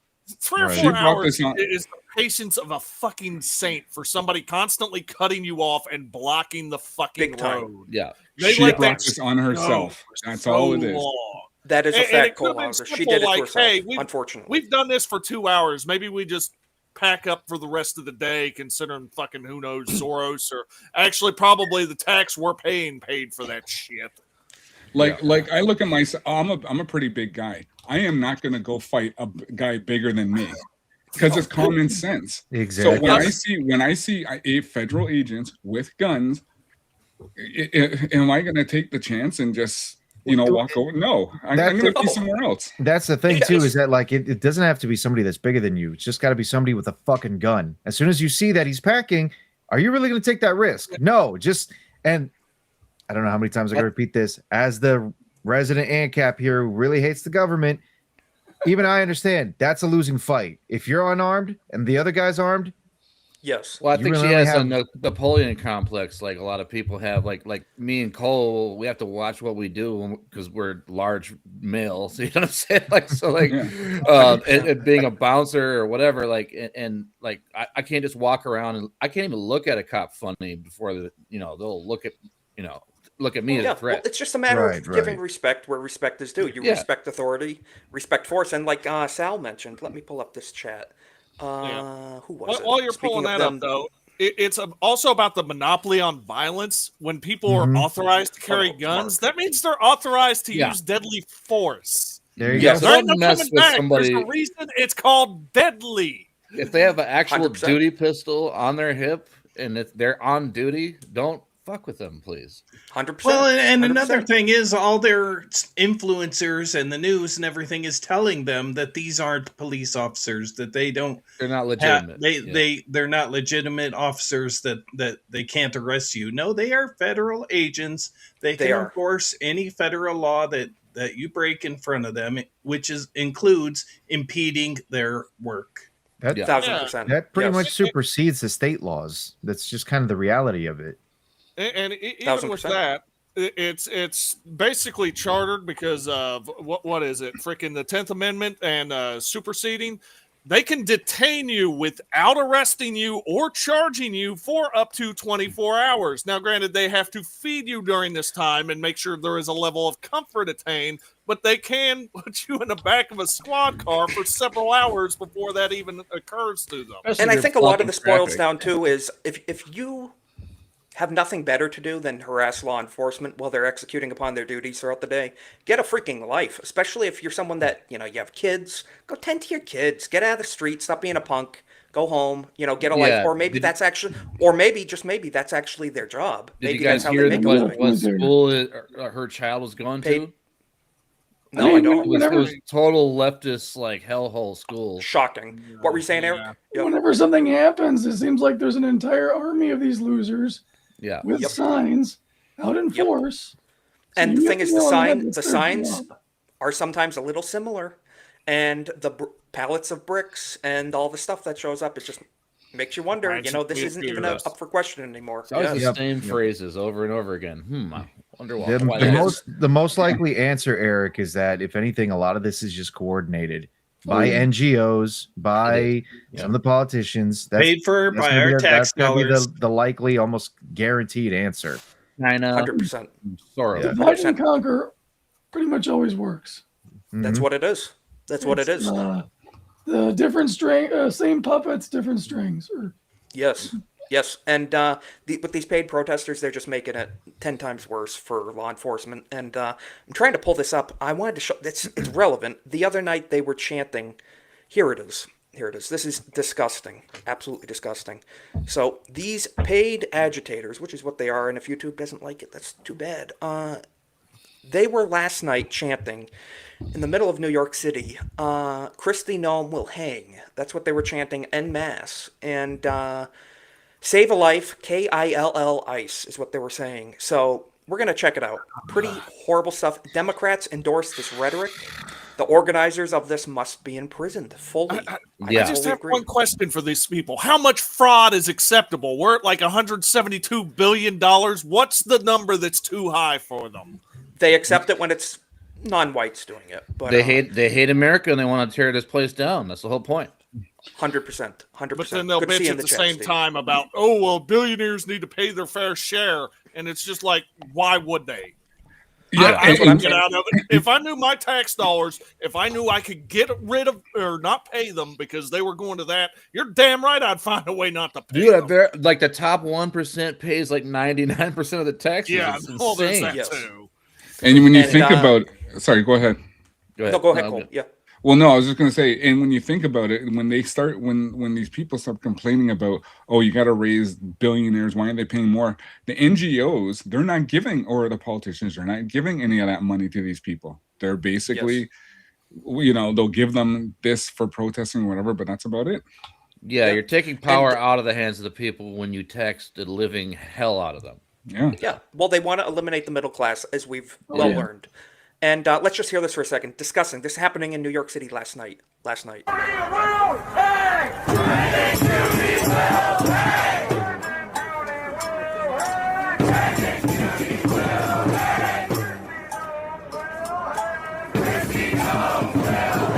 So we don't need to hear the rest of that nonsense. But that's what they're saying about Christina and a lady, mind didn't you, even too, have so. basic rhythm. No, they're without rhythm, fully, yes. And disgusting stuff, though. It's just horrible. But this is what the leftists think in our country. They're radicalized and engaged to be violent. It's Bad funny. stuff. I can get 10 of my good friends, big guys too, walk into that crowd and start shit up, and they wouldn't do a thing because they'd all be running, guaranteed. 100%. They just start screaming, "Where's the police? Where's the police?" Exactly. Yep. Call a social worker, bitch. Give them something to chant about. Give them Exactly. get their priorities straight. Moving on from ICE, we're going to talk about just some of the foreign stuff for a minute. Then we're going to get into, we're going to talk about Daughter's Revenge, which we're all very anxious to hear about. I just wanted to show this. This is hilarious. Justin, this is from Poly Market. If Restream will pull it up on this screen. Venezuelans who fled to America are sending Maduro prison mail, trolling their former dictator with memes. So physical memes in person on paper. I've seen this one. How perfect is that? Man, it's just the cat with the finger pointing at the camera. I mean, you love it. You love it. To Nicolas Maduro. Let's see what they said. What is it? Can you read that by any chance, Ronan? Yes, I can. That says Feliz Año te desea los venezolanos, basically saying like Happy New Year from us Venezuelans. Yep. Una carta de mensajes anónimos, I think, para Nicolás Maduro Moros, a card of messages that we have made for Nicolás Maduro Moros. Quien ahora está en Nueva York, who is now in New York. Yes. And it's just that's what they send them. Yeah, that's what they send them. Basically saying Happy New Year. We all of us Venezuelans are sending you this nice little letter. Yeah, the sad part about it is that he probably murdered their uncle or something. Yeah, that's the sad part. More than likely, unfortunately, yeah. But I think that's hilarious. Memers will save the world, in my opinion. Memes are how we win, and I'm all for it. I'm all for it. Memes in the physical form, and just the last thing on Venezuela, while we're talking about it, this could very well be propaganda. I'm not claiming to speak facts here on any of this. This is just something that was sent to me from New York Post. Obviously, take it for as you will. So it's alleged that the U.S. may have used powerful mystery weapon that brought Venezuelan soldiers to their knees during Maduro raid, according to supposedly a witness account. So that's very interesting. I'm a little bit of a conspiracy-minded individual. Secret weapons, secret energy weapons, that could be cool stuff. So just quickly, Washington, the U.S. used a powerful mystery weapon that brought Venezuelan soldiers to their knees, bleeding through the nose and vomiting blood during the daring raid to capture Nicolás Maduro, according to a witness account posted Justin Saturday Bieber on album? X. Yeah, by White House press secretary. So that aside, makes you think Havana syndrome right off the bat. That's the type of thing. Energy weapons, microwave weapons, whatever it may be. Sonic weapons, most likely. Sonic weapons, yeah. That type of stuff. I'm going to say if it's Venezuelans seeing this, it's probably just a common fucking rifle at that point. Or something could be. to that effect. And as per the radar system turned off, we probably just shut off their power for not paying the bill. It was just a photo of Whoopi Goldberg. They held up a picture. No, on the loudspeaker they put Whoopi's voice. That's what it was. Whoopi's voice and pictures of Rosie O'Donnell. Look at me, child. I'm sexy, child. They played Yoko Ono on their sonic weapons. That's what did it on the loudspeakers. That'll do it. I like the most realistic scenario is this probably an LRAD system that they use, an experimental LRAD system, just to be able to cause this kind of damage to them. Yes. But I wouldn't be surprised if it is something more crazy. I used to have a guidance counselor in high school who actually had a family that was working in Area 51. So he was more or less privy to know what was actually going on in there. They were working on all kinds of experimental weaponry and tech and vehicles. That's why they had to, and yes, I know I'm going to burst everyone's bubble here. That's why they had to fake the whole UFO crash in Roswell and everything, because they were trying to basically use that as a red herring to the fact that, yes, they were working on experimental aircraft over in Area 51. So it wouldn't be surprising to me if they're using some crazy bleeding edge stuff for Venezuela that's going to scare the shit out of It them. wouldn't shock me. So aliens do exist, but they're the ones that created them. Aliens do exist, and they're in Minnesota opening daycares right now as we speak. Yes. Well, you know what's funny? I remember leering centers. It's not leering centers. They Leering are centers. leering at the state of Minnesota, and they're not leering a lot. Very true. Kohlhauser. Yeah, and they're not smarter than us either. So yeah. So I remember during the first Desert Storm, and I remember watching the news, and I think it was CNN, or because CNN was showing wall-to-wall coverage. But I remember they went back to the G.I. Joe cartoon, and they were showing G.I. Joe episode. They were this was on CNN. They were showing G.I. Joe like the bridge layer and a whole bunch of stuff because they're saying because. I've never saw a bridge layer before until I saw G.I. Joe. And then when you see it in real life, you're like, okay, hey, I saw that in G.I. Joe. So I remember they were doing that. So they're showing, all of these crazy, funky weapons and stuff like that. So, yes. It's pretty cool stuff. I mean, and this guard is describing how American forces wiped out hundreds of fighters without losing a single soldier, using technology unlike anything he has ever seen or heard. And we're just going to leave it there. But they wiped out a lot of Cubans soldiers, too. They did, and also it was kind of ironic there was Chinese ambassadors there at the same time. Right. So they got to report back to the CCP, hey, pretty crazy stuff going on in American military. Well, see, and this is why I this is just my opinion, but even if China were to launch on Taiwan, I think Taiwan would give them a bloody nose like there was no tomorrow with their Aegis cruisers and stuff like that. Especially with our help. And what a lot of people don't understand, the difference between an American soldier and a Chinese soldier is that we actually joined the fight on purpose, and they're joining the fight with a gun to their head. There's a difference between that type of soldier, Very true. Very true. Just two more quick little subjects. Lex, if you want to chime in on this, then we're going to get into Daughter's Revenge here in a second. Lex, you sent me this. This went viral this week. 32 million views on X. Pretty crazy stuff. Lex, if you want to take over on this, you're more than welcome to. Let's check it out. So this is breaking from the UAE. Oh yeah, this. Yes. You wanna say you're the one that sent this to me. I find this just to be so funny that so the UAE is taking away funding for citizens who want to study over foreign abroad, like their own students who want to go to the UK to study, right? Because they think, and I'm going to take their word for it, that their own citizens are being radicalized by the Muslim Brotherhood in the UK. I looked it up. They're going to continue any funding for people who are already there studying, but they're cutting it off from sending it to anybody new. And I just think what absolute upside down clown world do I live in where Muslim countries are having their own citizens get radicalized more into dangerous threats in the United Kingdom? That's insane.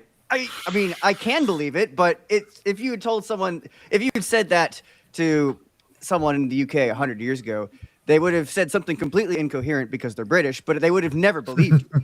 Very true. Well, here's the thing: is all the Muslims that Europe is getting are the people that the Arab states and the Muslim states probably don't want in their countries anyway. So they're leaving to go to Europe. Just like the South American countries that dump their mental asylums and prisons out in exactly. Same thing. Exactly. Once upon a time, they would have sent their citizens there because it's go to the UK. We'll go to these really prestigious universities. We want the best for our own citizens. Yes. And now their citizens are coming back and they're like, wow, our citizens are A, not smarter than they were when they left, and B, they are now threats to us. No, thanks. We'll try. We'll do it. You know what? We can do it ourselves. Yeah. Yeah, it's pretty great. And when you think of it, if this keeps going on and ethnic replacement and everything in the UK could be the first nuclear-powered Islamic nation, possibly, if we go generations down this road. So it's worth taking note. There's already Pakistan. So. Pakistan. That's I remember JD talked about that too because from a Western country. Yeah. Yes. Yes, very true. No, it's just something to be aware of, and we can say, no, it's all the way over there across the ocean. We don't Right. have to worry about it. It's worth keeping tabs on. And as well as you sent me this, Ronan, breaking U.S. State Department instructs Americans to leave Iran. So, yeah.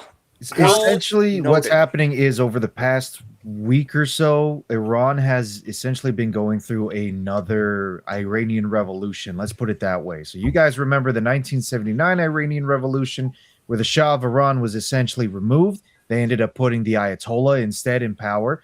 And then that brought forth, of course, the hostage crisis where several American and Canadian citizens were basically trapped in the embassy. They had to, invoke an entire operation. That's how you get the movie Argo as well. But putting that aside, It's very true, yes. now Iran is essentially going through another revolution. This time it's the citizens, the Iranian and Persian citizens who are very much getting sick and tired of the Islamic Revolutionary Guard taking control of the country. Now they're not only just taking to the streets and protesting against them, they've actually decided to take up arms and are actively in combat against the IRGC. They are actually fighting them in the streets. They've already gone and killed several major police commissioners and officers, detectives who are part of the investigations against the anti-Islamic groups.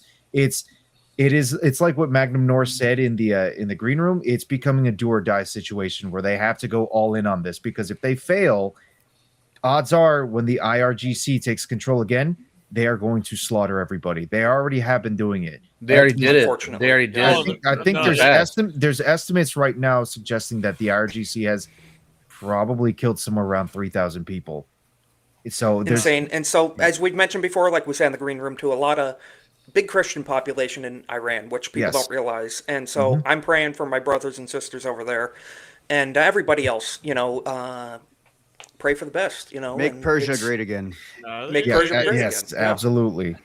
It's a zero-sum game, and both sides know it. There is no compromise here. It's the winning side will, let's be YouTube friendly, and the losing side. Right. There ain't no second place silver medal for this one. Yeah, like I was trying to say is this has already happened before. They lost in the past, and what happened was absolute annihilation. Right. Yep. This is also why, from what I've been seeing, Trump has really been suggesting they might actually move in forces into Iran. It's possible. Yeah. So keep an eye on that because it's going to get wild. And honestly, I'm way more for that than what they've been doing in the past. You know what I mean? Well, we just wrapping that up. Yeah, if we're gonna get into something that we can win, crush it, move on. We don't want endless wars, decades-long wars. Yeah, in the get it Middle East, over with. losing American Topple lives. people that are your enemies, and then just move. We move do gotta in, move out. put a bow on that, though. Yes. Yeah. Okay. But yeah, so needless to say, keep everyone in prayer. And we're going to talk about now, if it's all right with you, Eric, we'd like to talk about Daughter's Revenge. So let me pull up again from the one and only Drunk 3PO, X-Wing, and you did the artwork for. So I'm going to pull up this page so people can have some visual cues while we're discussing it. But Eric, I believe the pre-order campaign has launched as of within this week. Saturday. Correct? Yep. Correct, Saturday. We launched on Saturday at 5 p.m., 5:10 p.m. maybe. Fantastic. And it's been an overwhelming success. I think we're closing in on 900 books sold so far. Fantastic. Wow. So guys, I'm going to drop that link in the chat too as well. Make sure you guys definitely order your copy because it's looking good. I can't wait to get mine. I like what I'm reading here, the golden age of piracy in Daughter's Revenge. I like the golden age. Big fan of that. Yes. Naganol, thank you for dropping that in the chat. Save me the trouble. You want to give us a little insight as to what this means? Because we're going to read through the article, but the golden age of piracy in Daughter's Revenge, we've had you on before, we went over the synopsis, but just to those who are new here, looking to order, what's a quick little summary of what this book is about and what your part in it too? So the time period is also the golden age of piracy. So that's the early 1700s when you had a lot of people who were, they were war fighters. They knew nothing else but that. They knew how to fight, they knew how to sail, and they became pirates. And so this is very, very early on in that timeline. And the other tie to the Golden Age is my inspiration for the art style came from the Golden Age comics of pirates. So you get it's 2 for 2 there. 2 for 2. Nice. Yeah. No, because that's a fantastic era of comic books as well, and the artwork is just stunning. And honestly, kudos to you because this is some sharp work. Thank you. Really love the art style, and I can't wait to feel it on paper. Really get it in person and in hand. That's going to be fantastic. I love the attention to detail. It's just great because I haven't been following comics for probably 10, 15 years now, especially New 52 stuff. I liked it as a kid. I was into it, but especially the art, it's just doesn't catch my eye. Any of the new stuff whatsoever. Forget about the woke stuff, the nonsense, the garbage stories. Forget about that. Just even the art, it's not there for me. And stuff like this from Rippaverse, from you guys, you love to see it, and it's pretty cool to see. So. I'm always impressed that like a lot of guys on our side and even a lot of guys around this corner of the internet always tend to actually have quite the artistic bone, shall we say, right? So like you mentioned earlier, you got Rippaverse, Eric Hires, guys like Cliff Richards, and they had Gabe El Taib, and they got the Saska sisters and everybody to like help not just write, but to also like create and do the artwork and everything. Eric here with the really impressive artwork for Daughter's Revenge, and even other indies like I hope you don't mind me dropping some names, but like Mark Pellegrini and Timothy Lim, they do a book series called Common America. Yes. Nice. It's a really good like all ages kind of book. It's based on like Super Sentai stuff, based on like Captain Marvel, more Miss Marvel than Captain Marvel, which is really good. Characters are attractive, but the story's also really good. And it's full of a lot of fun patriotism. So it's great seeing a lot of people on our side of the aisle really being able to make comic books like how they used to be. And I would say also it's not necessarily just about our side of the aisle. Of course, obviously. Right. I'm a very political leaning person. That's not a secret. I lean to the right heavily on a lot of stuff, but it's not so much that I need to see my worldview in this stuff. I think it's just to say I don't want to see the radical left woke garbage. You want timeless storytelling. You don't want them to dominate the space. Exactly. It just needs to be entertainment. Doesn't have to be politics that align with us. It just needs to be really entertaining. Something that we can all get behind. Golden Age and of Eric, would you say that is... this incorporates a lot of that timeless sort of storytelling? I wasn't aware of all this, the origin in conjunction with the last Disney Indiana Jones movie and the disappointment from that. Just to like elaborate, it says here the Jonathan Reed, that's the main character. Just the general synopsis. The article is on geeksandgamers.com, but what would you like to tell the viewers about like the general gist of what they can expect from the story? You never know where an idea is going to formulate from, and to X-Wing and 3PO's credit, a lot of the bad schlocky movies that we're getting force-fed with characters we love, it can spur you to really start to think about what would you do differently.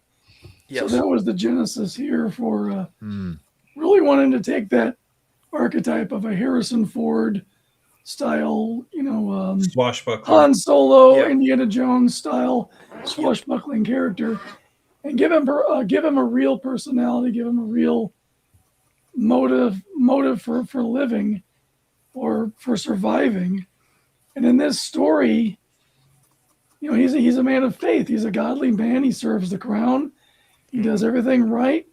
But because of events that unfold in the book, he believes God's leading him down a path to become the very thing he doesn't like, which is, he's a pirate hunter in the beginning. Really? Okay. And so there's this descent into a world that doesn't like him, that isn't like him. And he feels like he has to belong to this world to find justice. And one of the things Jay mentioned early on was that conflict that every person of faith has, where it's like you feel like this is the right thing to do, but it might go against what you believe the word tells you to do. Yeah, we all kind of run into those to be in the world but not of the world type of. It's the path that you follow to get to where you're going is not always fun, I guess. No, it's not. And frankly, some of the people I know who are strong Christians have got some of the worst backgrounds Yes. you think of. Yes. Well, God uses the absolutely. most eccentric and some of the most. Look at King David. Yeah. Murder, adultery, everything, and some of the most downtrodden sinners ever. And God will take them up and use them. Saul of Tarsus, becomes the great Apostle Paul. And I think that's what resonates with me with this story a lot. And like I said, I can't wait to read it. 144 pages. It sounds like a bit of a pilgrimage. Yeah, it sounds like a bit of a pilgrimage story too. Yeah, Like you said, in a definitely. journey of faith. Yeah, Pilgrim's Progress. Yeah, and this is the perfect response to bad entertainment that we're Indeed, seeing. Jake, Is like rather than just complaining all the time about how bad everything is, to actually like write it yourself and do stuff. Like, I think it's I commend it. Totally. Big time. And we need more like this. Where it says here from the Rippersen post on X, honor failed him, faith abandoned him, the sea gave him one last choice. So that just immediately draws me in right there, because what we're getting now with these, I would say, horrible stories out of mainstream media. I hate the sympathetic villain. I hate that type of stuff, where people, I'm evil because I'm a victim. That type misunderstood. of stuff. Yeah, A lot of Just misunderstood. It's I'm not not doing it because I'm really bad. I'm a victim. Tony Soprano 22.0. Like, Tony Soprano is Tony Soprano. There's never going to be another Tony Soprano. It's not just even like writing sympathetic villains as well too. Like in their attempts to try and make the villains seem like they're victims as well, they have to actively try and drag heroes, like the archetypal heroes that we all know, down to their same level, and just make them be as bad or no different than the villains themselves. It just turns into just morally gray garbage. You know what I mean? That's what happens when you have immoral people writing things that they shouldn't be writing. So and the people writing a lot of those stories are not talented. Yeah, they can't tell a story that's not a self-insert. So you end up with their distorted view of the world based on their trauma, based on their, however they were damaged and never healed from. Yeah, they just want to take revenge on the world that did that to them. So they enjoy destroying characters that we hold dear, and that's why this happens in media. It's like it's what do you call it? Deconstructivism. Yes. Yes, There you go. exactly. Yes. Like Well, you know what they say: if everyone's a hero, no one is. Very true. And just like Tolkien said, but the quote about evil, it cannot create good. Yeah. It can only tear down what good men have already created. Essentially, I'm abbreviating, but it's very true. Like you said, the self-insert stuff. I forget what it was. Like I said, I've not been following modern comics, but I recall. I think there was a Starfire DC book series or whatever. And if you know what Starfire, from the Teen Titans, didn't they make it was essentially like an obese black lesbian went from like a pale, slim, it white was her female, daughter essentially. Her And if you daughter, take a look at the artist and the creator of that same book, you notice some uncanny resemblances. Let's put it like that. It's kind of crazy. It's kind of crazy, but I'm very glad to see that this is not the case here. We don't need self-inserts of Kathleen Kennedy making the star of the show look just like her, a brunette English woman. Of all people, how original! Oh, it goes deeper. Getting original stories too. Yeah, a little great with Kathleen Kennedy, a brunette British untalented woman. Yes, who's good at getting coffee for better people. But, and so obviously this was written by Jay Drunk 3PO and Russ X-Wing. So those are two people. If you watch their streams, you watch their stuff. I'm gonna trust they're putting out a really substantially good story because none of that left agenda. I can imagine. Hence the X-Wing mustache there. It looks like it. Yes, this looks a little reminiscent. Yeah. The character actually right there is based off of Blaine from Criticalist. Oh, okay. I can see the resemblance. I very much see the resemblance Yeah, I can there. see that. Let's see, a ship on fire in the background and someone trying to escape something. Yeah, I can see that being Blaine. Yes, and Blaine just finished. I wish I had an image pulled up, but the swords. Not Blaine. X-Wing just finished the swords. Yes. I wish I had an image of that right now, but Yeah, pretty cool stuff. So yeah, I can definitely where that's Blaine. Criticalist also big fan of that site, best review site around. And they need our support. So if you're not a member, go ahead and sign up for Criticalist as well. Absolutely, definitely. yes. If you could give us another, I believe you did last time, Eric, but another insight as to the meaning of the logo here, the Vindicta logo of the skull and traditionally crossbones, but it's obviously it's two cutlasses and a crown of thorns. The meaning of that. Without trying to give too much away, the swords that he has are very special in the story. Okay. And we really don't get into it too much. You just see what they look like. One has the Archangel Michael and one has the Archangel Gabriel engraved on the guards. Ooh. Okay. And they were given to him by his father, who was a missionary. Not his father, by a bishop. But we don't know more than that. So that's as far as that goes. Okay. And of course, the skull with the crown of thorns. This is a Christian Jolly Roger. Yeah, This is a pirate who's a man of God.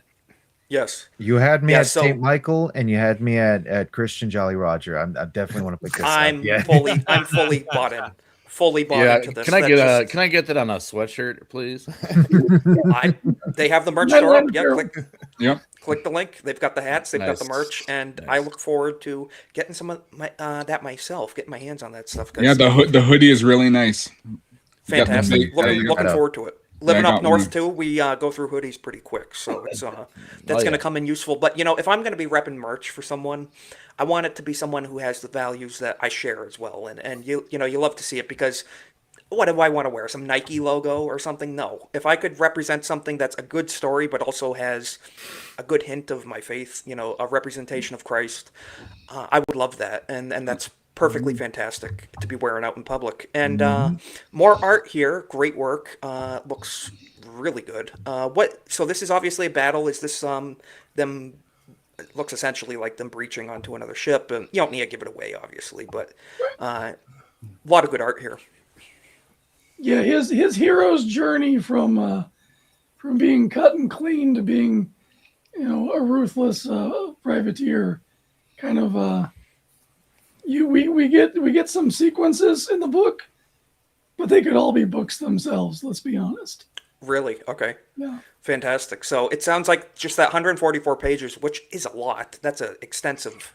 Yeah, and I wanted to ask Eric, I kind of want to ask about the process that Jay and X-Wing put you through. Was it in pieces? Was it, all right, here's what we got written, animate or draw all of this? Or, was it, frame by frame, or did they even describe scenes for you? How did that go? Yeah. So basically what happened was we started meeting together late in 2024.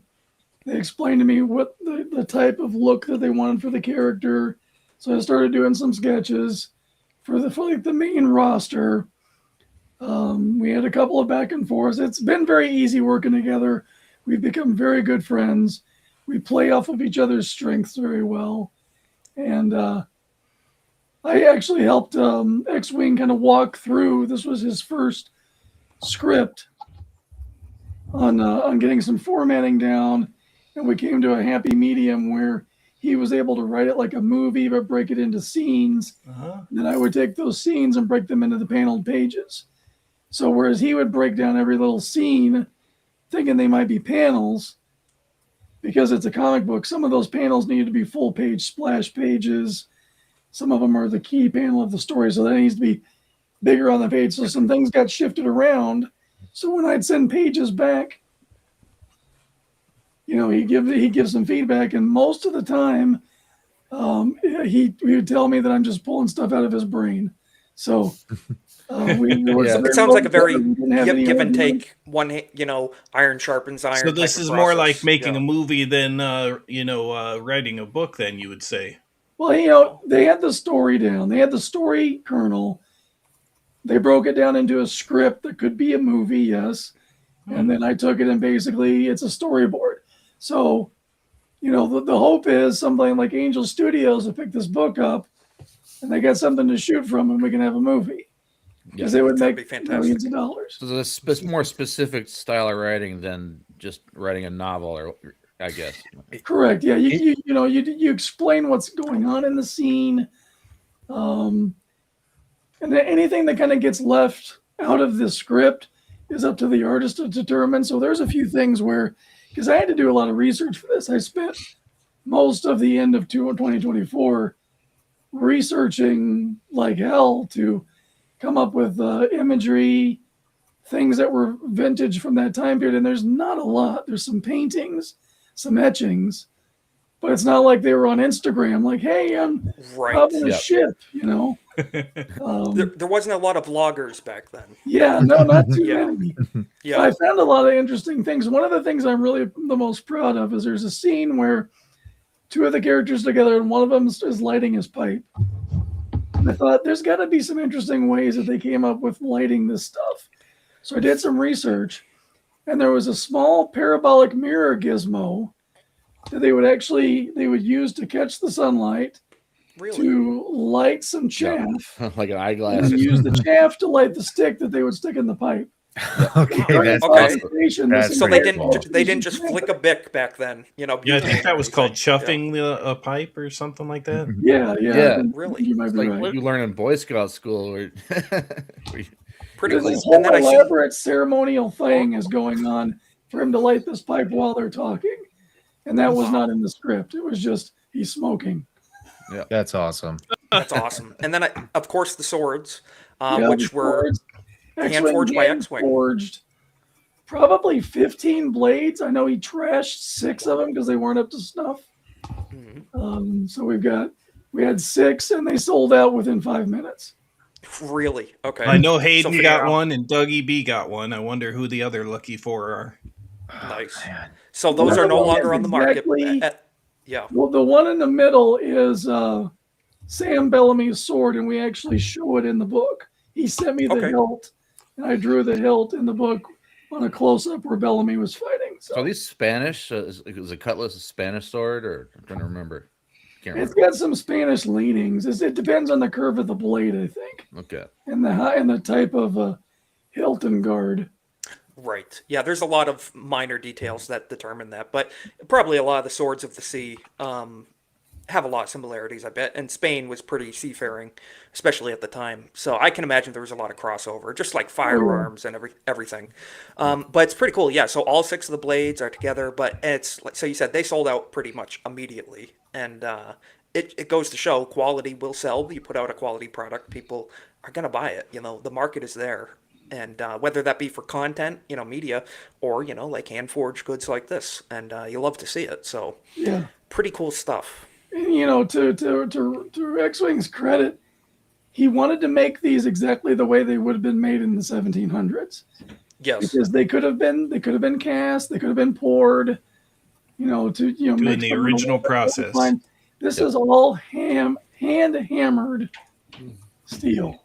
Wow. Yeah. Yeah. Well, Hammer they came out forged. really well. X-Wing did a genuine as perfect you can job with get. it. Yeah. Yeah. Looks fantastic. So that kind of sums that up. I think that's amazing. Thank you again, Eric, for joining us, because we've all been looking forward to this, I think, for easily well over a year now. Yes. And yeah, so I'm excited. I think we're all excited. Guys, as you can see, Rizkit and Naganol been dropping the links in the chat. So definitely, I would say Everybody pre-order the out there, book. get out in the real world. Tell all your friends that this is something to be a part of, and pick up this next Yes. amazing book. Support good people too.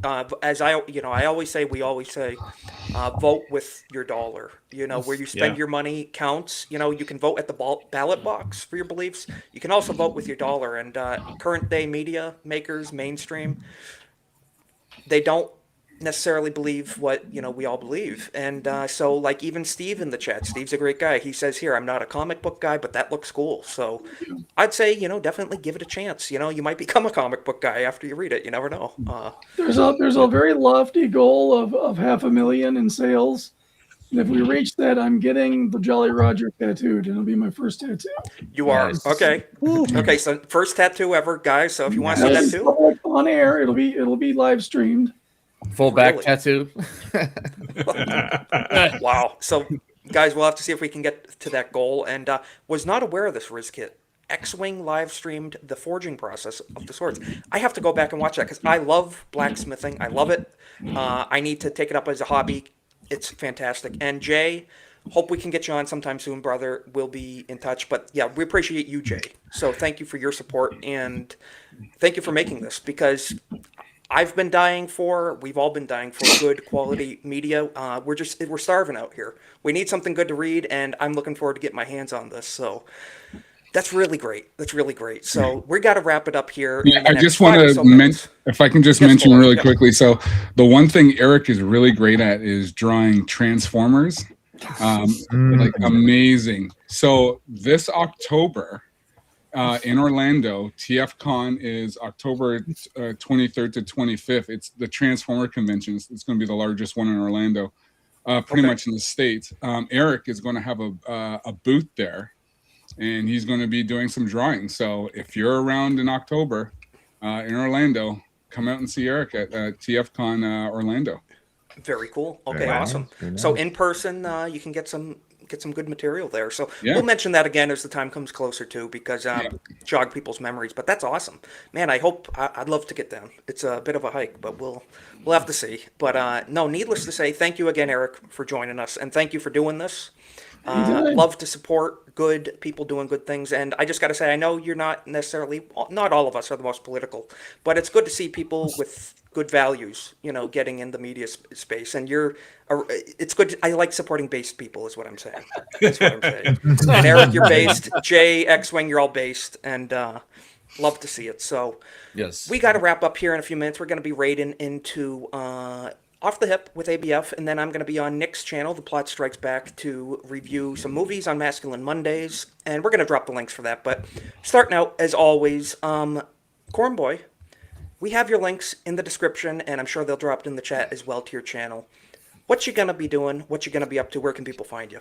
Oh, I don't know. You can follow me on Twitter, X, whatever it is now, at Cornboy, and maybe sub to my channel. I may do a live stream here and there. So yeah, go ahead and follow that. Otherwise, I'll see y'all next Monday.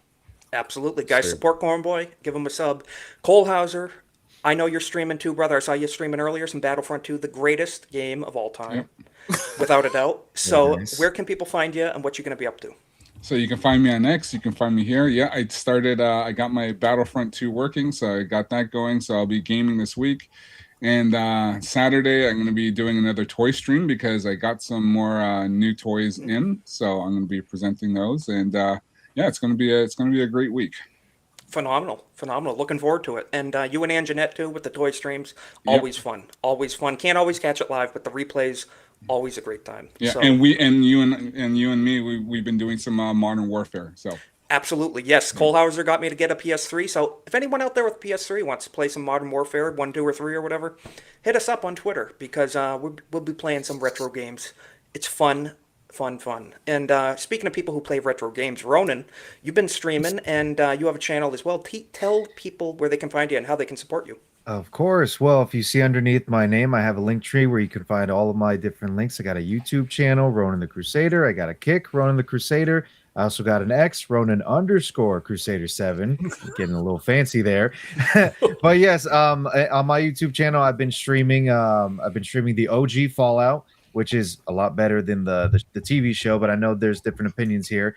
I'm also streaming Death Stranding as well. And this past Saturday, I finally started Clair Obscure Expedition 33. I think I got about 3 hours into it so far, and I'm absolutely digging it. The combat, game of the year, right? Yeah, 100% game of the year. I see why people really love it. Like just first few hours, and already I'm loving it. I can't wait to see how it ends.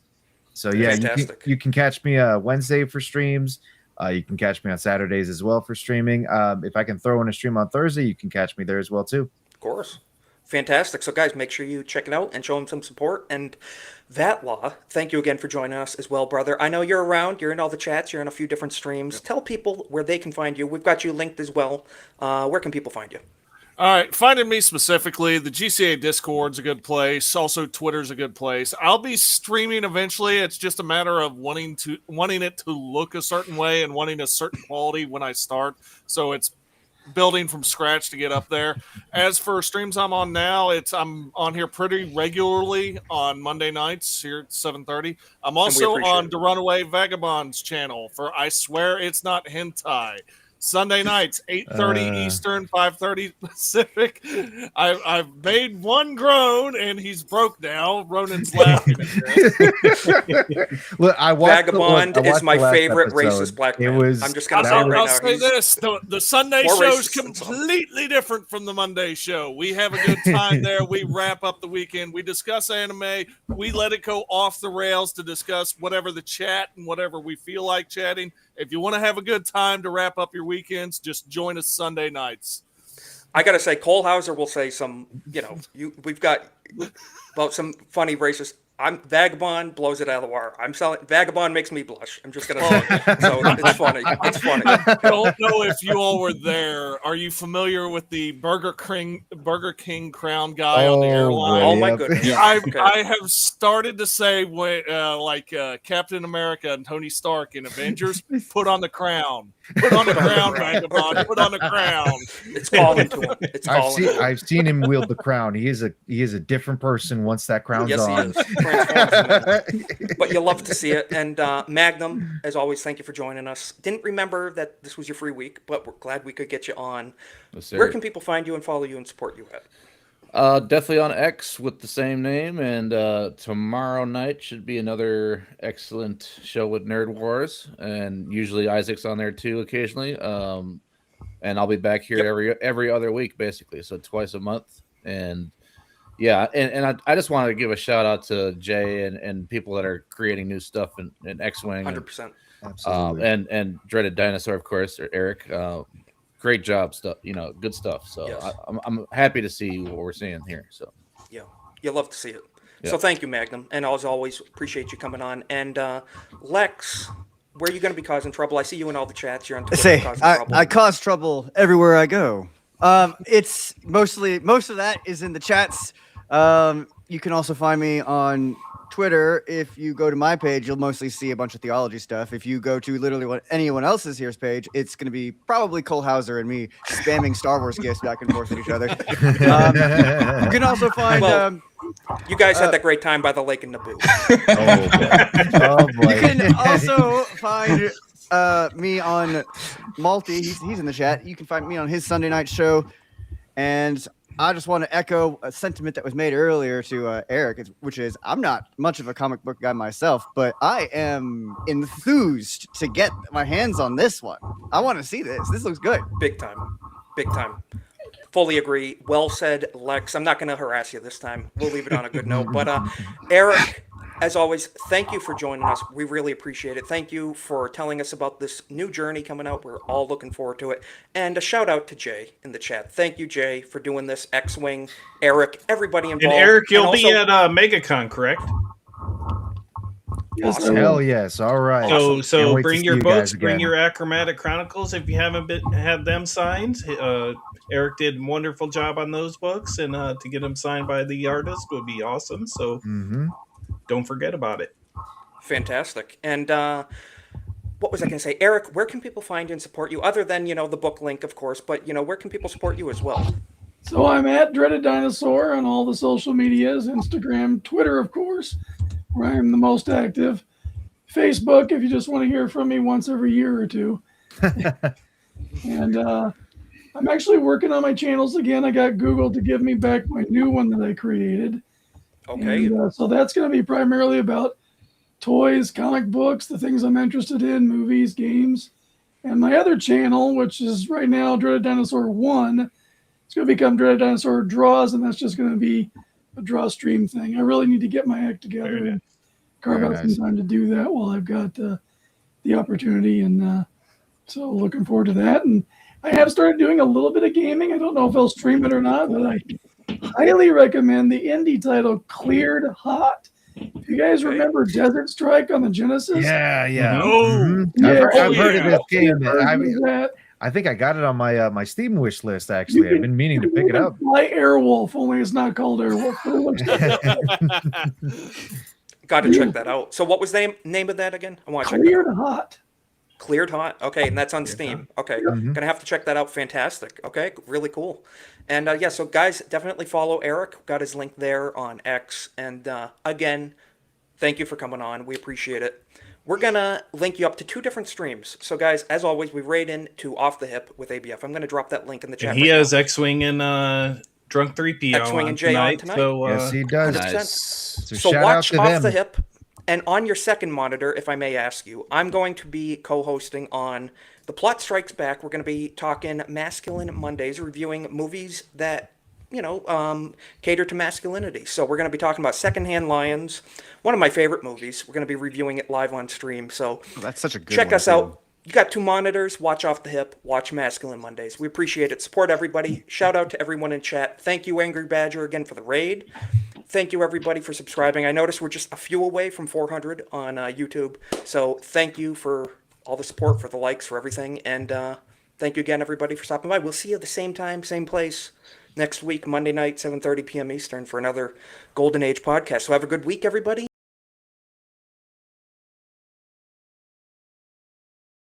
Here we are. And if you look, come to think of it, well, I got to look at this myself.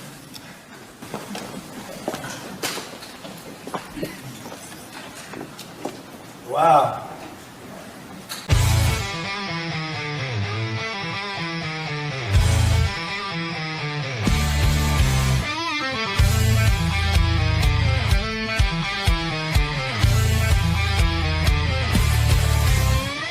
Golden Age is back. Isaac's on the mic. Cultural crusade. Politics get torched in the fight. Savage memes drop hard, outrageously offensive. Basie generation, loud and unrelenting. Golden Age is the podcast blaze. Isaac's rants cut through the haze. Crusades alive, memes collide. Subscribe now, join the savage tribe.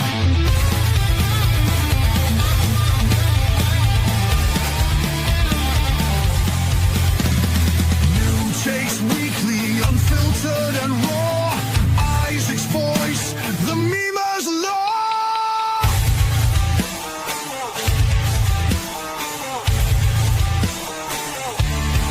The golden age of America begins right now.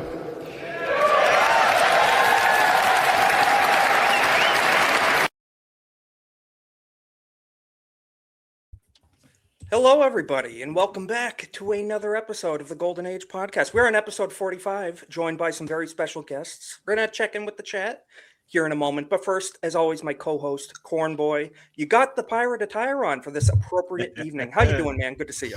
Oh man, it's great to be here. Esteemed guests, regular players. Let's get Esteemed. into the Esteemed. Esteemed. And speaking of our regular players, man, Ronan, it is great to see you, brother. How are you doing?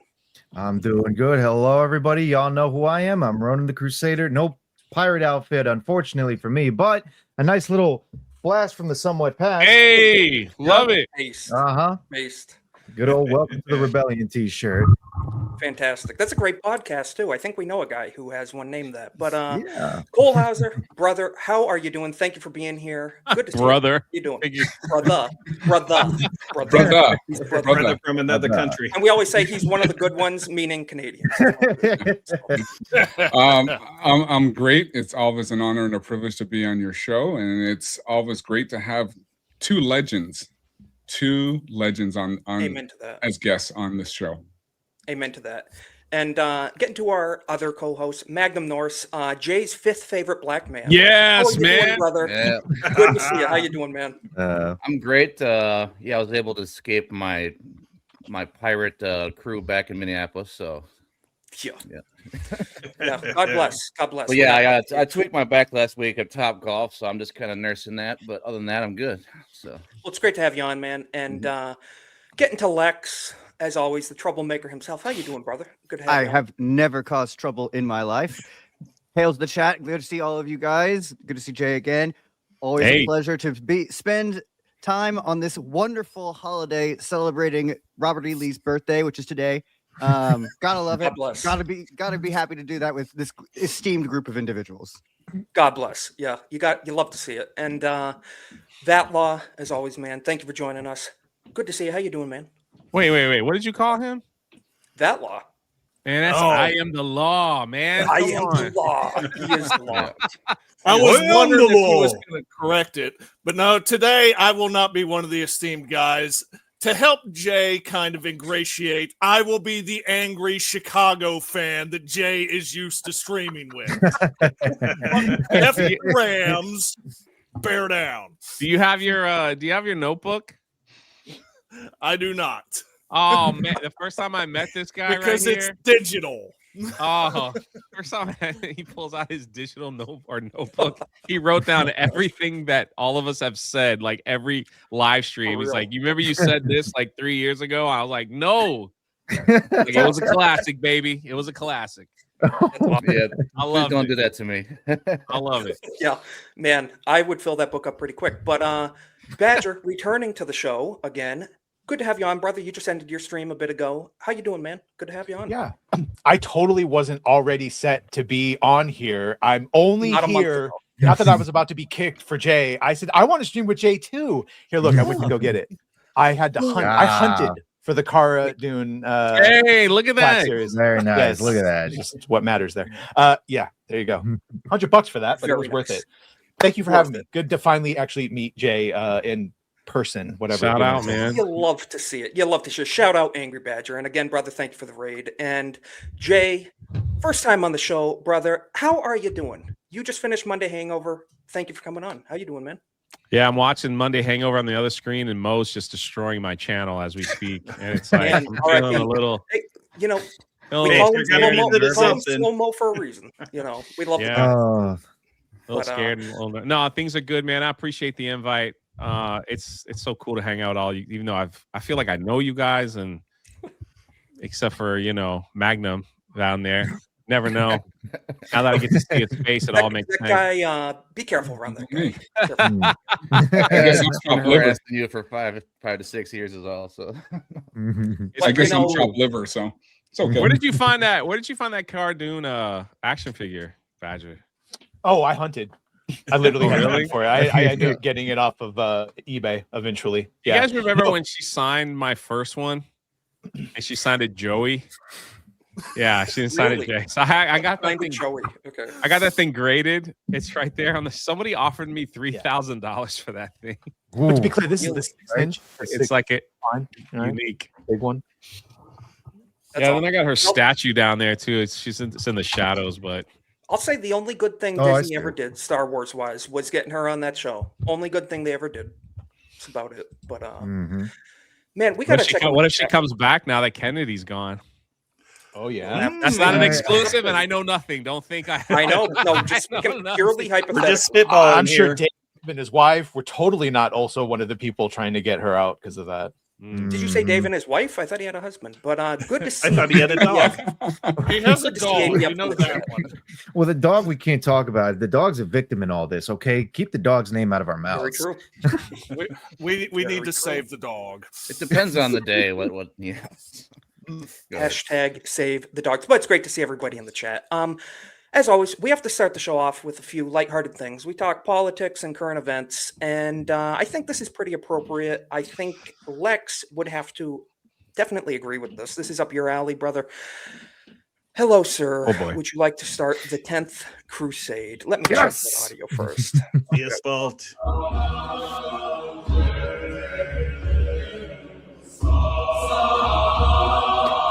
But I mean, with all things considered right now, it's not too outside the realm of possibility. Don't let the white robes make you nervous, Cole. Don't worry. They're not. I- I got Jay, one myself. channel's Look, they're rating not us now. Pointed at the top. All right, so it's a good sign. I got a white robe myself.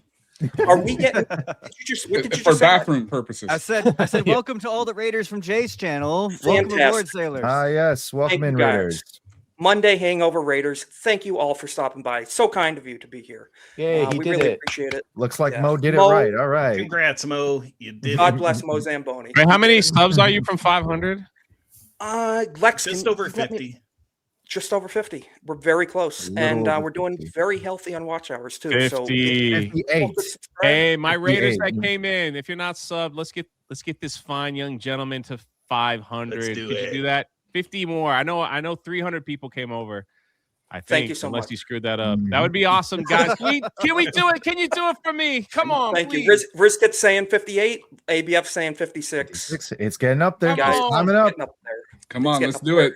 Thank you. Thank Look you, at everybody. that. Look at everybody in there. Thank you. Freaking All amazing right. chat. Love it. Best people. The best people. You love to see it. Thank you all for being here. We're going to be breaking a few things down. It's good to see everybody. Lex, what you seeing people-wise right now? What let's see. We got a bunch of people coming in.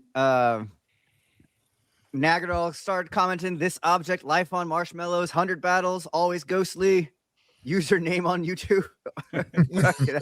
That's good. At least she's saying 44 to go, but I don't want to I don't want to, I don't know what to say. I'm just very thankful. Let's watch this real quick.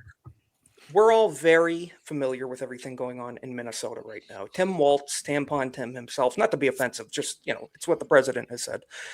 He's released a new ad for his political affairs, and I figured we should show it. Lex, did we get audio on the last clip I showed?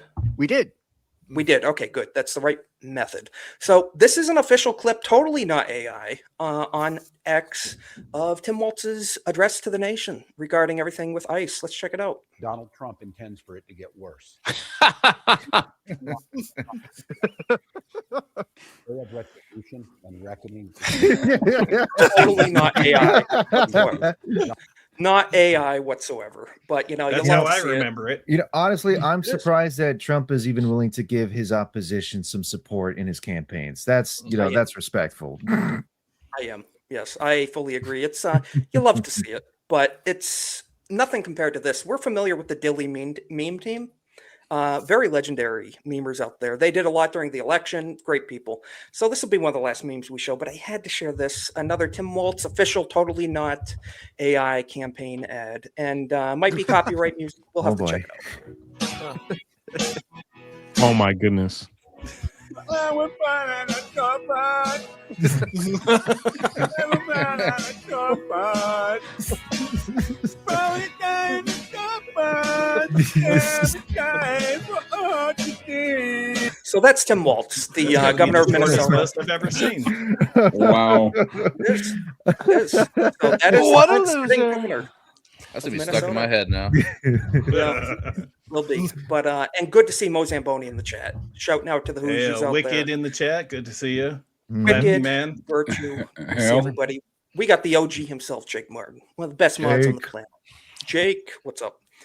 One more funny thing regarding Minnesota. So furries apparently are getting involved in the ICE protesting, ICE rioting. They're obstructing the street.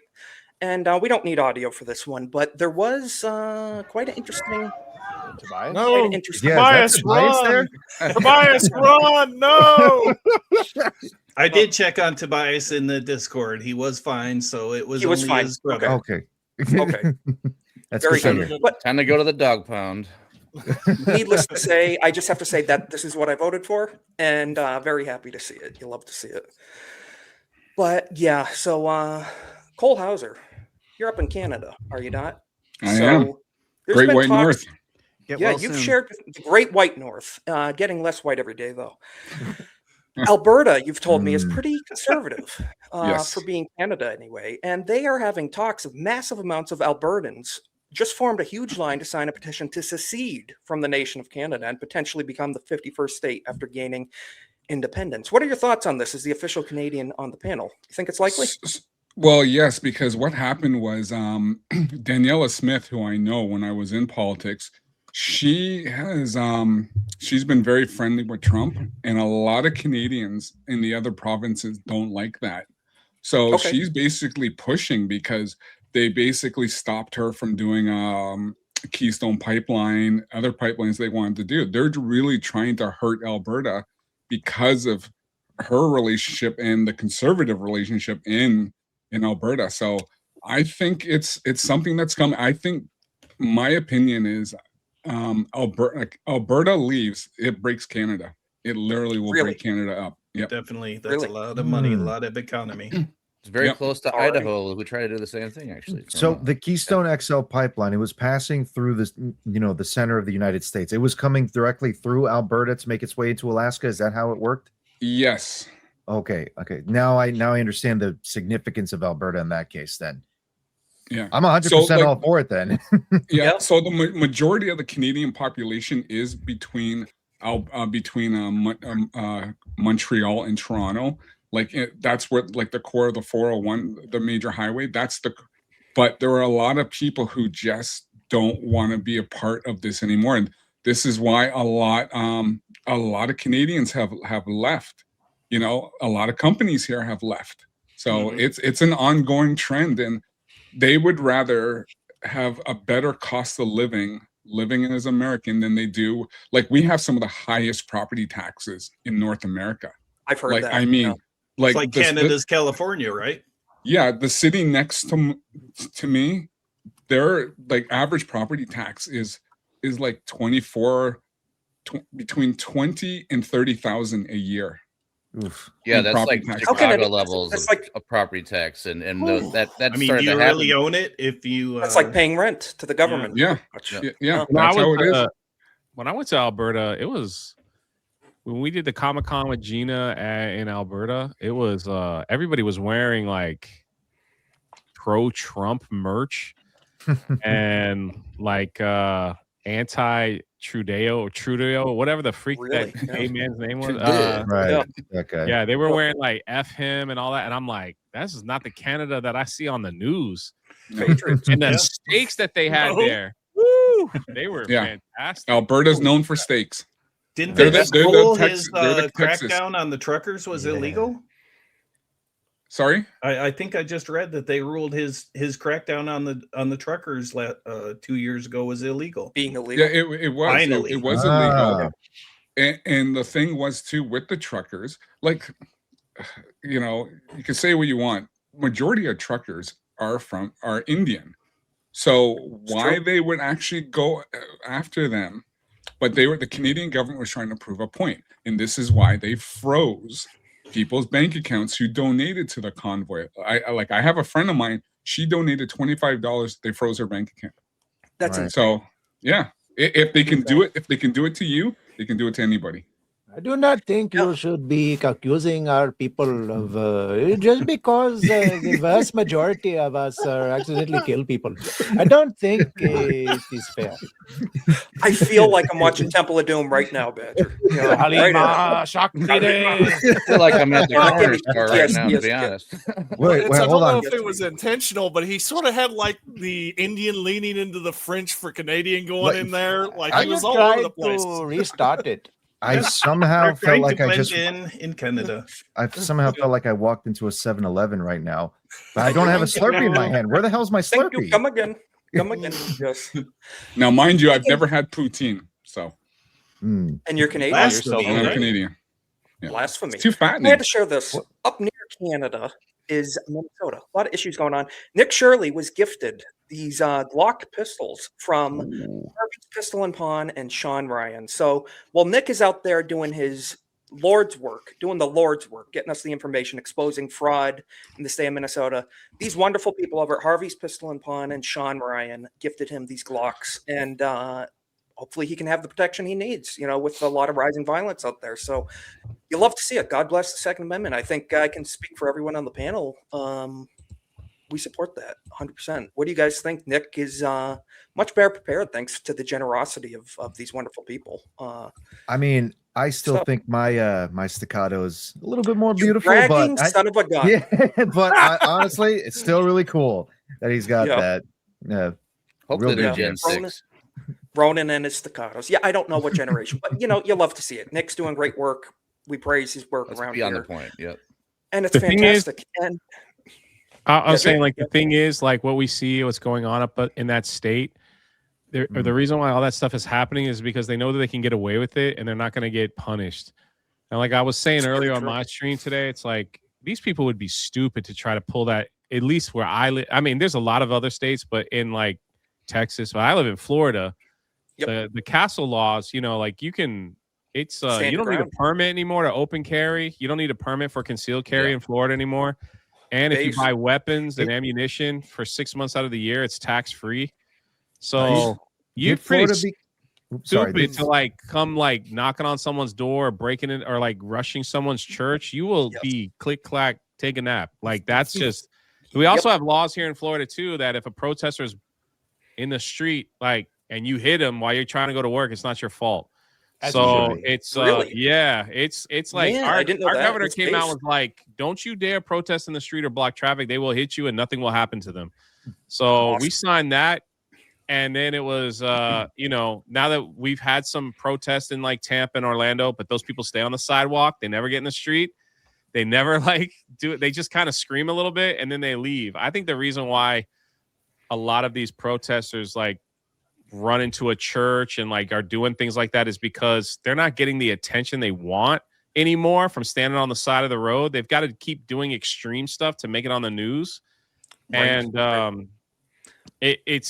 it's the insanity of like, I know we haven't talked about it yet, but like Don Lemon and all them other people, we're going to like, be pulling that up. Yes. Yeah, it's just it's insanity. These people have lost relevancy. Everyone looks at them and think they're crazy, so they got to keep reinventing the crazy acts to try to be relevant. You know, Well, like they're trying doing to it be in relevant Minneapolis. and get on the news. Like this is the most attention Don Lemon has had. Except when he was at like some gay parade. This is the most attention that he's had in a long time. So he's loving this. He's loving that he ran into a church like that. They wouldn't be doing this if it wasn't for Jacob Fry and the leadership in that city allowing like actually being on their side. You know, correct. They police lost. officers. They lost the battle on multiple fronts. It's not just political, but cultural as well that they're completely losing. Nobody cares about the opinions or kind of the battles that they're trying to fight because all of it is essentially just causing further destabilization to the country. Most people are waking up and understanding that. That's why they're choosing to ignore them. But unfortunately, it's also why they're going further into the extreme. And it's concerning to me, at least, that we're not seeing the U.S. government at least get even tighter against them with this kind of stuff. Well, I'm sure, Ronan, that Pam Bondi will say a very strongly worded statement on Fox News. Yes, definitely. You know, she has the case. She has the case right on her desk. Right on her desk. All right, hold on. Can you blow me up real quick? Yeah. Or like in biggin. I want to say something. I want to say there's 146 people watching. This young man needs like 30 subs. Please, if you haven't hit a sub yet, please just hit the button. It costs you absolutely nothing. If you did sub when you came over here, can y'all just let me know in the chat that you did? Yeah, shout out to everybody too. So big time. Is everyone sub that's watching? We appreciate you, Jay. You guys can do that, man. Right? Like only 30. We're down like 30 plus. We could do this tonight. What do y'all think? Big shout out to the Monday Hangover. What do y'all think? Just What do y'all 36 people left. You're slowly getting there, man. Isaac is worth it. He's a good dude. Yes, he is. I did that. Yeah, he's a good dude. You guys could. Thank you so much. You guys are freaking awesome. So I was saying in the back room before we started that this ICE situation is like a tale of two cities. ICE went to both like Memphis and Minneapolis around the same time. But you didn't see anything like this in Memphis because the state and the city cooperated with ICE. They were in and out, and nobody even knows that they were there anymore because look at the went timing. so smooth. Look at the timing. Perfect distraction. You know. Look at what happened with Minnesota. The fraud comes out, and then all of a sudden rioting. So it's the leadership in the cities and that state that's causing this. You know, it's like I said on Jay's channel this morning. You know, when you have someone like Don Lemon, who's always preaching, always telling you, you know, he thinks that Laura Croft, you know, like blacks would be on his side, but they are not. But the problem is, then he goes and speaks to this white Karen, who to try to make himself relevant. He's trying to make himself relevant. So I want to show this. It's just pathetic. Don Lemon storming churches in the name of anti-ICE and talking to pastors, harassing pastors who support ICE, deporting criminal illegal aliens. So let's check this out for a second. We don't have to listen to the whole thing, but First of all, I just want to say too, this is a Baptist church in Minnesota. I'm a Baptist too myself. I take this very personally. Any church, I would be furious about. I think we all are. We do live in a FAFO culture. Don't be coming to any of our churches. And good luck if you try that in Texas. People. Fair warning. Don't be. That's all I'm going to say. Don't be messing with our families or the body of Christ. Don't be doing. What do you think of that? Oh, acceptable. It's shameful. It's shameful to interrupt a public gathering of Christians in worship. So, but there were folks who will say, I have to take care of my flock. Okay, but listen, we live in there's a constitution in the First Amendment to freedom of speech and freedom. Oh my God. We're here to worship. We're here to worship Jesus because that's the hope of these cities. That's the hope of the world. Is Jesus That's our only Christ. hope. I want to be very respectful. Please don't push me though. We're here. We're just going to pause it there. Don Lemon, so pathetic. So pathetic. You know what makes bless it this worse? pastor. He went on a podcast later today and said everyone in that church is a white supremacist. We're not Indeed. doing more. That's the podcast with the white Karen that Cole Hauser was. So I completely forget what her name was. Man, This look, is the you're one. on point, Yes. baby. Look at that. We got it lined up. We do. I'm like jumping ahead of you guys. My bad. No, but thank you because Jay, you make a right point because he goes in there, absolutely disturbs this wonderful body of people trying to worship the Lord, and then he calls them white supremacists. Now They're protest in a entitled mosque. protesters. Yeah, go do that. Good point, Badger. Go do it in a mosque. Go do it in a mosque. See what goes down. And the nerve of him to get in the guy's People who are, face and then say in you're not allowed to religious touch groups me. like that. It's not the type of Christianity that I practice, but I think that they're entitled, not and a that entitlement Not comes at all. from a supremacy, a white supremacy, Oh. and they think that this country was built for them, that it is a Christian country, when actually we left England because we wanted religious freedom. Don, It's your religious 15 freedom. minutes has been up for years. Please depart. Yes, You're a Christian. I wish- you're a white male, pretty much. Yeah, Cole Hauser. I can't say what I want to say, so it's all good. We'll say it offline. Yeah, I absolutely 100%. But it's an intimidation tactic, and I said I don't understand how I've become the face of it when I was a journalist.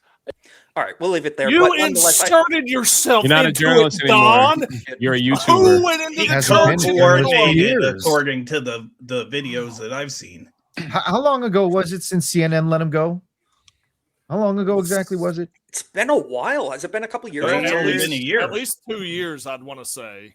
Yeah. 2 years or so, yeah. And I Well- mean, mind you, Don Lemon, he's claiming to be a Christian. He's claiming that's so beautiful. That's so beautiful of him to say. Yeah, when he goes to those I- churches that Always hang lie. the pride flags up. everything all he over. stands for and talks about is antithetical to what Christ had to say. So, Yeah, there's one thing I just cannot stand is black entitled elitists. I can't stand them. Yep. I don't Yep, blame and you. he's one of them. He's one of. Would you say that he's what you could call like a champagne socialist? One of these people that they have their Yeah. values, but they don't live according to them themselves. Rules for thee, but not for me, type of thing. Yeah, because the problem is blacks like him give blacks like me and other base people a bad name, and they will criticize guys like me because I am on the other side. That's the problem. Yeah, he went off on Nicki Minaj too because Nicki Minaj called him a Yeah. a pee-pee sucker. He called him a pee-pee sucker. Right? Yep. I saw the post. Yeah. What did she call him? He called him a normal homosexual man. I try not to cuss, so it's like No, we appreciate it. We can. can- try to keep it that's clean why we here, love too. you, Jay. And that's a big deal. It's one thing to talk it, it's another to walk it, and none of us are perfect. But Nicki Minaj, of all people, Oh, she's a not rooster someone who I would sucking. even. Yeah. Uh-huh. Yeah, exactly. Well, she Lemon, followed up that post with another one saying, I knew they were going to freak out because I used that term and that's all they were going to focus on. But if I didn't, they wouldn't have reported I said anything at all. She made a whole point about it. And I'm like, Exactly yeah, right. she's not wrong.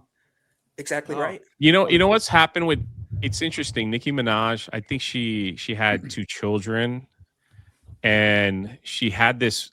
Just listening to her, like one of the podcasts, she was like, "I had this moment where it's like, I really need to connect with Jesus again, and I really want my kids to know who Jesus is, and if I'm not leading them, then somebody else could lead them somewhere else, like along that."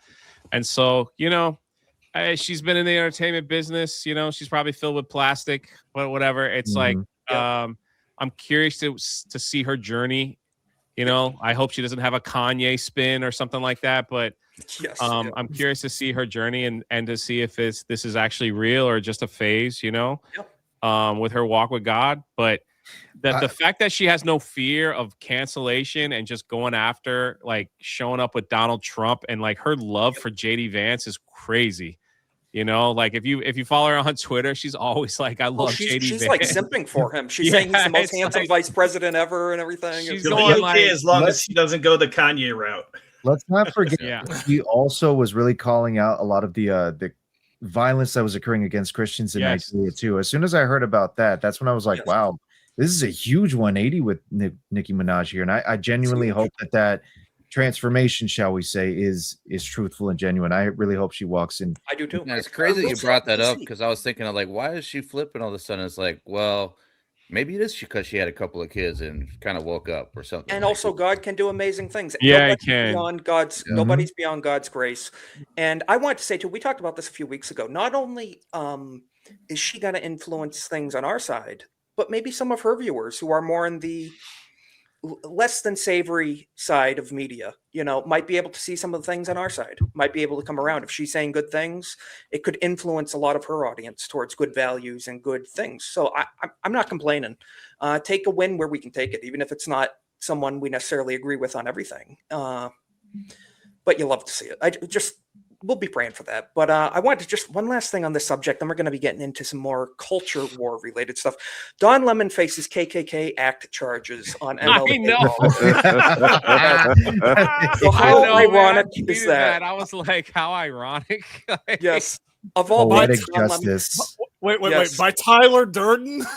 It's on the Zero Hedge website. Every article says that on their website. Okay. So Harmeet Dillon did say to Benny Johnson today that former CNN host Don Lemon has been put on notice by the Justice Department and could face charges under the civil rights laws, including the KKK Act, for his role in storming a church in Minnesota, which we just talked about. And how ironic is that on all days, on MLK Day, Don Lemon, the Lemon who is a fig, it might Also, get how disingenuous and fucking gay to the answer to that is, well, they have the right to assembly, not in a fucking church. Nope. It's in a public square with permits. You can't just go into a public property. That's what I'm saying. One of the other things that they're trying to for too is the Case Act. That's what it's connected to. It is that you can't just go into a place of worship and just disturb it to such a degree that they did. Yeah. These are the Isn't that same trespassing? people that cried January 6th and you know, all that stuff. Like when that was The going insurrection. on, they're gonna come into your churches. They're gonna come. Look what they did to the government. They're gonna, and you know, it's like I remember all that. doing the same. They were the thing, same Billy. ones that What is arrested, wrong with you? like Jake mentioned in the chat, old ladies, grannies praying outside abortion clinics for the children that are being murdered on the inside, praying, and then they get arrested. Praying too, mind you. They were just standing there silently praying, and for whatever reason, the on the cops just sidewalk. deemed them as nuisances or as disturbing the peace in that time. Such So they'll BS. never talk about the Two-tier tyranny justice exercised, system. but they'll never talk about the tyranny exercised by the Go to the Biden Church of administration. Scientology and you watch how quickly you're black bagged out of there. All right, there's a SWAT team that Well, descends upon John- you. Tom John Cruise Tra- leads it. John Travolta, But Tom yeah, Cruise, well, you're gonna get Coming in to, from the to ceiling. elaborate on Badger there, you know, they brought up they wouldn't do this to anywhere else. They shopped for a church to do this to. They literally went around and said, okay, we're not doing this with a synagogue. We're damn not doing it with a mosque. We're not doing it with Scientology. They shopped for a church to do this to, where they would not have been it was removed, a planned thing. so to speak. It was a planned thing. Yes. And Had like to Lex be. mentioned, we have cops. Yeah, Lex has cops at your church. We do at ours, and like I mentioned too, there are Every many guy men. in Florida at our church has a gun, and our I do at church every time. Yep. Pastor was very vocal. Like, if you got a gun, just you know, don't be 100%. waving it around the kids, you know, choir or anything like that. Of But, But, you know, a shepherd, don't and be any like, hey, man. Billy, you misbehaving? Huh? Yeah. Pay attention. Pay attention. All right. Yeah, Stop you don't have screaming to during the sermon. discharge after the Study song. that over. liturgy right now, boy. Study What that was your last liturgy. guest pop? They're like, offering's coming, guys. Offering. Yeah. All right. Jay, you beat me to the joke, Jay. I was head up on deck. Only 10%. I think it's going to be 20 this week. But yeah, no, exactly. Like Brisket says, carry everywhere, carry all the time. That's name of the game. And Shepherd must tend to his flock. Pastors carry, but even church attendees, take care of your families and your loved ones. So Lex mentioning a lot of people, 134 people still hanging out, 192 in total. Very we are nice. streaming on Kick and X as well. It's great to see everybody. We've got almost 200 people watching. Man, stop Good to streaming have on X. everybody here. Isaac, remind me again. I'm What was it? going Reverend? to When actually. they start Jay. paying I you, was- man. When they start paying you, get back on there. But- Yes, Ah. I have been talking about that actually. Yes, I agree with that. So YouTube and Kick. Kick's Yeah, been treating yeah. us good though. That's a good Kick has been treating us combination. good. It is. Yeah. And That's like what you I were saying do. earlier, not loving Rumble. I'm not loving Rumble. I ain't loving Rumble either, man. I've been trying to so- tell my audience, like, hey, we're gonna leave, and then there's a few that are like, but I like it. It's like I do it for the faithful few. Yeah, But, that's what you do. But I might just cut it to YouTube. and Rumble has Kick just going been, forward. yeah. Yeah. Kick's been treating us good though. So you love to see it. I wanted to pull this up right before we turn over to talking about Daughter's Revenge. I wanted to get just quickly everybody's opinion on this. Let me pull this up. 6 movies every man must watch. And the question is, what is one you would add? So frankly, I just have to say, I would replace Kingdom of Heaven with The Patriot, personally myself, and then the list would be perfect. Just going from top to bottom, Cornboy, what is one movie you would add to this list? A movie every man must watch. Not to put you on the spot, but I would say Glory. Glory's a good All one. right. Nice pick. Nice pick. Nice historical movie that with Denzel that I think everyone sees in high school, but if they haven't, yeah, watch it. Fantastic. Might have to do a watch party of that. Ronan, what you thinking? What's one you'd add? I'd probably add. I think I'd add The Last Samurai. Actually, The Last Samurai is a really good film that delves a lot into like honor and sacrifice. All those like timeless kinds of concepts. I would say it's a really good film that I think every man should watch. Fantastic pick. Fantastic. Cole Hauser, what's one that you would add to this list? I would add Act of Valor. That's the one where they use the real life Navy SEALs. Yeah, Really? I've seen I that actually one. haven't seen that. Okay. It talks about courage and valor, and being in a team, and it's a great movie. Shout Highly out King's recommend. Advisors for that raid. Shout out Hey, King's Kings. Advisors. Kings is a great dude. He's killing it over on the King's Court channel too. He recently hit 500 on there. So shout out Kings. Great dude. That dude's really helpful too. So thank you for being here. Cole Hauser, so your pick was Act of Valor, correct? Yes. So I got to see that. I've never seen that in my life, actually. Great movie. Fantastic. I'll be watching They that. use real Navy SEAls in that movie as well. I got to check it out. Sounds great. So of these 6 movies, Jay, is there one that you would add to this list that every man would watch? Someone in the chat said Unforgiven. That's a great yeah. one. Hell yeah. I might have to put Raiders of the Lost Ark. I love Raiders. Tried of and the true. Lost Ark. No, Jay, mine's outside the box too. Don't feel bad. Mine will be worse. I love Raiders of the Lost Ark. It's one of Little the best. religion, little religious relics in there. A little James Bond type character. Great adventure film, honestly. Yeah. Yep. It is. It is. And there's only 4 Indiana Jones movies. I just got to say that too. There's only 4. Oh, we're counting the 4th Are we one. counting I Crystal am. Skull Yes, now? ABF. All right.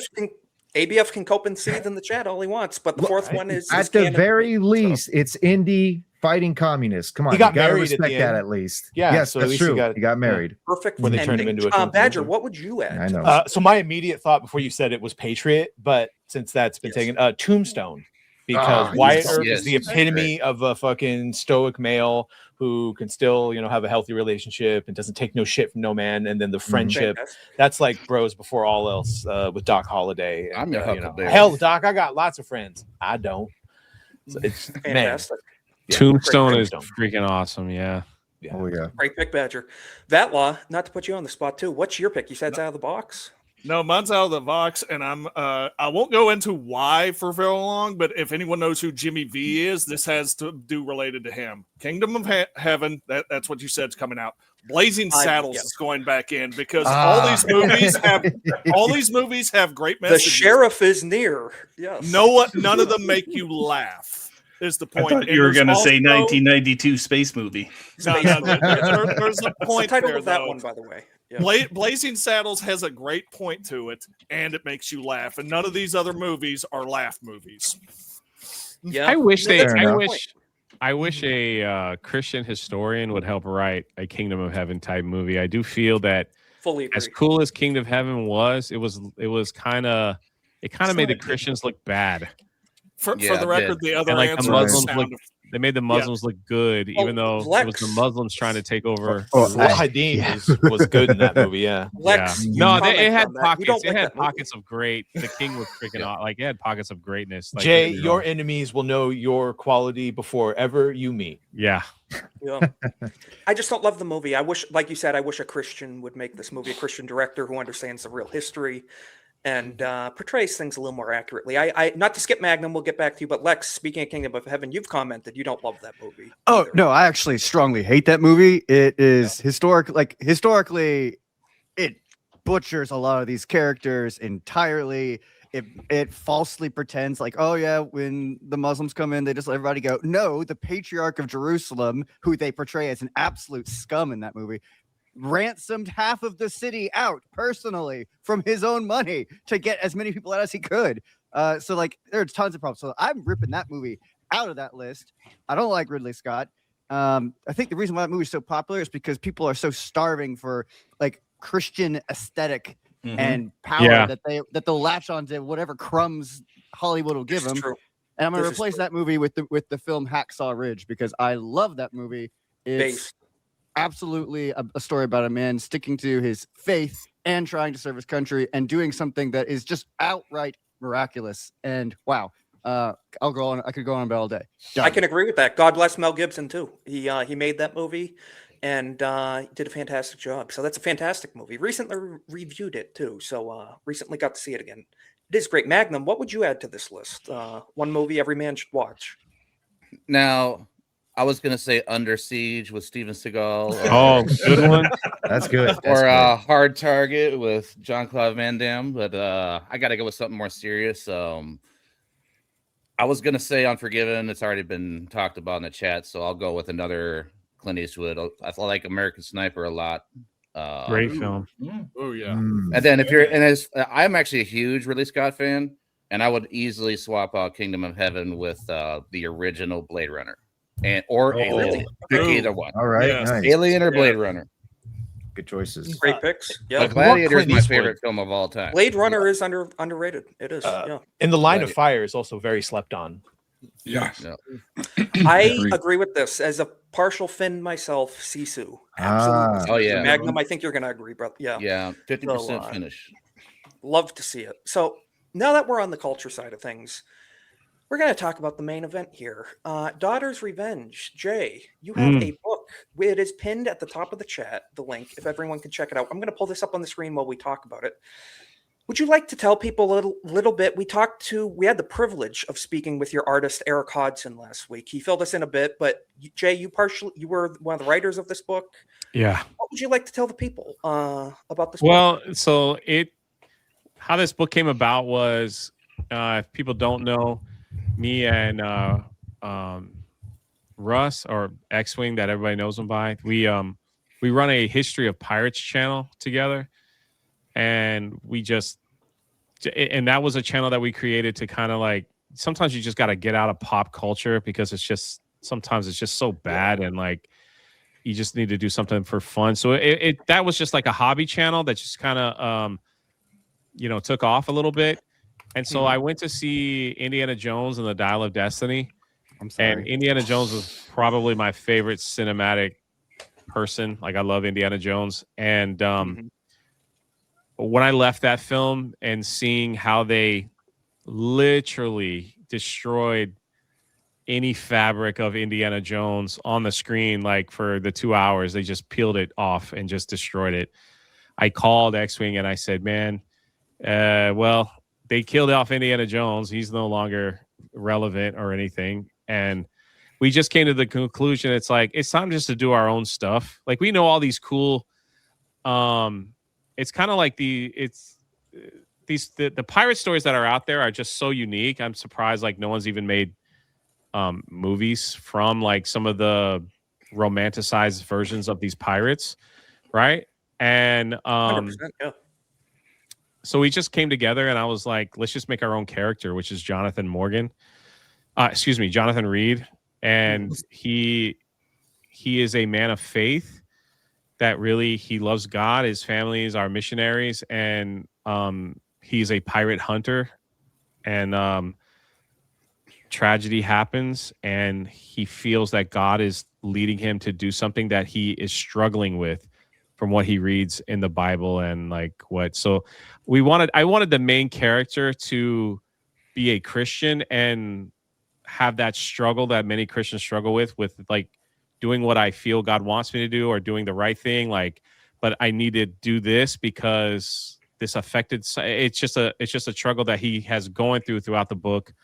Actually, throughout this whole story, this is just book one of a trilogy. If the other ones get made, and so yeah, that's where obviously Daughter's Revenge has something to do with his daughter and a revenge story. But yeah, there's that internal struggle where, as someone that hunts pirates, has to become a pirate, and I try not to give away too much. I'm like trying not to give away too much. So well, people need to read it for themselves. You said 144-page book, which is substantial.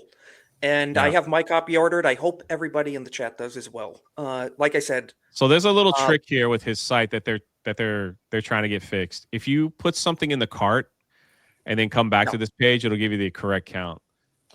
Really? We found out that like it could be fixed any day. Like it could be fixed while we're doing this now. But it's that's just that's kind of so like put something in the cart and then then go back and you'll see. You'll see how it is. So maybe it's not counting the people who put it away for like bulk deliveries or something. Well, Steve is saying that it's 1,100. Oh well, that's nice. That's like 4 more. 11 before I got on the show. Fantastic. Yeah. Debbie is saying ordered hers.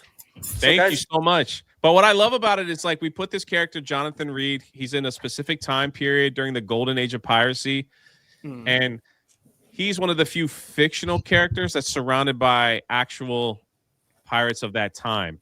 So Edward Kenway from Assassin's Creed will show up, yes? Yeah.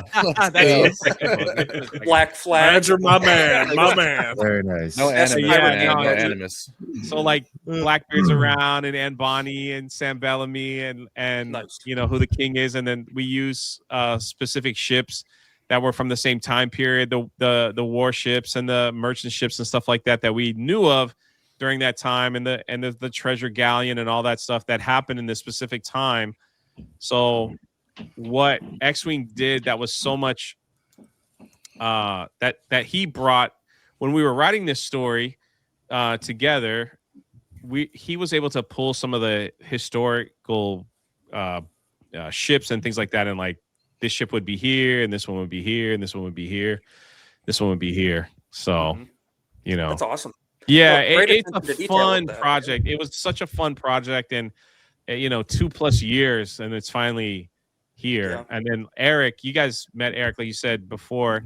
He's got he's got a condition with his hands, and the fact that he was able to draw this in such a 144 manner. pages, It's like, Jay. yeah. I locked him up in a cage and like just throwing carrots at him like Sloth and Goonies, until he got done. So even though you had a fictional character, you actually did the work to make it fit into established known history and have it all. So like if he's here, these are the ships that would be in this location. If that's awesome. Okay, that's more work than anyone in Hollywood. That's verisimilitude.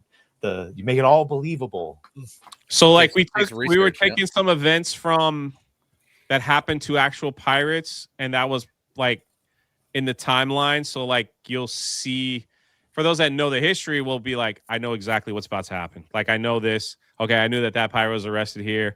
I knew what they were doing here, and it's like that's what took a minute, like to kind of get that. Obviously, we had to take some liberties to make the story move along, but at the end of the day, I wanted a character that hunted religious relics, that was a Christian, that struggled, that had a faith struggle. It's not a preachy book or anything by all means. It's just more of like, some men of faith go through different struggles with their faith. And so we put that in, and it's surrounded by real life pirates and the events that were happening at that time. So I love it. The project. And I hear there's some cameos as well we could look forward to. Yes. Oh, yeah. So Eric, he's like, I do better if I had a face to go with, crew members, people in the town, people in the tavern, people in this, people in that. So it's like, sometimes he just said, hey, I use so-and-so in this scene. I'm like, what? Really? I was like, okay. Yeah. So, Well, I know used Eric this mentioned to us YouTuber Mo is in the book, makes a cameo, right? Eating an avocado. Yeah. Eric said that on Mr. Avocado. We're not going to play that. When you see what happens, Wicked Virtue's in it. The people from the Pirate Podcast is in it. And some people that might have gotten a tattoo. I think we got a few of those people in it as well. So nice. Yeah, I love that idea of like trying to live as like a godly man in an ungodly situation, like in the turmoil that could bring, my problem was growing up in the church and then the church taking you to see a Christian movie, and those Christian films in the day were like the biggest cuts of cheese I have ever. They're thing, and it's just like I'm like, none of that stuff is real. Like that stuff is so fake, and it's like that doesn't represent like what real struggles are and everything like that. It's like I appreciate what they were trying to do, but I'm like, oh my God, it's so cheesy. It's bad, man. It's brutal. I'd rather watch Veggie Tales, like at that point, it's like Hail Larry Boy, by the way. Yeah, right? it's just one of those things. Again, like this wasn't this isn't a preachy book or anything like that. But no, Fireproof was like there was a couple that slipped through the cracks, but I'm just saying there's a whole long line. Jay, that's one of the things that I actually appreciate you about, making the book and everything, that it's not overtly preachy. You're not getting a whole ton of like, Christian messaging in it. But what you're doing is you're putting like core foundational ideas that are rooted in Christianity that a lot of people can look into and like actually relate to and connect with. Through that, you could indirectly say people would be interesting in wanting to check out the gospel. I'm not saying that that's what you're trying to do. I'm just saying that like perhaps by creating a story that has these like, pieces of Christian ideals in them, some people will really think about it and want to look into the gospel. Yeah, and that I appreciate that, because that is I love those type of characters. That's just, you'll see that in my other like with Cameron Cross with the Rippaverse, kind of the same but different types of struggle, because you don't have to be a person of faith as men to deal with stuff, because men as men, like we got anger issues and we don't even realize it. We could be having the greatest day and someone cuts you off in traffic and you turn into like the devil, and you want to like kill someone for like 5 minutes. Everything could be going fine. Maybe you could hit the lottery and win $1 million, and there's like one little thing that could pop us off. Men are just built different than women. No offense, it's just how it is. And there's always like a struggle, like some days, sometimes there's men out there that have gone through traumatic things in their life that we could never understand, and yet they're able to keep that in a tight grip and not let the world know that he is really hurting, right? There's just something about it. And I've always said this, like a man that can control his anger is a very dangerous man. He's a very dangerous man. When we see like people that just have constant outbursts and all that stuff, it's like they've lost control. They're weak. But they have no restraint. Yeah. Yes, but when you could see people like men that have gone through, and this is no diss on the women. I'm just, it's just no. Obviously, when you see that control, that's the way control God made it. Yeah. And like how people, how I've seen men in like in my own life, people that have gone through horrific tragedies that I couldn't even imagine. And yet they're able to wake up every morning and go to work and get their job done, no matter what. It's just like, that's just what real men do, right?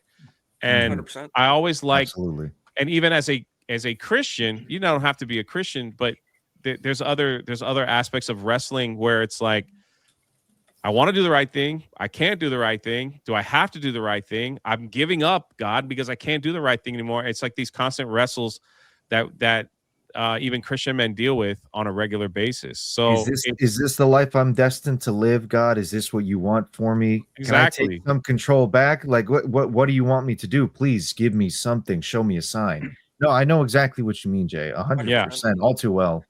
And that's the hero's journey too, and the pilgrimage, from the Christian perspective too, that we all Men are take. supposed And to be controlled monsters.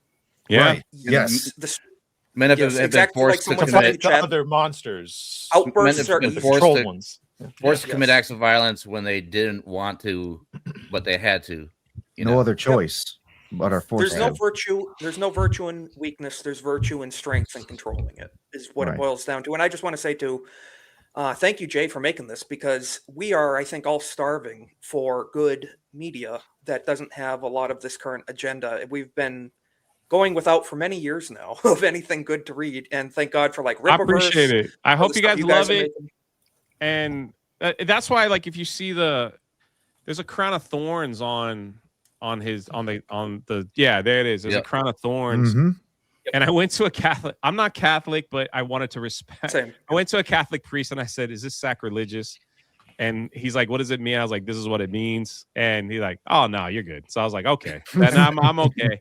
So you're not doing it. You're not doing it in a negative manner. No, you're doing it to represent. It's like when without spoiling it, when this particular Jolly Roger makes an appearance, it's like they understand that the guy is a Christian, and so they're like, "Hey, like, this represents Jesus," even though when we raise a Jolly Roger, we're gonna kill everybody. So it's like we're gonna take your ship in the name of Lord Jesus. Well, the crazy thing about the history of the time is that when the Catholic Church was really prominent in England, and so a lot of the men that were in the Navy were men of faith, and pastors and people that were missionaries and stuff. They were held in very, very high respect. Yep. And so like they believed that anything that the king said was a message from God, right? So it's like the king's orders, it was like, well, God ordained the king, and so whatever the king says, that's from God, so I got to follow God, things like that. So it's a unique time period too of people in faith that want to follow faith. Like for instance, it is recorded in several history books that Blackbeard, the real pirate, was married 14 times. Really? And the reason why he was married 14 times is because he couldn't have sexual relations with a woman unless they were married under God. So it's like, I don't want to sin. So even back then, Blackbeard of all it people, was really weird. Yeah. So the reason why marooning was so popular amongst pirates is because they didn't want to be the reason they killed someone, because they didn't want to go to hell, because murder is a sin. So instead, they marooned people on an island. Like, well, if he dies, that's God's will, nature. right? Yeah. So it's like, if he survives, then it's God's will. But if he dies, it's God's will. It's like Batman Begins. I don't have to kill you, but I don't have to save you either. Basically. But the other thing too is, back then, prostitution was looked at as a legal business. So married men could go to the prostitute, have a hooker, and it wasn't considered a sin. It's legal. I'm helping the economy. Yeah, it's just the guys going out having a good time. I feel totally absolved now. Yeah. So it became a sin when the Puritans came over to America, and they're like, "Yeah, you can't live that life, man. Come on, like that's not how it is." Clean up this act now, man. That's my ancestors right off the Mayflower. That's my people. So Jay, is that in the book? There are real pirates, and there's real taverns, and they're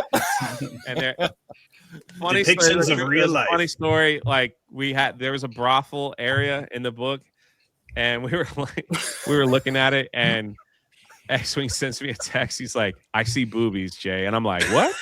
I'm like, "What page?"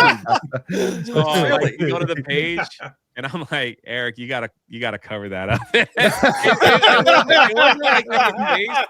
It wasn't like in your face, but it was enough to know, like you get it. I didn't notice it. Like when I went through it, I'm like, "Oh, The Red Lantern District.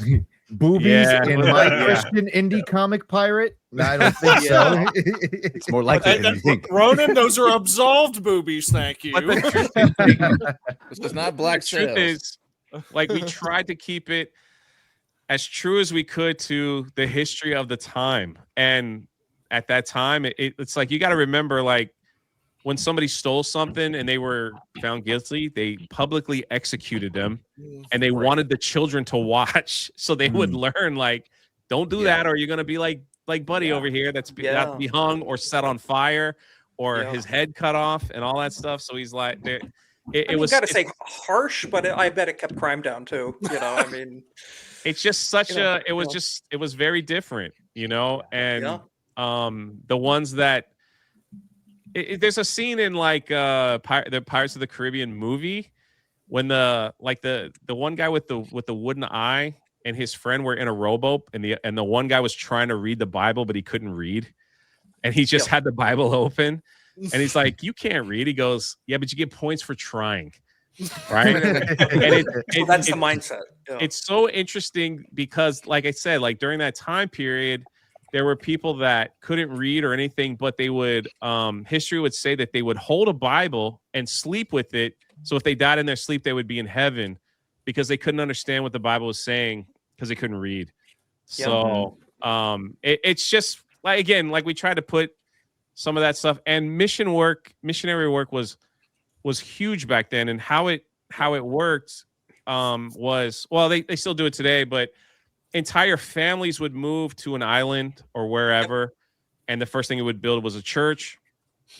And they didn't know the dangers that were there. They didn't know anything. Like kind of the first colonies that came to America, they all died because they got sick, you know, in the cold. But they just wanted to spread the gospel, and that's what they thought what they had to do. The Great Commission. Yeah. The other way is you just start fucking everything. Yeah. Eventually. Pretty much. Be fruitful. Yep. And people don't realize it was like that back then, just a mere few hundred years ago, and a lot of superstition too. Like, and thou shalt not kill is super negotiable. Yeah. Thou shalt not kill members of your own sect. And the other, those are savages. Those don't count. Yeah. Yeah. Well, I mean, the unique thing is that in certain areas in the Caribbean, when you so I did a lot of work in Haiti, so I lived in Haiti and I was in the Caribbean. There are certain places there that are very old, in Bahamas and stuff like that. Well, where the people that were living there at the time, they couldn't read or write, but they wanted to serve God, so they would beg missionaries just to build a church so God could live in the land. So they thought, if there's a church there, God will be with us and we'll be okay. As long as there was a church there, we kept that place sacred.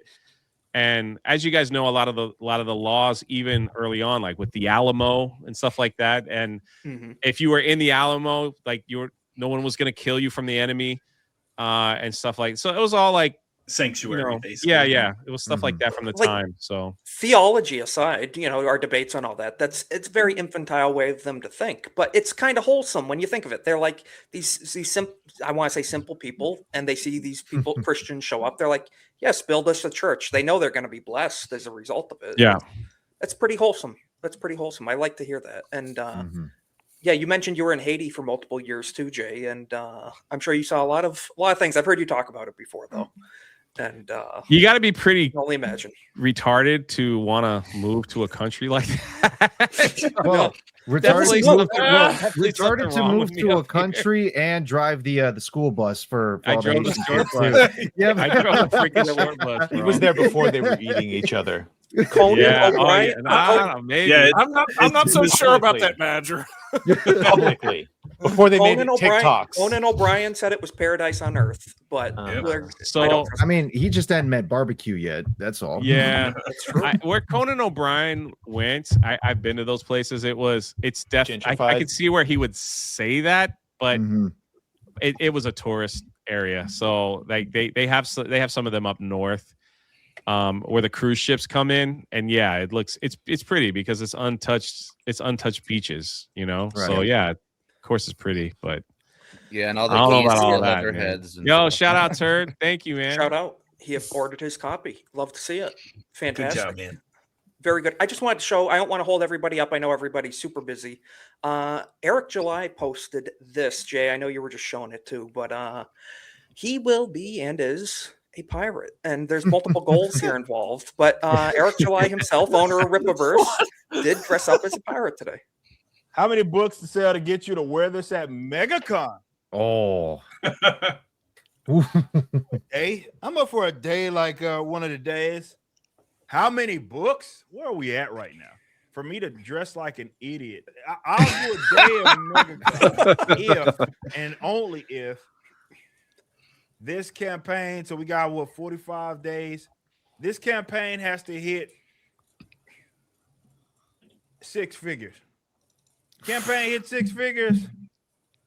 I'm down. 6 figures. It has to be 6 figures though. That's a lot of money. 6 figures. Remember. Well, guys, you better get on it because I we already want to see knew that. I was gonna buy at least one copy after Jay really went into detail about the whole Christian angle of it. I'm buying I Want It All now. I want to see Ripper shout winning out, that man. pirate. Let's go. I gotta do it. Let's go. End of this week, my paycheck's going to that. Hell yes. Shout Let's out, go. brother. Hell yeah, Roman. I Hell yeah. appreciate that, So, man. Jay, what is the last day of the campaign then? Near the end of February. End of February? Yeah, All right. we're already February. we're at about 60K, so we're about 40. I think we can. Every one of my books, God bless, and I've done 6 figures. So Fantastic. let's see if we can get. I can go 4 for 4. And Oh heck Let's yes. Welcome aboard. Time to set sail. Shipping me timbers a Yeah, fine he's vessel got you the be. peg leg, too. To the crow's Six nest, figures. mateys. I be the captain now. Definitely not AI. Definitely not AI. Yo, Holy crap. funny, dude. You'll I love didn't know. it. AI's incredible. That's Well, great. I told Jay I will dress up as a pirate at MegaCon, so That's I'm down right. for it. You will. You're gonna get I a wanna you're gonna be get a a whole pirate. pirate crew. I don't want to be. You're not going to be Blackbeard. You're going to be, what are you going to call him? I'll be black. I can. Well, I'll be Rippa's big First uncle. mate. There you go. Yeah, His I'll first be his mate. first mate. All right. You gonna get the I'd peg be leg? shipwrecked, but shipwrecked white. I want to see Cole win the peg in a peg leg. Come on. I know, right? Wouldn't that be awesome? awesome. He might Yeah. fall over, man. He's so big. Like, We got to get a Transformers branded one if we do, limping though. around. oh yeah, Yeah. that would be 100%. awesome. I did forget to bring that up, but Cole Hauser, you commented on that. Transformers artists, wonderful little ice comments earlier. That Oh, was right. just crazy, but we didn't get to that. But That's too bad. we are reaching. ABF is starting his stream, has started. I don't want to hold anyone up. I know Badger, Jay, all of us, everyone's busy. You're not holding me up, brother. What I want to do is I would love to get some of you guys on, and like I was talking about it on my channel, is really with some of the pastors that watch and just have a. Actually, I want to see Catholics and Protestant fight while I referee. Like, I want to be like, Can I say something, Jay? Lex is a Roman Catholic. Yeah. I'm a Reformed Baptist. We are very abusive to each other on Twitter every day. And see? That's if you what I'm ever wanna- talking If you ever want to referee it, that's sit it. down. I gotta. Get I you spent guys 5 over, years man. studying to be a That'll priest, fun so to see. Yeah, Get some blood told him sports going. he's a papist. So Maybe you can know, convert me. You know, maybe you can convert me to Orthodox. Jay, don't whatever. go the dark side. Don't go. only Jesus can convert. Amen to that. We're waiting for you, Lex. But nonetheless, you know, you'd love to see it. You know, and I have to agree. I am anyway. But any final thoughts from like Corn Boy? I just want to say fantastic with the fat, and you braided up the beard today. I know, man. Hey, Appropriate for you the guys have occasion. no idea. Even look at Lex with a little hat on it. I love it, dude. I freaking love it, Shout out man. Moxie Dame in the That's chat. great. What? Hold Shout on. out 5 Moxie. subs. 5 subs. to 5. 500? 5 subs. It's Get confirmed. that Five. freak Five. out of here. 5 more to go. Come on, Let's guys. do it, guys. Good to see you, Moxie. Thanks for Almost. Is there 5 people watching? Come on. Wait, am I subbed? We can do it. So you're part of the problem. He wanted to be Okay, 500. Jay, as you know, 500. Wait, I got that's enough. it. Wait, I got enough channels. We're gonna do this. There's history. We appreciate it. We're so That's close. one. So close. Hold on. Jay hold on. wanted to be sub 500. That's what he wanted to be. We got he purposely wasn't Money sub. He Hangover. wanted That's to be 2. 500. I got this. I got this with my own channels. I got this. I'll with do my it own myself. Appreciate Two more. How many more? Two. Two more. There's the So are we actually Thank you, everyone. There's Jaywalk for on the Planet. coming out. We're at it. Big time. Holy crap. Did we We're get at it. Congratulations. Wait a minute. Let me Isaac. pull this up. I gotta pull this up. Shout on my out, own. everybody. Yep, 501. 500. Great job. 501. Tonight. Over 500 subscribers. 501st? 501st. You're the I did 501st. anything 501st. tonight. There you go, brother. Let me pull this up. I want to give a big I want thank full you. credit, and on it your out. first Everybody. cut, I want It you to was- pay it forward. Oh, yes. Yep. Jay, 502. thank you so much. brother. Thank you 502. for everybody. God bless the chat. We did it. We did it. Hit 500. So I want to give a big thank you.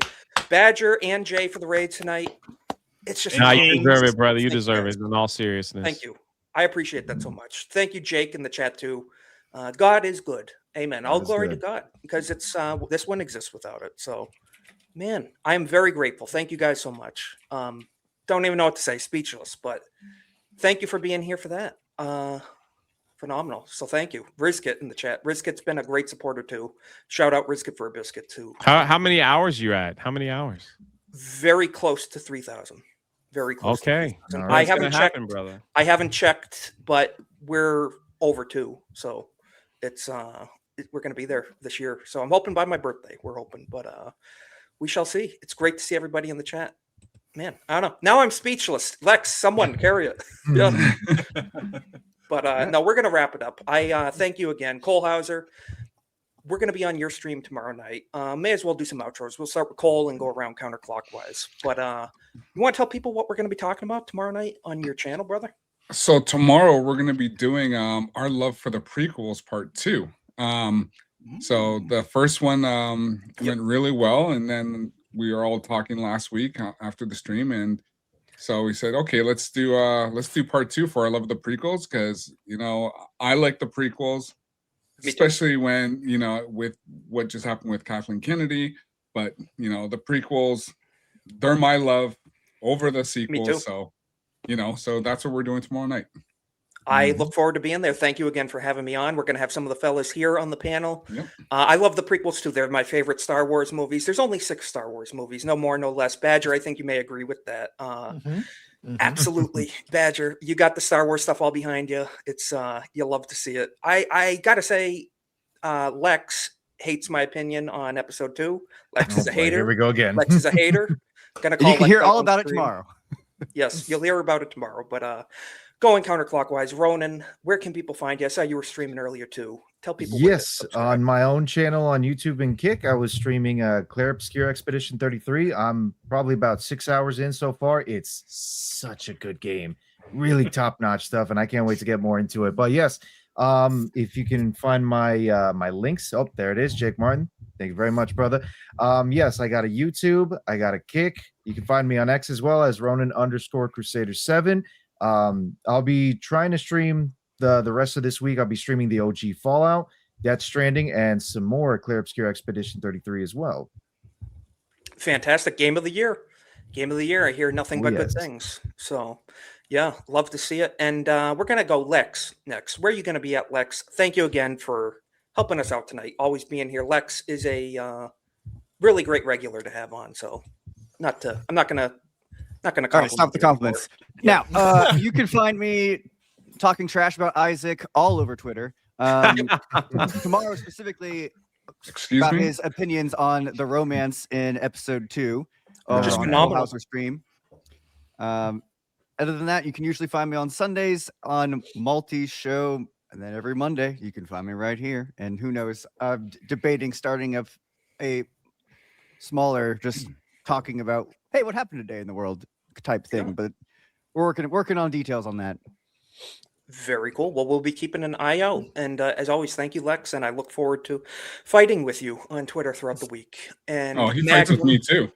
He does. He's a sassy one. He's pretty good. But Magnum, we're not going to be getting into fallout between you and Badger right now. That's for another stream. But and where all you his gonna- complaints have been corrected anyway. You just got to wait for the They episodes have. to come out. He's wrong. It's a good show. Stop, Magnum. Where are you going to be? Not talking about fallout. Where are you going to be at? I'll be on next. I'll be back on here every other week, like usual. And yeah, I'm just I just want to give a shout out to everyone who's creating new content to fill that void, because it's been really brutal the last few years. Especially I'd say right around like I'll kind of start at 2016, but like I think like Game of Thrones season 7 and 8, everything kind of fell apart, and I haven't seen anything decent in a long time. So just want to give a shout out to everyone making new content, and Jay and everyone.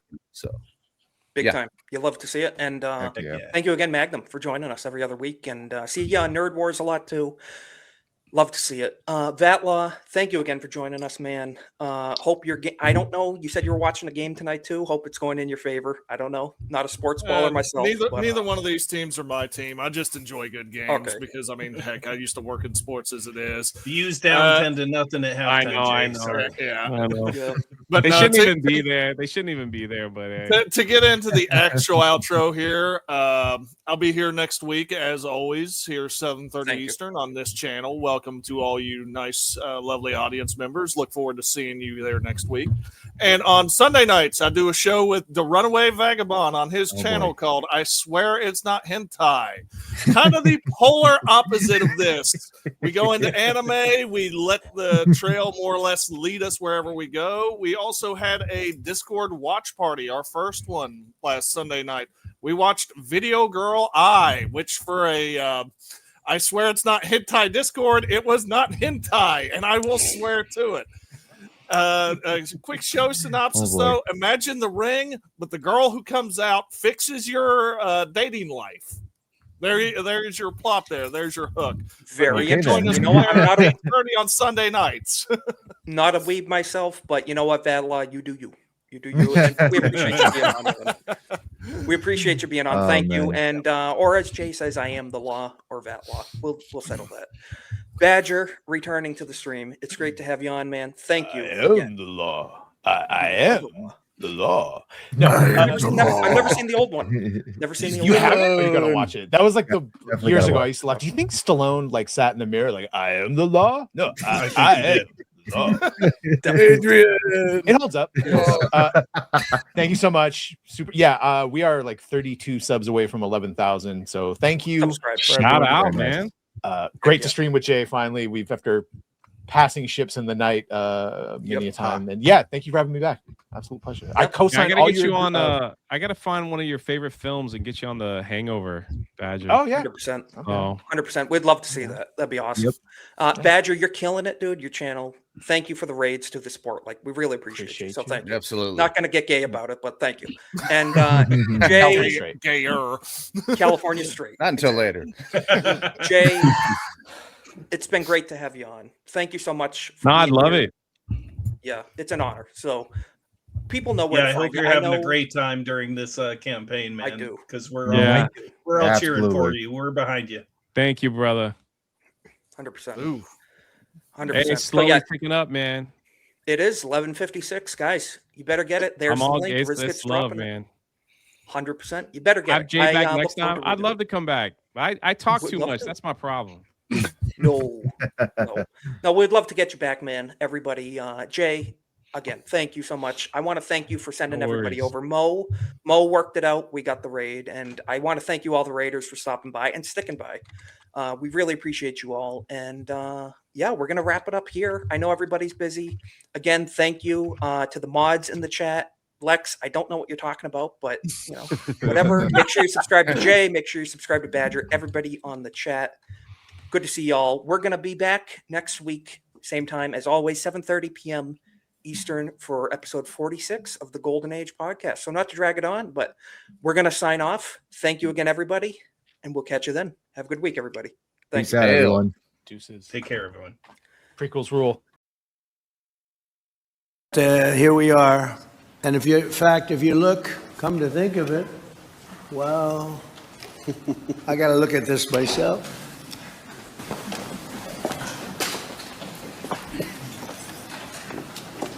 Wow.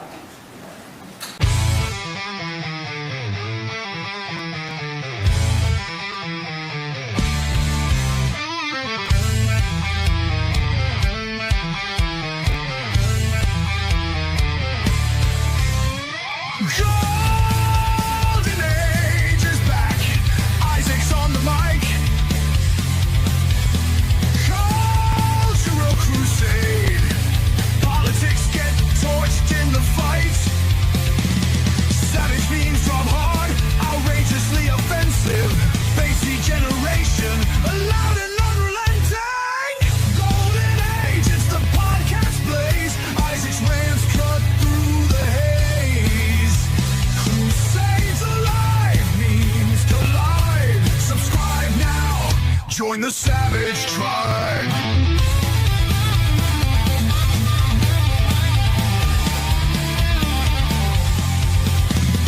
New takes weekly, unfiltered and raw. Isaac's voice, the memer's law.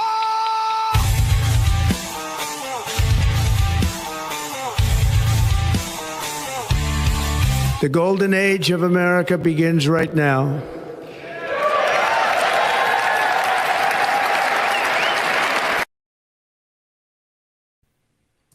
Hello, and welcome back, everybody, to another episode of the Golden Age podcast as I get the rest of my panel up here on the screen.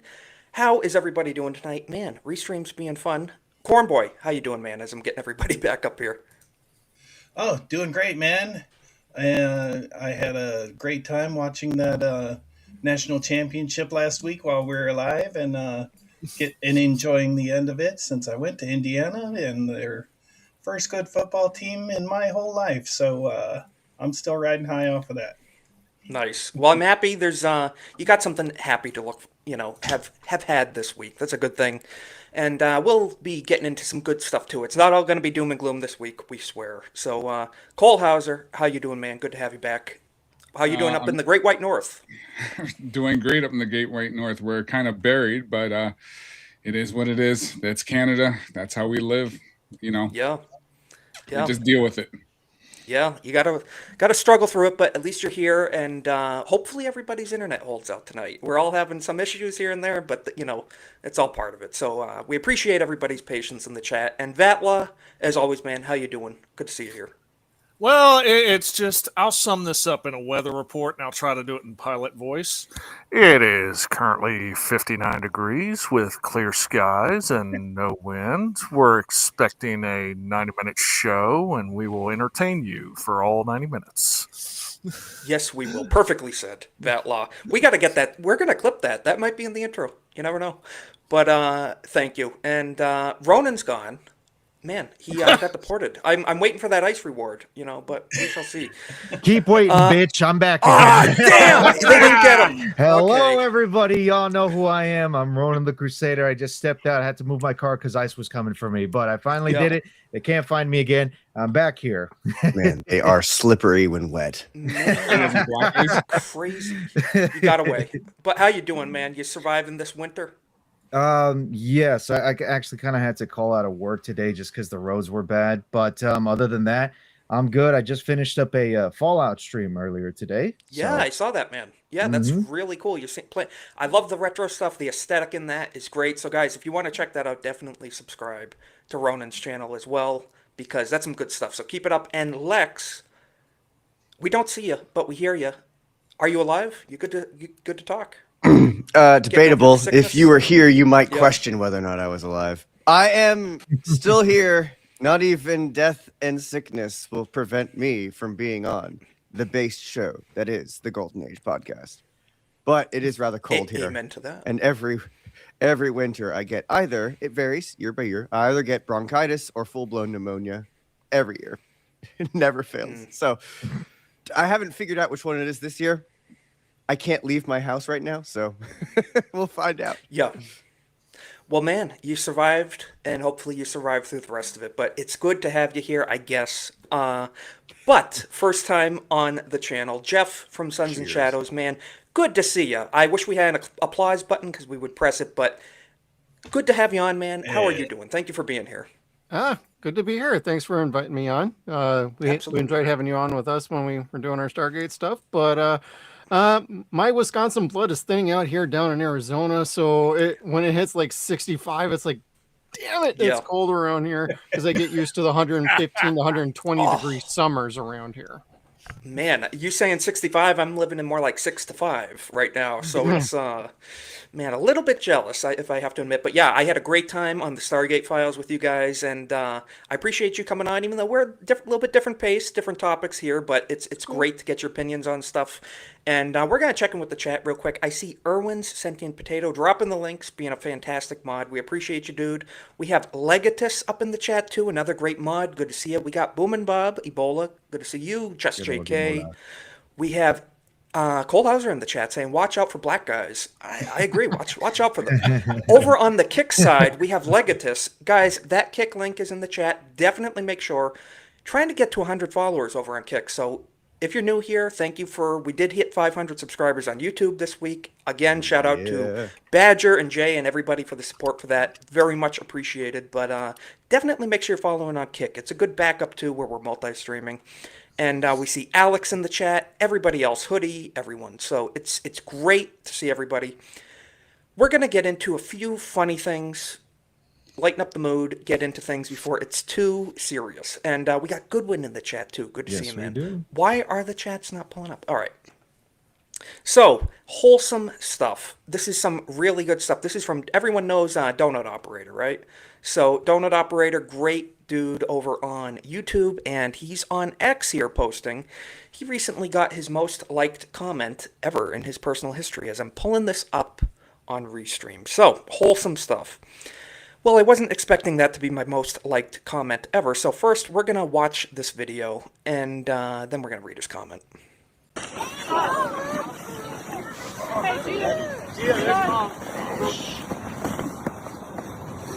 You want to push? Thank you. Send it. Don't leave. Uh-oh.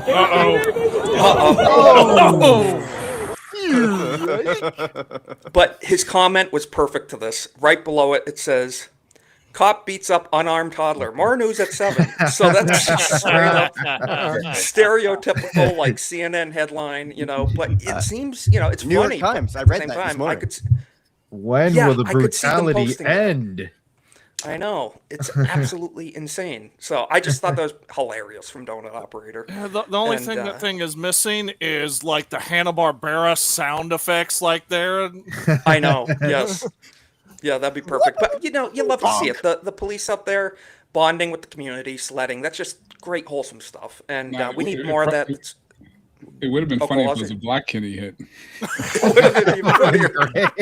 Then we could have overlaid the soundbite from the damn. He needs some milk. But let's check this out. Either that or the "she gonna fall again." Damn. Yep. I need that sound clip. That's the one. So this is also hilarious. Saw this. Breaking. This ICE agent is being praised for absolutely decimating a leftist stalker. Do you have, well, we'll just see it and then we'll read it after. But so nonetheless, the person behind the camera doing what they're doing, going around, recording everything all day. So look what this ICE officer had to say. Absolutely hilarious. Do you have any idea how racist it is to blow a whistle at workers that are probably legal? You're just alerting them that ICE is here and they're probably legal. That's very racist. Reverse Uno. Yeah. But, I mean, not a bad point when you think of it. It's God, they're going around, they're going around assuming everyone in the neighborhood's illegal, and yes, they are. Kind of racist there. I agree. You could almost say it's like profiling. Hey, I see a brown worker. They must be here illegally. That's the liberal mindset. You don't have to call me out on that, Isaac. I understand I'm brown. It's true. It's true. Listen. You make a mistake calling in Ronan once.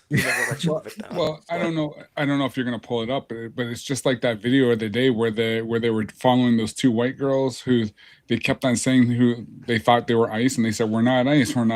So yeah, that's all they do is profile, and they just assume that's what they're doing. I would have loved to have been there. Oh, You know me, I'm just gonna 100%. Yeah, I'm gonna have fun. Yes. One more thing. This is a fantastic skit. I don't know who did this, Before you but you hit can see the play- TikTok plug there. Yes. Before you hit play, is that Marge Simpson? Similar hair.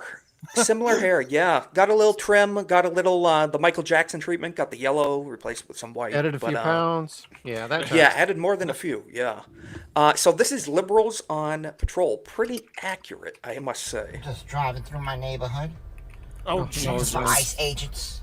Trying The to do nose my ring? part. Trying to protect my illegal. I'm not so criminal sure that's a ring the nose fellow hula hoop. Human beings safe from ICE. Gosh. Because What this the is hell? ridiculous. What's going on? You put cows to what is shame, this? you motherfucker. Yes. We have an ICE agent here. Get my whistle ready. The whistle. Always. I'm gonna get my whistle ready. Yep. Run. ICE is here, everybody. ICE. If this is Get a him away. lampoon, that is perfect. Yep. My hero. Yeah, and they always think that I'm a hero. They always end it with that, you know.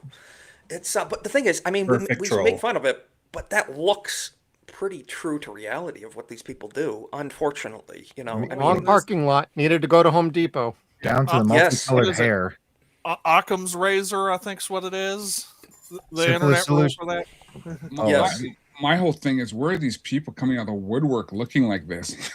You I know? know. No, dude. Half the time, it kind of feels like it's a factory thing. Like they're just being churned out. You know, Yes. mass produced and whatnot. Well, mind you, this is what happens when we close the insane asylums too. These Oh. people are largely mentally ill. Oh, this one was definitely a skit. This was posted by someone Yeah. but I mean, unfortunately, like we said, it's awfully Unfortunately, close it's to how spot they on. really are.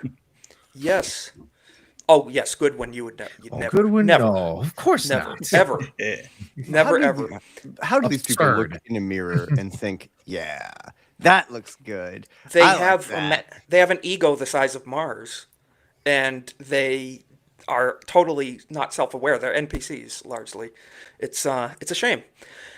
But this was at an ICE, I want to say protest, riot, whatever you want to call it. But a tough guy rapper in Minneapolis thought he was invincible until he got pummeled to the ground and detained by federal agents. So look at Big Boy here. What would his rapper name be, guys? Let's go around the horn here. This individual, what would be a good rapper name for Mr. Tough Guy here? Jabba something Jabba? I don't know. I got nothing. Nothing. Yeah. Busted ice. Busted ice. Yeah. I like that. Yeah. Like just Let's a check little- out what happened to Mr. Tough Guy here. Taking on ice. Taking on the man. Icebreaker. What fat guys were supposed to be jolly. Oh, you ain't being Oh, man, that's the fastest that man ever moved.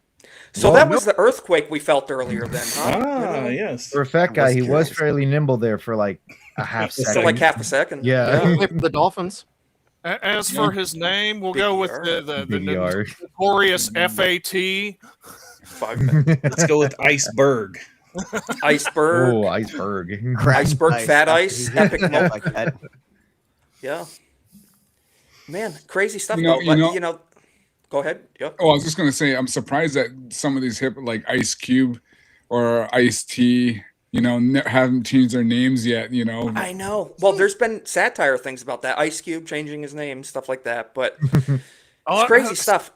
Considering Ice-T's in a cop show, I don't think he can at this point. He's just like, I don't I'm think going he to, I'm would. going to dip low and just Yeah. avoid the whole nonsense. Let it fly over there. Pretty Yeah, much. he got a little bit of a workout. That's not aerobic, but what's the term? Anaerobic. Mm-hmm.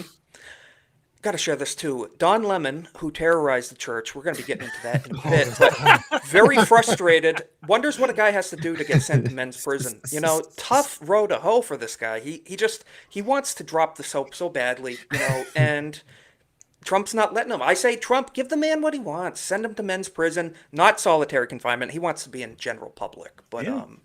Maybe he I can don't know. issue a report on it after a couple of years. Hey, he's already got the white man he wants. I don't know why he would need to go to prison. It's true. Well, It's he true. heard the warden say "put him in the hole," and he completely misunderstood it. He did. He did. Just put everything in that hole. You don't know where it's been. Yeah. It's like that video last week where it had I don't know if I sent it to you, where it had Don in prison, and then Walt said, "That's mine." Really? Okay. You guys. I gotta look. Okay, I'll look through that when we're watching something else, but I'll see if I can pull that up. Ew. Wanted to share this. Wanted to share this too. Oh, boy. So this is pretty accurate. Where you start off the white monster. I haven't had a white monster in years. I don't think one sip would hurt. And then you get to the bottom of the can and you start getting. Come on over here. Come on, coward. Coward! I know that I want to punch you in the nose. Don't beat your goddamn ass, you son of a bitch. You're an intellectual dumbass. And I'm coming. You coward. I think you're a tough guy. I hate you, coward. Just have to say fairly accurate, to be honest. I had a white monster before the stream, and I'm ready to get into it because, man, it gets you fueled up, ready to go to Agartha or something. You know, it's the fuel you need. It's the fuel you need. But pretty accurate, I do have to say. We're getting more names in the chat for that black rapper guy. Diabetes. That's so good. Girthquake. Don't clip okay. that. But don't clip that, by the way. Not milkshake. Not milkshake. Ice burglar. Iceberg. Jeff, how dare I gotta say, diabetes is a pretty good one. I must say. It's the diabetes. But yeah, diabetes and You got to use the Wilford Brimley quote of it. Diabetes. diabetes. I wanted to show this. Cole Hauser, you sent me this. We're gonna watch at least a good portion of it. I think it's pretty damn funny. I saw this before I joined in the stream. Let's check it out.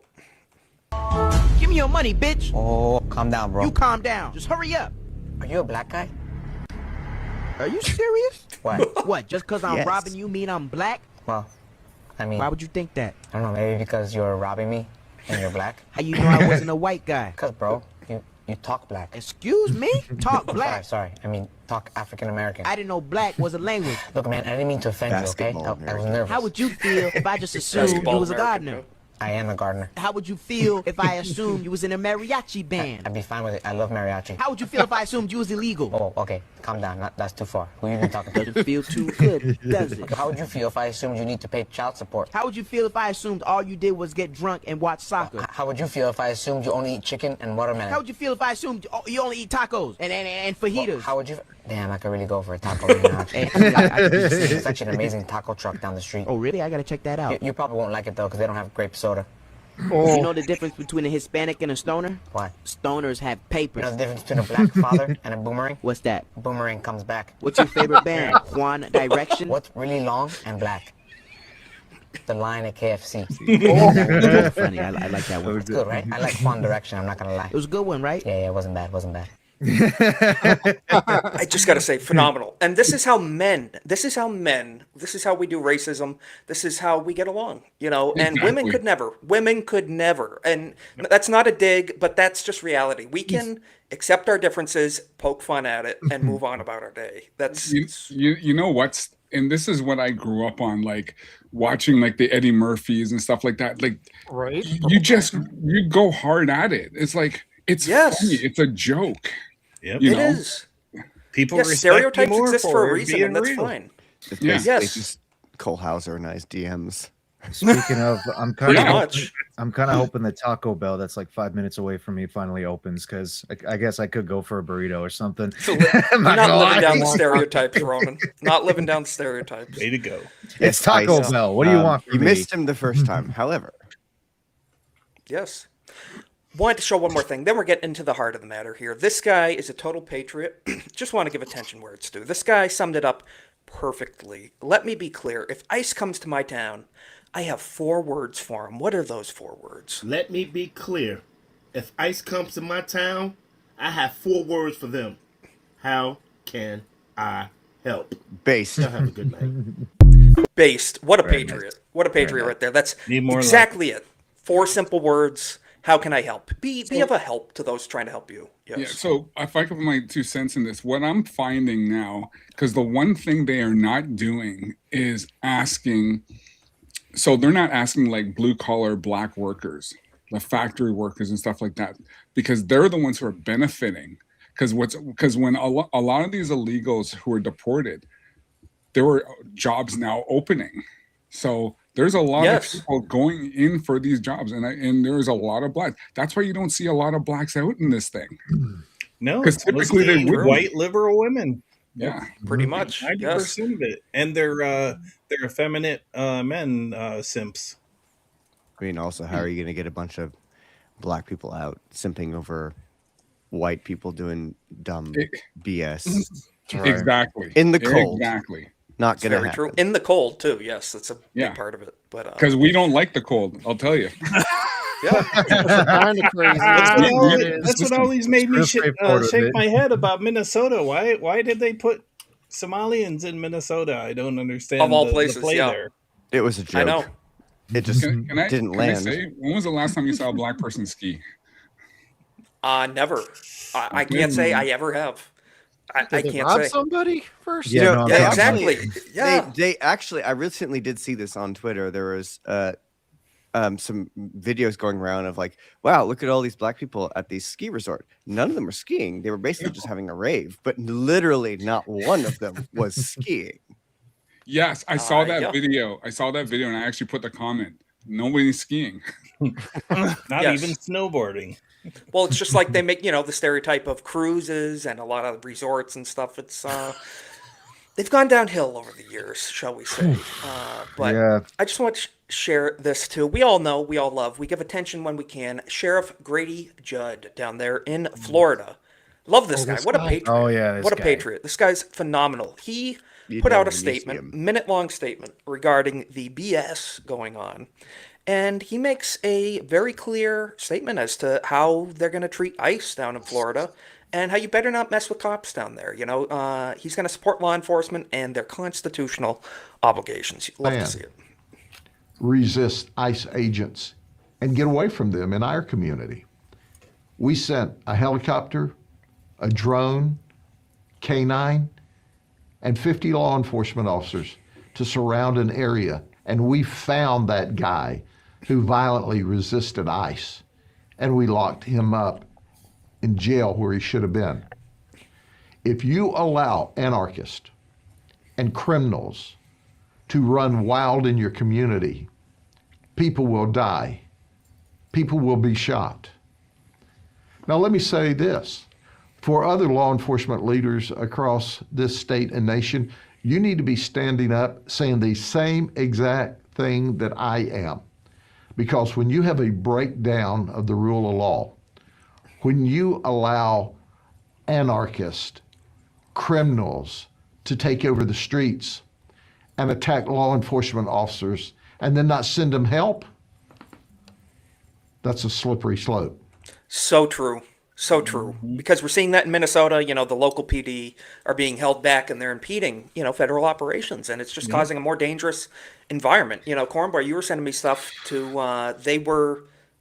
looks like they were helping the people, protesting ICE, rioting against ICE, and handing out food. They were wearing the yellow vests and stuff. Handing out donuts and coffee. That's the National Guard that Tim Walz activated. It's the National Guard themselves that police are turning around on the streets whenever they see protesters. That's fostering a dangerous environment. I know we're going to jump into the actual topic very soon enough, but I may be jumping the gun mentioning this too. But there's even video of 2 ICE agents who are defending the Home 2 Suite hotel that was being attacked by Antifa, and one of them was calling for backup constantly, and it never came. It was just those 2 ICE agents guarding the hotel. He's yelling at the press. Why aren't you reporting that the police won't come? Where is your local PD? All that.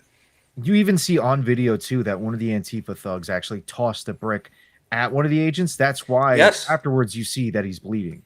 Yeah, and he's being protected by a wall of cooperative press. Mm-hmm.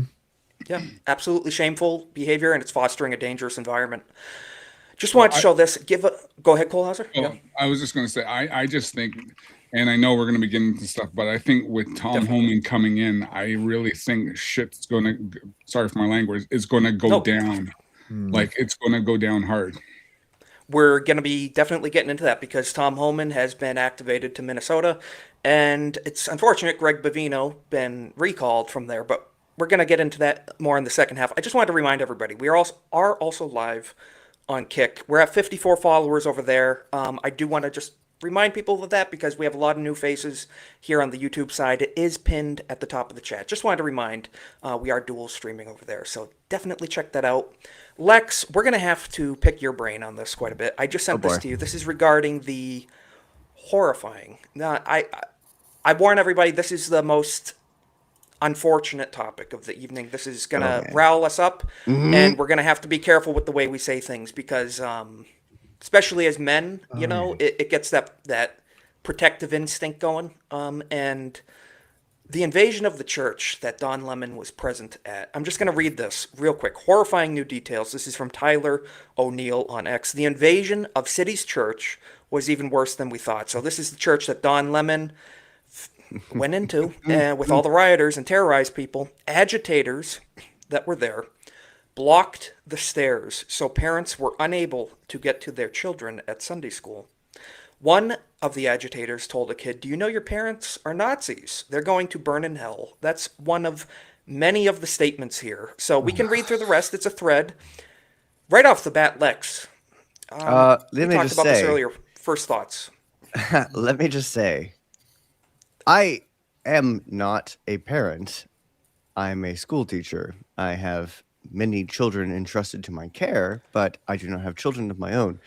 That said, the mere concept of obstructing a parent's access to their child is entirely unacceptable, and a parent is justified in using basically any level of force necessary to gain access to their child at any point in time, because their child 100%. is their responsibility, their family, their God-given family, and the mere concept of somebody who has their panties in a twist about some BS that doesn't actually even matter to them, really, separating a parent from their child, yes, merits only the firmest, most direct, and most definitive response of removing said person, removing said obstruction, and I leave it to the imagination how that is chosen to be done.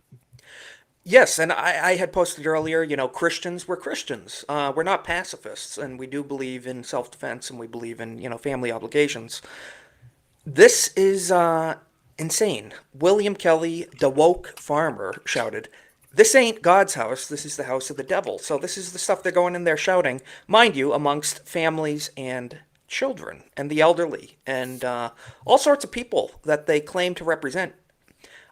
I want to show this, and then we're going to get everybody's comments. This pastor here, Reverend Patrick L. Wooden, first time I've heard of this guy, but this came across my feed, and he summed this up perfectly. He says here, "Don Lemon, don't come here.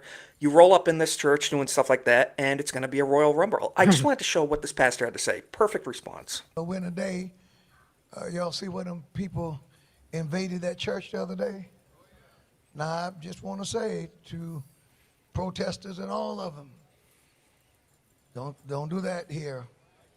Amen. Don Lemon, don't come here. You can send it on Don't X roll up in Ninja this if you church want. doing stuff like that, and it's going to be the Royal Rumble. And the funny thing is, I'm not joking. We have worked hard. We built the church in the name of the Lord. We dedicated it to the Lord. It's built for worship. Our blood, sweat, tears, and finances are in this place. And some people who have never darkened the door of a church and never contributed one dime to it, gonna roll up in here and disturb our service and scare our children and shout obscenities in Not the gonna church. happen. That will not stand in this church. That will Amen, not brother. stand. That's Good. not going. And we're just going to leave it there because he summed that up very well. But yeah, church is not the place to be doing that. Express your political disgruntled BS out on the sidewalk, go right ahead. But don't be invading people's churches and threatening their families. Again, this is why we have police at my church. I wish we didn't have to, but we do. a lot more churches nowadays are going to, regrettably, but it's just the way of the world now, gonna need to be more armed. Either police, private 100%. security, or God forbid, the congregation trained, armed as well. But that's just gonna have to be what it is, because these people are vile, they're wretched, they're evil. They obviously hate Christians. They know that this is the last, and again, mind you, because a lot of them are left-leaning communist types, they know because of the training that they receive when it comes to Marxism and everything like that. They know Christianity is the last bastion before they can fully conquer the rest of the nation. Now, we know that the country is slowly dwindling when it comes to belief. Charlie Kirk having passed away, God rest his soul. Well, not passed away, I'm sorry, having been assassinated. That is helping with the revival, but they see that they need to push even further against Christians now. So us Christians really need to start taking up the sword again. Christianity has always been the lone bulwark against communism. It's its greatest adversary, and they know it. They had to have picked a church to go to. Why? Because, granted, anecdotal, I will freely admit this. If they came to mind acting like that, there would be three options. You can leave peaceably, you can wait for the cops to arrest you, or you can be carried out. Most of the deacons at my church, granted, backwoods country church, West Virginia, most of them are carrying guns. 100%. A lot of the congregation in the church carrying guns. When I'm there, the way it should be. I'm standing in the back. I'm not the biggest guy in the world. Cole Hauser, Corn Boy, you've both met me. I'm 6'5", fairly large. At church, you will find me with my back to a wall so I can see everything that's in front of me near the doors that enter that church. You enter like that, you enter in a manner that's going to upset the Holy Spirit, and you're going to be leaving quickly, possibly with missing teeth. 100%. You walk into the church, you might meet God that afternoon. You know, you never know. And just it might be the way it is. But the separating parents from the children part, that's the worst part of all this. That's once that instinct kicks in, it's like you're putting your life on the line. Don't do that. 100%. And rightly so, because you know what? Never mind. That's the part that makes me really mad about that story is the sheer concept of, oh no, I'm going to separate you from your parents and then call your parents Nazis in front of you. Oh, well, there are violent intents on my heart when I hear those words. Yes.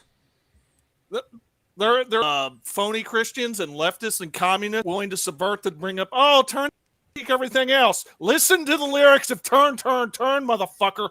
There's a time to kill and a time to fight. That's and in the Bible. And you disrupt the Lord, and you will meet that time to fight. 100%. Boy, the tolerant left, everybody. This is, I know what they do. The tolerant left, so loving and peaceful, calling children terrorizing children, calling their parents Nazis, and as we see here, one woman even broke her arm. And I mean, that's why Don Lemon was on the news calling them white supremacists, and all the people who are following them are calling them Nazis, so that in the future they and their followers will be justified in stomping them out. So that way it's no holds bar. What's the quote? They don't call you they call you Nazis. So if they don't what is it? They don't God, how does it go? They don't call you Nazis to kill you. They call No. It is okay. They don't attack you because they think you're Nazis. They call you Nazis so that they can attack you. Yeah, that's essentially what it is. Yes, that's 100%. So it's rules for radicals type of stuff. Yeah. So I figured there had to have been some. I know, the population of Minnesota, but you figured there had to have been like some black churches in Minnesota. So why did Don Lemon not pick a black church? It's very true. Because he knows he does not speak for a whole group. He only speaks for the uneducated and the poor. That is it. He does not. And at a black church, he might find out. To cut you off, Cole Hauser. They can't play the race card if he goes to a black church and they beat exactly. No shit. And that's why.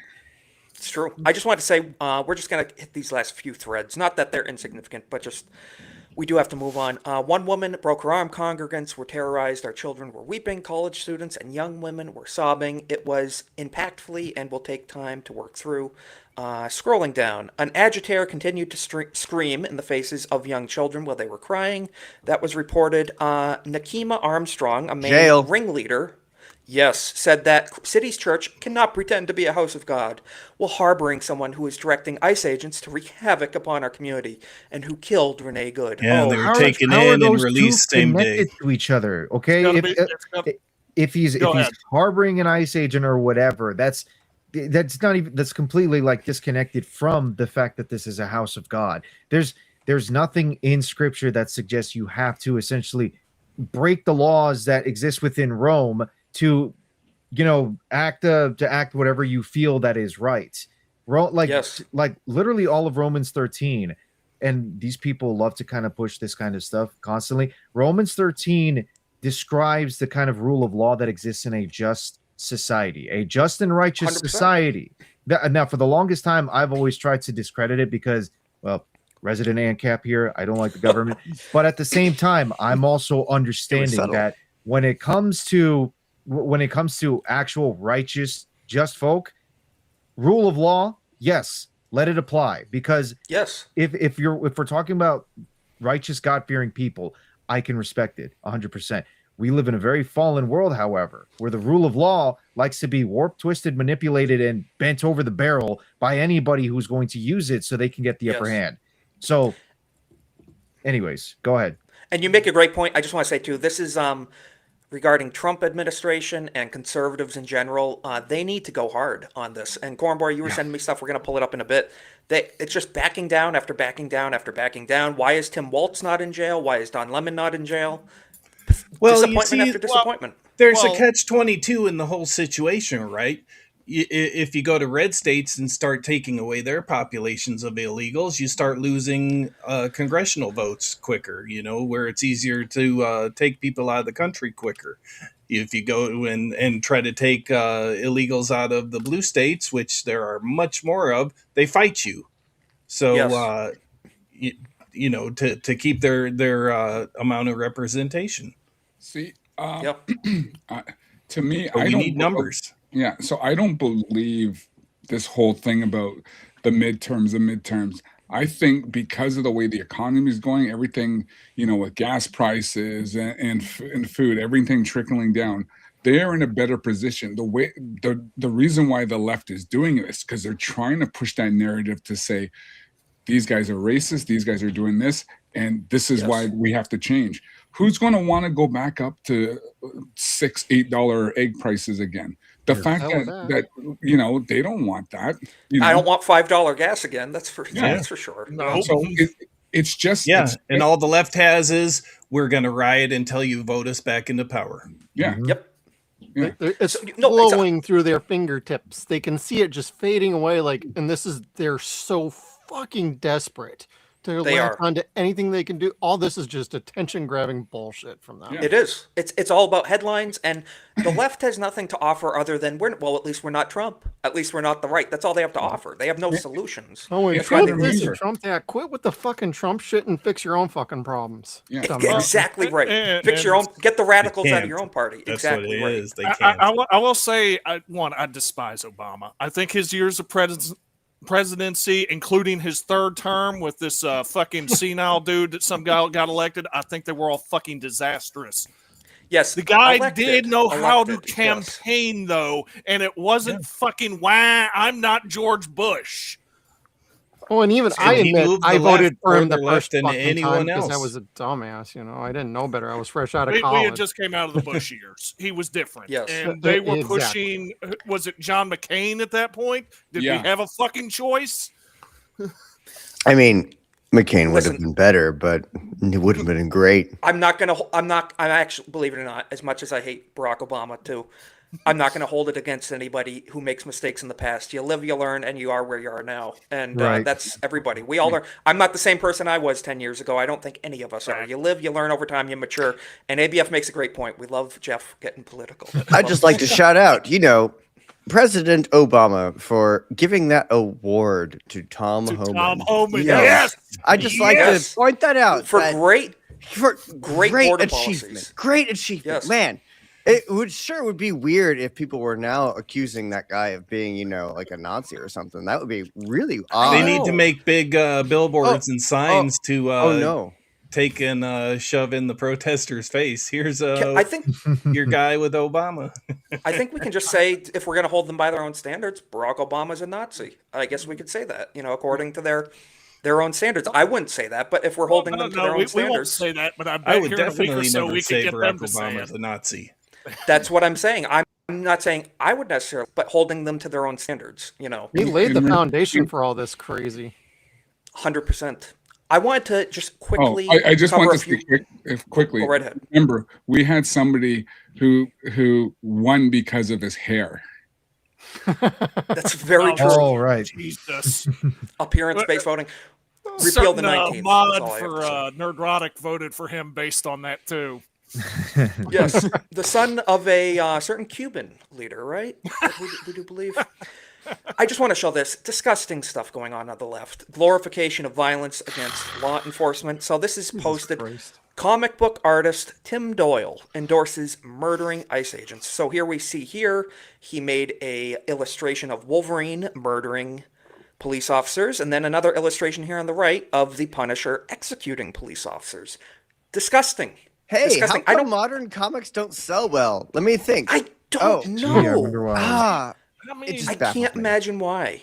I'm Can't not imagine why. I'm not entirely shocked though that the comic book industry still continues to churn out retarded artists that make this kind of drag. Like we already saw it before with like the Batman choking out the ICE agent. We saw it with Optimus Prime, defending Antifa from ICE as well too. Careful, for whatever reason. Cole Hauser. Oh, I know he's already triggered from that. Transformers. Image, but the whole comic book industry is being run by just absolute cretins, bottom of the barrel, like freaks, the kind of folks that like go into the comic book industry not with any express purpose of trying to give us entertainment. It's with the express purpose of just using it as nothing more than a pedestal, like they're using everything else as a pedestal, because God forbid we can't have any regular entertainment. Everything needs to have, as Drinker would put it, the message. Hey, how about 100%. I take your classic heroes that you've always loved, and I, in fact, subverted your expectations and turned them all game and lame and fake. Straw Hat got it too in the chat, but we're the ones that need to de-escalate. Right, we're yeah, the of ones that need course. to de-escalate. Exactly. Meanwhile they're out there Why can't you be drawing. tolerant like us. They're drawing depictions of murdering people, and that's perfectly okay because it's in the name of social justice. Yeah, and then if you can go back to 1980s, well, I know some of you guys weren't born, but I was.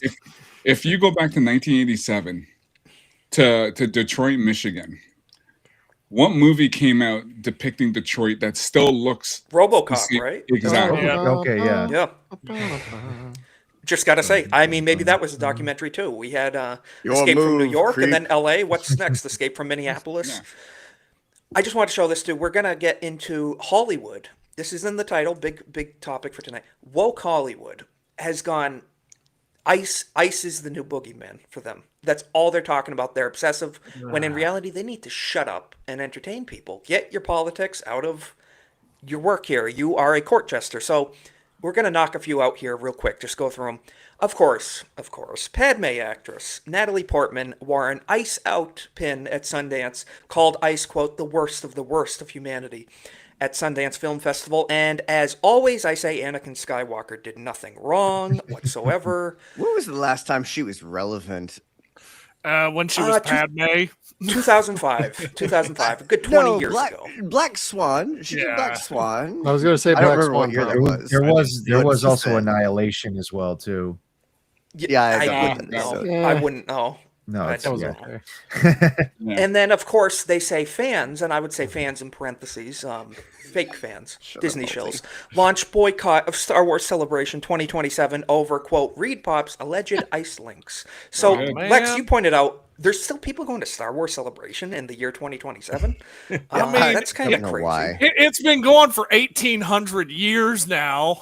Since 199. Yep. Since 199. Since Very 199. true. Very true. Yeah. But no, so a group of, quote, disgruntled Star Wars fans has launched a petition to boycott the next Star Wars Celebration after accusing the parent company of organizer Reed Pop of assisting ICE. Oh my gosh. So God forbid a Five company. people have come together. I And know. petitions always work, everybody. They just every always- single time. Trisha Helfer. So Star Wars Celebration 2027, there won't be one this year, as the event is held biannually, is scheduled for April 1 to the 4th, LA Convention Center, whatever. And while tickets aren't on sale yet, some are already pledging not to attend. Please I just don't. want to say, this is woke on woke crime, and this is hilarious. It's the self-devouring. Eating their own, You just yeah. love to see it. They always do. They always eat their own. And it's just, you kind of love to see it. So they're signing the protest, this individual who, I just have to say, I'm going to use my words carefully. I'm scrolling past that profile pic pretty quickly. Ryan right. Kinnell on Geeks and Gamers Daily pointed out this woman is an OnlyFans individual. So an internet whore for hire. So really value her political opinions greatly. Where she is saying, mind you, this internet whore is saying, attention Star Wars fans, there is no room for fascism in this fandom. Every fan deserves to feel safe and welcome to events. There is no excuse for working with an organization profiting from ICE. Do not support Star Wars Celebration until they change organizers. We're going to leave it at that, but Can I ask how there's no say room whatever, for? Ronan. Can I ask how there's no room for fascism in Star Wars when literally one of the bigger factions, the good guys now at this point, is The good a guys, all hail the genuine Empire. fascist What group? exactly was Like, how the does that? connection I don't there get anyway? it. It didn't even say. Yes. Well, they're saying that the company's cooperation with ICE. How That's do what they they're alleging. cooperate with ICE, though? Are they turning in illegals? What's going on there? But why is that a crime to comply with federal laws? That's not a crime. I That's a good thing. think it's a think tank that's doing some. From what I understood from Jeremy's stream, they both use one of the online databases for legal lease. Oh, Okay. So what are they protesting even at this point? They're just finding something to complain They don't about. They're protesting their own stupidity, is what They they're don't doing. know. No, they well, get it's- handed Pretty a much. placard. They get handed a paycheck from someone, which is Yes. probably our tax monies. Thanks, Ronan, for hating the government on that behalf. Yes. And it's Taxation is fucking theft. irritating the Yes. entire fucking U.S. But I I mean, mean, not like, hate the government enough, everybody. with this Amen. e-thought, You do, anyways, but you however, with this e-thought, however, it is kind of like what Goodwin put in the chat earlier. It's just purity spiraling. That's all that it is. They have their big true. IP that they absolutely love and they worship essentially like, like another deity, because God forbid that they actually go to church and Oh, worship yeah, Jehovah. But they look at this as like the big thing that they have to worship and go to the altar to. And then when they see that this IP and this brand may have vague connections to a government agency that's actually trying to help protect the borders and protect its Yes. people, suddenly it's the devil incarnate. It's just Yes. yeah. But yeah, and that's another Goodwin thing got he it points too. out They don't need thoughts; they have emotions. So right. God, Main don't thing use your that drives brain. them. Use your heart. Use your heart. And Get in touch with your feelings, everybody. yes. Oh yes. How come border control wasn't of the devil under any previous administration? I don't know, because they had How a D come? next to their name, not Good an R. I question. guess that's why. The other Yeah, part of this, they fucking constantly bitch safety. We need safety everywhere. If Yeah. safety is that important to your life, don't leave your room. Don't leave your fucking Yes. bed. There are literally definitely murder don't- weapons in the kitchen and Or their anywhere basement. else. Let alone And don't driving, deport violent let alone criminals either, flying. you know. If you need safety, if it's that big of an issue, don't leave your fucking bed. Yeah. So Lex? my thing is, does anyone even care about Star Wars anymore? They're Not- trying to not kill it Disney even Star Wars. further. I mean, Horse is apart dead, from, everybody. apart It from wasn't the the AI political videos you activists sent, that killed Hauser, it. not It really. was No. Lucasfilm. And if Yeah, you guys th- want I to this see think keep maybe watching Star Wars. 300 people signed the petition, maybe 4. Yes. If you want to see some good Star Wars, check out Cole Hauser's last Star Wars stream, where some of us were on that. Yes. Some good AI videos, not woke, not Disney. And you'll love to see it. I just want to say it's enough for them if someone takes a neutral stance and says nothing. Even that pisses them off. Oh, yeah. Exactly. They're the silence is violence mob. It's not enough to be You indifferent. can't be You not must be- racist. You have to be anti-racist. Yep. Either Exactly with right. us or against us. They're And drawing that the is lines the in sand. communist, fascist type of behavior where it's like, you will step in line. You will not have freedom of thought. You will do what we say. It's tyranny. Yeah. There Give you them go. all a pop quiz. Make them say what ICE stand for. Yeah, they don't even know what ICE is. They don't even know what ICE is. You know Can't what? have It's police insane. without ice. Yes. Cole Hauser? No, I was just saying. I just had a laugh because when we're talking about all this, is when Waltz last week said, the federal government's going to pay for the National Guard. Yes, it's insane. And Hollywood just can't stop obsessing over this stuff because, as always, Sundance Film Festival was the home of a lot of this nonsense. So, of course, right here, Edward Norton, the cream of the crop of this stuff. Not He Bruce is, Banner. Yeah, absolutely insufferable.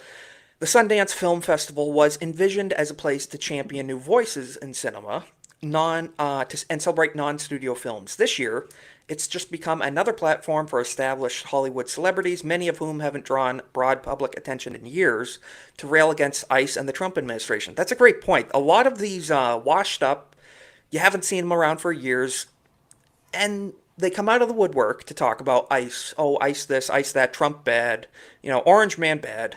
And so this is a quote from, again, Natalie Portman. What's going on in this country now is absolutely horrific. What the federal government, Trump's government, Kristi Noem, ICE, what they're doing is really the worst of humanity. Of course, Natalie Portman. Yeah, not shocking. What do you guys think? These celebrities maybe need to try, maybe acting, maybe getting their career back in order instead of complaining about lawful activities. Yikes. I have a What the hell is even that? Yes, I know. What happened to Olivia Wilde? No. Olivia Wilde. So you guys remember how she looked in Tron Legacy? Man, that was world of difference. Wait, no, Ronan. Yes, that's the chick. Olivia Wilde. This is the chick that plays Cora in Tron Legacy. I didn't realize that. Yep. You're getting my live reaction here. I am ruin really themselves thus with back their to house. my- They Go do. ahead, They Mike. ruin Get her on themselves. House. They ruin wall themselves hit with her, all ABF. these plastic surgery and all these other things. It would look better That was if good. That was good. nothing happened. So Well back said, to my Goodwin. back to Yes. my previous statement. What the hell is even that? I know. Daddy, chill.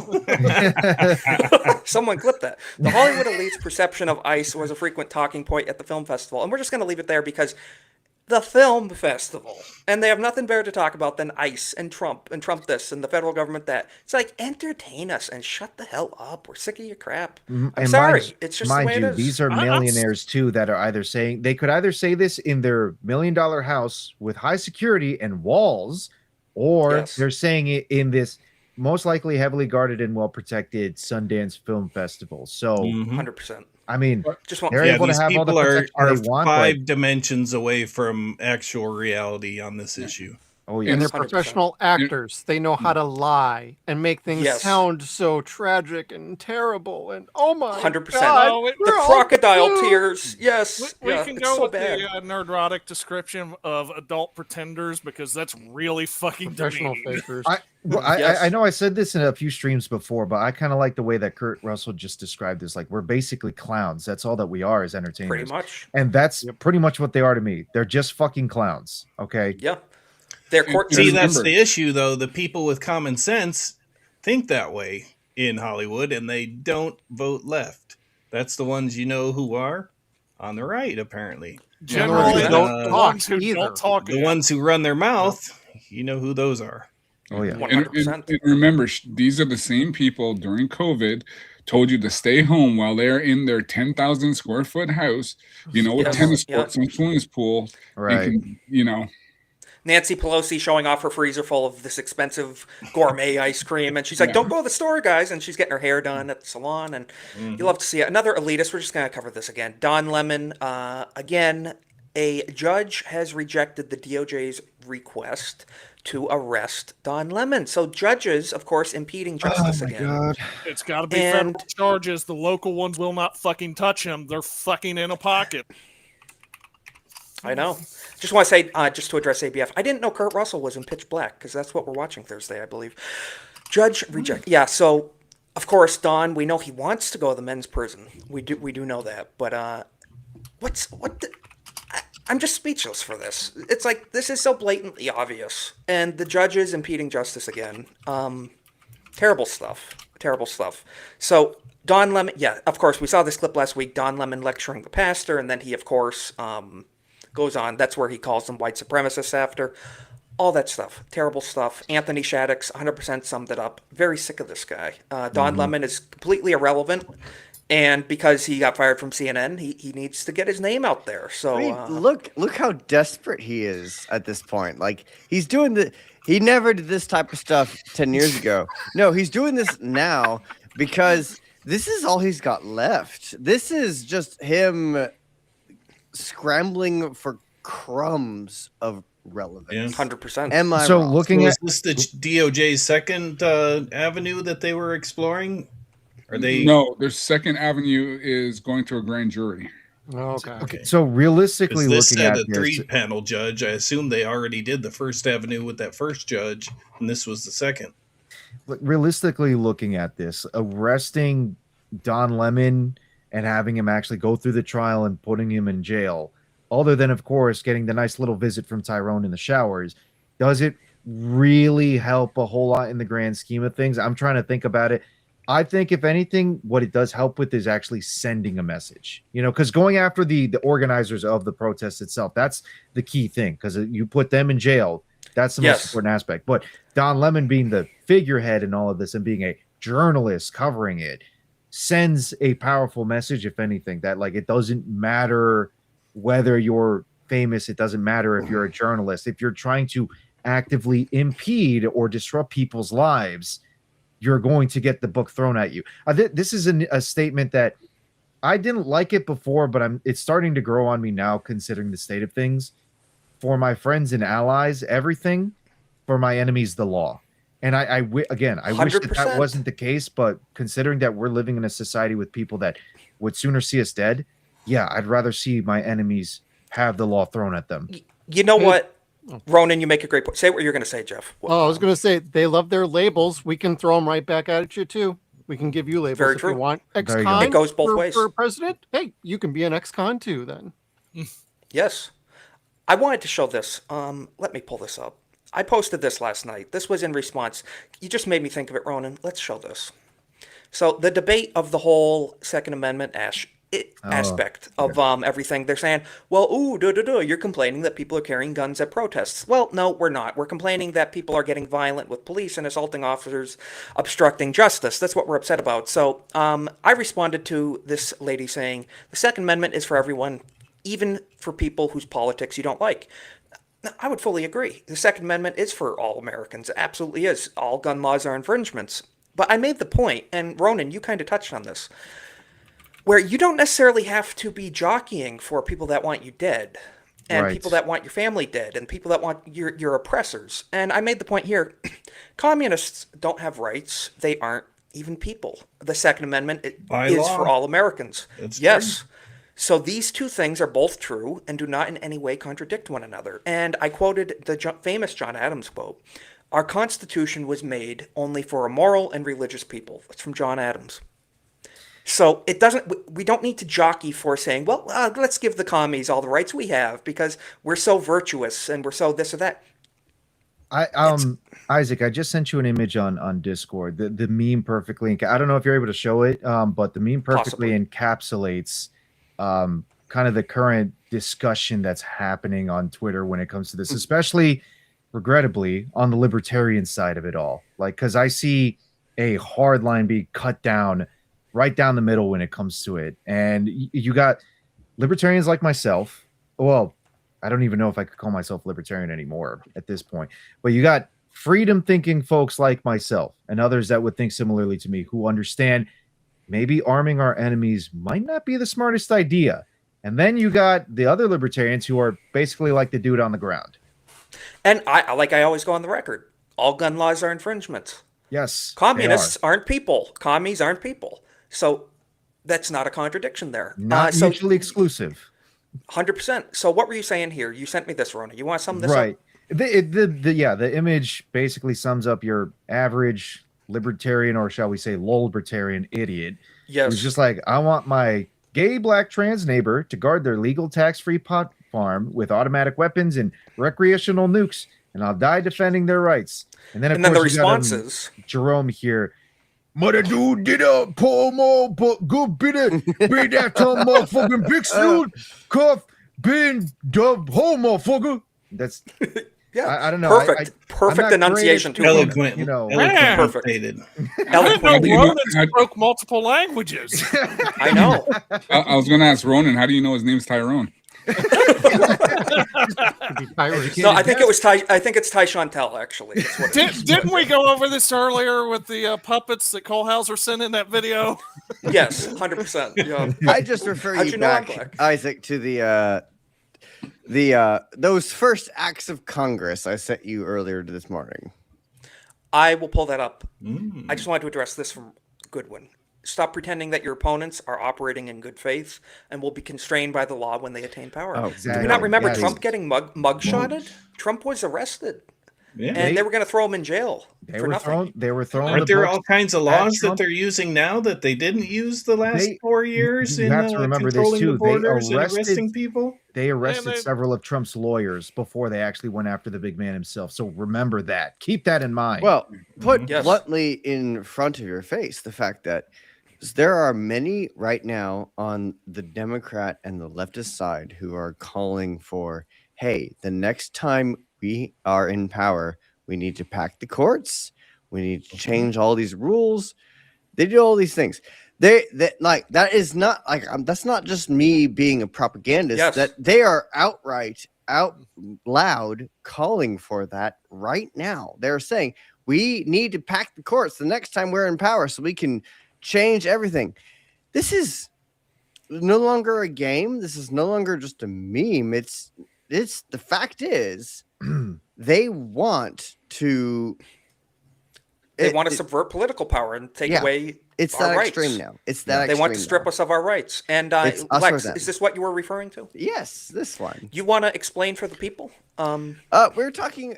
People were saying and complaining, like, if you showed George Washington what was going on with ICE in Minnesota these days, he'd be offended. And then this person adequately put George Washington signed this into law. And what did he sign into law?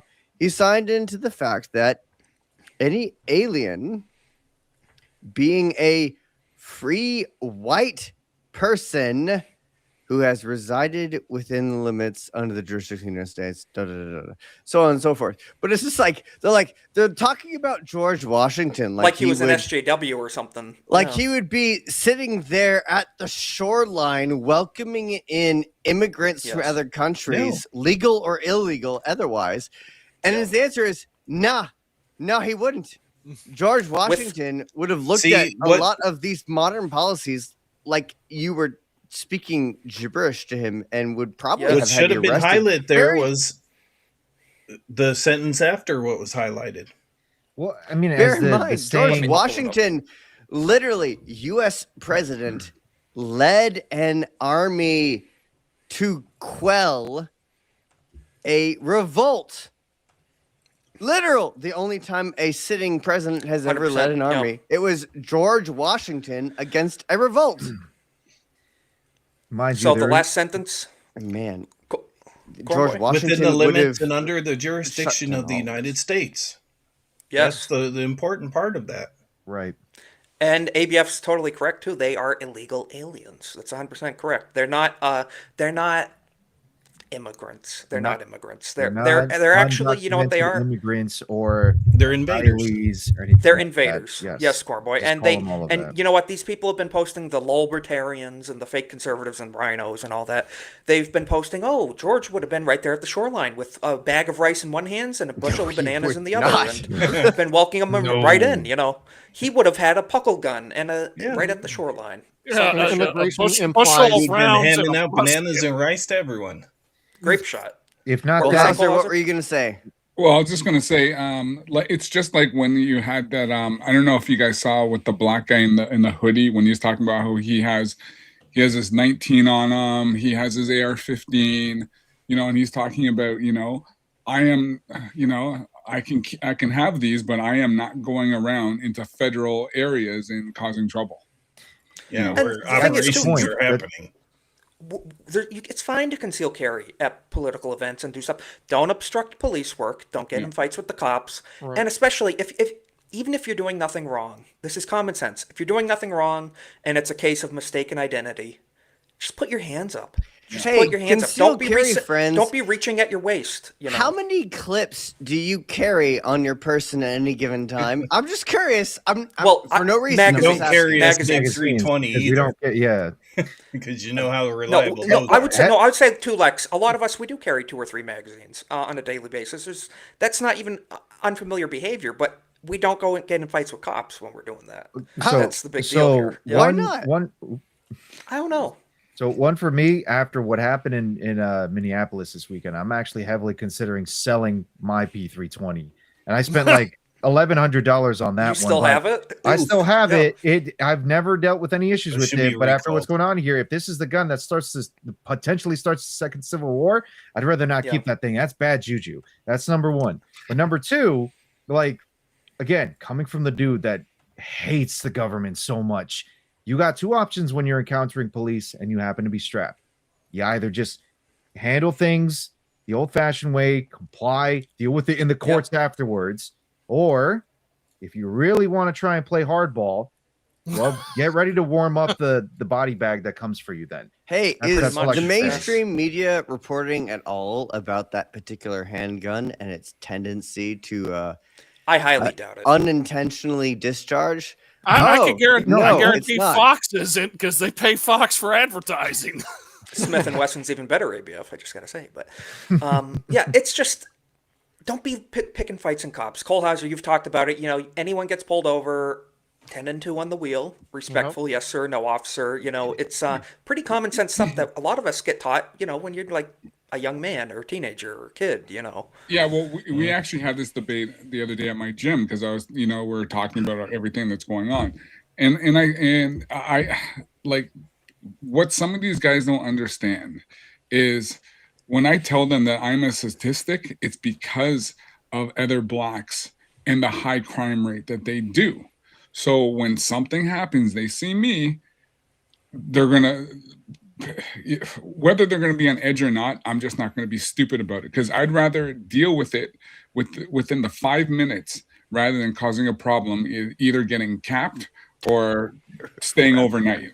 I think that Chris 100%, Rock yeah. skit needs to be played at every high school Yeah. before graduation. It is yes, it is technically racial profiling, Kohlhauser, but that's because there's precedent behind it. There's Yeah, I precedent get it. and there's legitimate reasoning behind it.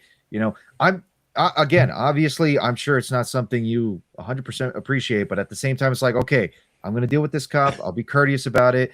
I would imagine most of these cops don't do these kinds of stops with the intent of trying to make somebody's life terrible. I think they're just doing it because they're doing their job and they just want to get it taken care of. And, they send you home and they can go home and that's it. And 100%. exactly like what At the end of ABF the- as well says it. Like, if you have Exactly the issue, right. settle it in court, Yeah. not right there on the street. So at the end of the day, I always tell this to police and every time, I understand you have a job to do. That's Yes. it. And Right. you understand that they want to go home to their family at the end of Yeah. the night too. Yeah. And a lot of people on the left are calling us bootlickers. They're saying, "Oh, you trust the government blindly." Da da da. Well, first of all, I big time am a big trusting that removing criminals, illegal alien criminals from our country is the right action to take. I trust that. I voted for trust them that damn full- boots. They better wear them damn boots. I voted for that. Exactly right. To get these people out of our country. And just like ABF said, settle the if you are wronged by a police officer, there are bad ones out there. There are. No one's Right. perfect. Police are people.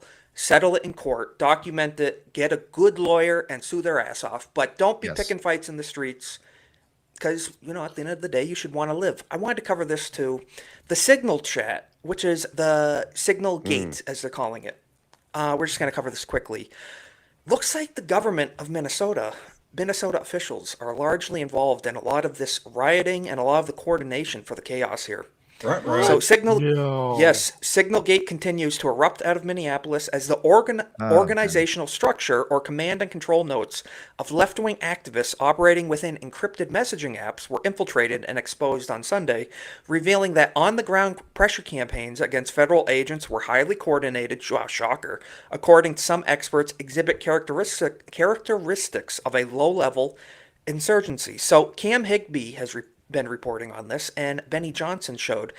Kash Patel confirms full investigations are active into left-wing terror, signal chats in Minnesota, but leading down to here. This is the big one. Check this out. Former Tim Walz campaign advisor Amanda Kohler, as well as Minneapolis City Council member Oren Chowdhury, have allegedly been identified as key figures in the now leaked Signal group chat.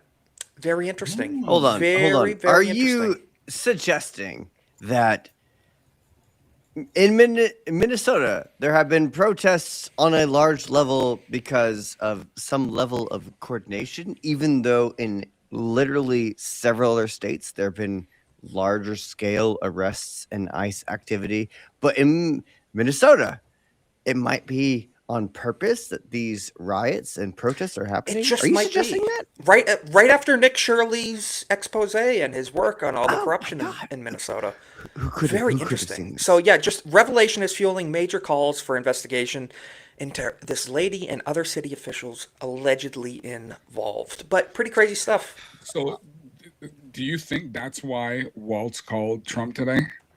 Because this is their narrative is spiraling under control. I think he doesn't want to go to jail, is what I think, because the evidence is stacked against him, and he's covering his own ass at this point, in my opinion. So he still should go to jail. From what I've seen, he might have to give up his lieutenant governor.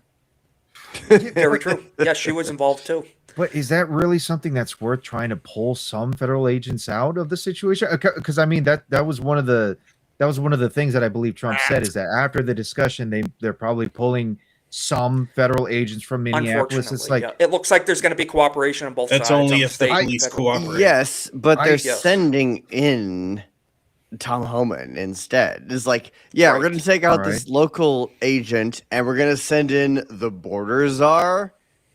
Now, granted, the border czar, again, is the guy who was Obama's guy too, awarded by Obama. But you don't want to leave that out.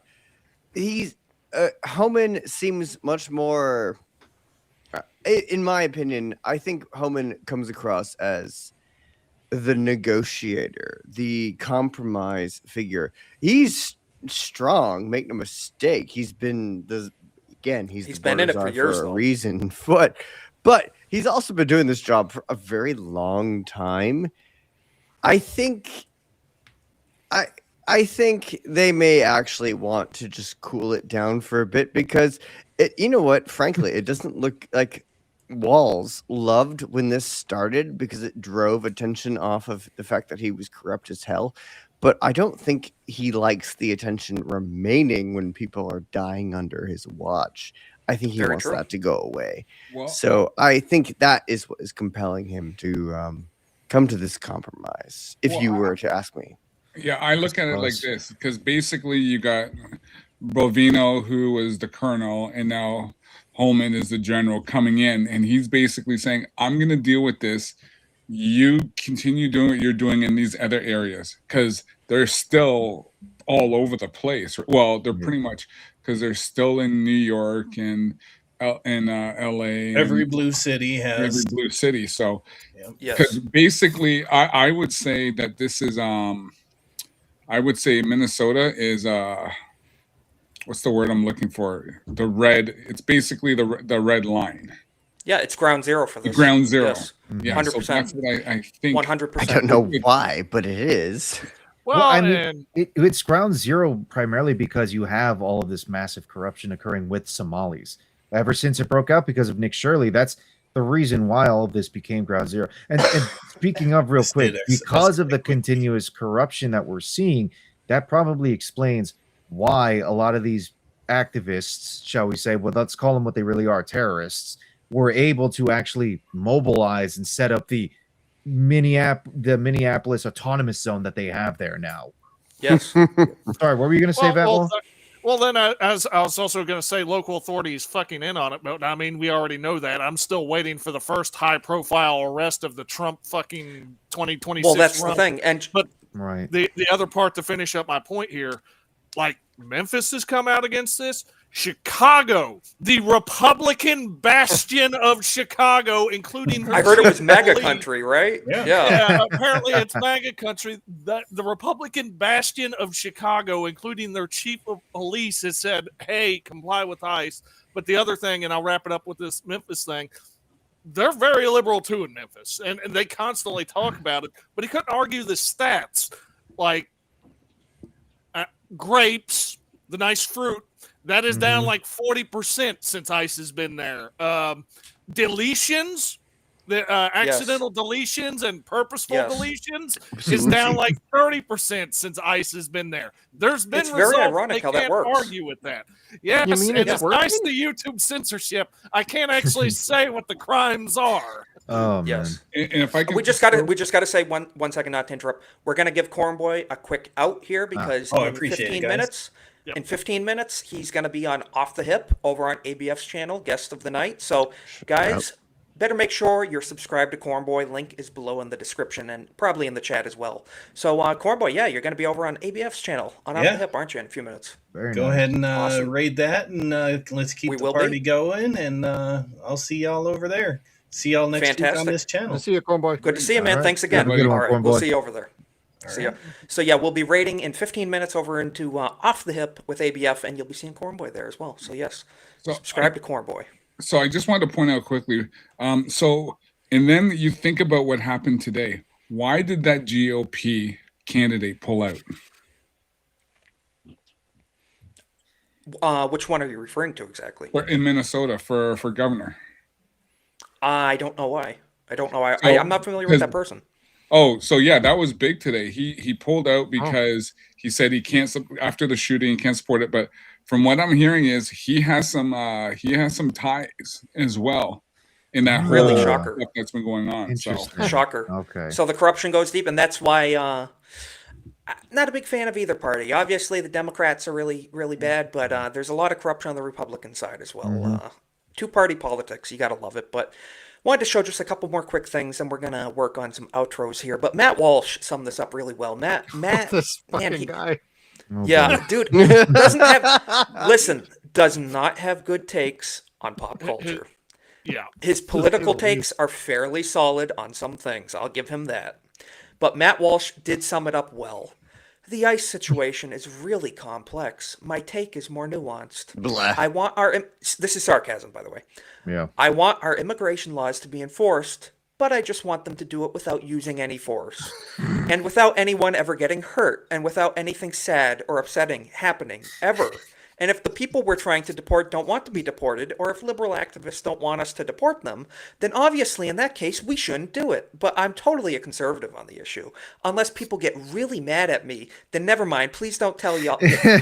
I'm sorry. I'm sorry. Yeah, he summed it up perfect. Yeah, no, that's it. That is I don't like he's him, such but yeah. an ass, but he's right.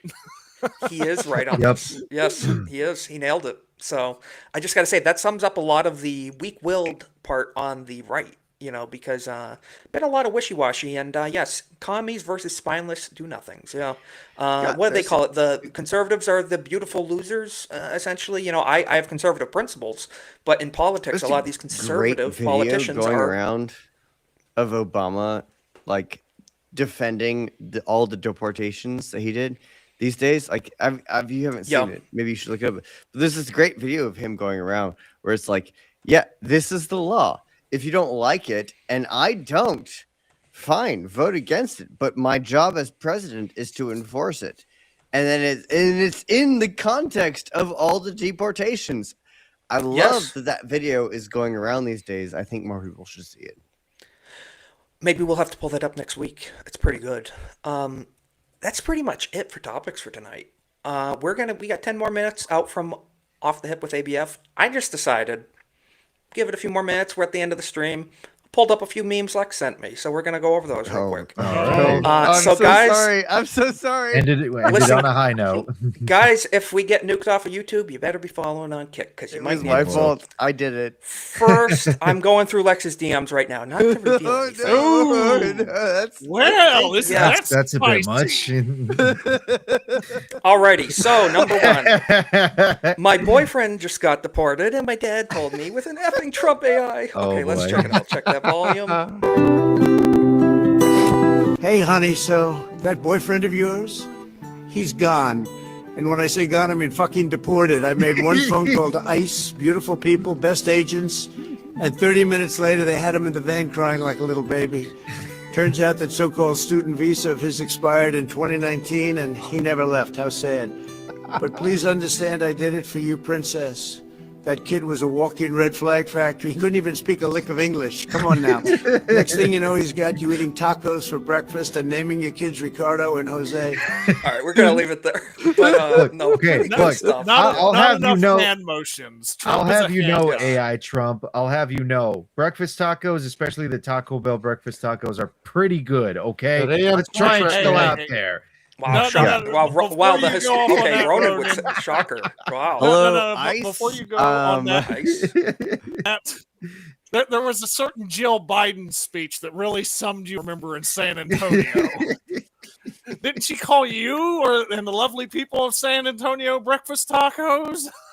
Yes, I remember that. Yeah. Next But it's it's okay gonna be when they do breakfast it. pizza. Yeah. Then we have this. So jump scare warning. still Jump scare going down warning. my Blame DMs. Lex if you get scarred for life. We got this and then one more after it. So they're out there rioting in Minnesota. There's low temperatures, sub-zero temps actually. Really, really cold. And breaking news, many liberal women suffer frostbite He's still going down my DMs. on their extra skin Oh, portion. jeez. Yeah, so as we know, many of these so-called liberal women, not necessarily women, all of them. So not Isaac? necessarily every single time. What? May, That's just may I Lex's fault. Don't blame me. recommend the no. May I recommend the Austin Powers clip? She's a man, baby. It's a man, She's a man, baby. Yes. One more. She's a man. One more meme. One more meme. So this is from Lex. We're gonna end it off on a high note. Yeah, we're gonna end it off on a high note. Check that volume. All right, let's rock. We come in My peace. DMs are the best. We come in peace. We come in peace. They came in peace. Muslims Now in you Europe. got that.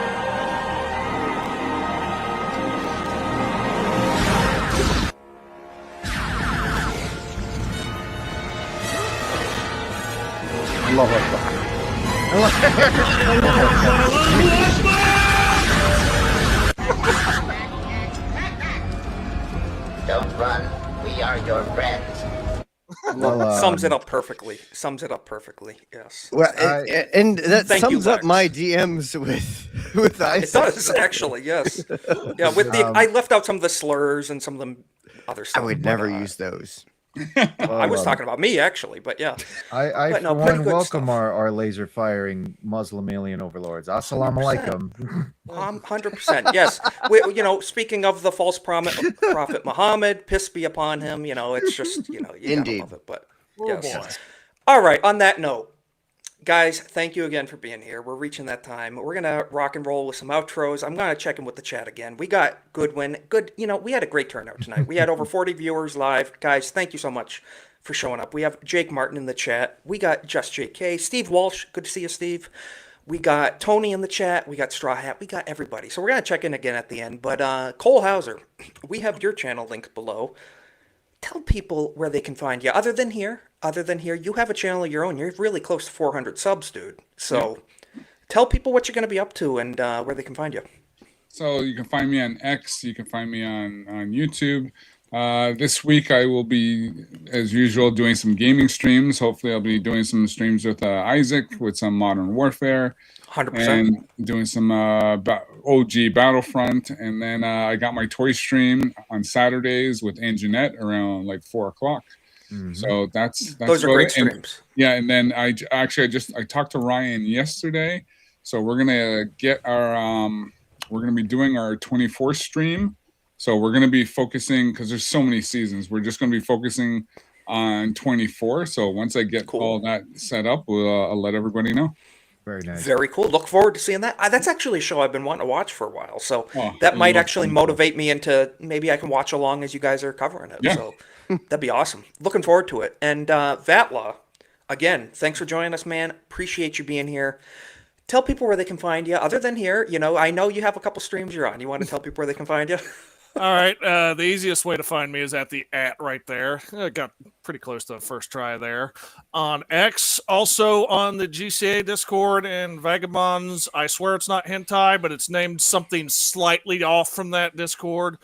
Usually you will find me here on most Mondays, and on most Sundays you will find me on the I Swear It's Not Hentai Anime podcast, where we go completely rail free. There are no rails for that podcast. We go wherever the fuck we please. We usually don't even have a map for that podcast either. But no, So if you want to wrap up your weekend with some fun, we'll be on that podcast, and we'd like to see you there as well as back here every Monday. Appreciate you being here, man. And Lex, what's your always response to the name of the podcast? I You mean, always say- I'm just saying, if you have to tell people it's not hentai. Meanwhile, I'll take this chance to plug myself. Yes. Why are you following me? Pay no attention to me. If you are really wouldn't do that. weird and want to pay attention to me, you can follow me on Twitter and follow my theological debates there. And if you're super desperate, you can come back to this show every Monday. And then usually on Sundays, I'm on multi-show and other things. And who knows? Who knows what else yet remains? Never know. Yeah, Lex definitely will never argue with you on X ever. He's not prone to do that. He's not No, I'm difficult very in any calm way. with that. He's not insufferable whatsoever. So you'll love to see it. Make sure you're following Lex. There's a link. Jake killing it with the links. Thank you for dropping those in the chat. So guys, make sure you do that. Ronan, we got your links in the chat too and in the description below. Tell people where they can find you and what you're going to be up to, dude. Well, as the description shows here, I got a link tree where you can find all of my different links. I got a YouTube, which is just Ronan the Crusader. I got a Kick, which is just Ronan the Crusader. I got an X, where it's Ronan_Crusader7. A little different there. But yes, over the past couple weeks, I've been streaming the OG Fallout. Just did one today. This Wednesday, I'll be streaming more Claire Obscure Expedition 33 as well, just before Trigger Happy. And throughout the rest of the week, I'll be trying to stream either Death Stranding or maybe some more Claire Obscure because I'm really liking that game. I'm digging it a whole lot. Fantastic. Sunday, Game of the year, right? Claire Oh, Obscure. yes, Yeah. 100%. Nice. Sunday, you can also find me on the For the Homies podcast with our weekly matinee with the homies, where we talk about all different kinds of films, different kinds of genres. Like last week, we were doing parodies. And yeah, you can catch us there. And then you can catch me here again on Monday, every Monday. We appreciate it. We appreciate it. So, guys, you better be following Ronan. Check out everything. Click those links. Show some support. And before we get to Jeff's outro, I just want to say I am honored to have been on the Stargate Files a few weeks back, a couple months back. Jeff, over on Sons and Shadows, you guys are absolutely killing it. And I just want to say, looking forward to this year with the new Stargate eventually coming out. I'm really looking forward to what you guys have to do with covering that. So, Jeff, if you could, first time on the channel, thank you again for being here. We really appreciate you joining us. Please tell people, we have your stuff linked below, but also tell people where they can find you and what you're going to be up to.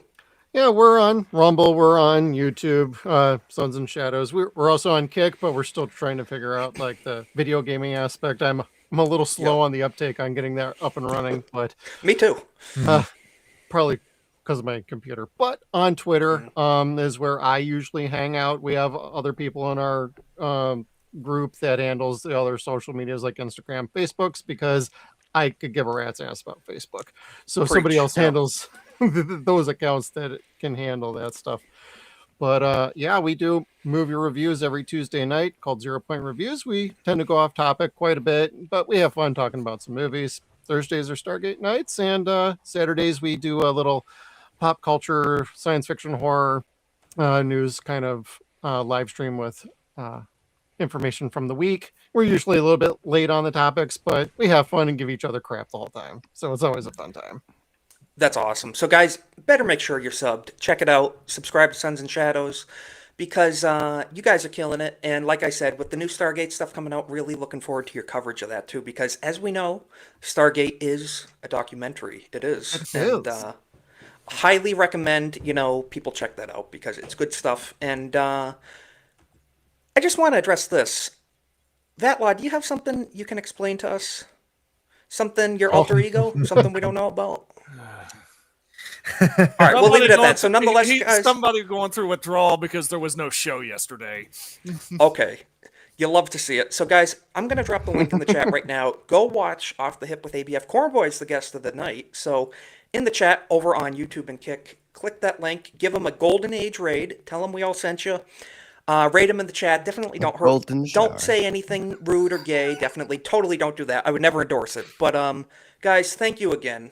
Go check it out Off the Hip. We will be back here next Monday for Golden Age Podcast, 7:30 p.m. Eastern. Might do some random streams throughout the week as breaking news, whatever, current event stuff. So keep an eye on that too. But uploading a few clips and videos too, trying to grow the channel. And again, thank you for 500 subs. Shout out to Jay, Drunk3PO, Angry Badger, everybody, all you for helping with that. So as always, we're going to end the stream, and we will catch you next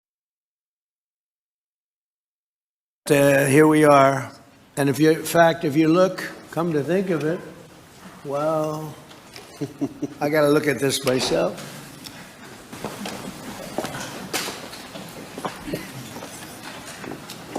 Wow.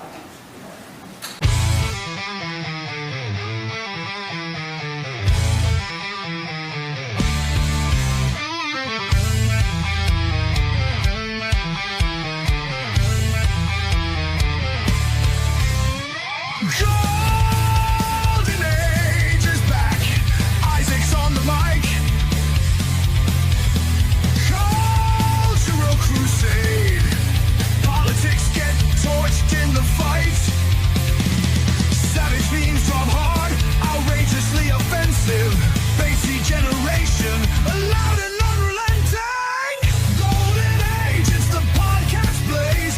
Isaac's rants cut through the haze. Crusades alive, memes collide. Subscribe now, join the savage tribe.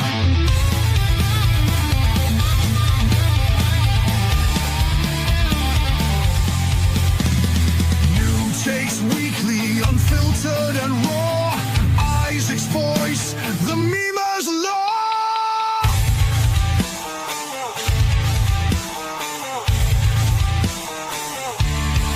The golden age of America begins right now.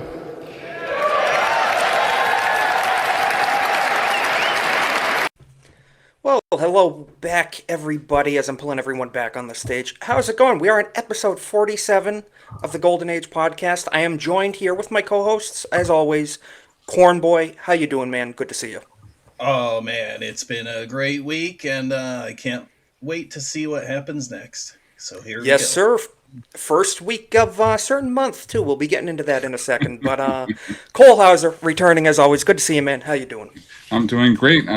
Just always great to be here with all you fine, great Patriots and Lex. So it's been yes. And it's been a fun time in my country. So yeah, we'll be getting into that. We're gonna be pulling up some of the stuff you sent me, the separatist movement in Alberta, everything interesting stuff going on. But before we get into that, Vatla returning as always. Good to see you, man. How you doing?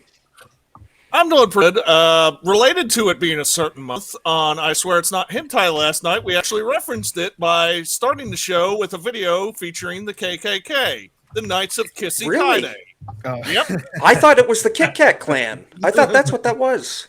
Okay, well, I was mistaken the whole time. You'll have to send that my way, totally. But Ronan, returning as always. How are you doing, man? Good to see you. I am doing good. Hello, everybody. Y'all know who I am. I'm Ronan the Crusader, and we are here to discuss politics, especially on a special month, shall we say. Yes. Yeah. Yes, which we will be getting into. We have some memes for that, for sure. And someone who provided a few of those being Lex himself. We're going to have, first time this week, last 5 or 10 minutes of the show is going to be the Lex Ludendi meme segment. So if the stream gets taken down, you know who to blame. But Lex, how are you doing, man? Good to have you back. Always good to be here. You know, my family has long been part of, and this is going to sound made up. It's totally serious.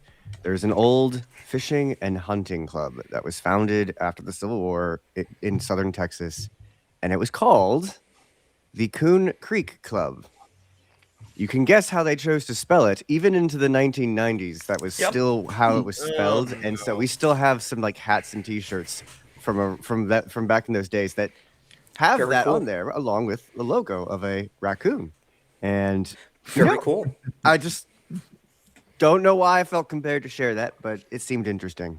It's very interesting. Maybe we should devote a whole month to your family's club sometime. It would be pretty cool. But Isaac, yeah. Can I just throw something in before? Absolutely. Because we're speaking of coons.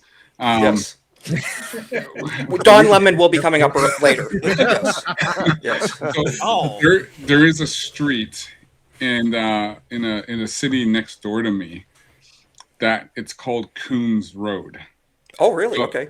Every time me and my buddies, there's like 5 black guys in a car. Every time we drove by it, we just laughed. I mean, we just cracked up laughing. Oh, hey, look, there's Coons Road.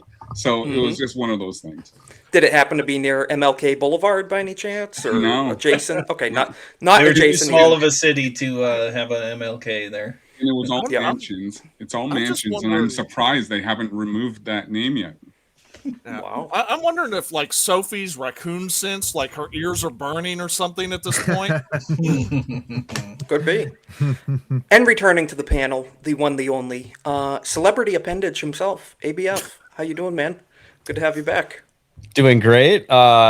Seems like I'm getting memed on left and right. There's also a Kickstarter for me to. I heard the whole rest of you showing up to MegaCon, not just the finger.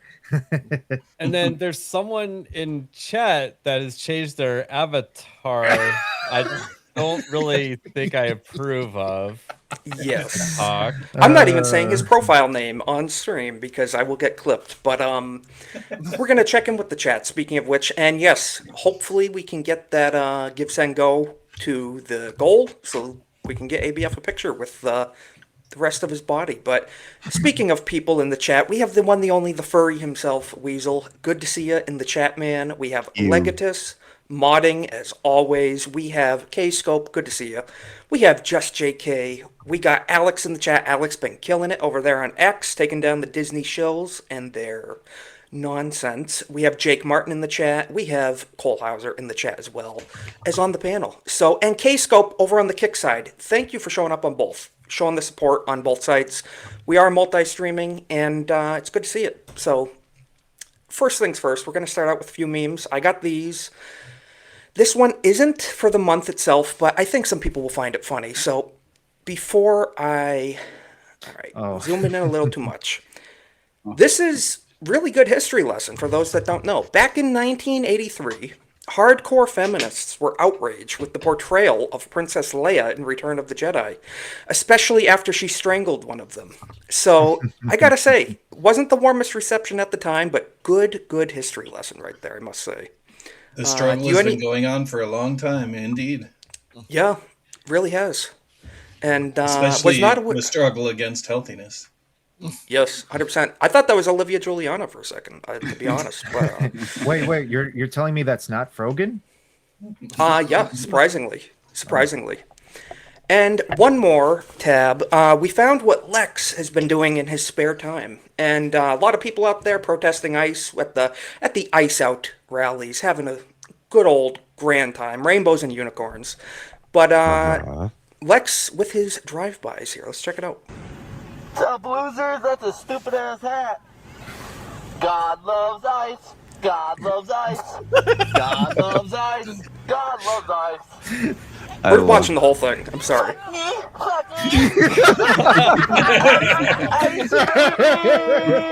It's so petty. I love it. It is. Caged animals. I literally have that megaphone, actually. I bet you do. You caged, mentally ill, delusional. He's not wrong. Delusional, mentally ill, Delusional. Caged animals. Caged animals. Yeah, you too,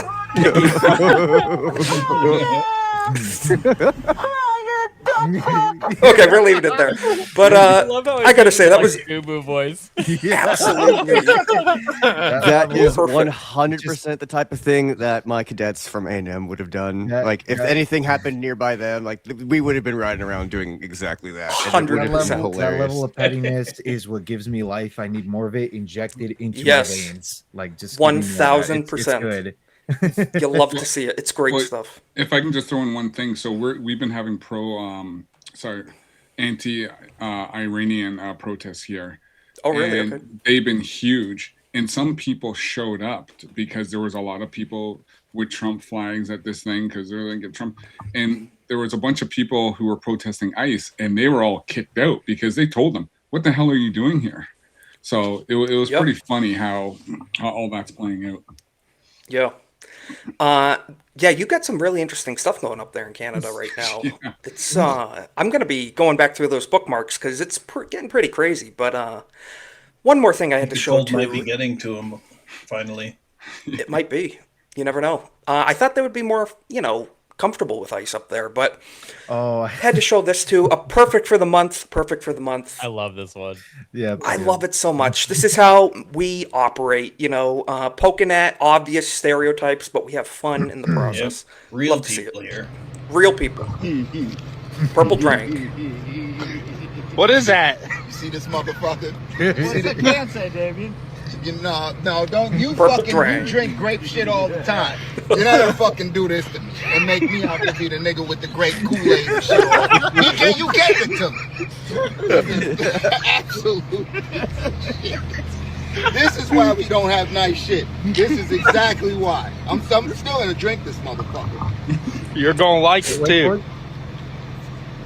God damn, it is good. It is good though. It is good. Can't One blame of our him. I mean, friends it would is rather have the other flavor though in his energy drink. It's true. if you It's know. true. Who, me? Vagabundo with his no, watermelon addiction. Vagabond would have been like chugging both hands up there like that. ABF with the Oh, watermelon. God, the Jolly Rancher watermelon too. Yep. Very appropriate. Very appropriate. Good for the month. Yeah, K-Scope with the shit. Where can I buy some? I don't know. Your local Shut up store. and take my money. I love Yeah, grape and 100%. orange, so It's all good. It's all good. Yeah, I think anything other than not a big fan of like some of the really sour, like the really really sour apple and stuff. That can be a bit much, but the Fanta. grape's always good. Grape Yeah. Fanta is fantastic. What flavor is It it? is. Purple? Purple. Yeah. flavored. I like blue. I like blue as well. Blue is a good Not flavor. great. Purple flavored. Not Purple. great. Purple as in purple drink. It's a flavor. Had to show this too. This is a hilarious clip. Hassan being Hassan and just getting absolutely trolled by Matan here, and we're gonna check it out. One funny clip. How you guys doing? We love landlords. We're here to this protest guy. against the landlords and the unions. We love them. Look at Hassan's face. We love landlords. We love them a lot. We're all against unions. They're not fair to the corporate companies. The more you do that, and the more you do more that, you the end more up you do it. hurting, You end up hurting. the more you end up The hurting more you end up capital, hurting the capital. the quicker the strike will quicker end. the strike will end. Just rage quit. Landlords. We love landlords. We love them. We love He's about to landlords. crash out. You want to move away a little bit? No, it's, we love. The end. But just love to see it. You can't troll commies enough. Meme them till they cry, then meme them for crying. Really. I loved when he went on stage during the Gamer Awards and he praised his unorthodox rabbi Bill Clinton. Bill Clinton, yeah. Damn it. Wow. I wonder if okay. Hassan would ever say anything bad against like Vanguard or BlackRock, because those are the ones that are landlords now. Yeah, I curious, highly isn't doubt it? it. I'm pretty sure he's indirectly or directly funded by them, so probably not. More than likely, yeah. And you know who else is funded by some very interesting, suspicious people? My old senator, Elizabeth Warren herself, Pocahontas. Pocahontas. So she was discussing on the Senate floor Alex Pretty. We know the peaceful observer that was totally doing absolutely nothing wrong. Lovely humanitarian, ICU nurse. Never did a thing wrong in his life. So here she is standing up for this man who was, as they said, CNN told us, peaceful, loving observer. Let's check it out. The best of them. Caring for people was at the core of who he was. He was incapable of causing harm. Alex carried patience, compassion, Very patient and calm as a steady light within him. Just an absolute Even saint at the very was. end, that Tried light to steady was that there. light, didn't he? I recognized his familiar stillness and signature calm composure. Caring My for worst people- enemy, the finding out phase. Yes. Yeah, just so steady and calm and full of light and joy and rainbows and unicorns, you know. What do you mean I'm Absolutely being lovely. detained? I thought just, standing up against the system and destroying government property is what I'm supposed to do. Yeah. I thought we had the right to spit on cops and destroy their vehicles and yeah. Get Told in me their for the first way time. and try to impede their lawful duties while carrying. Yeah. All at the same time. Yeah, just crazy stuff. But I wanted to show this one last funny thing. Then we're getting into the serious stuff. This is from Az. I saw Heel versus Babyface posted this. So what's he laughing about? Well, we're going to zoom in. As you can see here, asking Google, are there any gay Star Wars characters? That is a solid account name right there. True. All right, we're going to scroll down slowly. Follow, by the way. It is top-notch account, one of the best on X. So the answer from AI: yes, there are some LGBTQ plus characters in the Star Wars franchise, including characters who are openly gay, lesbian, or androgynous. First one being Slurpee Faggy. The first openly gay character in Star Wars, Slurpee, is in a committed relationship with his boyfriend, Dr. Butto. So you love to see it. You love hate to to see see it. what Alex, became you know, of you're the Slurpo. Star Wars expert in the chat. Can you confirm or deny this, Alex? Yeah. I don't know, man, but pretty crazy stuff. Very glad Az shared that across his feed so we could enjoy that today. But, I wonder if he's got any relation to Glup Shitto. could, very well could. What an annoying character. Yeah, but pretty crazy. What was the one that after the Acolyte, everyone came up with the name for? Schlurpo? Was it Schlurpo, yeah. That was real Slurpo was BBC another- came up with Yeah, that. Right. Yeah, that was the Yep. day Gary was gone, and they were doing Outlaws, and then basically the show just went downhill with the Slurpo and the laughing, and it was just And he Yes. came out and animated the entire thing, and it was even Yes. funnier. And The then entire exchange. Ripa actually releases a shirt where it just says Yeah. Slurpo. It's Yes. greatest thing ever. It's phenomenal. I actually go back and watch monetize that your haters. episode. Nice. Yeah. Yeah, it's You- just wait. so funny. Yeah. Speaking The of annoying whole, characters, who are we making fun of tonight? Well, here is one gay character himself, Oh, boy. Don Lemon. So we have several tabs dedicated to this. He is not in Star Wars, but he is an openly gay character and a bit of an alien too, kind of odd-looking guy. But this is an older clip before the recent drama with him terrorizing a church in Minneapolis, which we're going to be getting into that too, because he was arrested this week, and sadly Butto that didn't himself. stick too long. But we'll be getting into it. Let's just see. Older clip, I think from earlier last summer, but pretty funny exchange here. How you doing, sir? Can we talk to you? Where are you from? Adjurated. You live in New York? Who are you? Don Lemon. You're a fucking moron, dude. Thank you so I remember this. So you've never heard anything I've had to say, and I've heard a whole bunch of what you. I'm glad you watched me. No, I don't. Why? I'm just getting clipped everywhere. I know, but why don't you? You said you don't watch me, but yet you know who I am, and I get clipped. Before I realized that CNN and MSNBC were full of shit, every once in a while I'd see What do you watch? talking. I watch all sorts of stuff. Yeah, but why do you say CNN and MSNBC are full of shit? Because they are. But about what? Be Everything. specific. What's everything? Everything. I was How you gonna doing, say, sir? Everything. Mike, Can we talk to Mike you? Ehrmantraut there sounds a little bit different from the last time I heard him. Yeah. Want to give a big shout out in the chat too to the Angry Badger for the raid. Hail, Badger crew. Thank you everybody for stopping by. And good to see y'all in the chat. So we got Angry Sparrow not a badger, a sparrow. And we got Tomac in the chat. Good to see you, Tomac. Might show a few memes Tomac sent me. If they're YouTube safe, we'll have to see. But good to see everybody. Tomac does Tomac things. We love Tomac, though. As someone who co-hosts a show with Tomac, I would advise against showing those memes on YouTube. 99%. Yes, might be a Kick exclusive. But yeah, speaking of Don Lemon, which we're going to be getting into the meat of the issue here, he was arrested this week. He was arrested. So this was posted by the White House. Don Lemon, when life gives you lemons, you get arrested. Don Lemon arrested for involvement in St. Paul church riots, which we've been covering that all throughout the week, last week as well. He terrorized the church, and people are choosing to sweep this under the rug. I just have to ask around the panel, have any of you guys seen the mainstream media cover just the pure terror that was given to these church attendees? Because a lot of people have reported children were crying, people were terrified, and I've not seen CNN or any of them cover any of it. As far as I've seen, and this wasn't really like CNN or CBS or any of these other news outlets, it's just a lot of left-leaning posts on Twitter.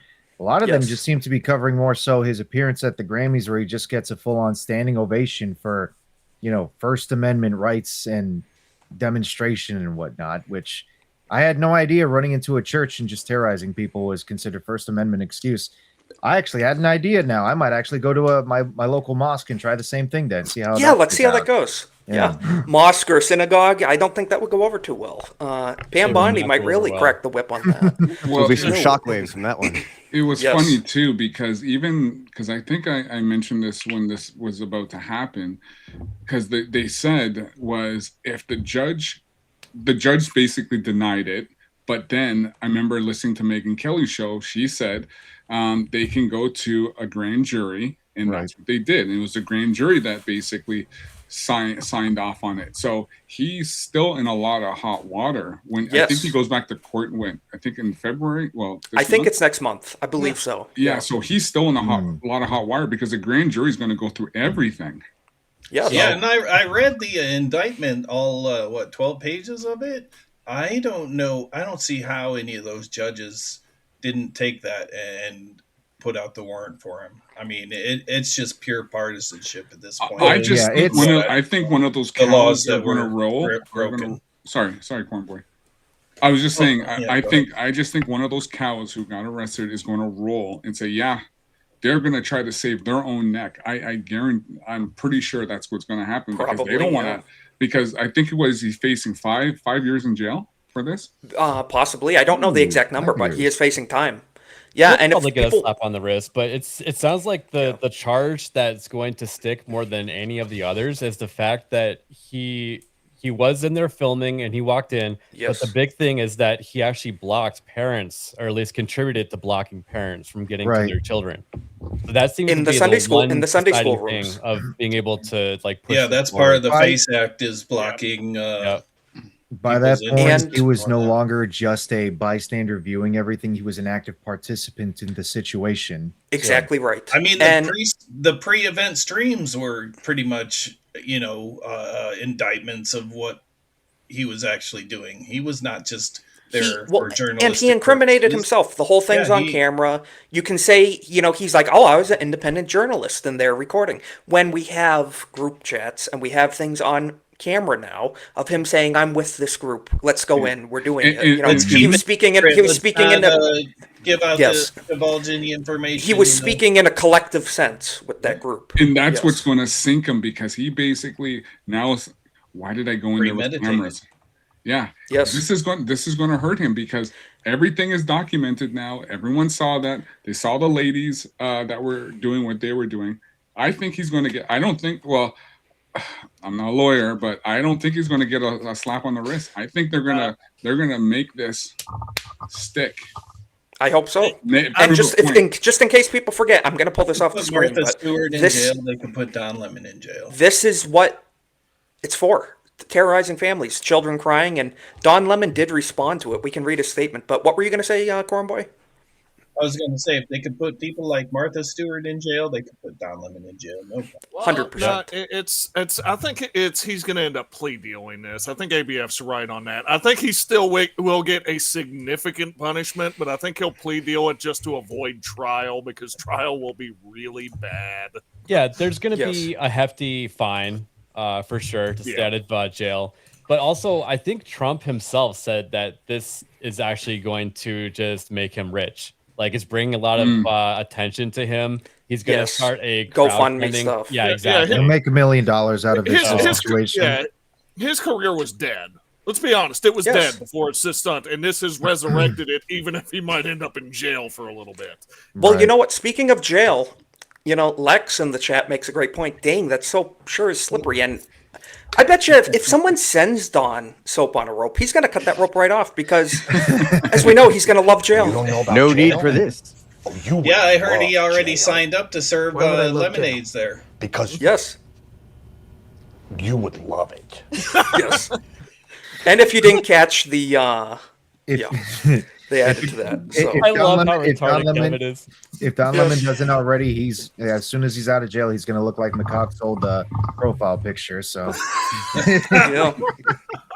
which, as he said, OJ got a slap on the wrist. That's true. That's true. So. But he eventually went to jail. Eventually, it was the civil stuff that got him. We're not counting out the fact that even if Don Lemon revives his career and gets a lot of money, there's a lot of families in that church that can sue now. Civil. 100%. And I just wanted to read his statement. Then we're going to move on from the subject. But Don Lemon himself, as you notice too, he doesn't have a blue check mark because he's a virtue signaling little, you know what, with, I'm not going to give Elon $8 a month because fighting the man, you know. Weird stains on that statement. Isaac.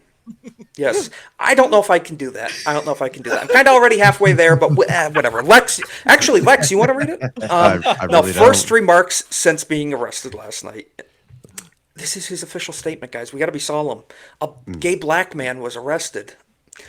Statement from Don Lemon. I want to thank everyone for their support. It means the world to me. I have spent my entire career covering the news. I will not stop now. In fact, there is no more important time than this very moment for a free and independent media that shines a light on truth and holds those in power accountable. I fully agree. We need a free and independent media, one that's not absolute sold-out shills to the left-wing mob. I fully agree. I don't know what that has to do with what he's saying, but yeah. Yeah, 100%. So he is correct, but in the opposite direction.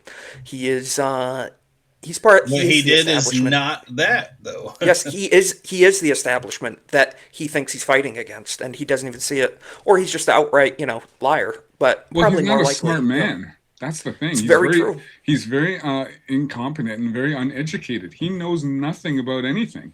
He basically 100%. gets his talking points from his old network. His own party. And he's reading here, as you can see, last night the DOJ sent a team of federal agents to arrest me in the middle of the night for doing what I've been doing for 30 years. He's been storming churches for 30 years? Yeah. Wow. Did he just admit to a big crime?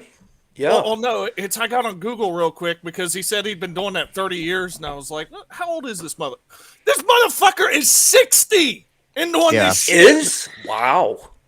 That's crazy. Yeah, I guess they say black don't crack, but what about gay? No, but what about gay though? Gay don't. Well, black and gray is subject to another. They have another kind of crack that they're worried about. That's true. That's true. The First Amendment to the U.S. Constitution protects that work for me and countless other journalists who do what I do. I stand with all of them, and I will not be silenced. I look forward to my day in court. Well, but buddy, he might be gagged. Wouldn't. Yeah. Yeah. Voluntarily or by the court. Plead the fifth. Yeah. And we know Lex will be tuning into that. But yeah. That's funny.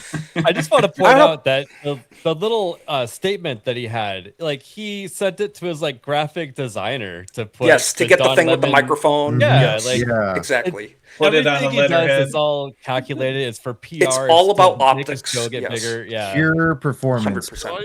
Now come watch my podcast. That's what it is. I mean, people in the chat are saying that they think he'll get off. Yeah, yes.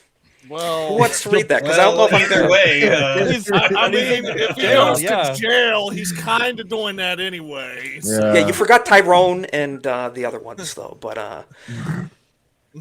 transitioning. No pun intended. What were you going to say? Well, I was going to say, do you remember? I don't know who's watched Boondocks here.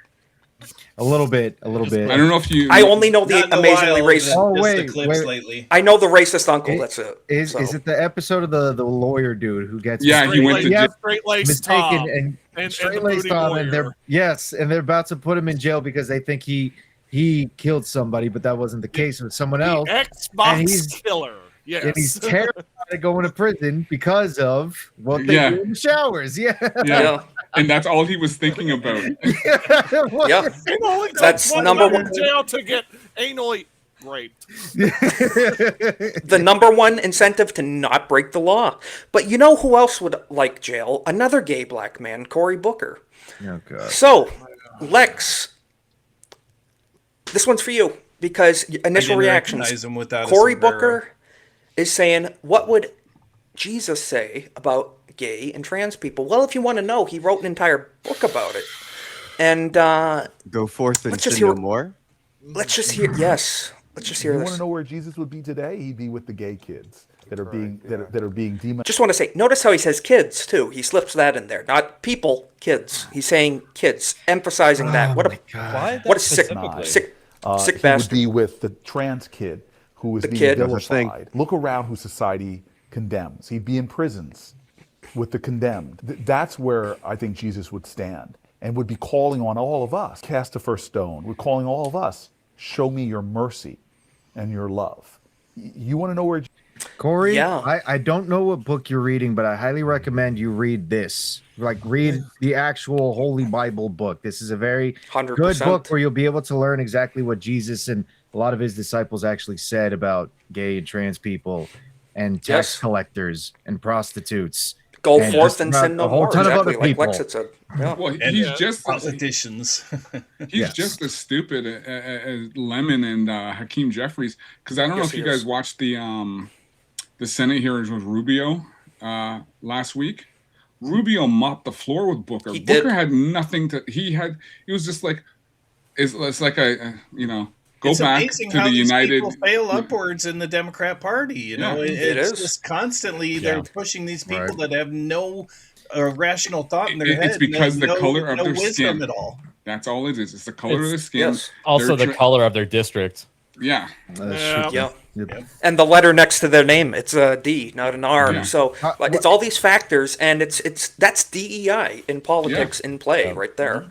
Really is. It's not about merit. It's not about your IQ, your That's your what ability. their whole party is. They're not about solving problems. They're about pushing their progressive agenda. Well, the Yes. idea is to have the problems perpetually exist so that way they can continue staying in power. So long as that problem exists, they can get votes from their constituents. And you know, it's the same thing as well with a lot of Republicans. That's why most of them are making these backroom deals. That's why some of these like kitchen table or kitchen sink issues still exist, because they know they can use it as a cudgel to, like, you know, stay in 100%. power and continue being voted in. 100%. And Cory Booker is a very low IQ individual. Like you mentioned, those, I don't have them pulled up today, but those Marco Rubio clips, he did mop the floor with them. And he just totally just showed that Cory is, he's clueless. He's got nothing in his head at all.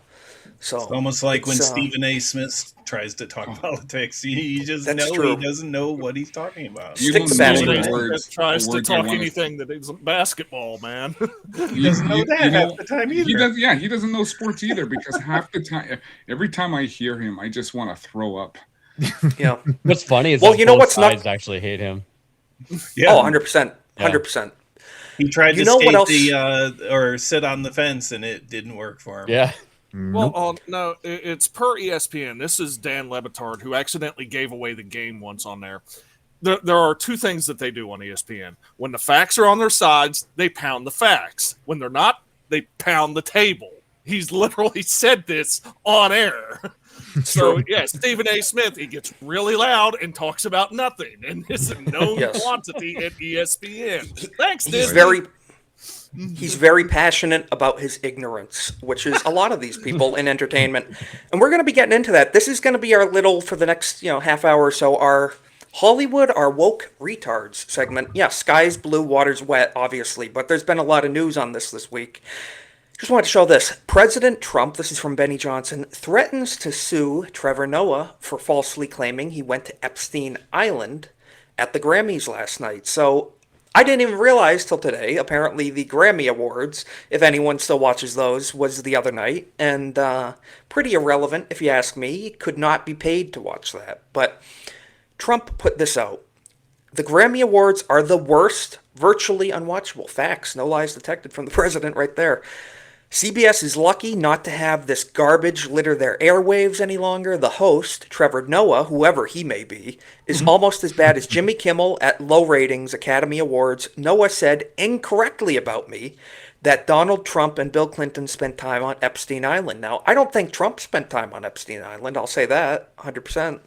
And, if Trevor Noah is just saying this stuff on a show without any proof or evidence about the current sitting president, he's liable. He's liable for slander, and he could, that's why Trump's talking about suing him. So, scrolling down, malicious in an instant too, being on a national stage like that. 100%. And so Trump's talking about until tonight's false and defamatory statement have never been accused of being there, not even by the fake news media. Noah, a total loser, better get his facts straight and get them straight fast. It looks like I'll be sending my lawyers to sue this poor, pathetic, talentless dope of an MC and suing him for plenty of dollars. Ask little George Slopadopoulos and others how that all worked out. Also ask CBS. Get ready, Noah. I'm going to have some fun with you, President DJT. That's his Truth Social. So Trump ain't messing around with this little punk saying all this defamatory stuff about him. And you What got do to you guys remember where think? Trevor Noah came from. He came from, he took over from, what's his name? Who had Jon that other Stewart.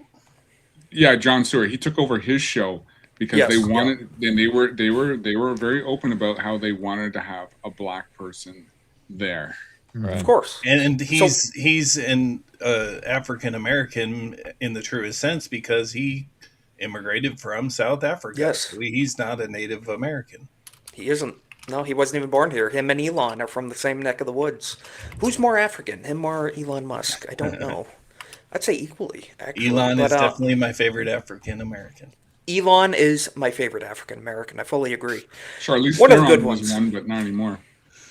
That's true. It's true. There's a lot more out there than you think. But Hollywood celebrities are, in fact, losing their minds. If you guys remember Kathy Griffin with her little stunt that happened to be Barron Trump as a young boy walking by the TV, saw this and thought it was real as a very young boy and freaked out and was traumatized. You're a little kid in the single digits and you see your dad's severed head being held up by a witch on TV. Might freak you out a little bit, So, Kathy Griffin, I don't remember her ever apologizing for that, to be honest. I believe she doubled in, tripled down. I think you're right. To this day, a decade later, yeah. A visit from the Secret Service will do that, but it's warranted, I would say. True. And remember, True. she dated Sarah Palin's son. Did she? Yep. I did not know that's that. Wow, right. that's bizarre. That's awfully bizarre. But and then we have this guy right here. I'm not a fan of his. Even he's had some okay roles and stuff, but not a big fan of his. Breaking Bad star Giancarlo Esposito. Time for a revolution. Some will die, but the rest of us will survive. So Literally the meme. This is time for a revolution. It's time for it, and they don't even know that's what they're starting. Some very rich old white men are exerting their power to suppress our own people, thus creating a feeling of civil war in the streets, preparing the haters. He's just spouting off talking points. Civil war in the streets, guys. Take it to the white man. What's he saying? And the guy's married to a white woman.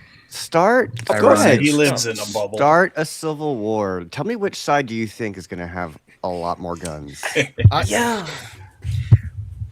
Not even that. Just I'm saying this. He is by far older than me, but I'm saying this as an intellectual superior in this case.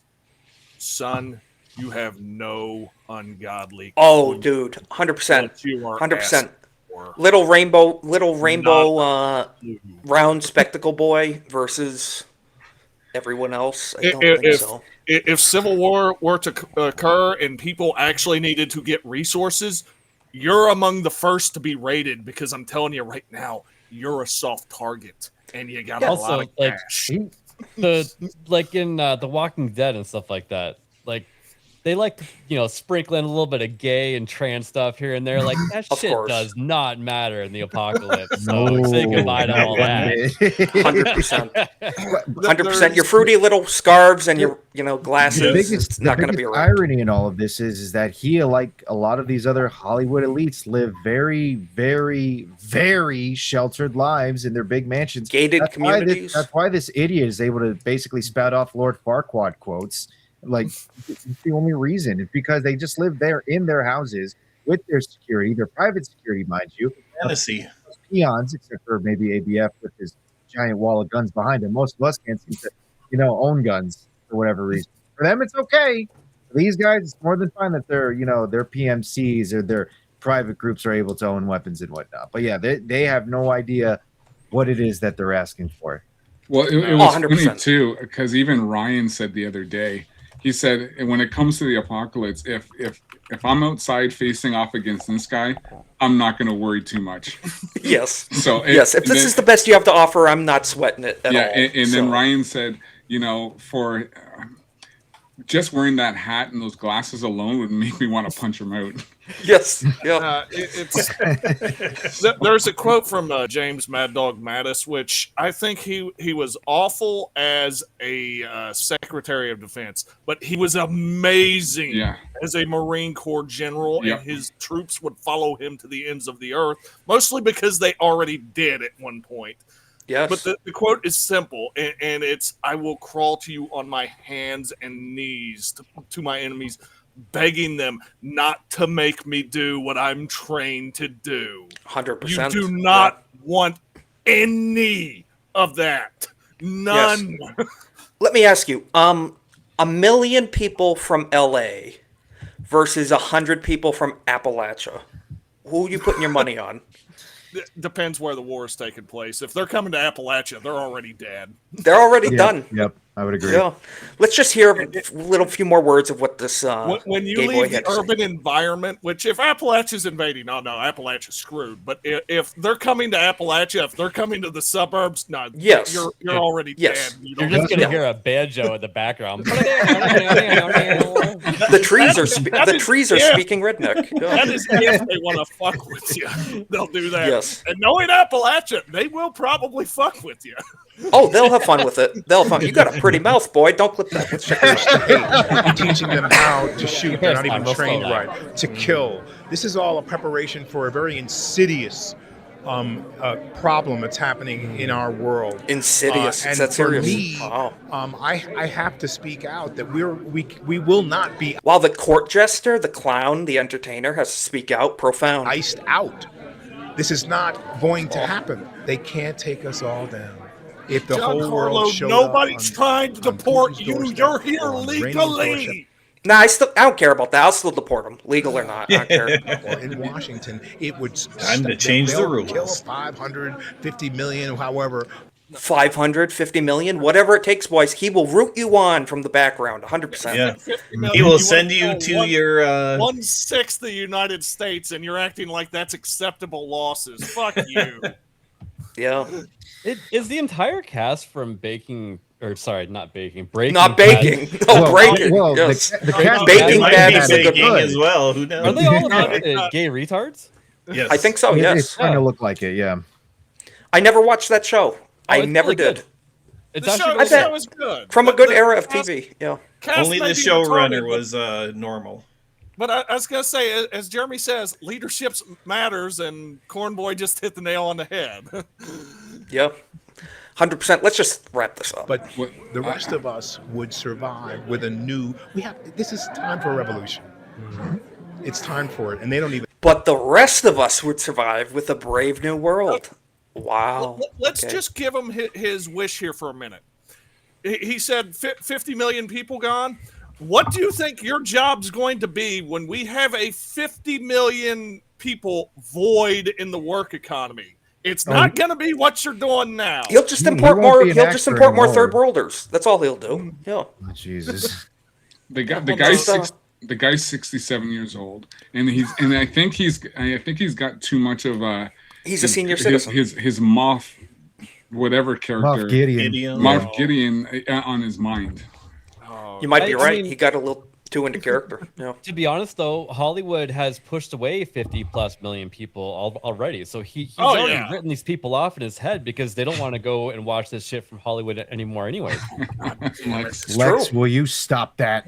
Yeah. 100% true. And then there's Kathy Griffin. Shout out Chrissy Mayer for calling this out, because Kathy Griffin, a decade of nonsense from this crazy chick since, well over a decade. I'm just saying in terms of the TDS that she's given out. Where, dear Kathy Griffin, you've lost your mind and are going to get people hurt. It's true. People are going to hear her and get hurt as a result. Why don't you go to Minnesota yourself and protest? Yes, they always encourage you to do it, but they'll never do it themselves. God forbid one of your dozens of fans listens to you and loses their life. You deserve to be held accountable. Check it out. Those of you that are awake, that see what's going on, what do you think the solution is? I think she's killing her dogs. I know. R.I.P. Yeah, and she's just there, and why is she surrounding herself with dead dogs? She has a wig in the background. I thought Dave Filoni was bad. Dogs have very sensitive ears. They probably just heard her speak. Oh, 100%. Yeah. Of Renee she discombobulated them. Good. The murder of Alex Preddy. Wait, so she's who they sent to Venezuela. Okay, now it makes sense. They just put her voice on the loudspeaker and they started bleeding from the ears. Yeah. Notice she said on the chalkboard. Notice she said the murder of Alex Preddy. Notice she said murder. That's quite a strong use of words, lady. Putting children on planes and taking them to detention centers, which are really concentration camps. Who built the cages, by the way? Cornboy, you want to tell us who built the cages? I don't know. My top post on X since 2016 has told you who built the cages. It was. I'll take Barack Obama for 1,000. Also, yes. Need we remind Kathy Griffin, who was it that they were actually putting children on planes in the dead of night? Which president was it again? I think was it the same one who Biden, built the cages? That was Biden. Yeah. And do we all remember Elian? What was that guy? Elian Gonzalez. Elian Gonzalez.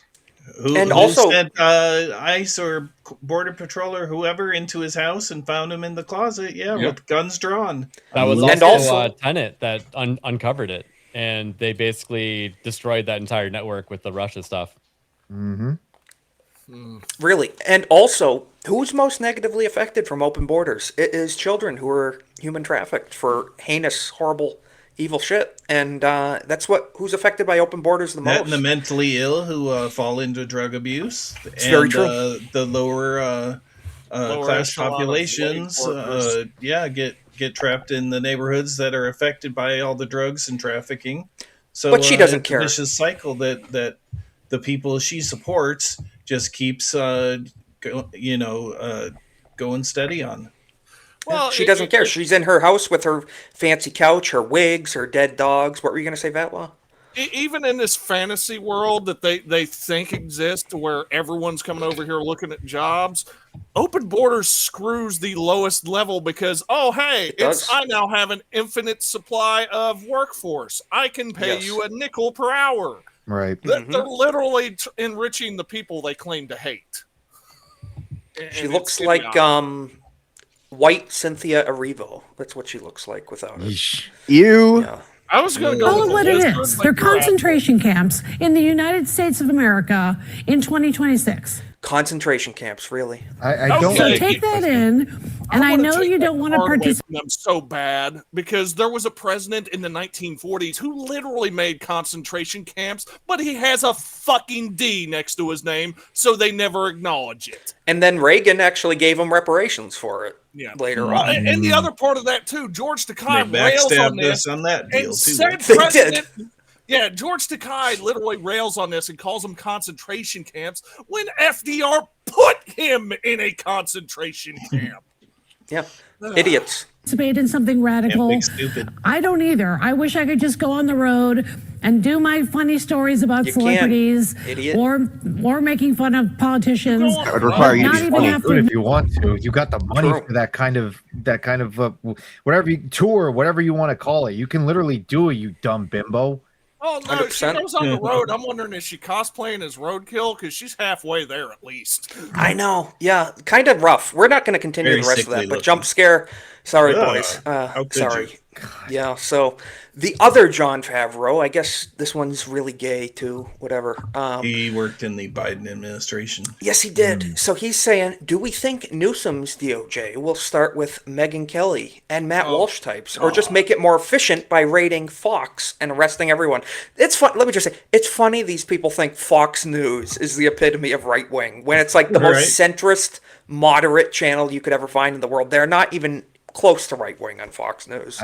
I just find it a lot more hilarious that these people who say, oh, Trump and ICE are all Gestapo, Trump is Hitler, and then literally right here in this post, they're talking about, oh, I can't wait to obtain power again so we can use it to crush our enemies.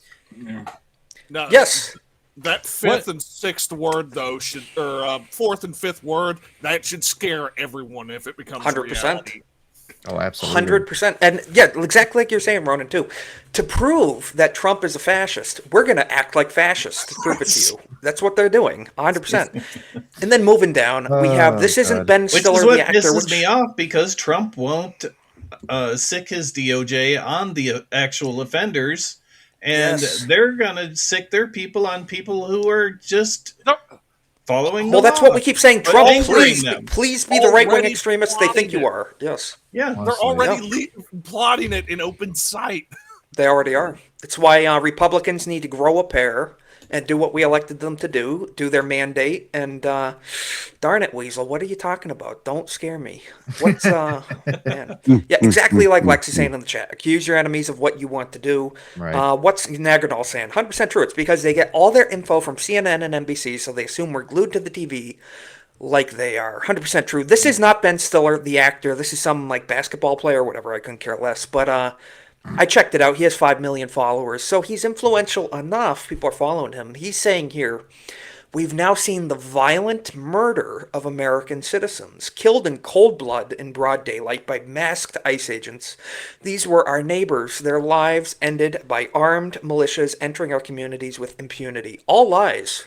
All lies. He's talking about Renee Good, Alex Pretty, not killed in cold blood. They were attacking police officers, and those officers defended themselves legally. So these people are just out here with their delusions. What do you guys think? You think people are buying into this? I mean, the normies, or do you think people are seeing through it? Because I don't think they're I think they're just looking right past it, because this is only happening in literally like 3 places. Everywhere else, everything is pretty much running fine the way it is. So that's how I see it. Yeah, very true. I hope you're right about that too. Last thing we're going to show on this page. Hanoi Jane, the commie sympathizer herself. The Hollywood celebs are back telling us to be mad at ICE. I saw it, so now you do too. This is Jane Fonda, Hanoi Jane, the commie sympathizer. Well, she is a commie, not just a sympathizer. Where she's saying, channel your internal lesbian anger. Let's check it out. I'm Jane Fonda. And I'm Jane Fonda's internal lesbian anger. Dana, I'm not a lesbian. There's still time, Jane. There's still time.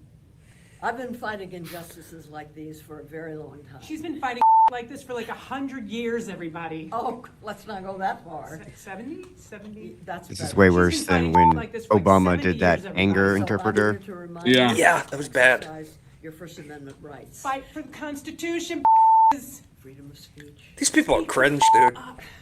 Freedom of assembly. Can I ask why we're listening to the words of a retarded woman who actually gave the notes of captured soldiers to the Viet Cong? I'm glad you mentioned why that. we're listening to this woman here, this soulless, godless woman. Could you just quickly elaborate on that, Ronan? Because I wanted to mention that too. For the people in the chat and on the panel that may not know, Jane Fonda here, tell her about her Vietnam stuff. So roughly from what I know, when she visited she went to Vietnam during the Vietnam War was going on. Obviously, she had a chance to meet with the Viet Cong as well as some of the captured U.S. troops that were there as well.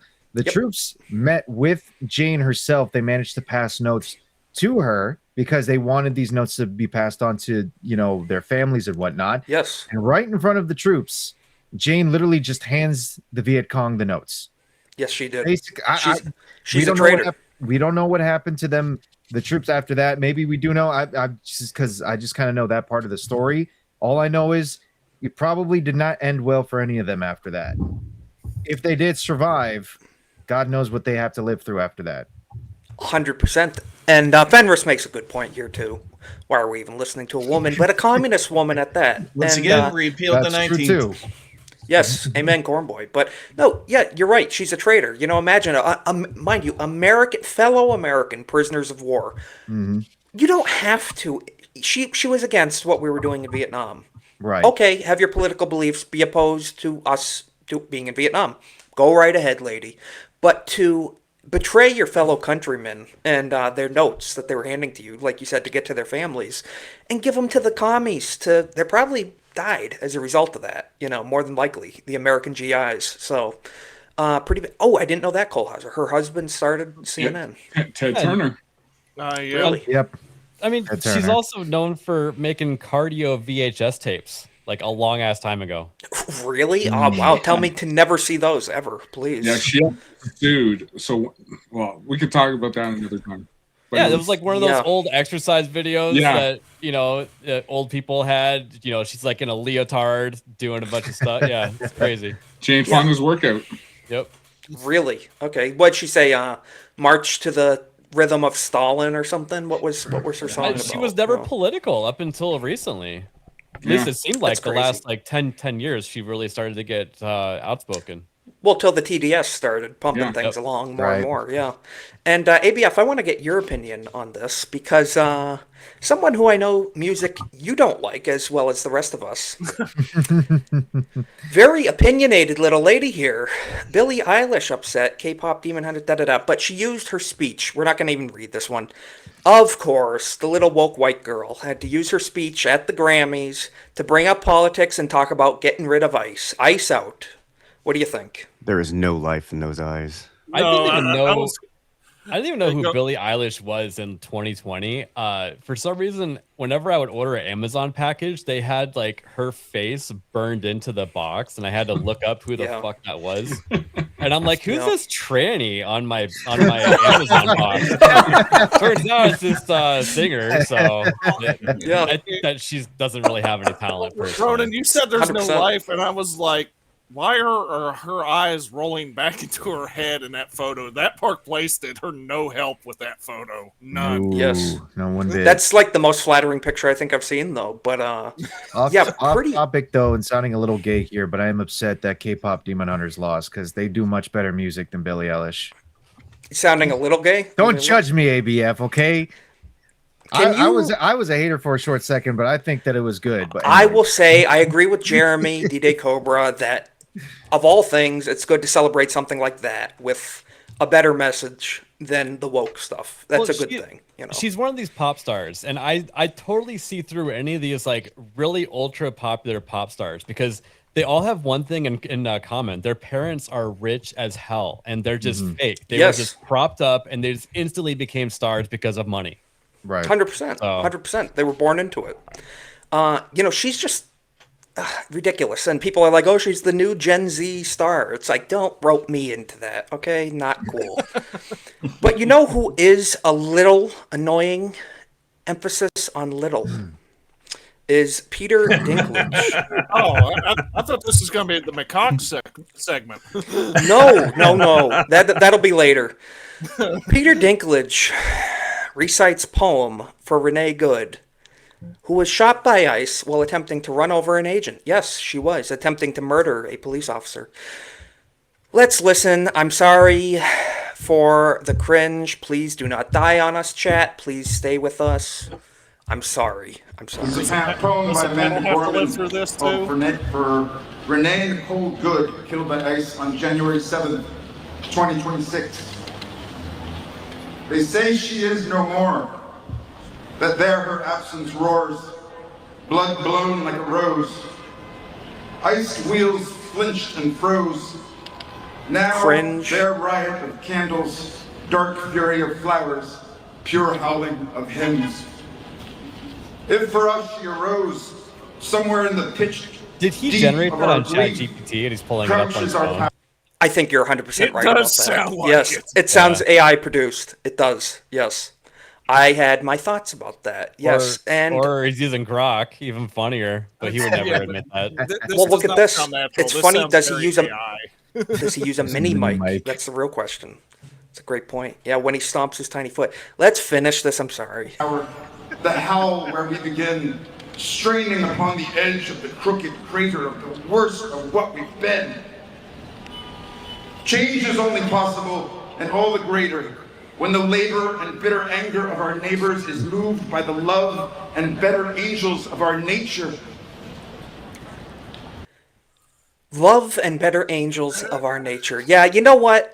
You know what? We're gonna do that. Cut I it just short. had Grok because make he a is short. poem for Peter Dinklage. Oh In boy. the You shadows did. of giants, he learned to stand tall, but not with height, but with fire. No arbor could stall. Grok can actually be kind of funny. 100%. Absolutely beautiful. And you know what? That's the perfect response to it. Mine was not as good, but this was my honest response to Peter Dinklage. And as you can see here. Yeah. So, nonetheless. Sounds like a little 720. queer way. Yeah. Can I throw something out that may be outside the box? Sure. Just like what we just watched. Yeah, basically. Do you think this is because Hollywood, like, we all know we're what Gavin Newsom's planning? Do you Yes, think this yeah. is Gavin's basically getting Hollywood out there to, you know? I think you're correct. That could play a part. Maybe not the whole thing. Hollywood's going to be stupid on their own anyway. But I do think it is likely that Gavin Newsom will run in 2028. He's a major mouthpiece. I mean, them and the Gavin, news media. So why not use them both? Right. Gavin being from California, I guarantee he will implement the celebrity mafia probably pretty heavily in his campaign. That's a good point. But you see them coming out in force with this ice out stuff. It's the new Black Lives Matter. It's the new everything. The new virtue signal. But yeah. Flavor of the month. Yeah. Flavor of the month. Yeah. Well, they have I two don't know, martyrs that they were able to use to start pushing the message. I mean, Yes, BLM martyrs. had one martyr, shall we say? But yeah, that's how that's why they keep telling these people to go out there and march on the streets, because they love nothing more than to actually have a Yes. fresh body to basically just parade around. But That the was probably problem the is most too, sickening part. with the economy like skyrocketing, gas prices down, this can only go so far. Yes. You know. Yeah. What do they have to offer other than we're not pay Trump? attention to their Yes. pocketbooks. They Yeah. I'll say Yes. this though: if the RAM prices stay up, maybe I might have to start listening to these Hollywood elites more. Man, yeah, that's pretty bad. We gotta do something about that. But that's the AI stuff too. No, of course. Well, they're Unfortunately. not going to bring RAM prices down. They're just going to freaking dilute the goddamn currency more to cause inflation. More than likely, yes. I wanted to show this too. We got to get reactions. It is Black Fatigue Month. I mean, Black History Month. Lupita Nyong'o. So we're talking about this. Elon keeps rightfully bringing up white genocide, white replacement, ethnic cleansing of the West, which that's what it is. That's why they're trying to influx the West with the third world. And Elon is, for all his faults, don't agree with him on everything politically, but he is very aware of this and keeps bringing attention to it. So this is a great point. Christopher Nolan is making the Odyssey, and his casting choices and rumored casting choices have been very seemingly woke. It seems like he may have gotten a dose of that mind virus. So Lupita Nyong'o, rumored as Helen of Troy in Nolan's The Odyssey. Elon Musk slams director's integrity. So the reason we're talking about this, not necessarily a movie review channel, but I think it's culturally relevant just to show, on the right from 2004, that's Helen of Troy, versus the Netflix remake, essentially, on the left. And Is this the result of the Academy Awards requiring DEI to be considered? I think it More might than have likely. something to do with it. More than likely, yes. think And so. it is That was brought up where, all the ESG score, the points and everything they have to get to qualify for loans, to fund these movies and everything. I mean, Oppenheimer barely had any diversity in it, and I think that he has to like go overboard on this project to qualify for the awards to like make up Could for be. that almost, Could be, yeah. You telling me that Oppenheimer, the movie about World War II German and everything, wasn't super diverse? Wow. Yeah. They tried, but they couldn't. Yeah. Well, yeah, and that's what it is. Legatus got it. It's for Oscar nominations, DEI, all that stuff. Yeah. I'm still wondering what Elliot Page plays in this because that has not the been Cyclops. announced to my knowledge. Yeah, and that's the Yeah. joke. But I don't know what else is out there. Yes. And people mention here by your logic, so this is what it is. Someone said in replying to it, I hate how every casting of Helen becomes a hot or not debate, but I really just want to avoid that altogether and say Lupita is a good casting. She has the talent and powerful presence to pull this off, da-da-da.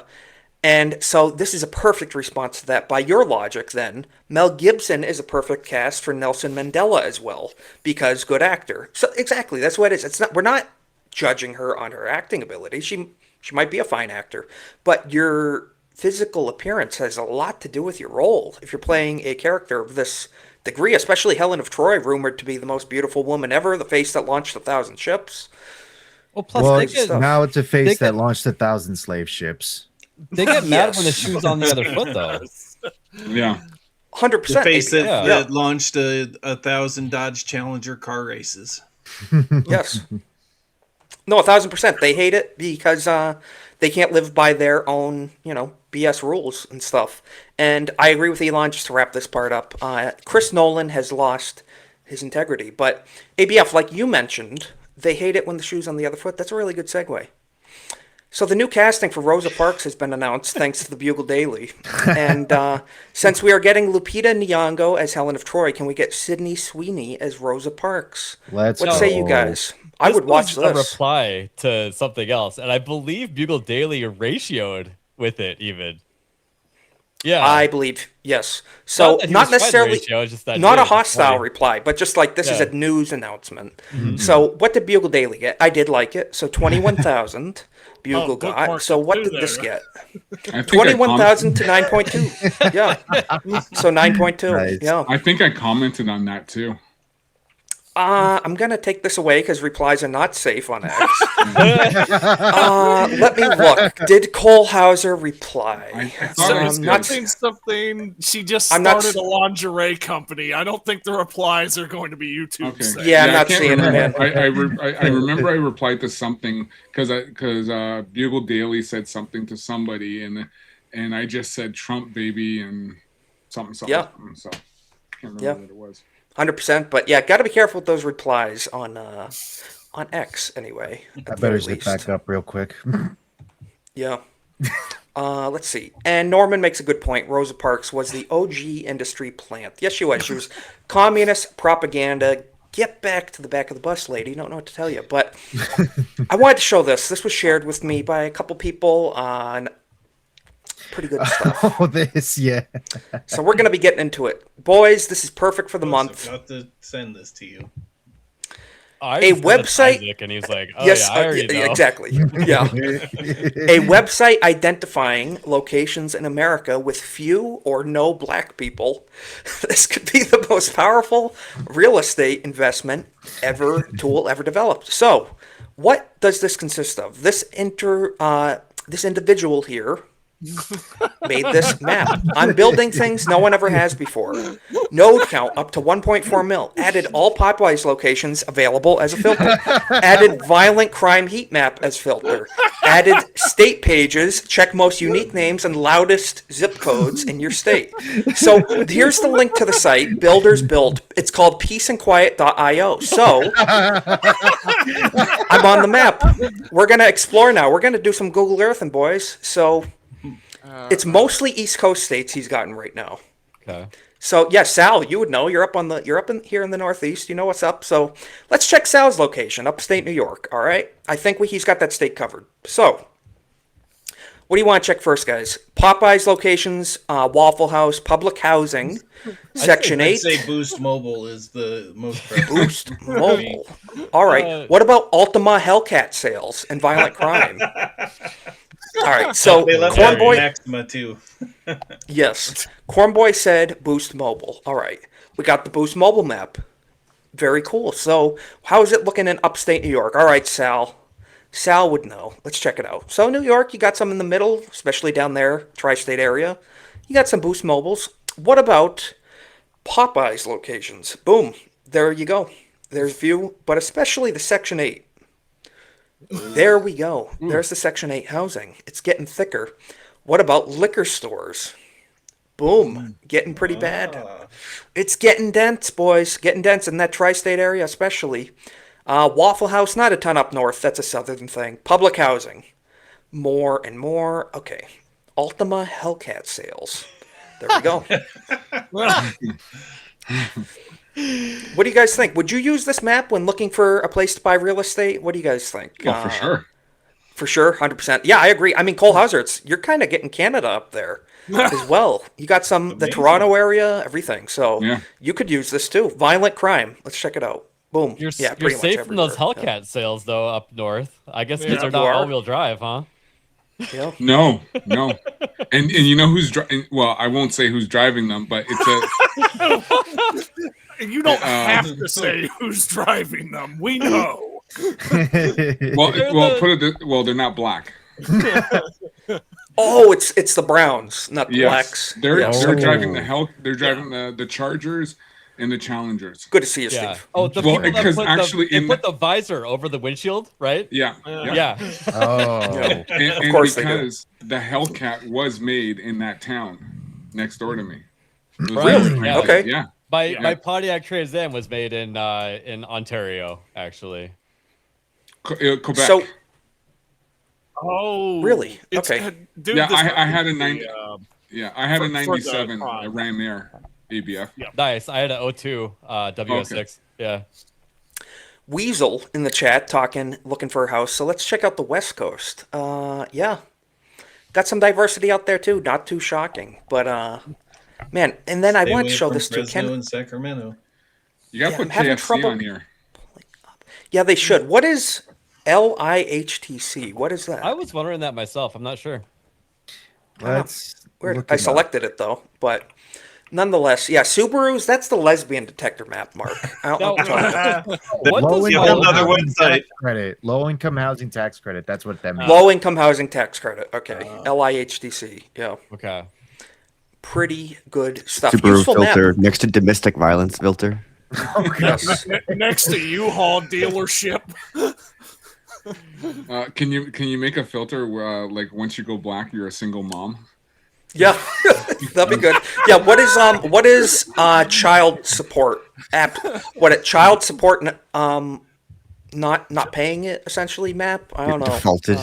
Defaulted child support. default child support payments map. Yeah. Oh, this exactly. is such ass. I looked up the Ultima Hellcat sales, and Newark, New Jersey is just glowing red and orange. I can't. You fucking people, dude. You disappoint me so much. Well, don't you notice it on the daily out there? No, see, I don't know because I don't go anywhere near Newark. I know how Oh, shitty okay. that place is. Yeah, go there It's at the 2 a.m. diversity. They're probably doing donuts in the middle of the intersection. Oh god, Yeah. More than likely. Yeah. I just want to go to Sonic, man. I don't want to have to run into these basketball Americans. Sonic is where they start the meetup that night. It's true. They love those cherry limeades. Ronan, if you want to go to Sonic, you got to take the one ring through New Jersey and fucking cast it into the fires of Sonic. So we are at Never that mind time. trying to go to a White Castle. Well, hey, I would go to a White Castle over Black Castle. That's just me, though. But I gotta say, we are gonna be raiding into here in about 20 minutes. We have Off the Hip with ABF, and ABF, if you wouldn't mind telling us who's gonna be your guest on for tonight. It's going to be Ronan the Crusader, actually. Really? Oh, that Alrighty, guy? You love to see it. That And- guy. I can't. Don't yell at me. I told Mo, I was like, I don't know what we're gonna talk about yet. We're definitely gonna talk about Ashes of Creation just disappearing from the map, and also Ronan's gonna be on, and he sent me that thumbnail. So I requested a refund today. I hope they give it to me. Yeah. I just gotta say, I'll give you a thumbs up, Corboy. What crazy person would ever have this guy on his podcast? I mean, who would do that? I would never. I would never. Terrible So- choice. Just an What? absolutely Yeah. terrible choice. I just don't know that many Crusaders that were shirtless. Like they usually wore armor. They did, yeah. Like Very you true. look more like Celtic there than Crusader. Well, it's the invisible armor of God. Us? So, do we lose him? Oh, he kicked himself. All right, Corboy, what are we talking about? Oh shit! What the heck? He kicked me. All right. Listen. Ronan and ABF, get the hell out of here. Get over to Off the Hip. We're going to be raiding into you guys. Listen, we're going to raid in aggressively, okay? Aggressively. We're not asking first. You better get ready. So we'll see you there in 15 minutes. No Okay, Vaseline? well- Okay. Good one, ABF. Sorry that the Yes. lube is all locked up in the grocery store now. You know, it is February, so. No worries. We'll borrow some from Don Lemon. So All right. Yeah, thank you for rating into me every single week. This 100%, show is yep. awesome. I support it 100%. Thank you, and, ABF. we're gonna get a little bit political today. Isaac sent me some stuff today about Minecraft. We're gonna be talking about that. Yeah. And it's so funny how a lot of this stuff just connects together. So we'll be talking about that. Yeah, and ABF, keep us up to date on any hightail stuff you guys are doing too, because we need a Minecraft alternative, some good community games that are not woke. So keep us up to date on that. Yeah, We're gonna talk about that too. Let's see. How do I leave this place? Oh, there's a leave button. just exit out of the tab. Yes. All right, Ronan, we'll get your outro in 1 second as well. ABF, thank See you guys later. Appreciate your man. Take it easy, brother. Take care, guys. Ronan, other than ABF show in a minute here, tell people where they can find you and subscribe. Yes. So underneath my name here, you can find the link tree where you have my various links. I got a YouTube, Ronan the Crusader. I got a Kick, Ronan the Crusader. I got an X account as well, Ronan_Crusader7. A little different there. As usual, throughout the week, I'm streaming Clear Obscure Expedition 33 and the OG Fallout. I'm probably putting Death Stranding on hiatus for now, just because I'm trying to like juggle 2 games. Feel like it's a little easier for me at that. But of course, aside from that, I'll be on ABF stream right now. You can also find me on Sundays with For the Homies, doing matinee with the homies. Just yesterday, we were talking about, funny enough, speaking of this month, we were talking about black actors throughout the film industry. And this upcoming week, no, of course not. And this upcoming didn't invite week, Cole Hauser. Shame on you. This upcoming week, we'll be talking about blaxploitation films as well too. So that should be really interesting. Very Stuff like good. Black Dynamite, Superfly, all that. But yeah, just Very cool. Find me on my link and all those other places. Very good, guys. Make sure you're following Ronan, subscribe, and go watch him over on ABF's channel here in a little bit. There's all the links in the chat. Thank you, Jake. So, Ronan, we'll see you over on Off the Hip. Have a good time, man. Thanks for joining us, as always. Peace out, guys. See you, man. Take care, Ron. Alrighty. Well, now that the troublemakers are gone, we can get into some Lex Ludendi memes. So trouble. Oh boy. I'm going through these DMs. Some are not YouTube safe, but some are. Lex. Yes, but some Unheard of. are. Yes. So we're going to show this. This was actually real. This is not a meme. Democrats in Minnesota reenact Iwo Jima flag raising scene. So,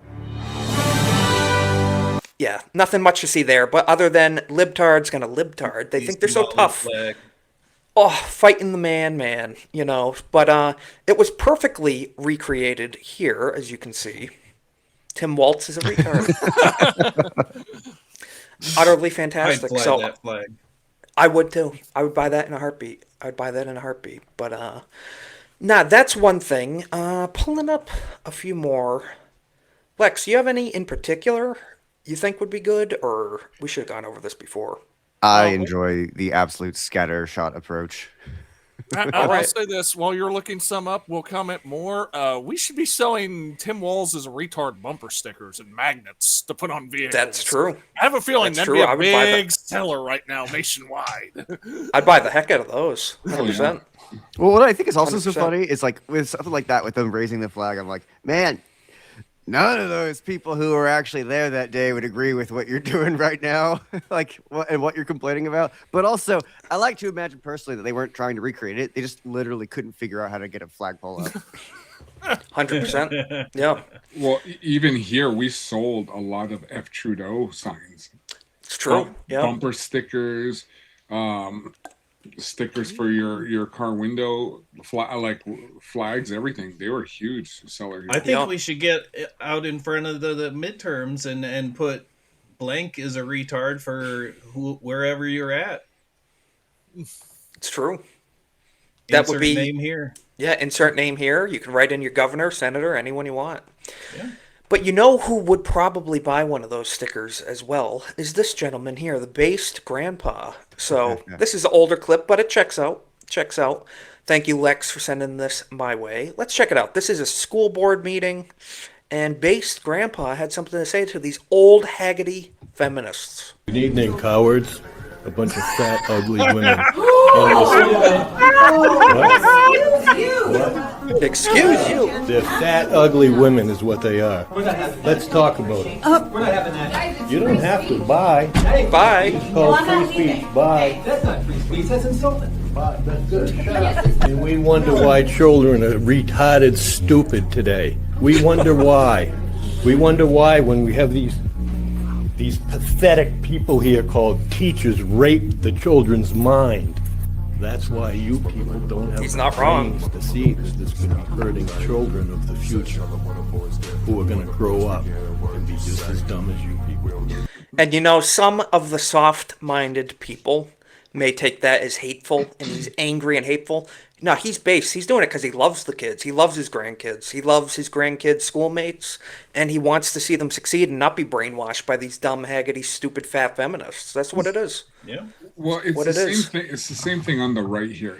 It's funny because I was in government for about 20 years. I got out because I have no faith in our conservative party. You know, and people always say to me, he goes, well, Cole, you got to get back in. You know, you got to help. I said, why? Yeah. Why am I going to help a party who is going to keep following the liberal idealism to maximize their votes? They're not looking for me.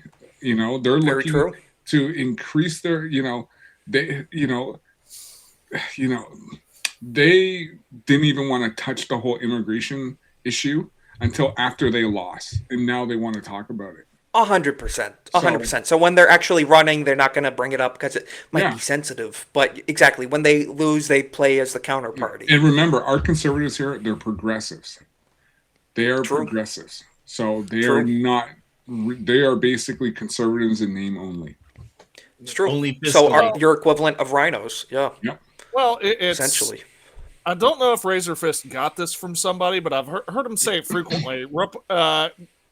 Republicans are liberals driving the speed limit. And that's the problem. There are so few of them out there that actually want to do what they say. Fortunately, we found one, and we made him fucking president in a landslide. And you would hope that would be a message, but a message ain't going through in a lot of places. And you know why? Because they still want that pork in their states. They want that 100%. 100%. Yes, and we're going to talk about that now, Cole Hauser, that you bring it up. A lot of interesting stuff happening in your country, and one of those things is in Alberta, which a lot of us have referred to, including yourself, as the Texas of Canada. You know, good quality people in Alberta. Breaking, the Trump administration has held meetings, covert meetings, with the separatists in Alberta, Canada. So, Cole Hauser, so the separatists essentially being these people in Alberta, residents, advocating for it to become the 51st United States. Is that correct?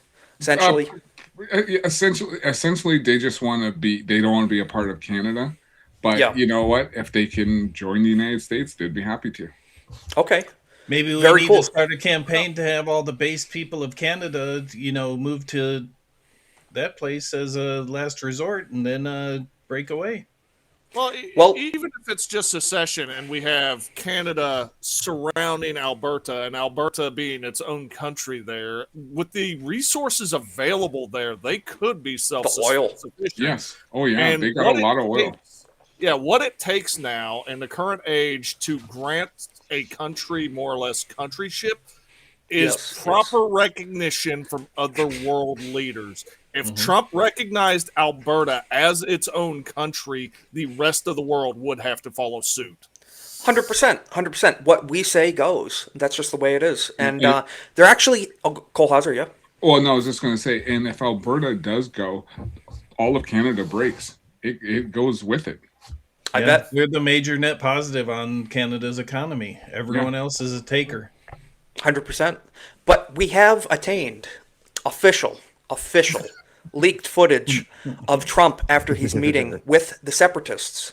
All right. Somebody just told me about the droid attack on the Wookiees. How weak and foolish of the separatist army. Weak and foolish, right? It makes sense given they're led by neutered Gunray, General Egregious, and Juan Zambor with his nipple valves. They're all losers. They should enter peace talks right now. It's really pathetic. It's so next Star Wars stream. That needs to be the intro. 100%. I'm down with that.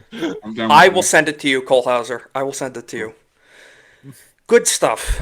I'm going to play one more thing. If you guys want to carry this for a second. Cornboy, I'm going to play for the month. I'm going to play your intro song on Discord. Oh. Okay. What do you think of that? No. Oh no! If you guys could carry this for 1 second while I pull this up. Have you seen the memes about the not to make fun of people getting injured, but have you seen the memes that have been making about the agent who allegedly did actually pull the trigger on Alex Preddy? Oh, that he was Hispanic. Yeah, and very flaming, flamboyant, and it's like, man, they sure aren't talking about that part, are they? No, they're not. No, they're not, because it doesn't fit their narrative now, does it? So, boys, just in case anything happens on YouTube, all these guys are linked below. You know where to follow them. We will do outros after this, but just in case. It's February. Exclusive. It's February 2nd, beginning of Black History Month. If you want to know about Black History Month, Cole Hauser on his X page posted the famous Morgan Freeman clip talking about what Black History Month really is and how it's really just a virtue signal. And you're trying to contain a whole people's history into 1 month. It's a virtue signal. And it's what it is. But we're going to play. Yes, exactly. And Tyler Got Caskey, he wants already knows. He wants everyone to know that some people need a break once in a while. Some people need a break. A month may not be enough even. Shout out, this is Tyler Cassidy on YouTube. Credit where credit's due. This has millions of views. This is an old YouTube legend. Froggy Fresh. Shout out Froggy Fresh. So we're going to play this, and it's good stuff. Let's see. I've been working a long time now. Yeah. I've been working for free. Perfect for Black History Month. Don't nobody around this town give a damn about me. I've been slaving away all my life. Got real soul to it. Whipping the chain. And lately I can't help but feeling so catchy. Like I'm going insane. Give a nigga a break. You just got it. Give a nigga a break. Give him a break. How much more can I take? Give a nigga a break. Music to our soul. Give a nigga a break. Give a nigga a break. How much more can I take? It's true, Weasel. It's true. Give a nigga a break. Weasel is correct. I just married my beautiful wife. We're watching the whole thing. Very much church hymn piano. Oh, 100%. 100%. I'm making us watch this whole thing before we're done. I'm sorry. It's fit for the month. We ain't cutting this short. I'm sorry. It's too good. That's how we're wrapping it up. Out in Beverly Hills. He's a phenomenal singer. How the fuck did I not be on yet? Almost 30 years old. How the fuck did I not be so You're right, Tony. When a nigga nigga this cold. Give a nigga a break. Give a nigga a break. How much more can I take? Give a nigga a break.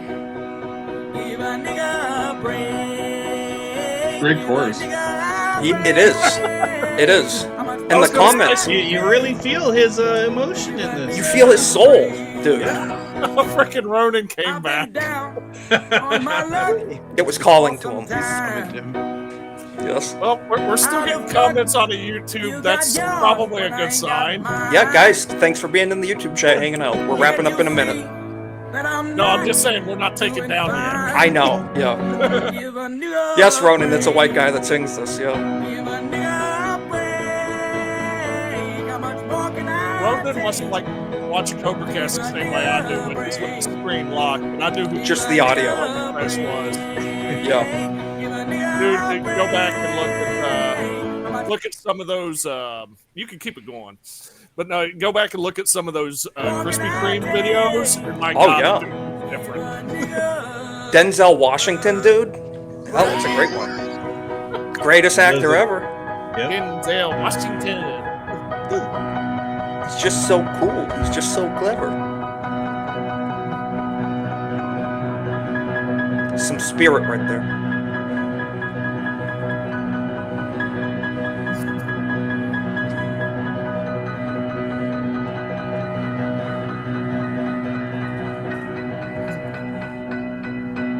And you have to love the comments under his video. I mean, all the black people in the comments are supporting this message, and yes, they feel it as well. So yeah, I support it.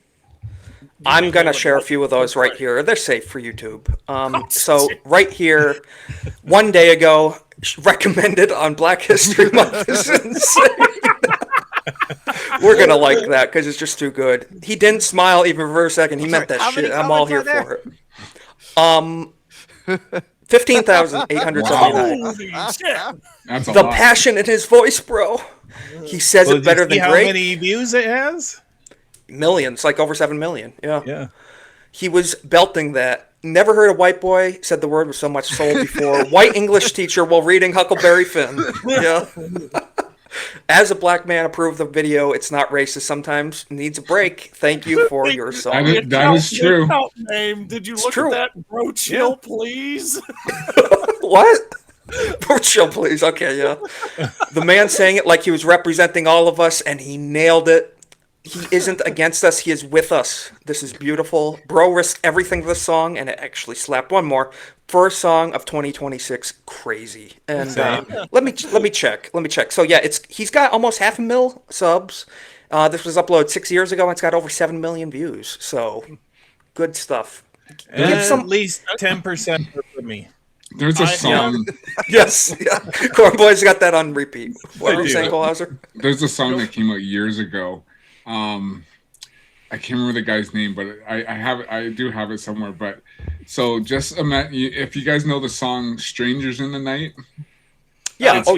It's called "In the Night." You gotta send that to me. And it's the funniest thing you'll ever hear. That's phenomenal. Just Related the to chorus this, of it. just related to this, because most of us know who I'm going to say. Can we get Dan Vask to cover it? I would love to see that. I would love to see that. I think they've asked him several times when they played it on Tuesday night's main event. Hey Bruce, maybe I'll do that. Bruce, I'll get a shirt. Do it, Kohlhauser. Do it when you hit 500 subs or something. Yeah. Wait for a goal. Wait for a good goal. But guys, I just had to share that. Black History Month. It's perfect time of the season. Perfect time of year. We hear that every time Corn Boy enters the chat. That's his entry song, and we just got this on repeat. It lifts your soul, like Jeff said in the chat. It ascends your spirit. Very uplifting. It's very uplifting. I listen to it when I'm driving. I belt it out the window. It's just great stuff. Great stuff. So on that note, guys, we're going to wrap it up. They're starting off the hip right now. We're going to do some outros and catch up with the chat afterwards. But Kohlhauser, as always, dude, thank you for joining us. It's great to have you on. Please tell the people where they can find you and what you're going to be up to. You can find me on YouTube at Kohlhauser. You can find me on X, Kohlhauser.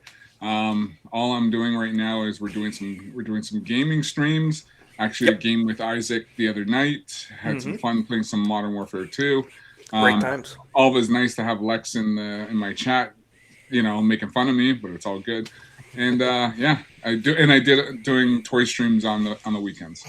Yep, good stuff. So guys, make sure you check it out. Subscribe to Cole Hauser right there. Thank you so much, Jake, for dropping those. So make sure you subscribe to Cole Hauser. I fully endorse everybody on the panel. You better subscribe to everybody. I'm going to bully you into it. That Law, where can people follow you, and what are you going to be up to, dude? All right, you can find me at this X right here. Got a little high on the draw there. And on the GCA Discord and Vagabond's Degeneracy Discord of the long name that I don't want to say right now. As far as catching me on YouTube, I'm usually here about every Monday. I might miss it occasionally here at 7:30 on the Golden Age podcast. And at 8:30 on Sunday nights with Vagabundo and Tomac. Yes, Cornboy nodding your head there. We saw you in the chat yesterday. I'm there for, I swear it's not hentai.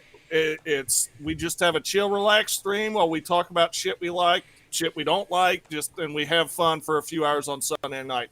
And also, Vagabond and I will both be at MegaCon this year. We have both got our tickets already for it.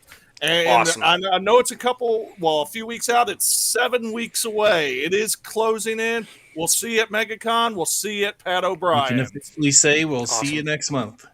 Wish I could be there, boys. Hopefully next year, though. But I hope everyone has a great time. Cornboy, we're going to get to you. Tell people where they can follow you, where they can support you, and what you're going to be up to. Yeah, my YouTube channel right there, and at Cornboy on X.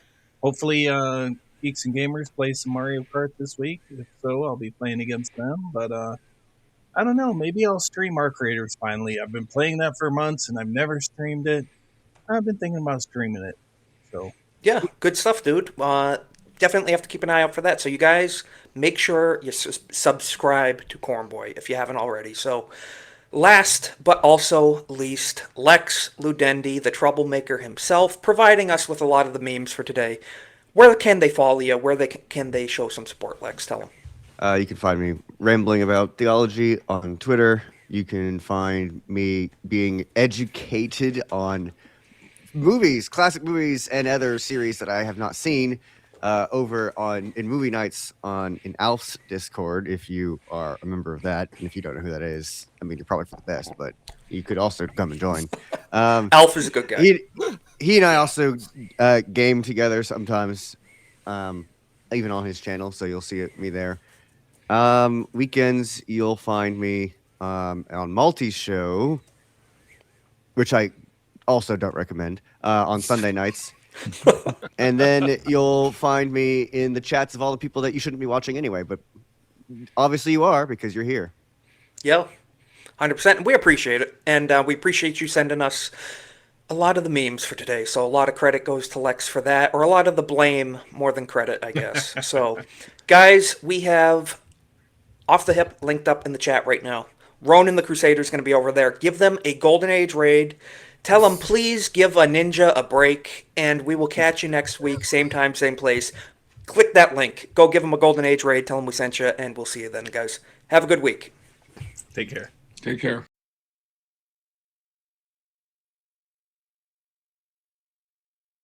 Here we are.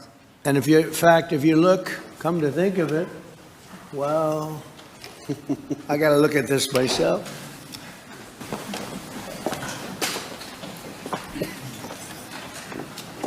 Wow.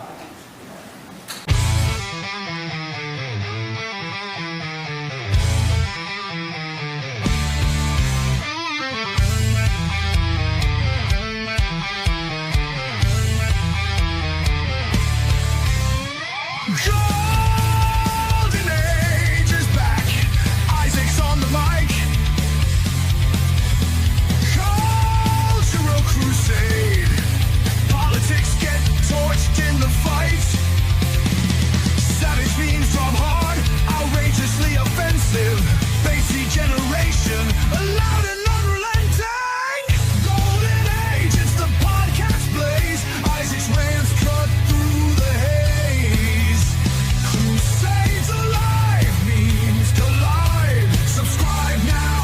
Join the savage tribe.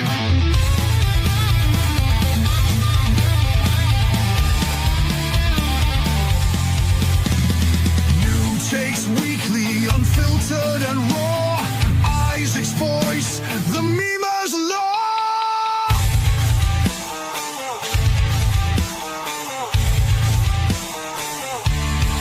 The golden age of America begins right now.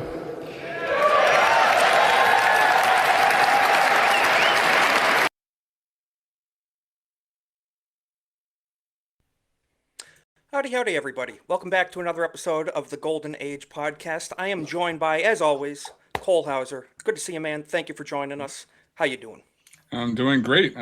Just been in the cold neck of the woods of Canada, but hopefully we'll be out of it soon. But I'm doing well. Thank you. Awesome. Yeah, well, glad you are surviving up there in the sub-zero temps. Pretty rough stuff, but good to have you on. Magnum Norse returning to the channel. As always, good to have you on, man. How you doing?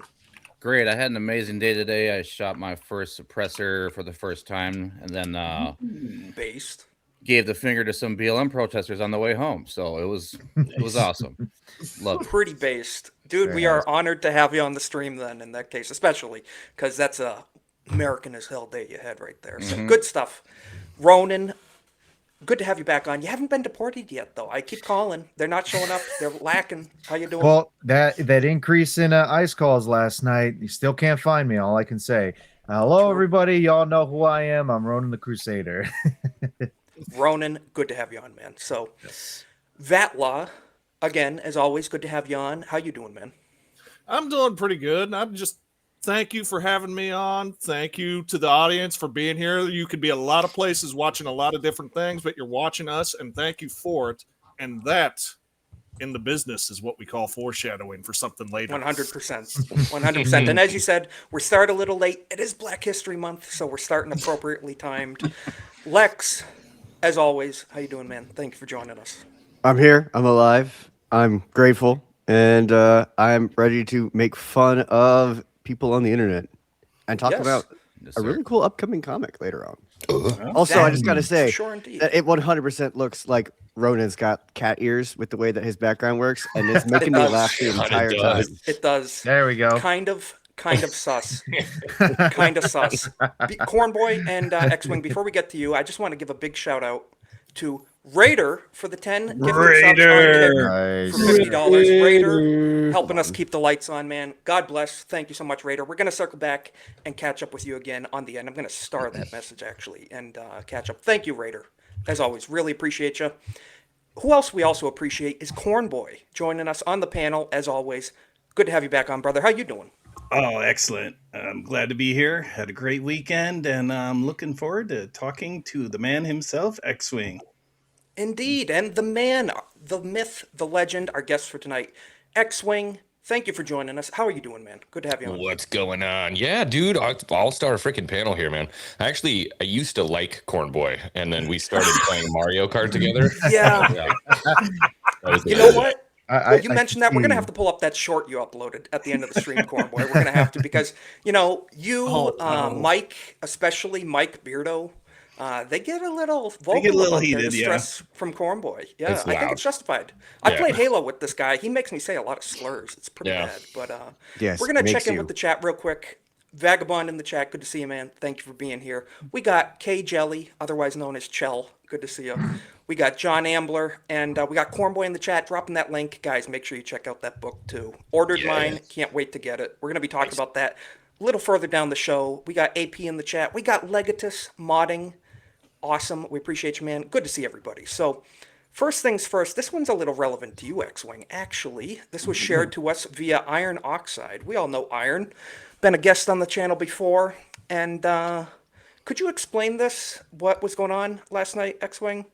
Because he's saying here X-Wing had a big night last night at the Super Bowl. Times are tough right now, and I'm taking work where I can get it. Okay? You know what? I can't judge. $20 is $20. And I'll be honest with you, I didn't learn Spanish beforehand. That's why nobody could understand what I was saying. But I tried to get it. I tried to get it close. You know what I mean? It's true. I speak almost fluent Spanish, and even then, I still couldn't hear a damn thing, man. Yeah. You got to bump that training. I mean, it was the point. Yeah, I just kind of made it approximate Spanish. Well, it doesn't help when the mic is halfway down his throat too. Yeah. So it doesn't help. But I mean, I look good. That's the important part. Yeah. You know? Hey, you got style. Can't complain. Yeah, do I not Google unfortunately Bad saw the Bunny X. lyrics to what was being said, and I was just like, We- "Wow!" We may not even pull that up. It was pretty vulgar. No, don't Pretty even vulgar bother pulling it stuff. up. Don't look it up if you're in the chat. Don't do it. It's bad. It's not family friendly, and it was on national Not TV. at all. Avert your eyes. Disgusting stuff. So shame on him. We're going to be getting more into that in a bit. We have a few articles pulled up, but first, a few funny memes. Start off the show a little easy, ease people in. Older clip, but it still checks out. At a, shall we say, Rainbow Mafia event, Ooh. this gentleman shows up and interviews a very liberal lady who did not like the line of questioning here. Let's check it out. Beautiful trans woman out here. Tell us about your Got that on transition, your how list? it Can I went. hold this, please? No. So I have a question for you. Why are you asking me those questions? Like we're interviewing like trans women and stuff like that. I'm not a trans woman. I'm a. Oh no, we're fully supportive. Do you want to talk about sort of transitioning or anything like that, or like what people I can never know? transitioned because I was born a woman. No, of course you're a woman. Of course. Does it make a trans woman any less of a woman? No, you are 100% a woman. I'm not a trans woman. Is there another definition that people like to use, or You thought I was a man? beautiful trans woman? he knows what he's doing. He knows what he's doing. He does. He does. Oh, Beautiful line of you know your own questioning right game, there. dude. Oh, yes. They can't live up to their own false standards. Meme them till they cry, and then meme about them crying. That's And then what meme they them do. crying. Yes, Yeah. the great Sun Tzu quote. Yes. It's hard to fold Now someone this into a one's- pretzel and they're already in a pretzel. You know. Yeah. This one's for you, Kohlhauser. You're the Optimus Prime expert around here, so we got to get your first opinion on this. Can't play the footage, very copyrighted music, but it's a screenshot of a meme. So I'm gonna read it. Optimus Prime comes to America, immediately learns English, paints himself red, white, and blue, joins the military, remorselessly slaughters his own people when they begin to cause trouble. Patriot. What say you, Kohlhauser? Forget about the fact that it's a live-action movie. Forget about that. I think everyone knows my point of view on the live action movie. Yes. Yeah. Doesn't happen. Yeah. I'm just saying, in general, is he a all right example of someone who's Yeah, I mean, who's it coming- happened the same way in the cartoon as well. So, Yeah, that's who he is. He's, his motto is freedom is a right of every sentient being. But in battle, in warfare, he has to take the battle to where everything goes. Now, mind you, in the cartoon, he did protect as many humans as possible, because that's what he does. But things happen behind screens and stuff like that, but that's just the way Optimus Prime is. Yep. And you got to remember too, what people don't understand about Optimus Prime is Americana. Exactly right. Mm-hmm. He's He's an old not school only- semi pickup truck. Yep. Yeah, not only is the Autobots, even in the cartoon, they're living in the United States, but they give the U.S. military tech. Yes. They join forces with the U.S. military to help them. Later on with the Earth Defense Command and stuff like that. So 100%. Who are part with the GI Joe. So 100%. Yeah, so it's just, I had to show that because I think it's just a great point. Someone who comes from afar and decides to be a benefit and serve and help the country and not be a leech. Well, and then I can go back to, you can go back to this, because actually I posted this on my X the other day, because the Autobots did crash on Earth 4 million years ago. So they're technically, So wait a minute, are you saying they're the real they were Native here first. Americans? Yeah. They're the real Native Americans. Are So we we on stole their stolen land. Autobot land? Natives stole their land. Pretty much, because they landed here first, before the dinosaurs tracks. too. That tracks. What's Sal saying about this? The thing I liked about the first LA Transformers is they have a buffalo in it, so it made it easier. I don't know what is that. Cole Hauser? What's LA? Live Don't know. action. Live action. I mean, Live yeah, action? I think they mean A buffalo. a buffalo, though. I don't I mean, know. There was no. That was Los Angeles Transformers, and I was thinking something. That's what I totally thought. Yeah. Los Angeles Los certainly has Angeles. trans. I was Yes. thinking is that a new California sports team? I don't want to know what they're doing with the buffalo, bro. San Francisco.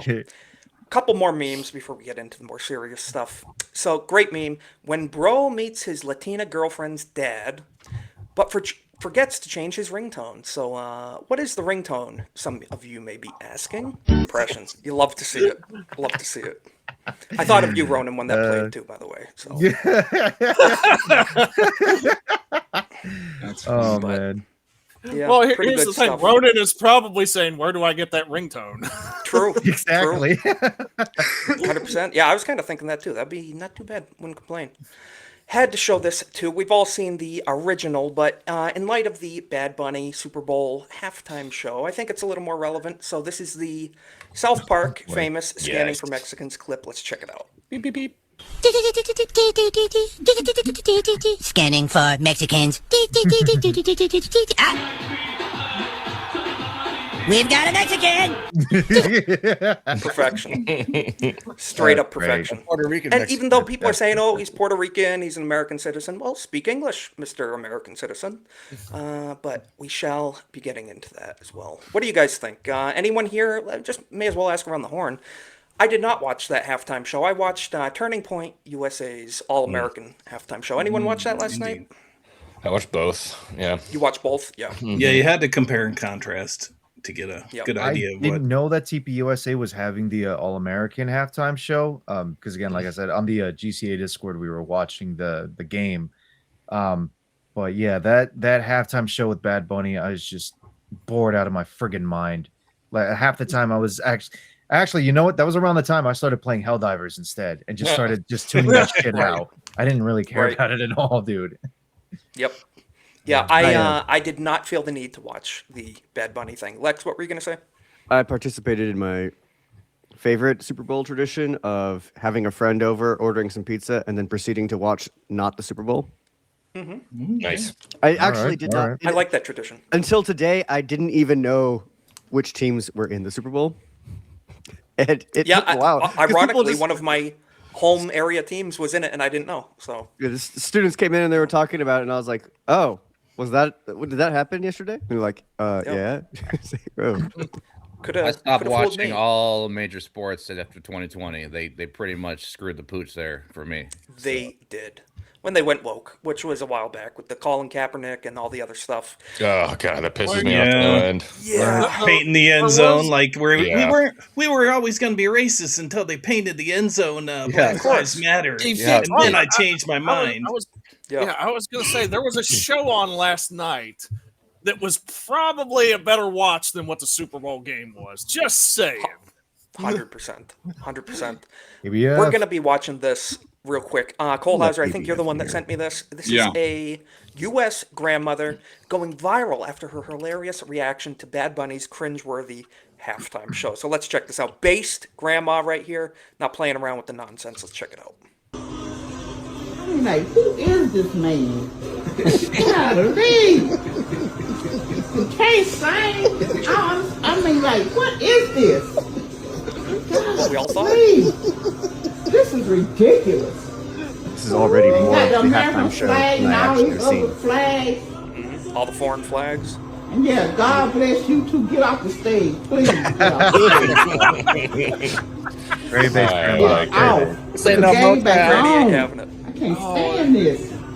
Grandmas, they tell it like it is because they ain't got Tell time me for that that. shit. Yeah, they don't give a shit. I only got so much time what left, in man. the world is all this foolishness? That is an old-timey word. Thank you. Foolish. Get off the stage, please. Jesus. Tomfoolery. But yeah, you love to see it. Grandma ain't messing around. And see, and this is the false narratives that liberals basically and the progressive give, like, oh, you know, all blacks are for the Democrats. That is not true. They pick and choose. They get the Don Lemons out there and they said, no, go pick this guy, pick this guy, pick this guy, this girl, or whatever. Exactly. They don't go to the to the blue collar, No. black workers who are actually working for a living to get ahead and get out The of real taxpayers of the to people, get out of the hood or whatever, to move somewhere better, to just to get some life. And this is what they forget. They figure, what, if we keep these blacks down, it's it's good for us, because they're never the Dems, they're never gonna help blacks out there. They never will. They selected a Spanish-speaking halftime show on purpose because of what's going on right now. I guarantee that. Yeah, 100%. No doubt. 100%. And I mean, like I saw on the meme with the billboard where it says, "I think I'd rather watch 20 minutes of Tom Homan doing raids than that halftime show." It was. I couldn't agree more. I think it was like 20 minutes or 4 hours. Either or, I'd watch 4 hours of it over that. I have to hear Mexican rap music in my neighborhood all day long. Do you think I'm going to watch the Super Bowl if I got to hear it during the halftime show? No. And Lex makes a good point. Rare. Except that did happen, Lex. That did happen, unfortunately. Sorry, I didn't watch the show. Yeah, Well, actually, I unfortunately Magnum saw that Force- clip in my timeline. It did happen. Yeah. Not to get a buzzer beater in here late. Have you heard of a website by chance called peaceandquiet.com? Yes, we reviewed that yes. last week. It showed us little Covered it dots last on the map of diversity quotas. Good for Oh my real god, estate. that's hilarious. Yes, Yeah. next time you want to move, you got to check out that map. So Shows you have how your many peace and quiet. KFCs, Waffle Houses, How many Section 8. Popeyes there are? Yes. Where the Yeah, I Section think- 8 housing is. Yeah. We got How many- Bojangles out here, man. How many Yeah, I punches think is- X-Wing, you and Beardo, and you guys showed that on Bro Science, right? No, I don't think so. Yeah? Okay. Oh. Really? Okay. Yeah, peace and quiet. Maybe it might have been. I was gone. I was in Las Vegas last week. That's right. You weren't there. Yeah. Dude, I absolutely love Bojangles, but I cannot go there because of the service. It is just so bad. Well, when you say service, we know what you mean. We know what you mean. Got to show a couple more things. The service. Elmo, of all people, Oh, chimed God. in. Is Elmo even a people? I don't know. So Elmo, the official account on X, tuned Which into is- this, and which is the never response in was- that. Based for a little for a Racist short period of time. Never. Elmo was based for a little bit. I like Yep. based Elmo.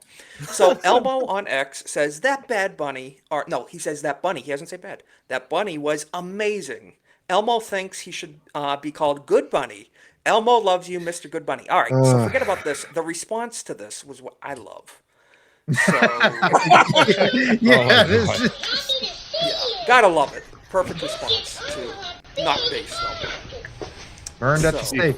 Be funnier if he had a spray can or something. Yeah. The best one when they tie him up to a battery. Oh, I think I've Funny, seen like, that one before. Yeah. Yeah. I gotta see that one. Overvolt him. Yeah. I like the point blank revolver to the head one where it's just like full decapitation. Yeah, I love that one too. You know what? Yes. that Oh, kinda- also Of Alex, an Elmo now thing, YouTube, of an Elmo doll. that actually reminds me of the Barney one. Somebody did the same thing. They tied Barney to a post. He's like, Barney's about to go meet his maker. Dude's carrying a full 44. He's like, die, Yes. you commie fucker. I love it. I wish we could show that on stream, but we can't. Just want to say, Vagabond in the chat makes a phenomenal point. Phenomenal point. Black folks are the worst fast food workers. I need white folks behind the counter. From one of our base black friends, Vagabond. You love to see it. Dude, here's Love my to see it. And also- impersonation. My impersonation. The window opens and it's just like they look at you. I'm like, are you gonna say something? Yep. Exactly right. That's what it is. And I just want to show too, and then we're going to get into the statistics of last night's shows. Turning Point did a pretty good job, but Captive Dreamer said, and I fully agree, the 30 seconds he caught of the Super Bowl halftime show were the greatest advertisement for ICE and mass deportations I've ever seen. Couldn't agree more. I understand. So, like, I get it if the guy is super famous, like worldwide, right? He's just not all that big in the States. Apparently. So I get that, like, some people like it and some people like that kind of music. That's totally fine. But the fact that you have like Pierce Morgan going on Twitter and saying it was phenomenal, it was the best Super Bowl show we've ever had. No, it wasn't, dude. No, it was you not. had people running around as bushes. Nobody in the stands could see anything. It was just odd to me that like they really chose to pander to the TV commercial, and the people that paid thousands of dollars to go to the Super Bowl got bushes. That's all they could see. Yes. Yeah, Actually, no, you I've seen remember, plenty of clips from people on Twitter or whatever showing that nobody in the crowd was having it. They were not happy. No, it was Not getting to a whatsoever. point. There was one video. There was one lady that was actually watching the All-American halftime show while she was there at the Super Bowl. She had her headphones on, and it was playing and everything. But Yes. but to your point, X-Wing, though, like for as much based moments as Piers Morgan can have, most of the time he's just kind of a shit lib. Yeah. Like, especially with a lot of the statements he recently He made. goes where the wind blows. Yeah. Exactly. That's Unfortunately. what it Well, is. did you see Megyn Kelly destroying I was Piers just Morgan? gonna bring that up. Yes, I watched that on She- Jeremy's stream earlier. Yeah, she Mhm. ripped him a new She hole. has been much more based lately. I followed her again. Megyn Kelly's been pretty cool lately. You Yeah, love and her. she didn't Over hold the back. Bad Bunny thing or what? Yeah, it was about the whole Bad Bunny thing. Yeah. She did not hold back. Like even Jeremy was like, "Oh my god!" Jeremy was shocked. Yep. Yeah. Yeah, I think she Where's this cursed coming on Crowder at one time. I was like, oh, Yeah. right. She's And like she not holding back. potty mouth. yeah, she went like full, like, this is America. This is not this is not like Muslim or Spanish or Latino this or country, that. yeah, all that stuff. This is football. It's America's game. Like she went totally based. And Pierce And English tried is our to national do, language too, by the way. I was just now, gonna say, Pierce so- tried to do the gotcha of like, oh, Yeah. when was English made the official language? Didn't Trump do it in 2025 March? Didn't He he, did. under an Last year, executive yes. order, I he didn't made know that. English the national language? Yeah. Signed it into law last year. The English is our language in America. Well, Yes, there the you go. United States. God. What language are they teaching in school for how many years? Yeah. Don't give me this Yeah. shit that English ain't the language. And 95% of the fucking schools in this country, you learn English for at least 6 years. Fuck every off. single, man. every Well, single they'll European argue- that came here was forced to learn English. So They'll argue yes. the Don't do ES, that shit. they'll argue the ESL programs. Believe me, I know, because in the primary Hispanic community that I happen to live in, that's one of the big things is they constantly push ESL because unfortunately, a lot of the kids that go to our schools don't really speak English as a first language. Yeah. Well, yeah, That's right. especially because of the last 4 years when they just brought them in and said, you have to teach these kids, all of them. Yeah. Yep, it's a shame. But thankfully, there are alternative options. We're going to pull this up. Turning Point USA, which, as we all know, no longer under the leadership of Charlie. It's under new leadership since his assassination. And initially, a lot of us we talked about here on the show, we were like, is Turning Point going to hold out? How are they going to do without Charlie's leadership? Rest in peace, Charlie, obviously. He's with the Lord, and we pray the best for everyone in his family and friends that are left behind. But they absolutely dominated last night. Over 6 million views live and over 20 million total on the All-American halftime show. So this is from geeksandgamers.com, one of the best websites for this stuff. Obviously, we all respect and love it. So this is written by Marvin Montanaro. Turning Point USA All-American halftime show holds at least 6 million. So that's people the away. Marvin I've been making angry on. I was Okay. about to ask. Yep, that is Marv. All right, you connected it now, Corn Boy. Yep. So we'll be watching Interesting. that live Too many too. when turtle you stream shells that. his way, or what? So they were saying, I was watching on Jeremy's stream today on CobraCast. They were saying that this is the second largest YouTube consecutive stream It ever. is. Ever. Yeah, really? On the platform's history in over 20 Yeah. years. Yeah. So I you'll think love it to was see only beaten by the Indian moon landing Yeah. a few years ago. Yeah. That was it. Go think you're go right. figure. India has a lot of people watching their moon landing. Who would have guessed? Ironically, yes. Sure. Shocker. That one was Yeah. definitely Don't redeem fake. it. They That only wasn't, needed 0.01% of India to watch it to take the title. I mean, geez. Yeah. Pretty much. Yeah. They have internet in street Then they stores. sent I some didn't know that. moon rocks back home as remittance. Yeah. But we're not going to play it because there is copyright music in a lot of stuff. But Kid Rock and a lot of other people, country people, sang in it. The alternative halftime show experiment, which that's what it was. It was an experiment. First time ever. Nothing like this has been done before. Launched by TP USA on Super Bowl Sunday. Didn't just make noise. It pulled a massive audience. So Was that Jason Aldean, or was that somebody singing Jason I Aldean's don't stuff? I Said really actually Brantley don't Gilbert, Lee think it Bryce, was and him. Gabby Barrett. We would have heard if he was there because he's bigger than all of them, right? Yeah, I don't think it was him. I don't think it was. Let's see. It may say on here. I love that. There Try was that, actually it a was lot of not people I bad. did not recognize, believe it or not. Obviously, we know Kid Rock, but let's see. It's mostly all country. Yeah, and then of course there's Bad Bunny. Don't want to have to see that. Yeah, so not great, but here's the big part. Yeah, it wasn't him. It wasn't. Okay. Yeah, if it was him, I'm sure we would have heard about that. That would be pretty big deal.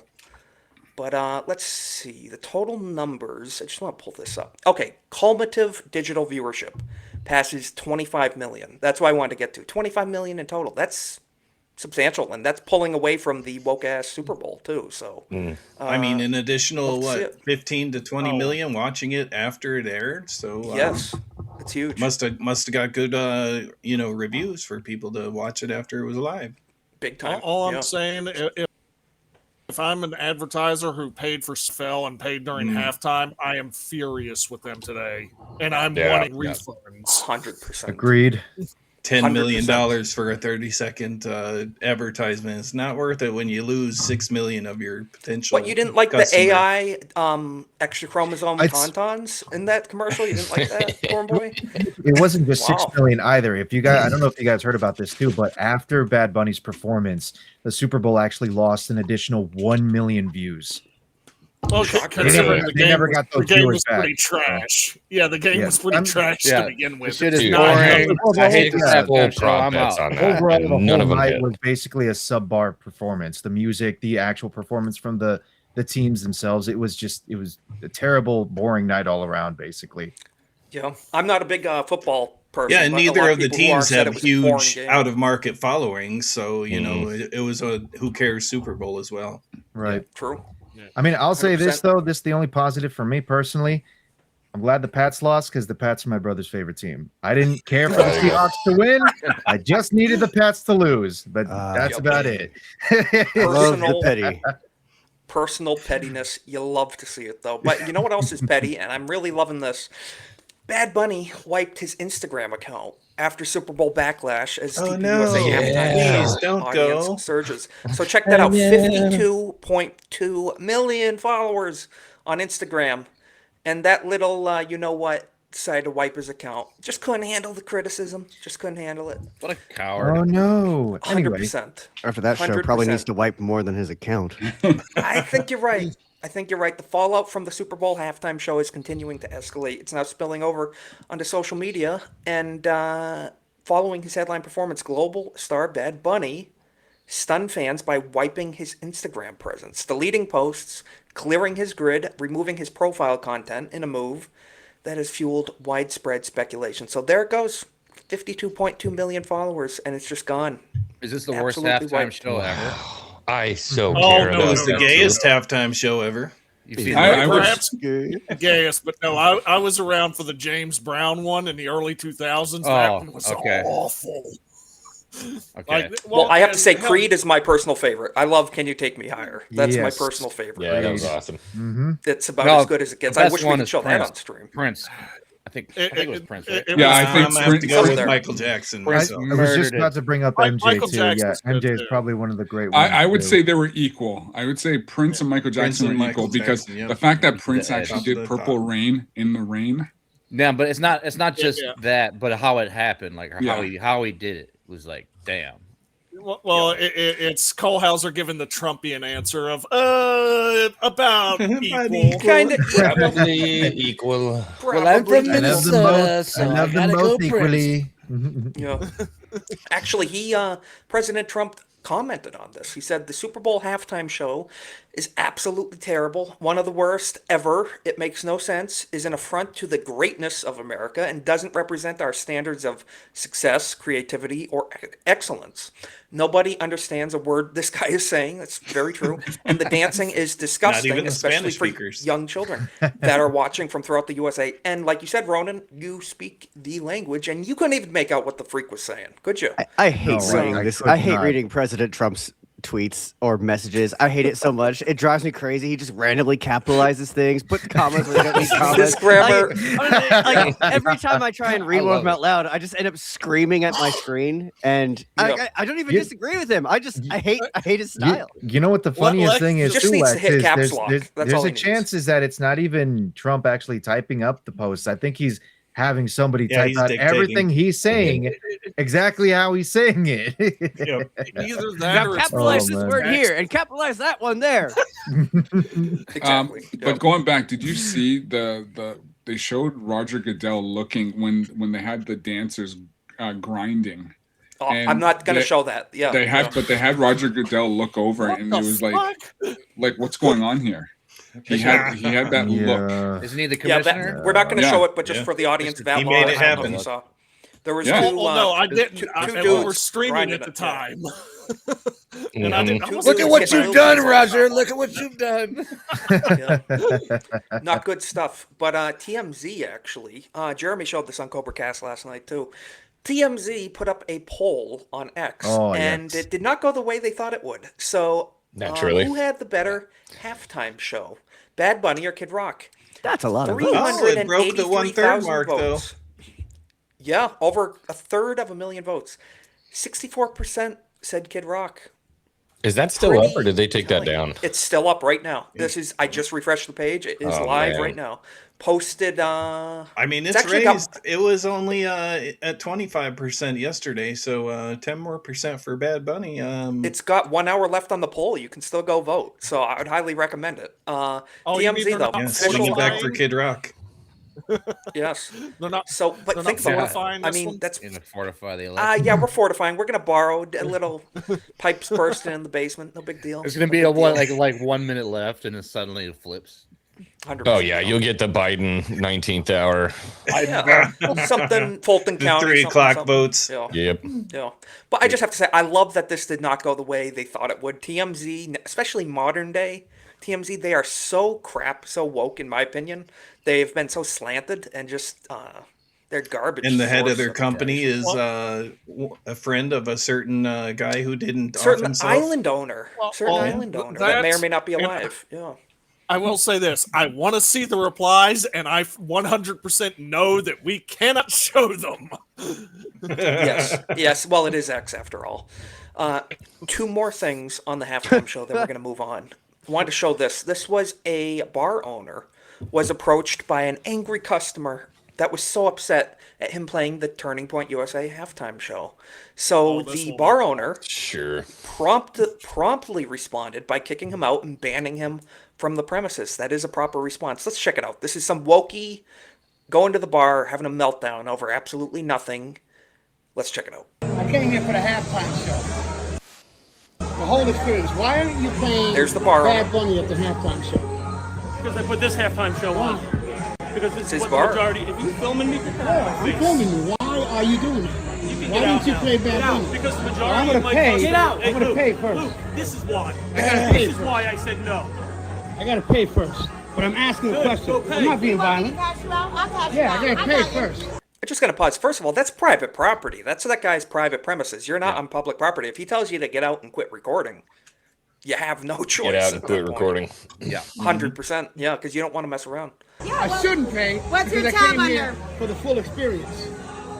What's your I tab got under? choice of which show to put Super Bowl Okay, experience. what's your Not tab gonna do under? with anything. All right? Exactly right. I came here for the full Super Bowl experience. Are you the bouncer? Are you the manager?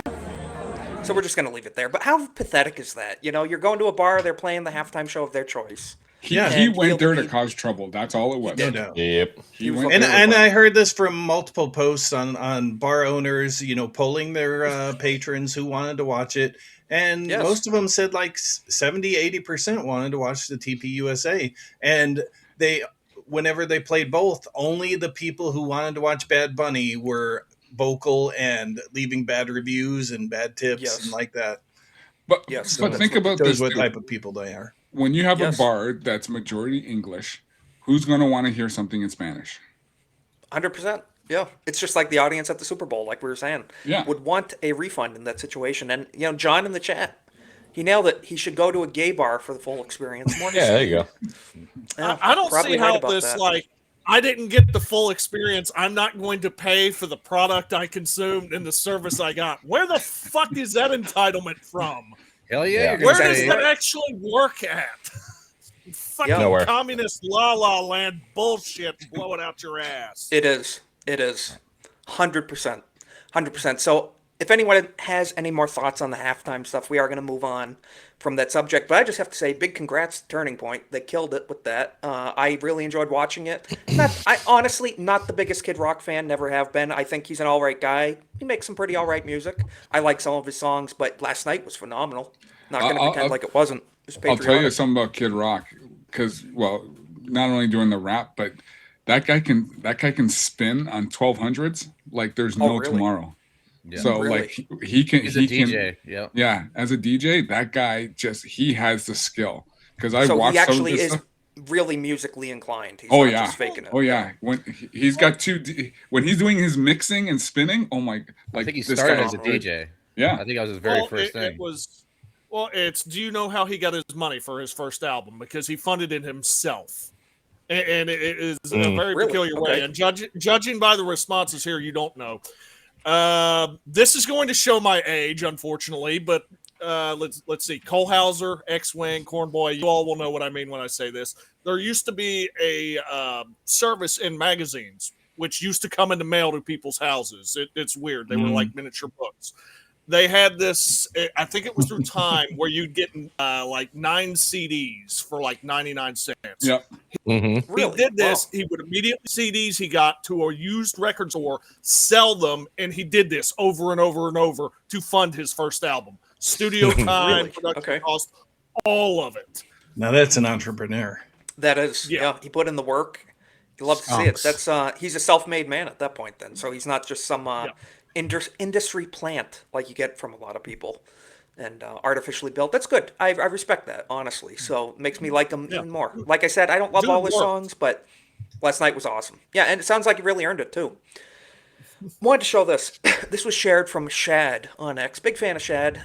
He posted "Feminism deleted and reset to factory settings" after posting. Yeah, we all saw this. This went viral on X. This lady, first time holding a baby. Now she wants 8. Let's check it out real quick. What happens? She's crying. Okay, so she's probably, we don't know anything about her, but more than likely probably a little influenced by the feminist ideals a little bit. And no. Like most modern women, yeah. Yeah, like most. And then, it's almost like nature kicked in and God's wiring, reset the factory settings. Like Shad said, feminism deleted, reset the factory settings. So you love to see it. That is good stuff. And I just want to show, too, this is another white pill. Big time Antifa guy. Little punk got arrested. Oh, no. This week, self-identified Antifa domestic terrorist in Minneapolis who conspired to threaten docks and kill ICE officers has been arrested. Yes, he is I remember charged. this guy. Yeah, this guy was crazy. He's also a cross-dressing troon too. God, look how he shamelessly wears the fucking hoodie that says "I'm Antifa." Jesus. They're looking for me. Better put on something inconspicuous. Yeah, 100%. Yeah, totally. I'll definitely blend in the crowd in Minneapolis. Yeah. Oh man. Right. This is the most attention that thing has ever gotten in his life. Yeah. Not at the he'll get some attention in prison. Yeah, but the problem is he's gonna like it. That's the problem. He's charged with it's not really that big of a federal punishment. crime. That shiny white head, boy. Needless to say, he's everything he thought he was. And the lawlessness, this is DHS posting this. They're saying the lawlessness in Minnesota is over in Minnesota. They need to crack down even harder, in my opinion. More of this. This needs to be this times 1,000. That should be Tim Waltz. 100%. Couldn't agree more. Fully agree on that. And speaking of going back to the Kid Rock with the CDs, ABF makes a good point. Like building pipe shotguns and selling them to Chicago for their buyback program. Yeah, $20 in parts for $200 gift card. Yeah. So good stuff. Gonna be getting into that in a second. Redeem. Thank you, Naganol, for modding. Yeah, do not redeem.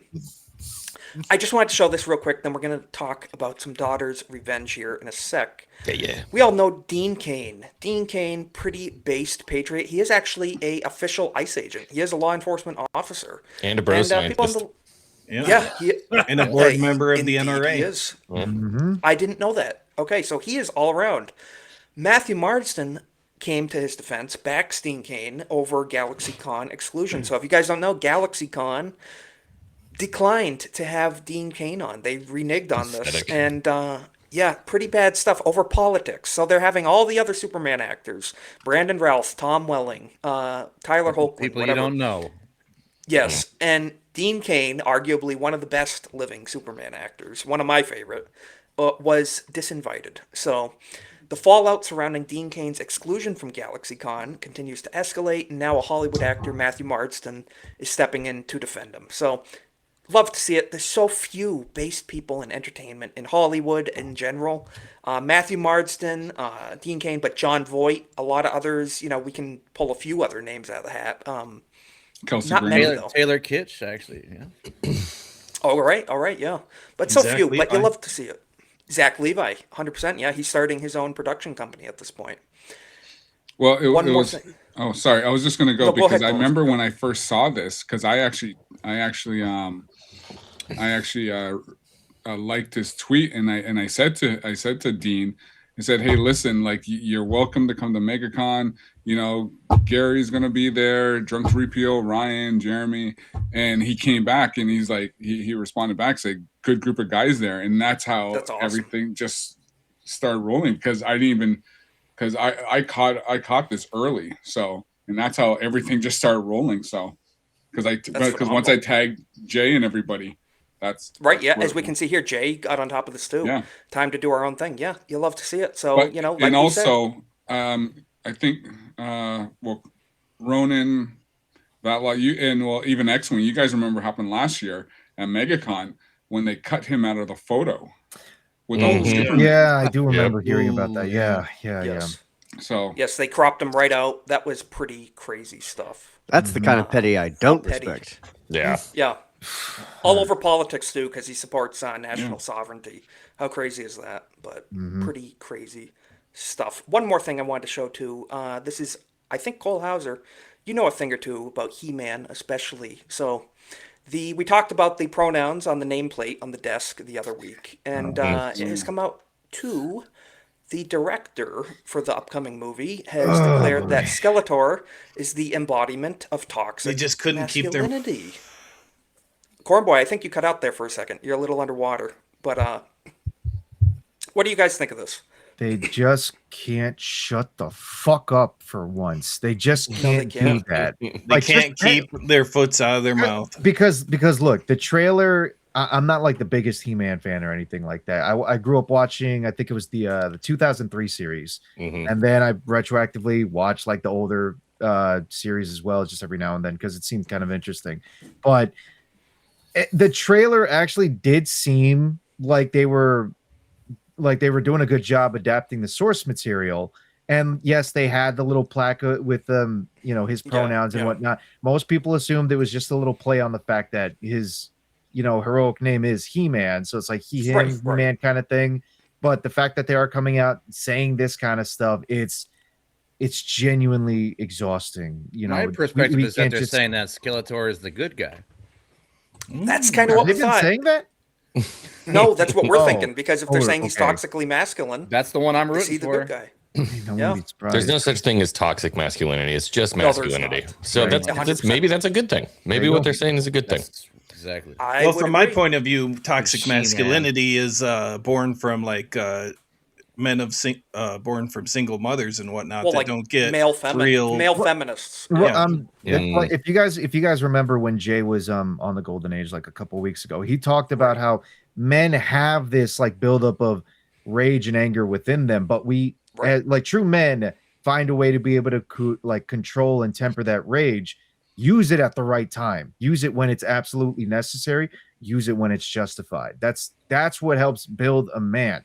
But I think 100%. like to kind of add what Cornboy's saying, the type of toxic masculinity, if it does exist, would be the kind that's placating to a lot of these liberal sensibilities and wife beaters and people who abuse people like wolves. At that point, it's not even masculinity. That's weakness. That's beta male. There's nothing manly about it's a beating weak, your wife or kids. It's a weak and insecure perspective of masculinity, which yes, I don't think we would even call it that at that point. It's just a twisted kind of behavior. Basically, just lesbians. Yeah, pretty much. Yeah, lesbian behavior, which is not masculine actually, and they're trying to appropriate it to this the bad guy Skeletor. Oh, because he's bad, he's masculine, and what is I don't know. It just makes me concerned. We're not going to beat a dead horse on And this. He-Man's gonna be gay or She-Man or something. I hope not. Well, if I can just throw 2 examples there, like I think it was a Netflix. It was a Transformers series called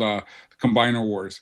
So this was on Machinima or whatever a few years ago. They made basically combiners. They're basically 5 robots combined into one bigger robot. They put in a female character who can kick basically everyone's butt. And the series didn't even last long because everyone's like, okay, Netflix. And then back in the 90s,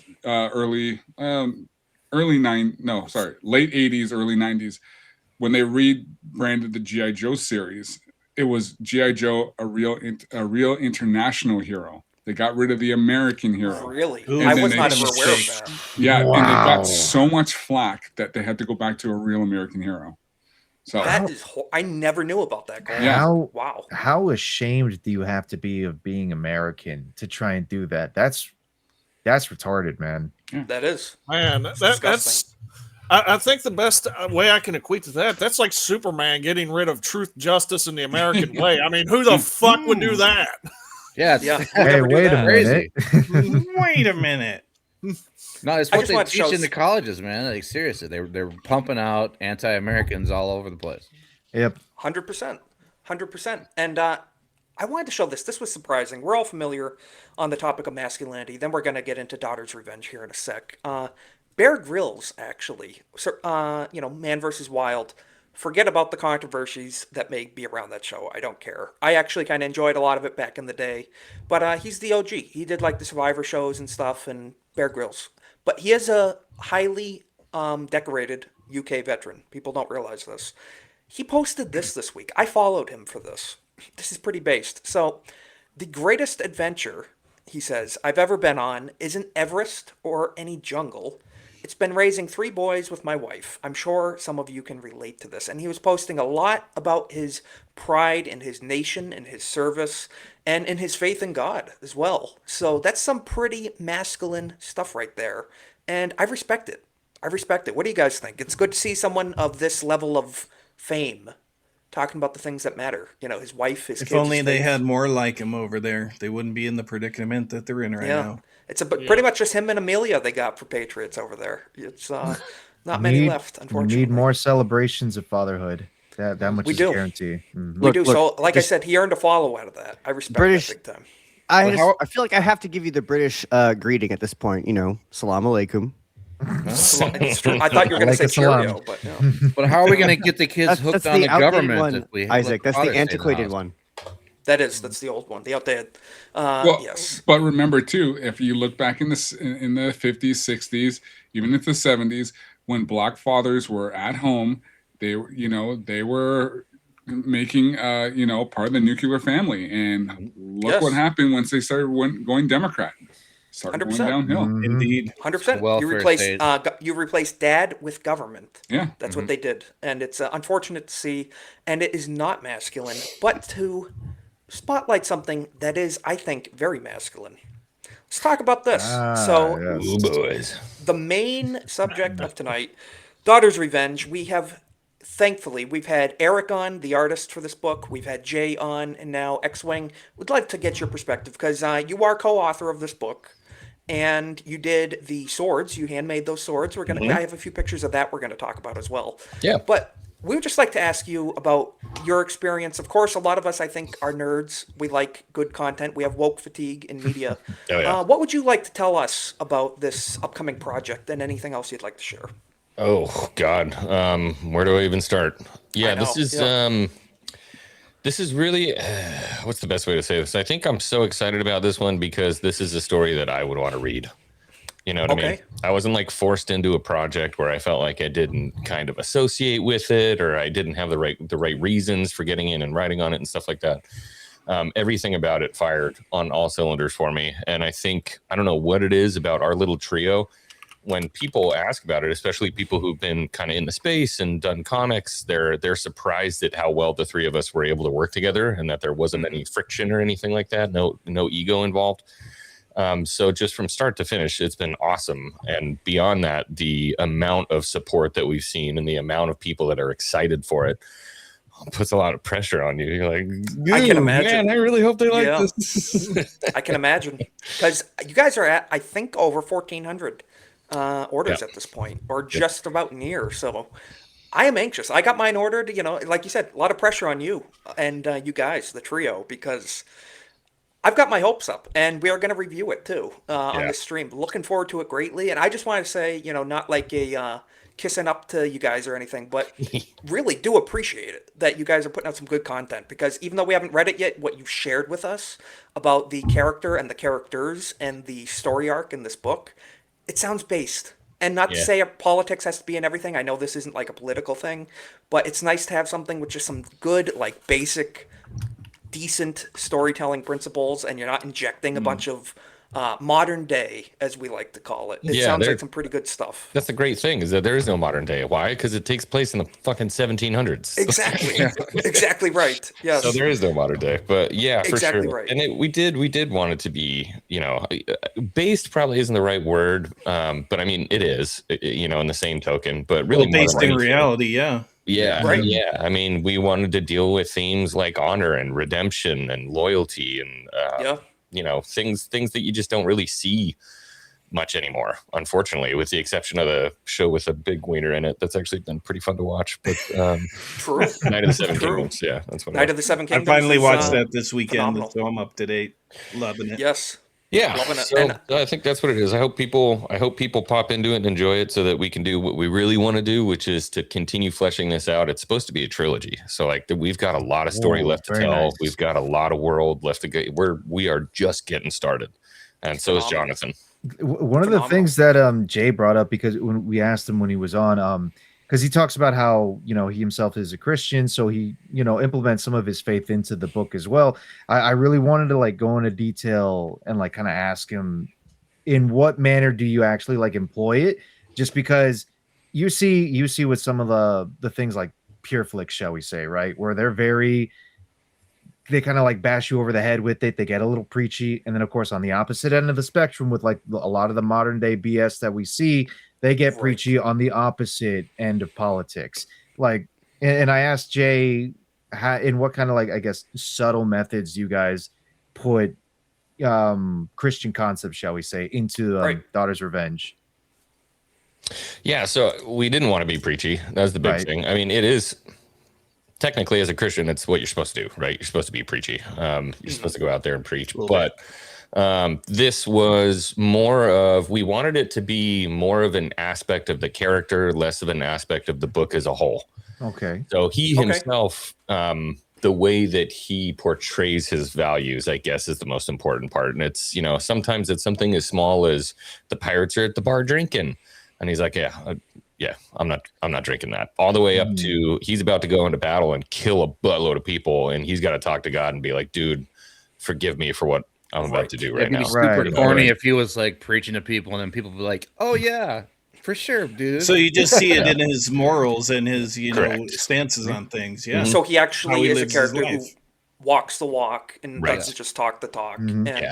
And that is And based. he's not telling other people like, you shouldn't drink. That's not what he is. Right now, he's like, dude, whatever you want to do. No, he does what he does. He and leads it's by based off of example. Christ or whatever. Yeah. He leads by example, and that's honestly like a far better way of presenting the faith, if anything, because it, at least from my perspective, it kind of like plants those little seeds into like the reader's mind. It's Mhm. not something that's really at the forefront of their minds, but it's there, and then it slowly but surely, you never know, possibly grows.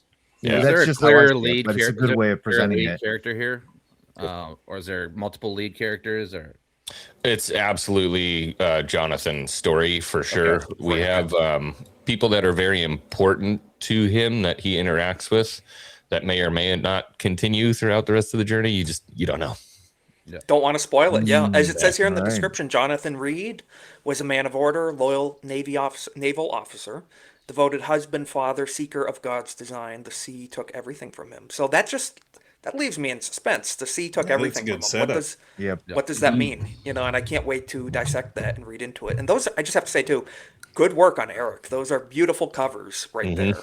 Phenomenal work. The artwork is just stunning, and I'm sure the story alongside it. And two, I think it's what, like 144 pages. If I'm correct on 140, that? yeah. Mhm. That's a meaty substantial. book. That's thick.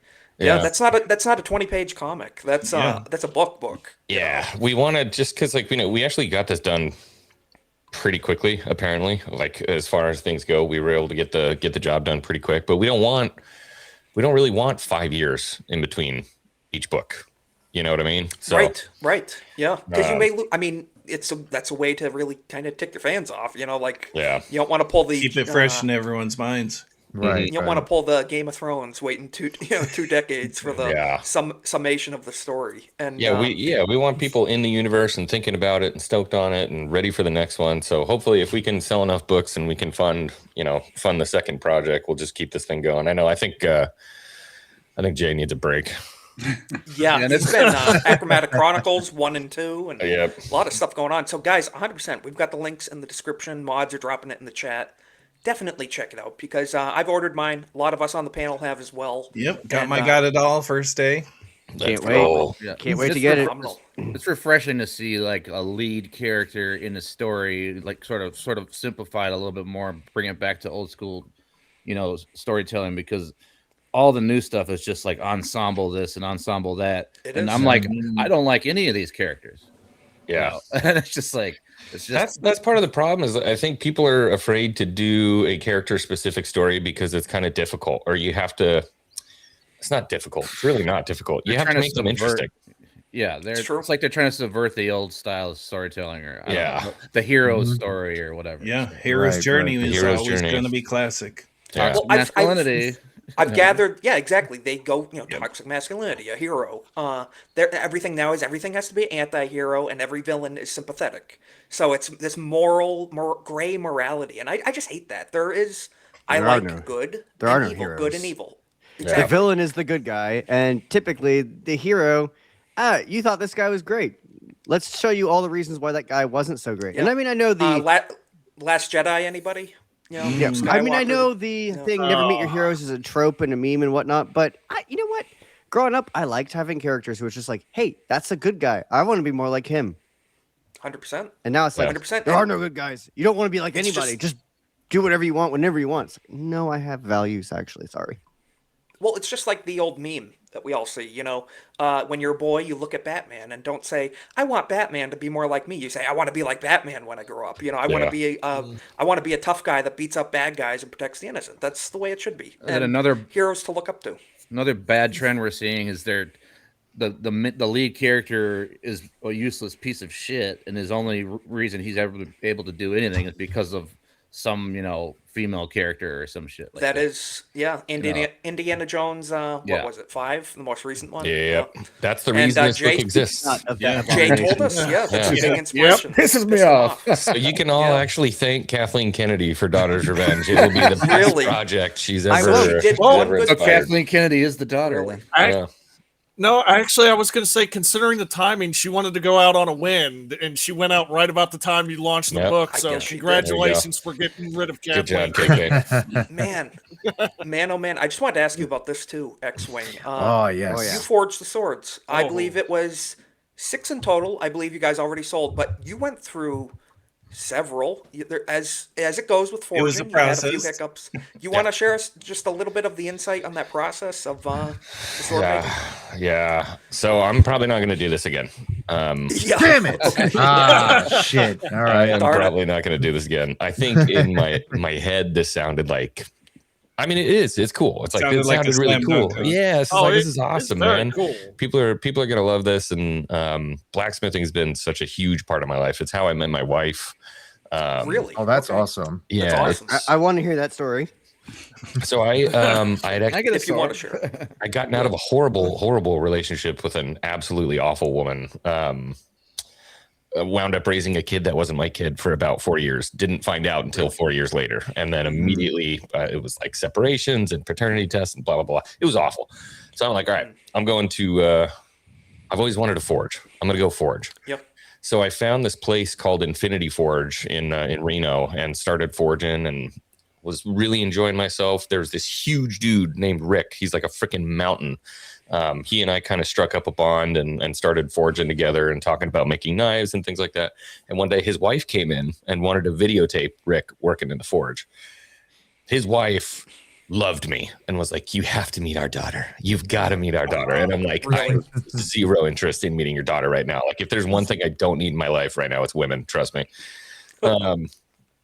So anyways, we got coerced into going on a taco date, and that was it.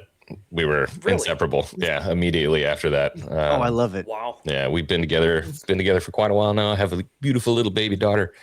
Very nice. Praise God, honestly. That's yeah. Not to be all sappy That's about a it, but redemption arc right there. Yeah. that is. That's Well, it's gonna be a little intimidating. You said giant forged father, So he's a PRCA cowboy. He's probably about I don't know what he is, like 6'4", like 280, pretty large dude. He was a bulldogger in rodeo. I don't know if you know what that is. Really? Yeah, where you jump off the horse and wrestle the steer to the ground. Oh my gosh! Okay. All right, so that dude's built like tank. Yeah, I bet. he's a brick shit house. Yeah. So he was very kind in letting me use. I mean, we've been forging in this forge together since I've been, with my wife. But he was like, "Yeah, screw it, let's give it a shot." He hadn't made swords before. I hadn't made swords before. We'd made a lot of knives together, but I was like, "Yeah, let's give it a shot." So we made the first 6. And I was like, I think I don't like this. In my head, it looked really cool. I was trying to think of doing like a cutlass, but mixed with like an English officer's like ceremonial blade almost. Right. So it was meant to be a little bit more elegant. You know what I mean? And I get done with it, and I'm like, these are shit. I don't like these. And Rick's like, seriously? I'm like, yeah, we're throwing them away. We're starting back over. Yeah. So we started back over and did another set of 6. Got a little closer on the design, and then started messing with the heat treating. And we found out, I think we were using Parks 50 on the quench. It wasn't hardening the way we needed it to. One of them cracked down the middle. Another one didn't get quite hard enough that we wanted for the blade. So it was like, all right, those ones are out the door. Let's start again. So we made another batch, but I think we made like 7 in that batch just to have like an extra one, like 2 or 3 extra ones. Right. And that's where we wound up with the ones that we have today. 2 of them are kind of very much that style that you see in the picture, much more saber-esque. And then the other 4 are really cool. I almost did like a recurve shape on them. They're hackers, big time hackers. So almost like a Persian flare, kind of. If just like roughly. Very understated recurve. Okay. Yeah. That's pretty cool. So how much, just like an estimation ballpark, how much time is put in approximately, like on people keep asking me that, and I'm sure I'm giving them wrong numbers. I have no idea. I mean, probably it was sub blends together. Yeah. It just depends. Like when it comes to the final 6, it's different than the other 6 and yada, yada. Okay. Yeah. But I mean, it took a year and a half to get the whole thing done and done. Wow. Yeah, you have to keep in mind when you throw out, like in manufacturing, when you throw out stuff, that counts as time. Yeah. So, Yeah. Can't. Well, that and it has to go with research into the design, because it's not like you came up with this in your head. You researched, and it wasn't willy-nilly how you came to the design. There was a lot of time put into that as well. Yeah. So I mean, everything counts, but I don't know. It took too long. That's what I would say. It definitely took too long. Yeah. Yeah. So between, actually forging the blades and then grinding the blades, heat treating the blades, making the wood handles, forging the guards for the blades, making the pommels, milling the pommels for the blade. There's a lot of work into it. I could do one of these blades in an afternoon. I can hand forge the blade in an afternoon. No problem. It's everything else that goes along with it, All while making a living and writing a book and moving across the country and as well. Yeah. It's been a long year, as they say. I will not soon forget 2025. I can tell you that. Man. Well, hey, big thanks for time sharing respect. that story, because I love every aspect of that. That's great. It is wholesome. That should be that's its own story right there. That should be a book on its own, 100%. And it's good to know that it's not a bunch of Hollywood, Silicon Valley type of people that are just making an empty AI prompted story. It's actually, you, Jay, everyone involved have actually lived and know what it's like to kind of be in the shoes of the story that you're putting out. It's actually Good stuff. quite the opposite, if anything. It feels like just blue collar American workers coming together, trying to make something that just about everybody can relate to. Yeah. Eventually, yeah. Yeah, sounds like you know your audience, so It's, we'd love to see it. not meant to be fancy. You know what I mean? Yeah. It's just good old fashioned. Let's have some fun with this stuff, you know? 100%. Right. And that's what we need more of, honestly. Yeah. And it's like you're doing it the old way with real art, you know? So I like it. Yeah. All encompassing. Well, dude, thank you for sharing that with us. That's Yeah. really inspiring, makes me even more excited to get my hands on the book, get it read. And it's great stuff. So yeah, Ronan's dropping the links in the chat, and guys, you better check it out. Highly, highly recommended. I can't wait to read it. So good stuff. We're gonna circle back around to that as well. Unless anyone have any other questions on that subject while we're on it. We do have about 15 minutes left on the stream. Cornboy, you got anything to say, or how you feeling? Well, I mean, what was the inspiration for a pirate story to begin with? I mean, you guys have the Pirate Channel, the history of pirates, correct? So, did that have anything to do with it? Like always talking about it before this came about, or? Yeah, I mean- 100%. So obviously it already made sense because we're looking at a period of history where Jay and I already spent a lot of time there. You know, we know the people, where they were moving, what they were likely doing. And so there's a sense of familiarity with kind of that golden age, the late 17th century, early 18th century.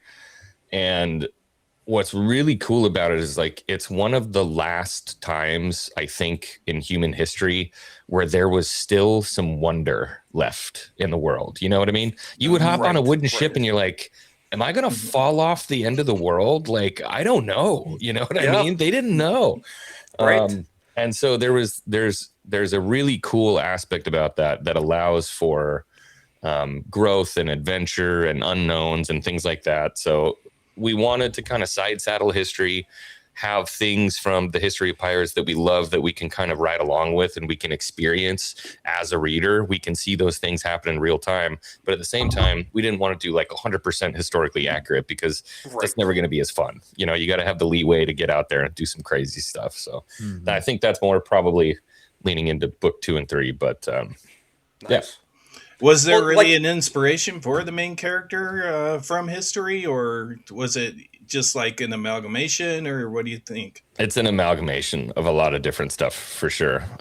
But I think Jay always wanted to have his own Indiana Jones. Yeah.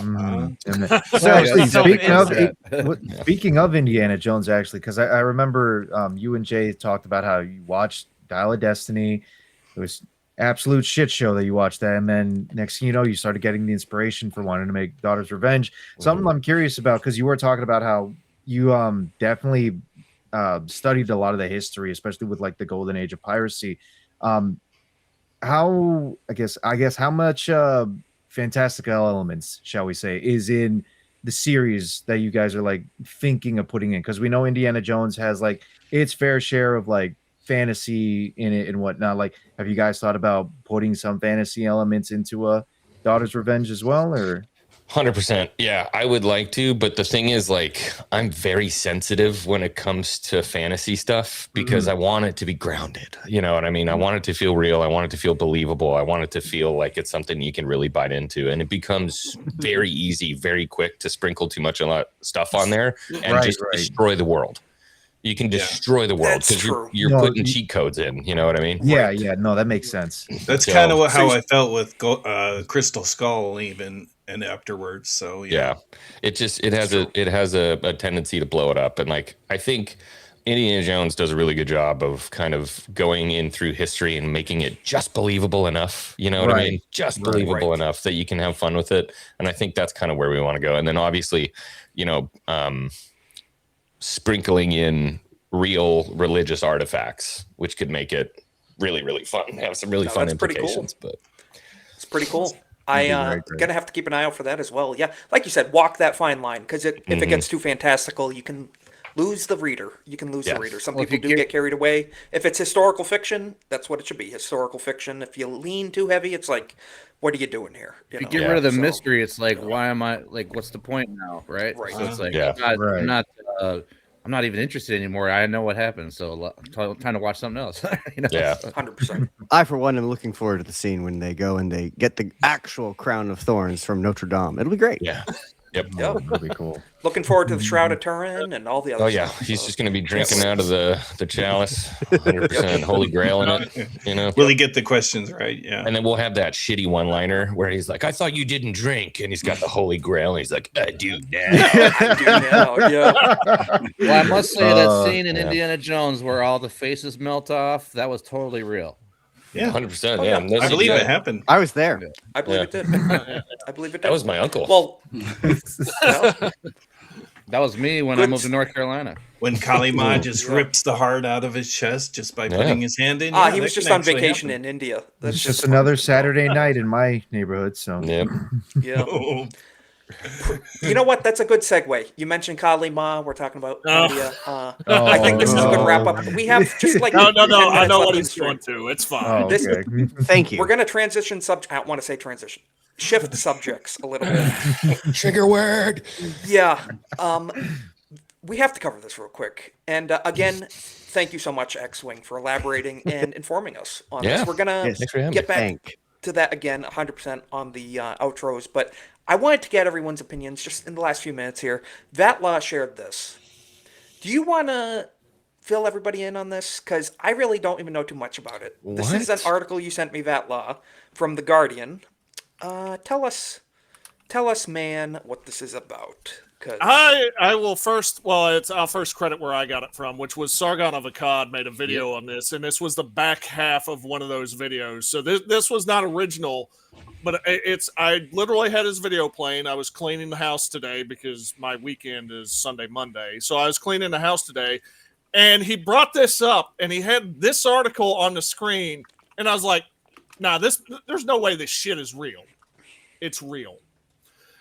And what I've told to them, because we did discuss this backstage, we discussed a lot of the stuff we're going over here.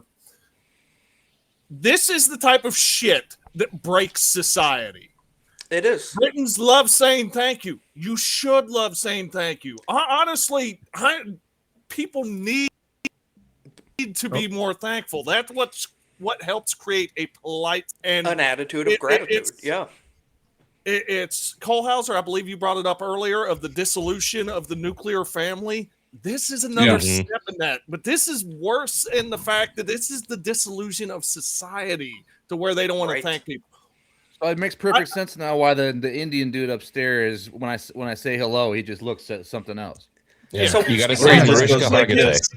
And that's the thing. Who's the author here, Vatla? Mind you, this is a lady. We say Sanjita Pillai, whatever. I can't pronounce that. Sanjita Pill AI is more maybe Sanjita Pill AI. And she wants to ban the phrase "thank you." Seriously. She wants to ban it. But even if it's not banned, even if it's just a reduction in saying that, there are a few tests that people have came up with to like generally test people's character. The shopping Returning cart the one's shopping cart, popular. Right. No one's going to come at you. The one I generally try to use is how do you treat people who have little or no recourse to you?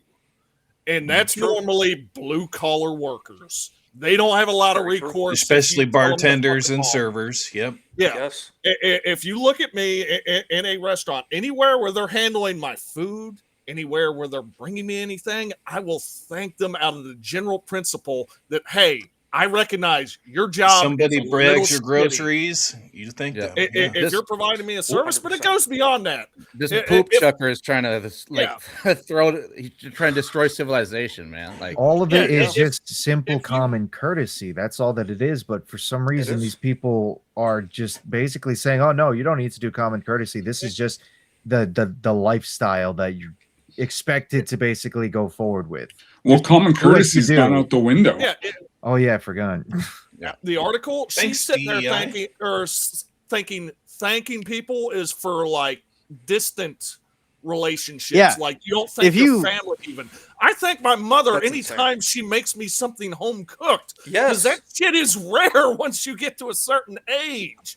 I thank my brothers and sisters whenever I hear from them or hear from my nieces and nephews. All that shit. And it goes beyond that to where they want society to be, it's not necessarily an island, but they want it to be a society of strangers. Right. And the purpose of that is so that there's no grouping up, there's no mass, because if there's no mass and then there's certainly no protesting, there's certainly no getting away from fucking Big Brother at that point. I think Anthony nailed it in the chat. Damn he says, right, yes, Anthony. it's ideological subversion, attempting to trick people into destroying their They society. don't, Exactly. they don't want ape together strong. But from the article They want to itself separate. that you're referencing, that law, one of the examples was, and I'm quoting, I have the article up here. Oh, the the passive driver? aggressive thank you when you have forgotten to do something minor, such as holding a door open for someone, blah, blah, blah, blah, blah. It is the least genuinely thankful thank you in the world. It is meant to shame you in public. No, it's not. No, it's like, not. Like, what are you talking about? I generally don't know if this author is a useful idiot or a subversive, because it's one of the fucking two. It's culture. It's culture too. Like I said, like certain cultures just don't do this for each other. It's true. And that's why they fling poo. It's not poop chugging. I'll give you a good example. The other day when I was driving, and it's brutal cold, guy let me in, literally roll down, put down my window, wave. Yep. Yeah. Thank you. That's what you do. They always the one-hand wave on the steering wheel. Even in the middle of the blizzard. Yeah. Cole Hauser's out there thanking people. Called civilization. This person's still mad about a poo. I think that's what it is. I think you're right. What's the That's most quite famous possible. line in Simpsons, right? Thank you. Yeah. Come again. Come again. Come again. Well, And, another example was the automatic thank you reflex that defies all logic. If someone bumps into me on a crowded bus, I automatically say thank you. Clearly, I'm completely British now. I'm not British, so I don't know if that's a thing, but I don't even believe that's true. Like, what you would a human being says when someone bumps into you, excuse me. Like, I don't know. Yeah. Cole Hauser, you're the closest thing to a Brit we have on the panel. You do share their king. You do share their king. Sorry. He is the subject of the crown. If someone bumps into you on a crowded bus or the tube, do you say thank you or do you say, oh, excuse me? Well, no. If someone bumps into me, they when they see me, they go, "Oh, sorry," and I said, "Hey, no problem," because I know it's right because he's 8 feet taller than they are and he's Right. looking down at the ant. Oh, that's no, bumping them, but- it's also sorry because he's Canadian. Yeah, I was gonna say he's Canadian, but so it happens all the time. story. Where someone But it's bumps not into me. thank you. You don't thank someone for bumping into you. Yeah. Bad Yeah, Bunny. I don't say thank you. I Accident. don't think I've ever said thank you. I've said like even accidentally, sure. even yesterday, because we had our toy show that we did. I bumped into a lady. Oh, sorry about that. Oh, no problem. Right? It's just what you do. That's what. Yeah, exactly. Basic kindness. And like Mark said in the chat, and we just got to end it with this, is leftism is selfish. That's what happened to polite society. Exactly right. They killed chivalry, feminism, garbage, selfish mentality. And just to quickly change, Lex, you posted this on X. We have 4 more memes to look at. Oh my god! Just to elaborate, moving on from that. And then speaking I of knew you was a Indian furry. culture, we're going to show this just for a moment. We've all seen it. Got to share it. Speaking of the Indian culture, this is white guys mimicking. I love these dudes. I love them. I love them. In fairness to Ronan, if they got me that headset, I'd wear it if they're buying it for me. It's true. Yo, Hoodie, what's up? So, good stuff. Look at that. I mean, this is authentic Indian street food right here. Doesn't The get any better plastic than isn't that. melting into the food yet, so it's not That's authentic. true. Gotta cut some shreds off. Gotta cut some shreds off. Got the fireman's axe with the lettuce. Authentic right there. Authentic. Background noise perfect. It's not who in the background is fully just authentic gibbering. unless they actually start putting their feet into it. Then it'll be Well, very just wait. authentic. Just wait, Ron. Just wait. Careful what you wish for. What they're adding in the container, I don't know. I don't It's not know. in the container. True. So got the jelly. Gonna add some. Water. Making some purple Put that drink. jelly in there. No. Pretty crazy stuff. Indian foot. Just wait. Just wait. So We gotta watch the real, whole thing. too, Guys, dude. check it, guys. Like, it's so real. I can't tell you how many of these I've seen. It is is. It's very realistic. I love That's the how scary part. committed to the bit they are. Yep. Yes. You can see they're like kind of breaking a little bit, trying not to laugh, but they're doing a good job. Just wait. The background noise. I know. Yeah, background noise is great. Is he taking a piss back there? Oh. I don't know. It's supposed to be I the wouldn't be great surprised. cooking whatever they're. This thing in the bucket he just poured. Yeah, yeah. This is just. There you go. Got the Ice scraper. Divided it up. You're fucking good, dude. Holy shit, bro. Right On into the newspaper. Yep, right into the Why newspaper. don't go to Bojangles? Oh, There we God, go. Absolutely delicious. That background music, that background yelling is perfect. Music. Was I wouldn't call that absolutely music. Perfect. Absolutely That's what perfect. that music's More for. things. Who let Hoodie in Wanted here? to show this. This was this is the first YouTuber I ever subscribed to, like 13, 14 years ago. Tobuscus, old school Minecraft YouTuber. Back when he was 12. Old school legend. Yeah, he's got millions of subs. So he posted this. He said the title is My Commercial for the Super Bowl tomorrow. So this is Tobuscus's, Toby Turner's Super Bowl commercial. I think it's better than anything. Even beat TP USA. So let's look at this. Oh, gotta get that audio. 1 second. Let's start it. What have you over. done? All right.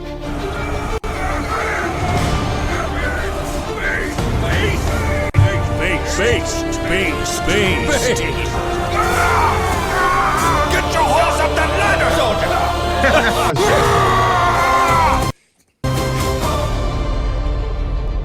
The Crusades were awesome. Don't be gay.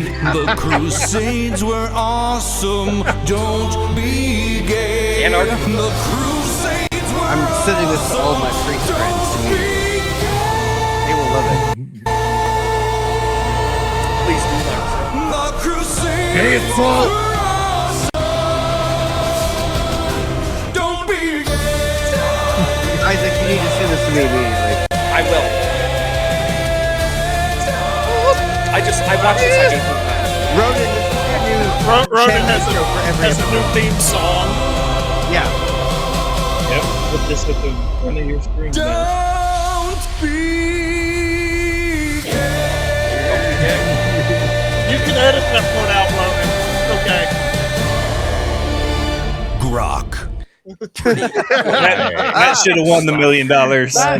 Grammy Award. Round of applause. Absolutely Tobuscus wonderful. is a legend. So Yeah, shout out to him vote. for making that. One of the best. As Christ That is funny. wills it. Yes. Couldn't agree more. John Ambler, best commercial ever. I fully agree. I've watched that like 18 times. So believe that. Lex, I have that saved. I will send that to you. One last meme. There's a reason I saved it till the end though. Oh. So this Tucker. man Get is us flipped my off of YouTube. this man is my spirit animal, and after this, we're gonna hit some outros. So, this gentleman right here was asked, "What do you think we should do with the ICE protesters and Oh the illegals?" shit! I can This, read I think two this words gentleman on here, there. this gentleman here, maybe Oh, extra no. chromosome endowed, maybe, Here we go. but The bonus we don't judge. chromosome, we call We don't that. judge. He's got the bonus. I'm with on. them over there. What's your formal comment about ICE? My formal comment about ICE is that the ICE should gas the immigrants. They should send them to the gas That's chambers. really good mic quality. I'm with them. One more time. We got one more time in case you missed it. Over Like the there. mic quality. What's is your really formal good. comment about ICE? My formal comment about ICE is that the ICE should gas the immigrants. They should send them to the gas chambers. That's my spirit animal right there. So love that guy. Extra chromosomes, no problem. He doesn't Did you give not a. see the sign beforehand? Did you all not don't know give a where shit. that was going? You're not monetized. Wow. Isaac. You knew This it was is coming. Almost. demonetized. Almost. We're almost there. A few hundred watch hours away. But He's like, Yeah, man, I well, thought you the can. sign was like pretty evident. Self-explanatory. I would say, I like didn't Tomac see said, the. let him I cook. saw gas and immigrants. Let and him cook is I not knew. the right phrase. I think it is Hey, the right phrase. I That think is it is so the right locked. phrase. That's 100% intentional. It's a guess. No, he means it. He means it. Oh, So, man. guys, again, thank you all for being here. We're going to catch up with the chat in a minute. But first off, X-Wing, thank you for joining us, man. We're Thank going to you do for some having me. outros. Again, thanks, dude. Thanks for giving us some more insight. It was an honor. We got Eric, we got Jay, now we got you. We got the full trio of Yeah, Daughter's Revenge. So it's been an honor. Looking forward to reading the book. We will be reviewing it guys, you better click that link. Show some support. I'm nervous, dude. Yeah. Other And than I this, can't man, wait to we're- get it signed. My first book signed by X-Wing. I hope we see you guys at MegaCon. I hope everyone's going. That should be a very fun day. I think everybody but Isaac and Magnum are going next year. It will be 2027. Yes, I'll get it signed then. So yeah, man, best wishes on the campaign too. Hope it keeps going up, and good stuff. So where else, X-Wing, other than Daughter's Revenge, where can people find you? Show some support. You'll be streaming. And, Yeah, doing some you can stuff. X-Wing 5 on YouTube. I'm usually just playing games over there. I used to be a Star Wars YouTuber, like to the core. And then obviously everything that happened. There was a mass exodus from the channel. A bunch of people left, and we rebuilt. We rebuilt as a gaming channel. So we'll have some fun there. I'm thinking about getting back into the pop culture space if I can ever find time to actually sit down and edit videos. I would love to do that again. But Yeah, I know what you mean. Star Wars is at a really dead spot right now. So hate to see it. I'm an OG fan myself, so it's but we have been doing shout out Cole Hauser. We're gonna get to your outro too. Cole Hauser, you've got a channel. You're almost at 500 subs. Yep. But also, what are we going to be doing tomorrow night? Speaking of Star Wars, you want to tell So people? we've been doing basically called "We Love the Prequels." So going back, talking about our love for the prequels, and then watching some of the new AI videos that have been coming out. They've been really, really good. So we're going to be on episode 3 coming. Yeah, tomorrow night. So X-Wing, anytime you want to join, talk about some prequels. You're doing episode 3 tomorrow. Yeah, tomorrow. It's Tuesday night's main event. We're doing episode 3 of episode our 3 of show. the stream. Yes. Oh, okay. You're not doing Revenge of the Sith. Oh yeah, that's No, the best we're one. going to be talking about all the prequels, but it's the third stream of doing so. Yeah, I could get in. I could get in for that. It brings me pain to talk about it, but it's also fun. You know, I've disassociated. There's 6 Star Wars movies. Yeah. That's it. That's it. Plus Disney the never EU. happened. 6 Disney never happened. or 7.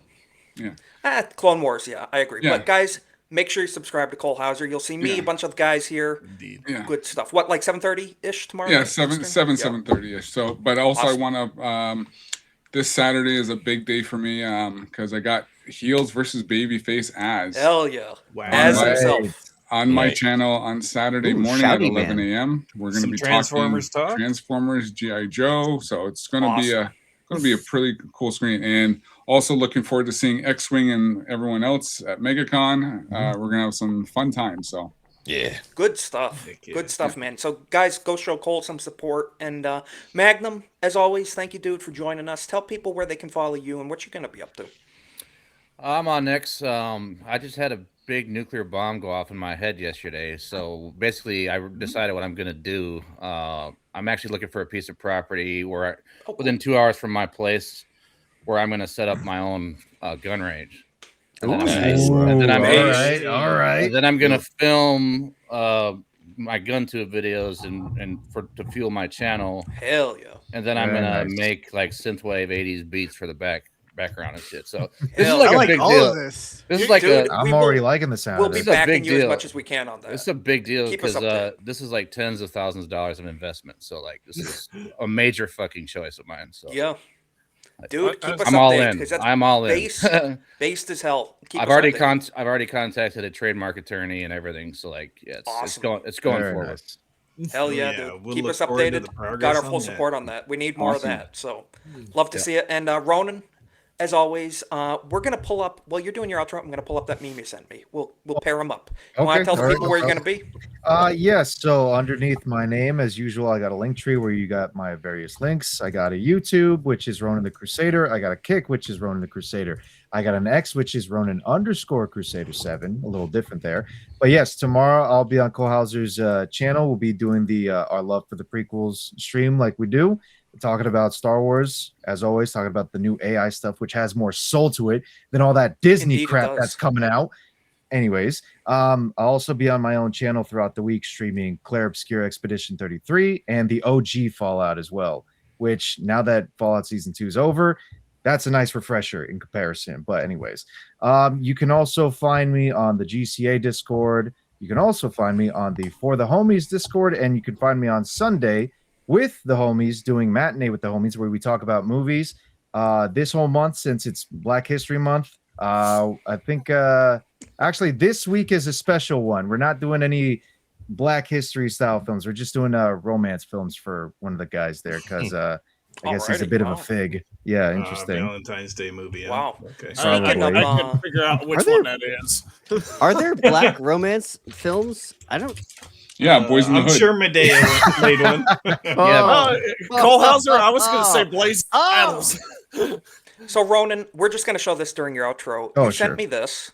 You want to fill the people in on? I'm going to zoom in first with this. Just very quickly analysis.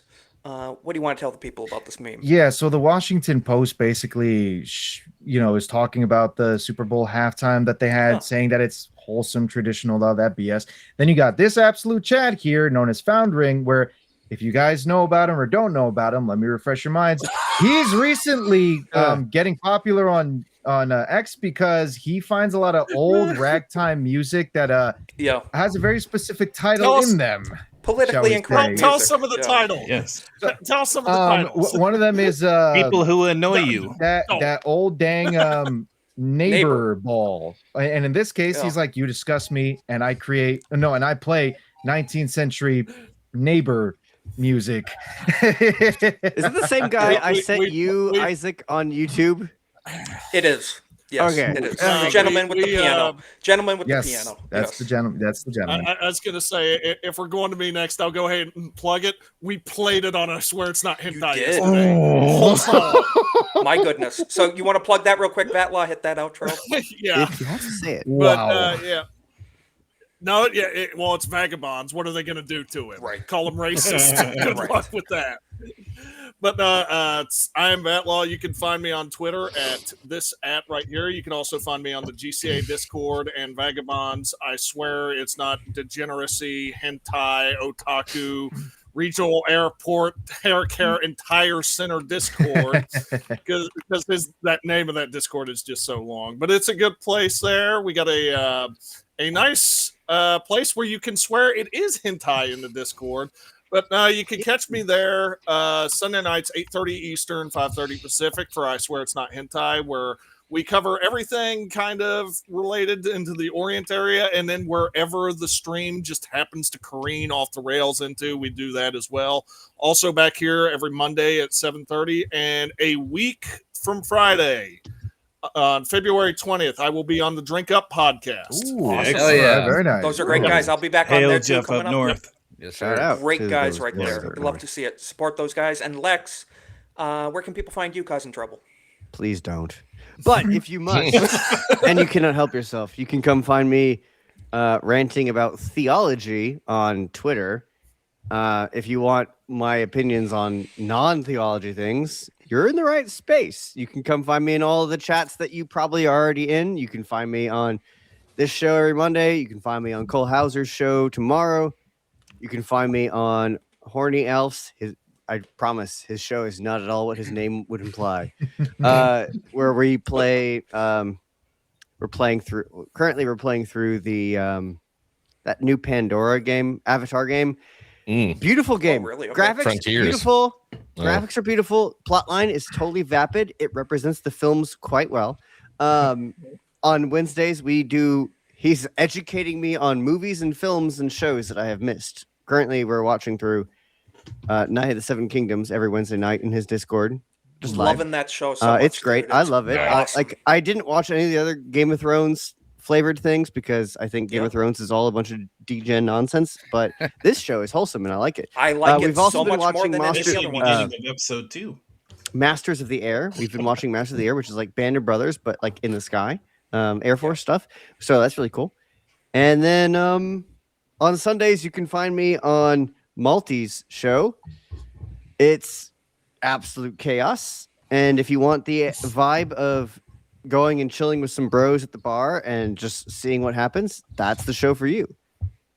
There you go. 100%.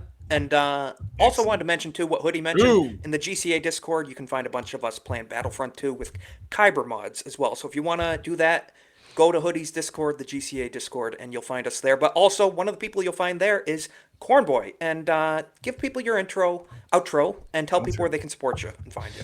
Well, yeah, if you want, you can subscribe to me at my YouTube channel right there.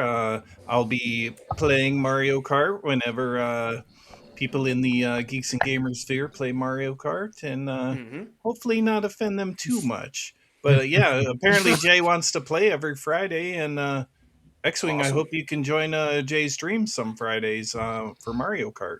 That'd be cool. That'd be awesome. We're starting a new podcast on my channel. Ooh. I'm very excited about it. It's a total what's the word I'm looking for? Rage bait? Oh. All Maybe right. not I'm rage intrigued. bait. I was gonna say we're breaking news, man. Yeah, I haven't like, heard about this. shit posting, rage baiting, I guess. It's called the okay. DCC, the Don't Click Cast. I like this. All right. Dude, I'm looking forward to that. I love Yeah. it. Awesome. What's it about? That's a great question. We're gonna find out. Yeah. We'll keep an eye out. And, Yeah. definitely be tuning into that. That's awesome. And also, shout out Cornboy. You hit 100 subs this week. So, guys, better be over. Subscribe to Cornboy. You upload your first short this week as well. So, guys, go check that out. Some funny stuff. Watching Epic Mike rage a little bit during Mario Kart thanks to Cornboy.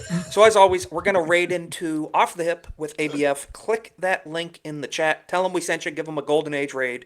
We're going in a little late, but that's all right. So, guys, thank you again for joining us. Thank you to my panelists, my co-hosts, X-Wing, everybody. Thank you, everybody in the chat. And again, thank you, Raider, for the 10 Get that book. 10 gifted Get subs over on Kick. Thank you. And get the book, Yeah. Order Daughter's Revenge. Order Check it it out. So, now. guys, we'll catch Do you it same now. time, same place next week. Click Get a those couple. links. Show some support. See you guys. Have a good week. Ew.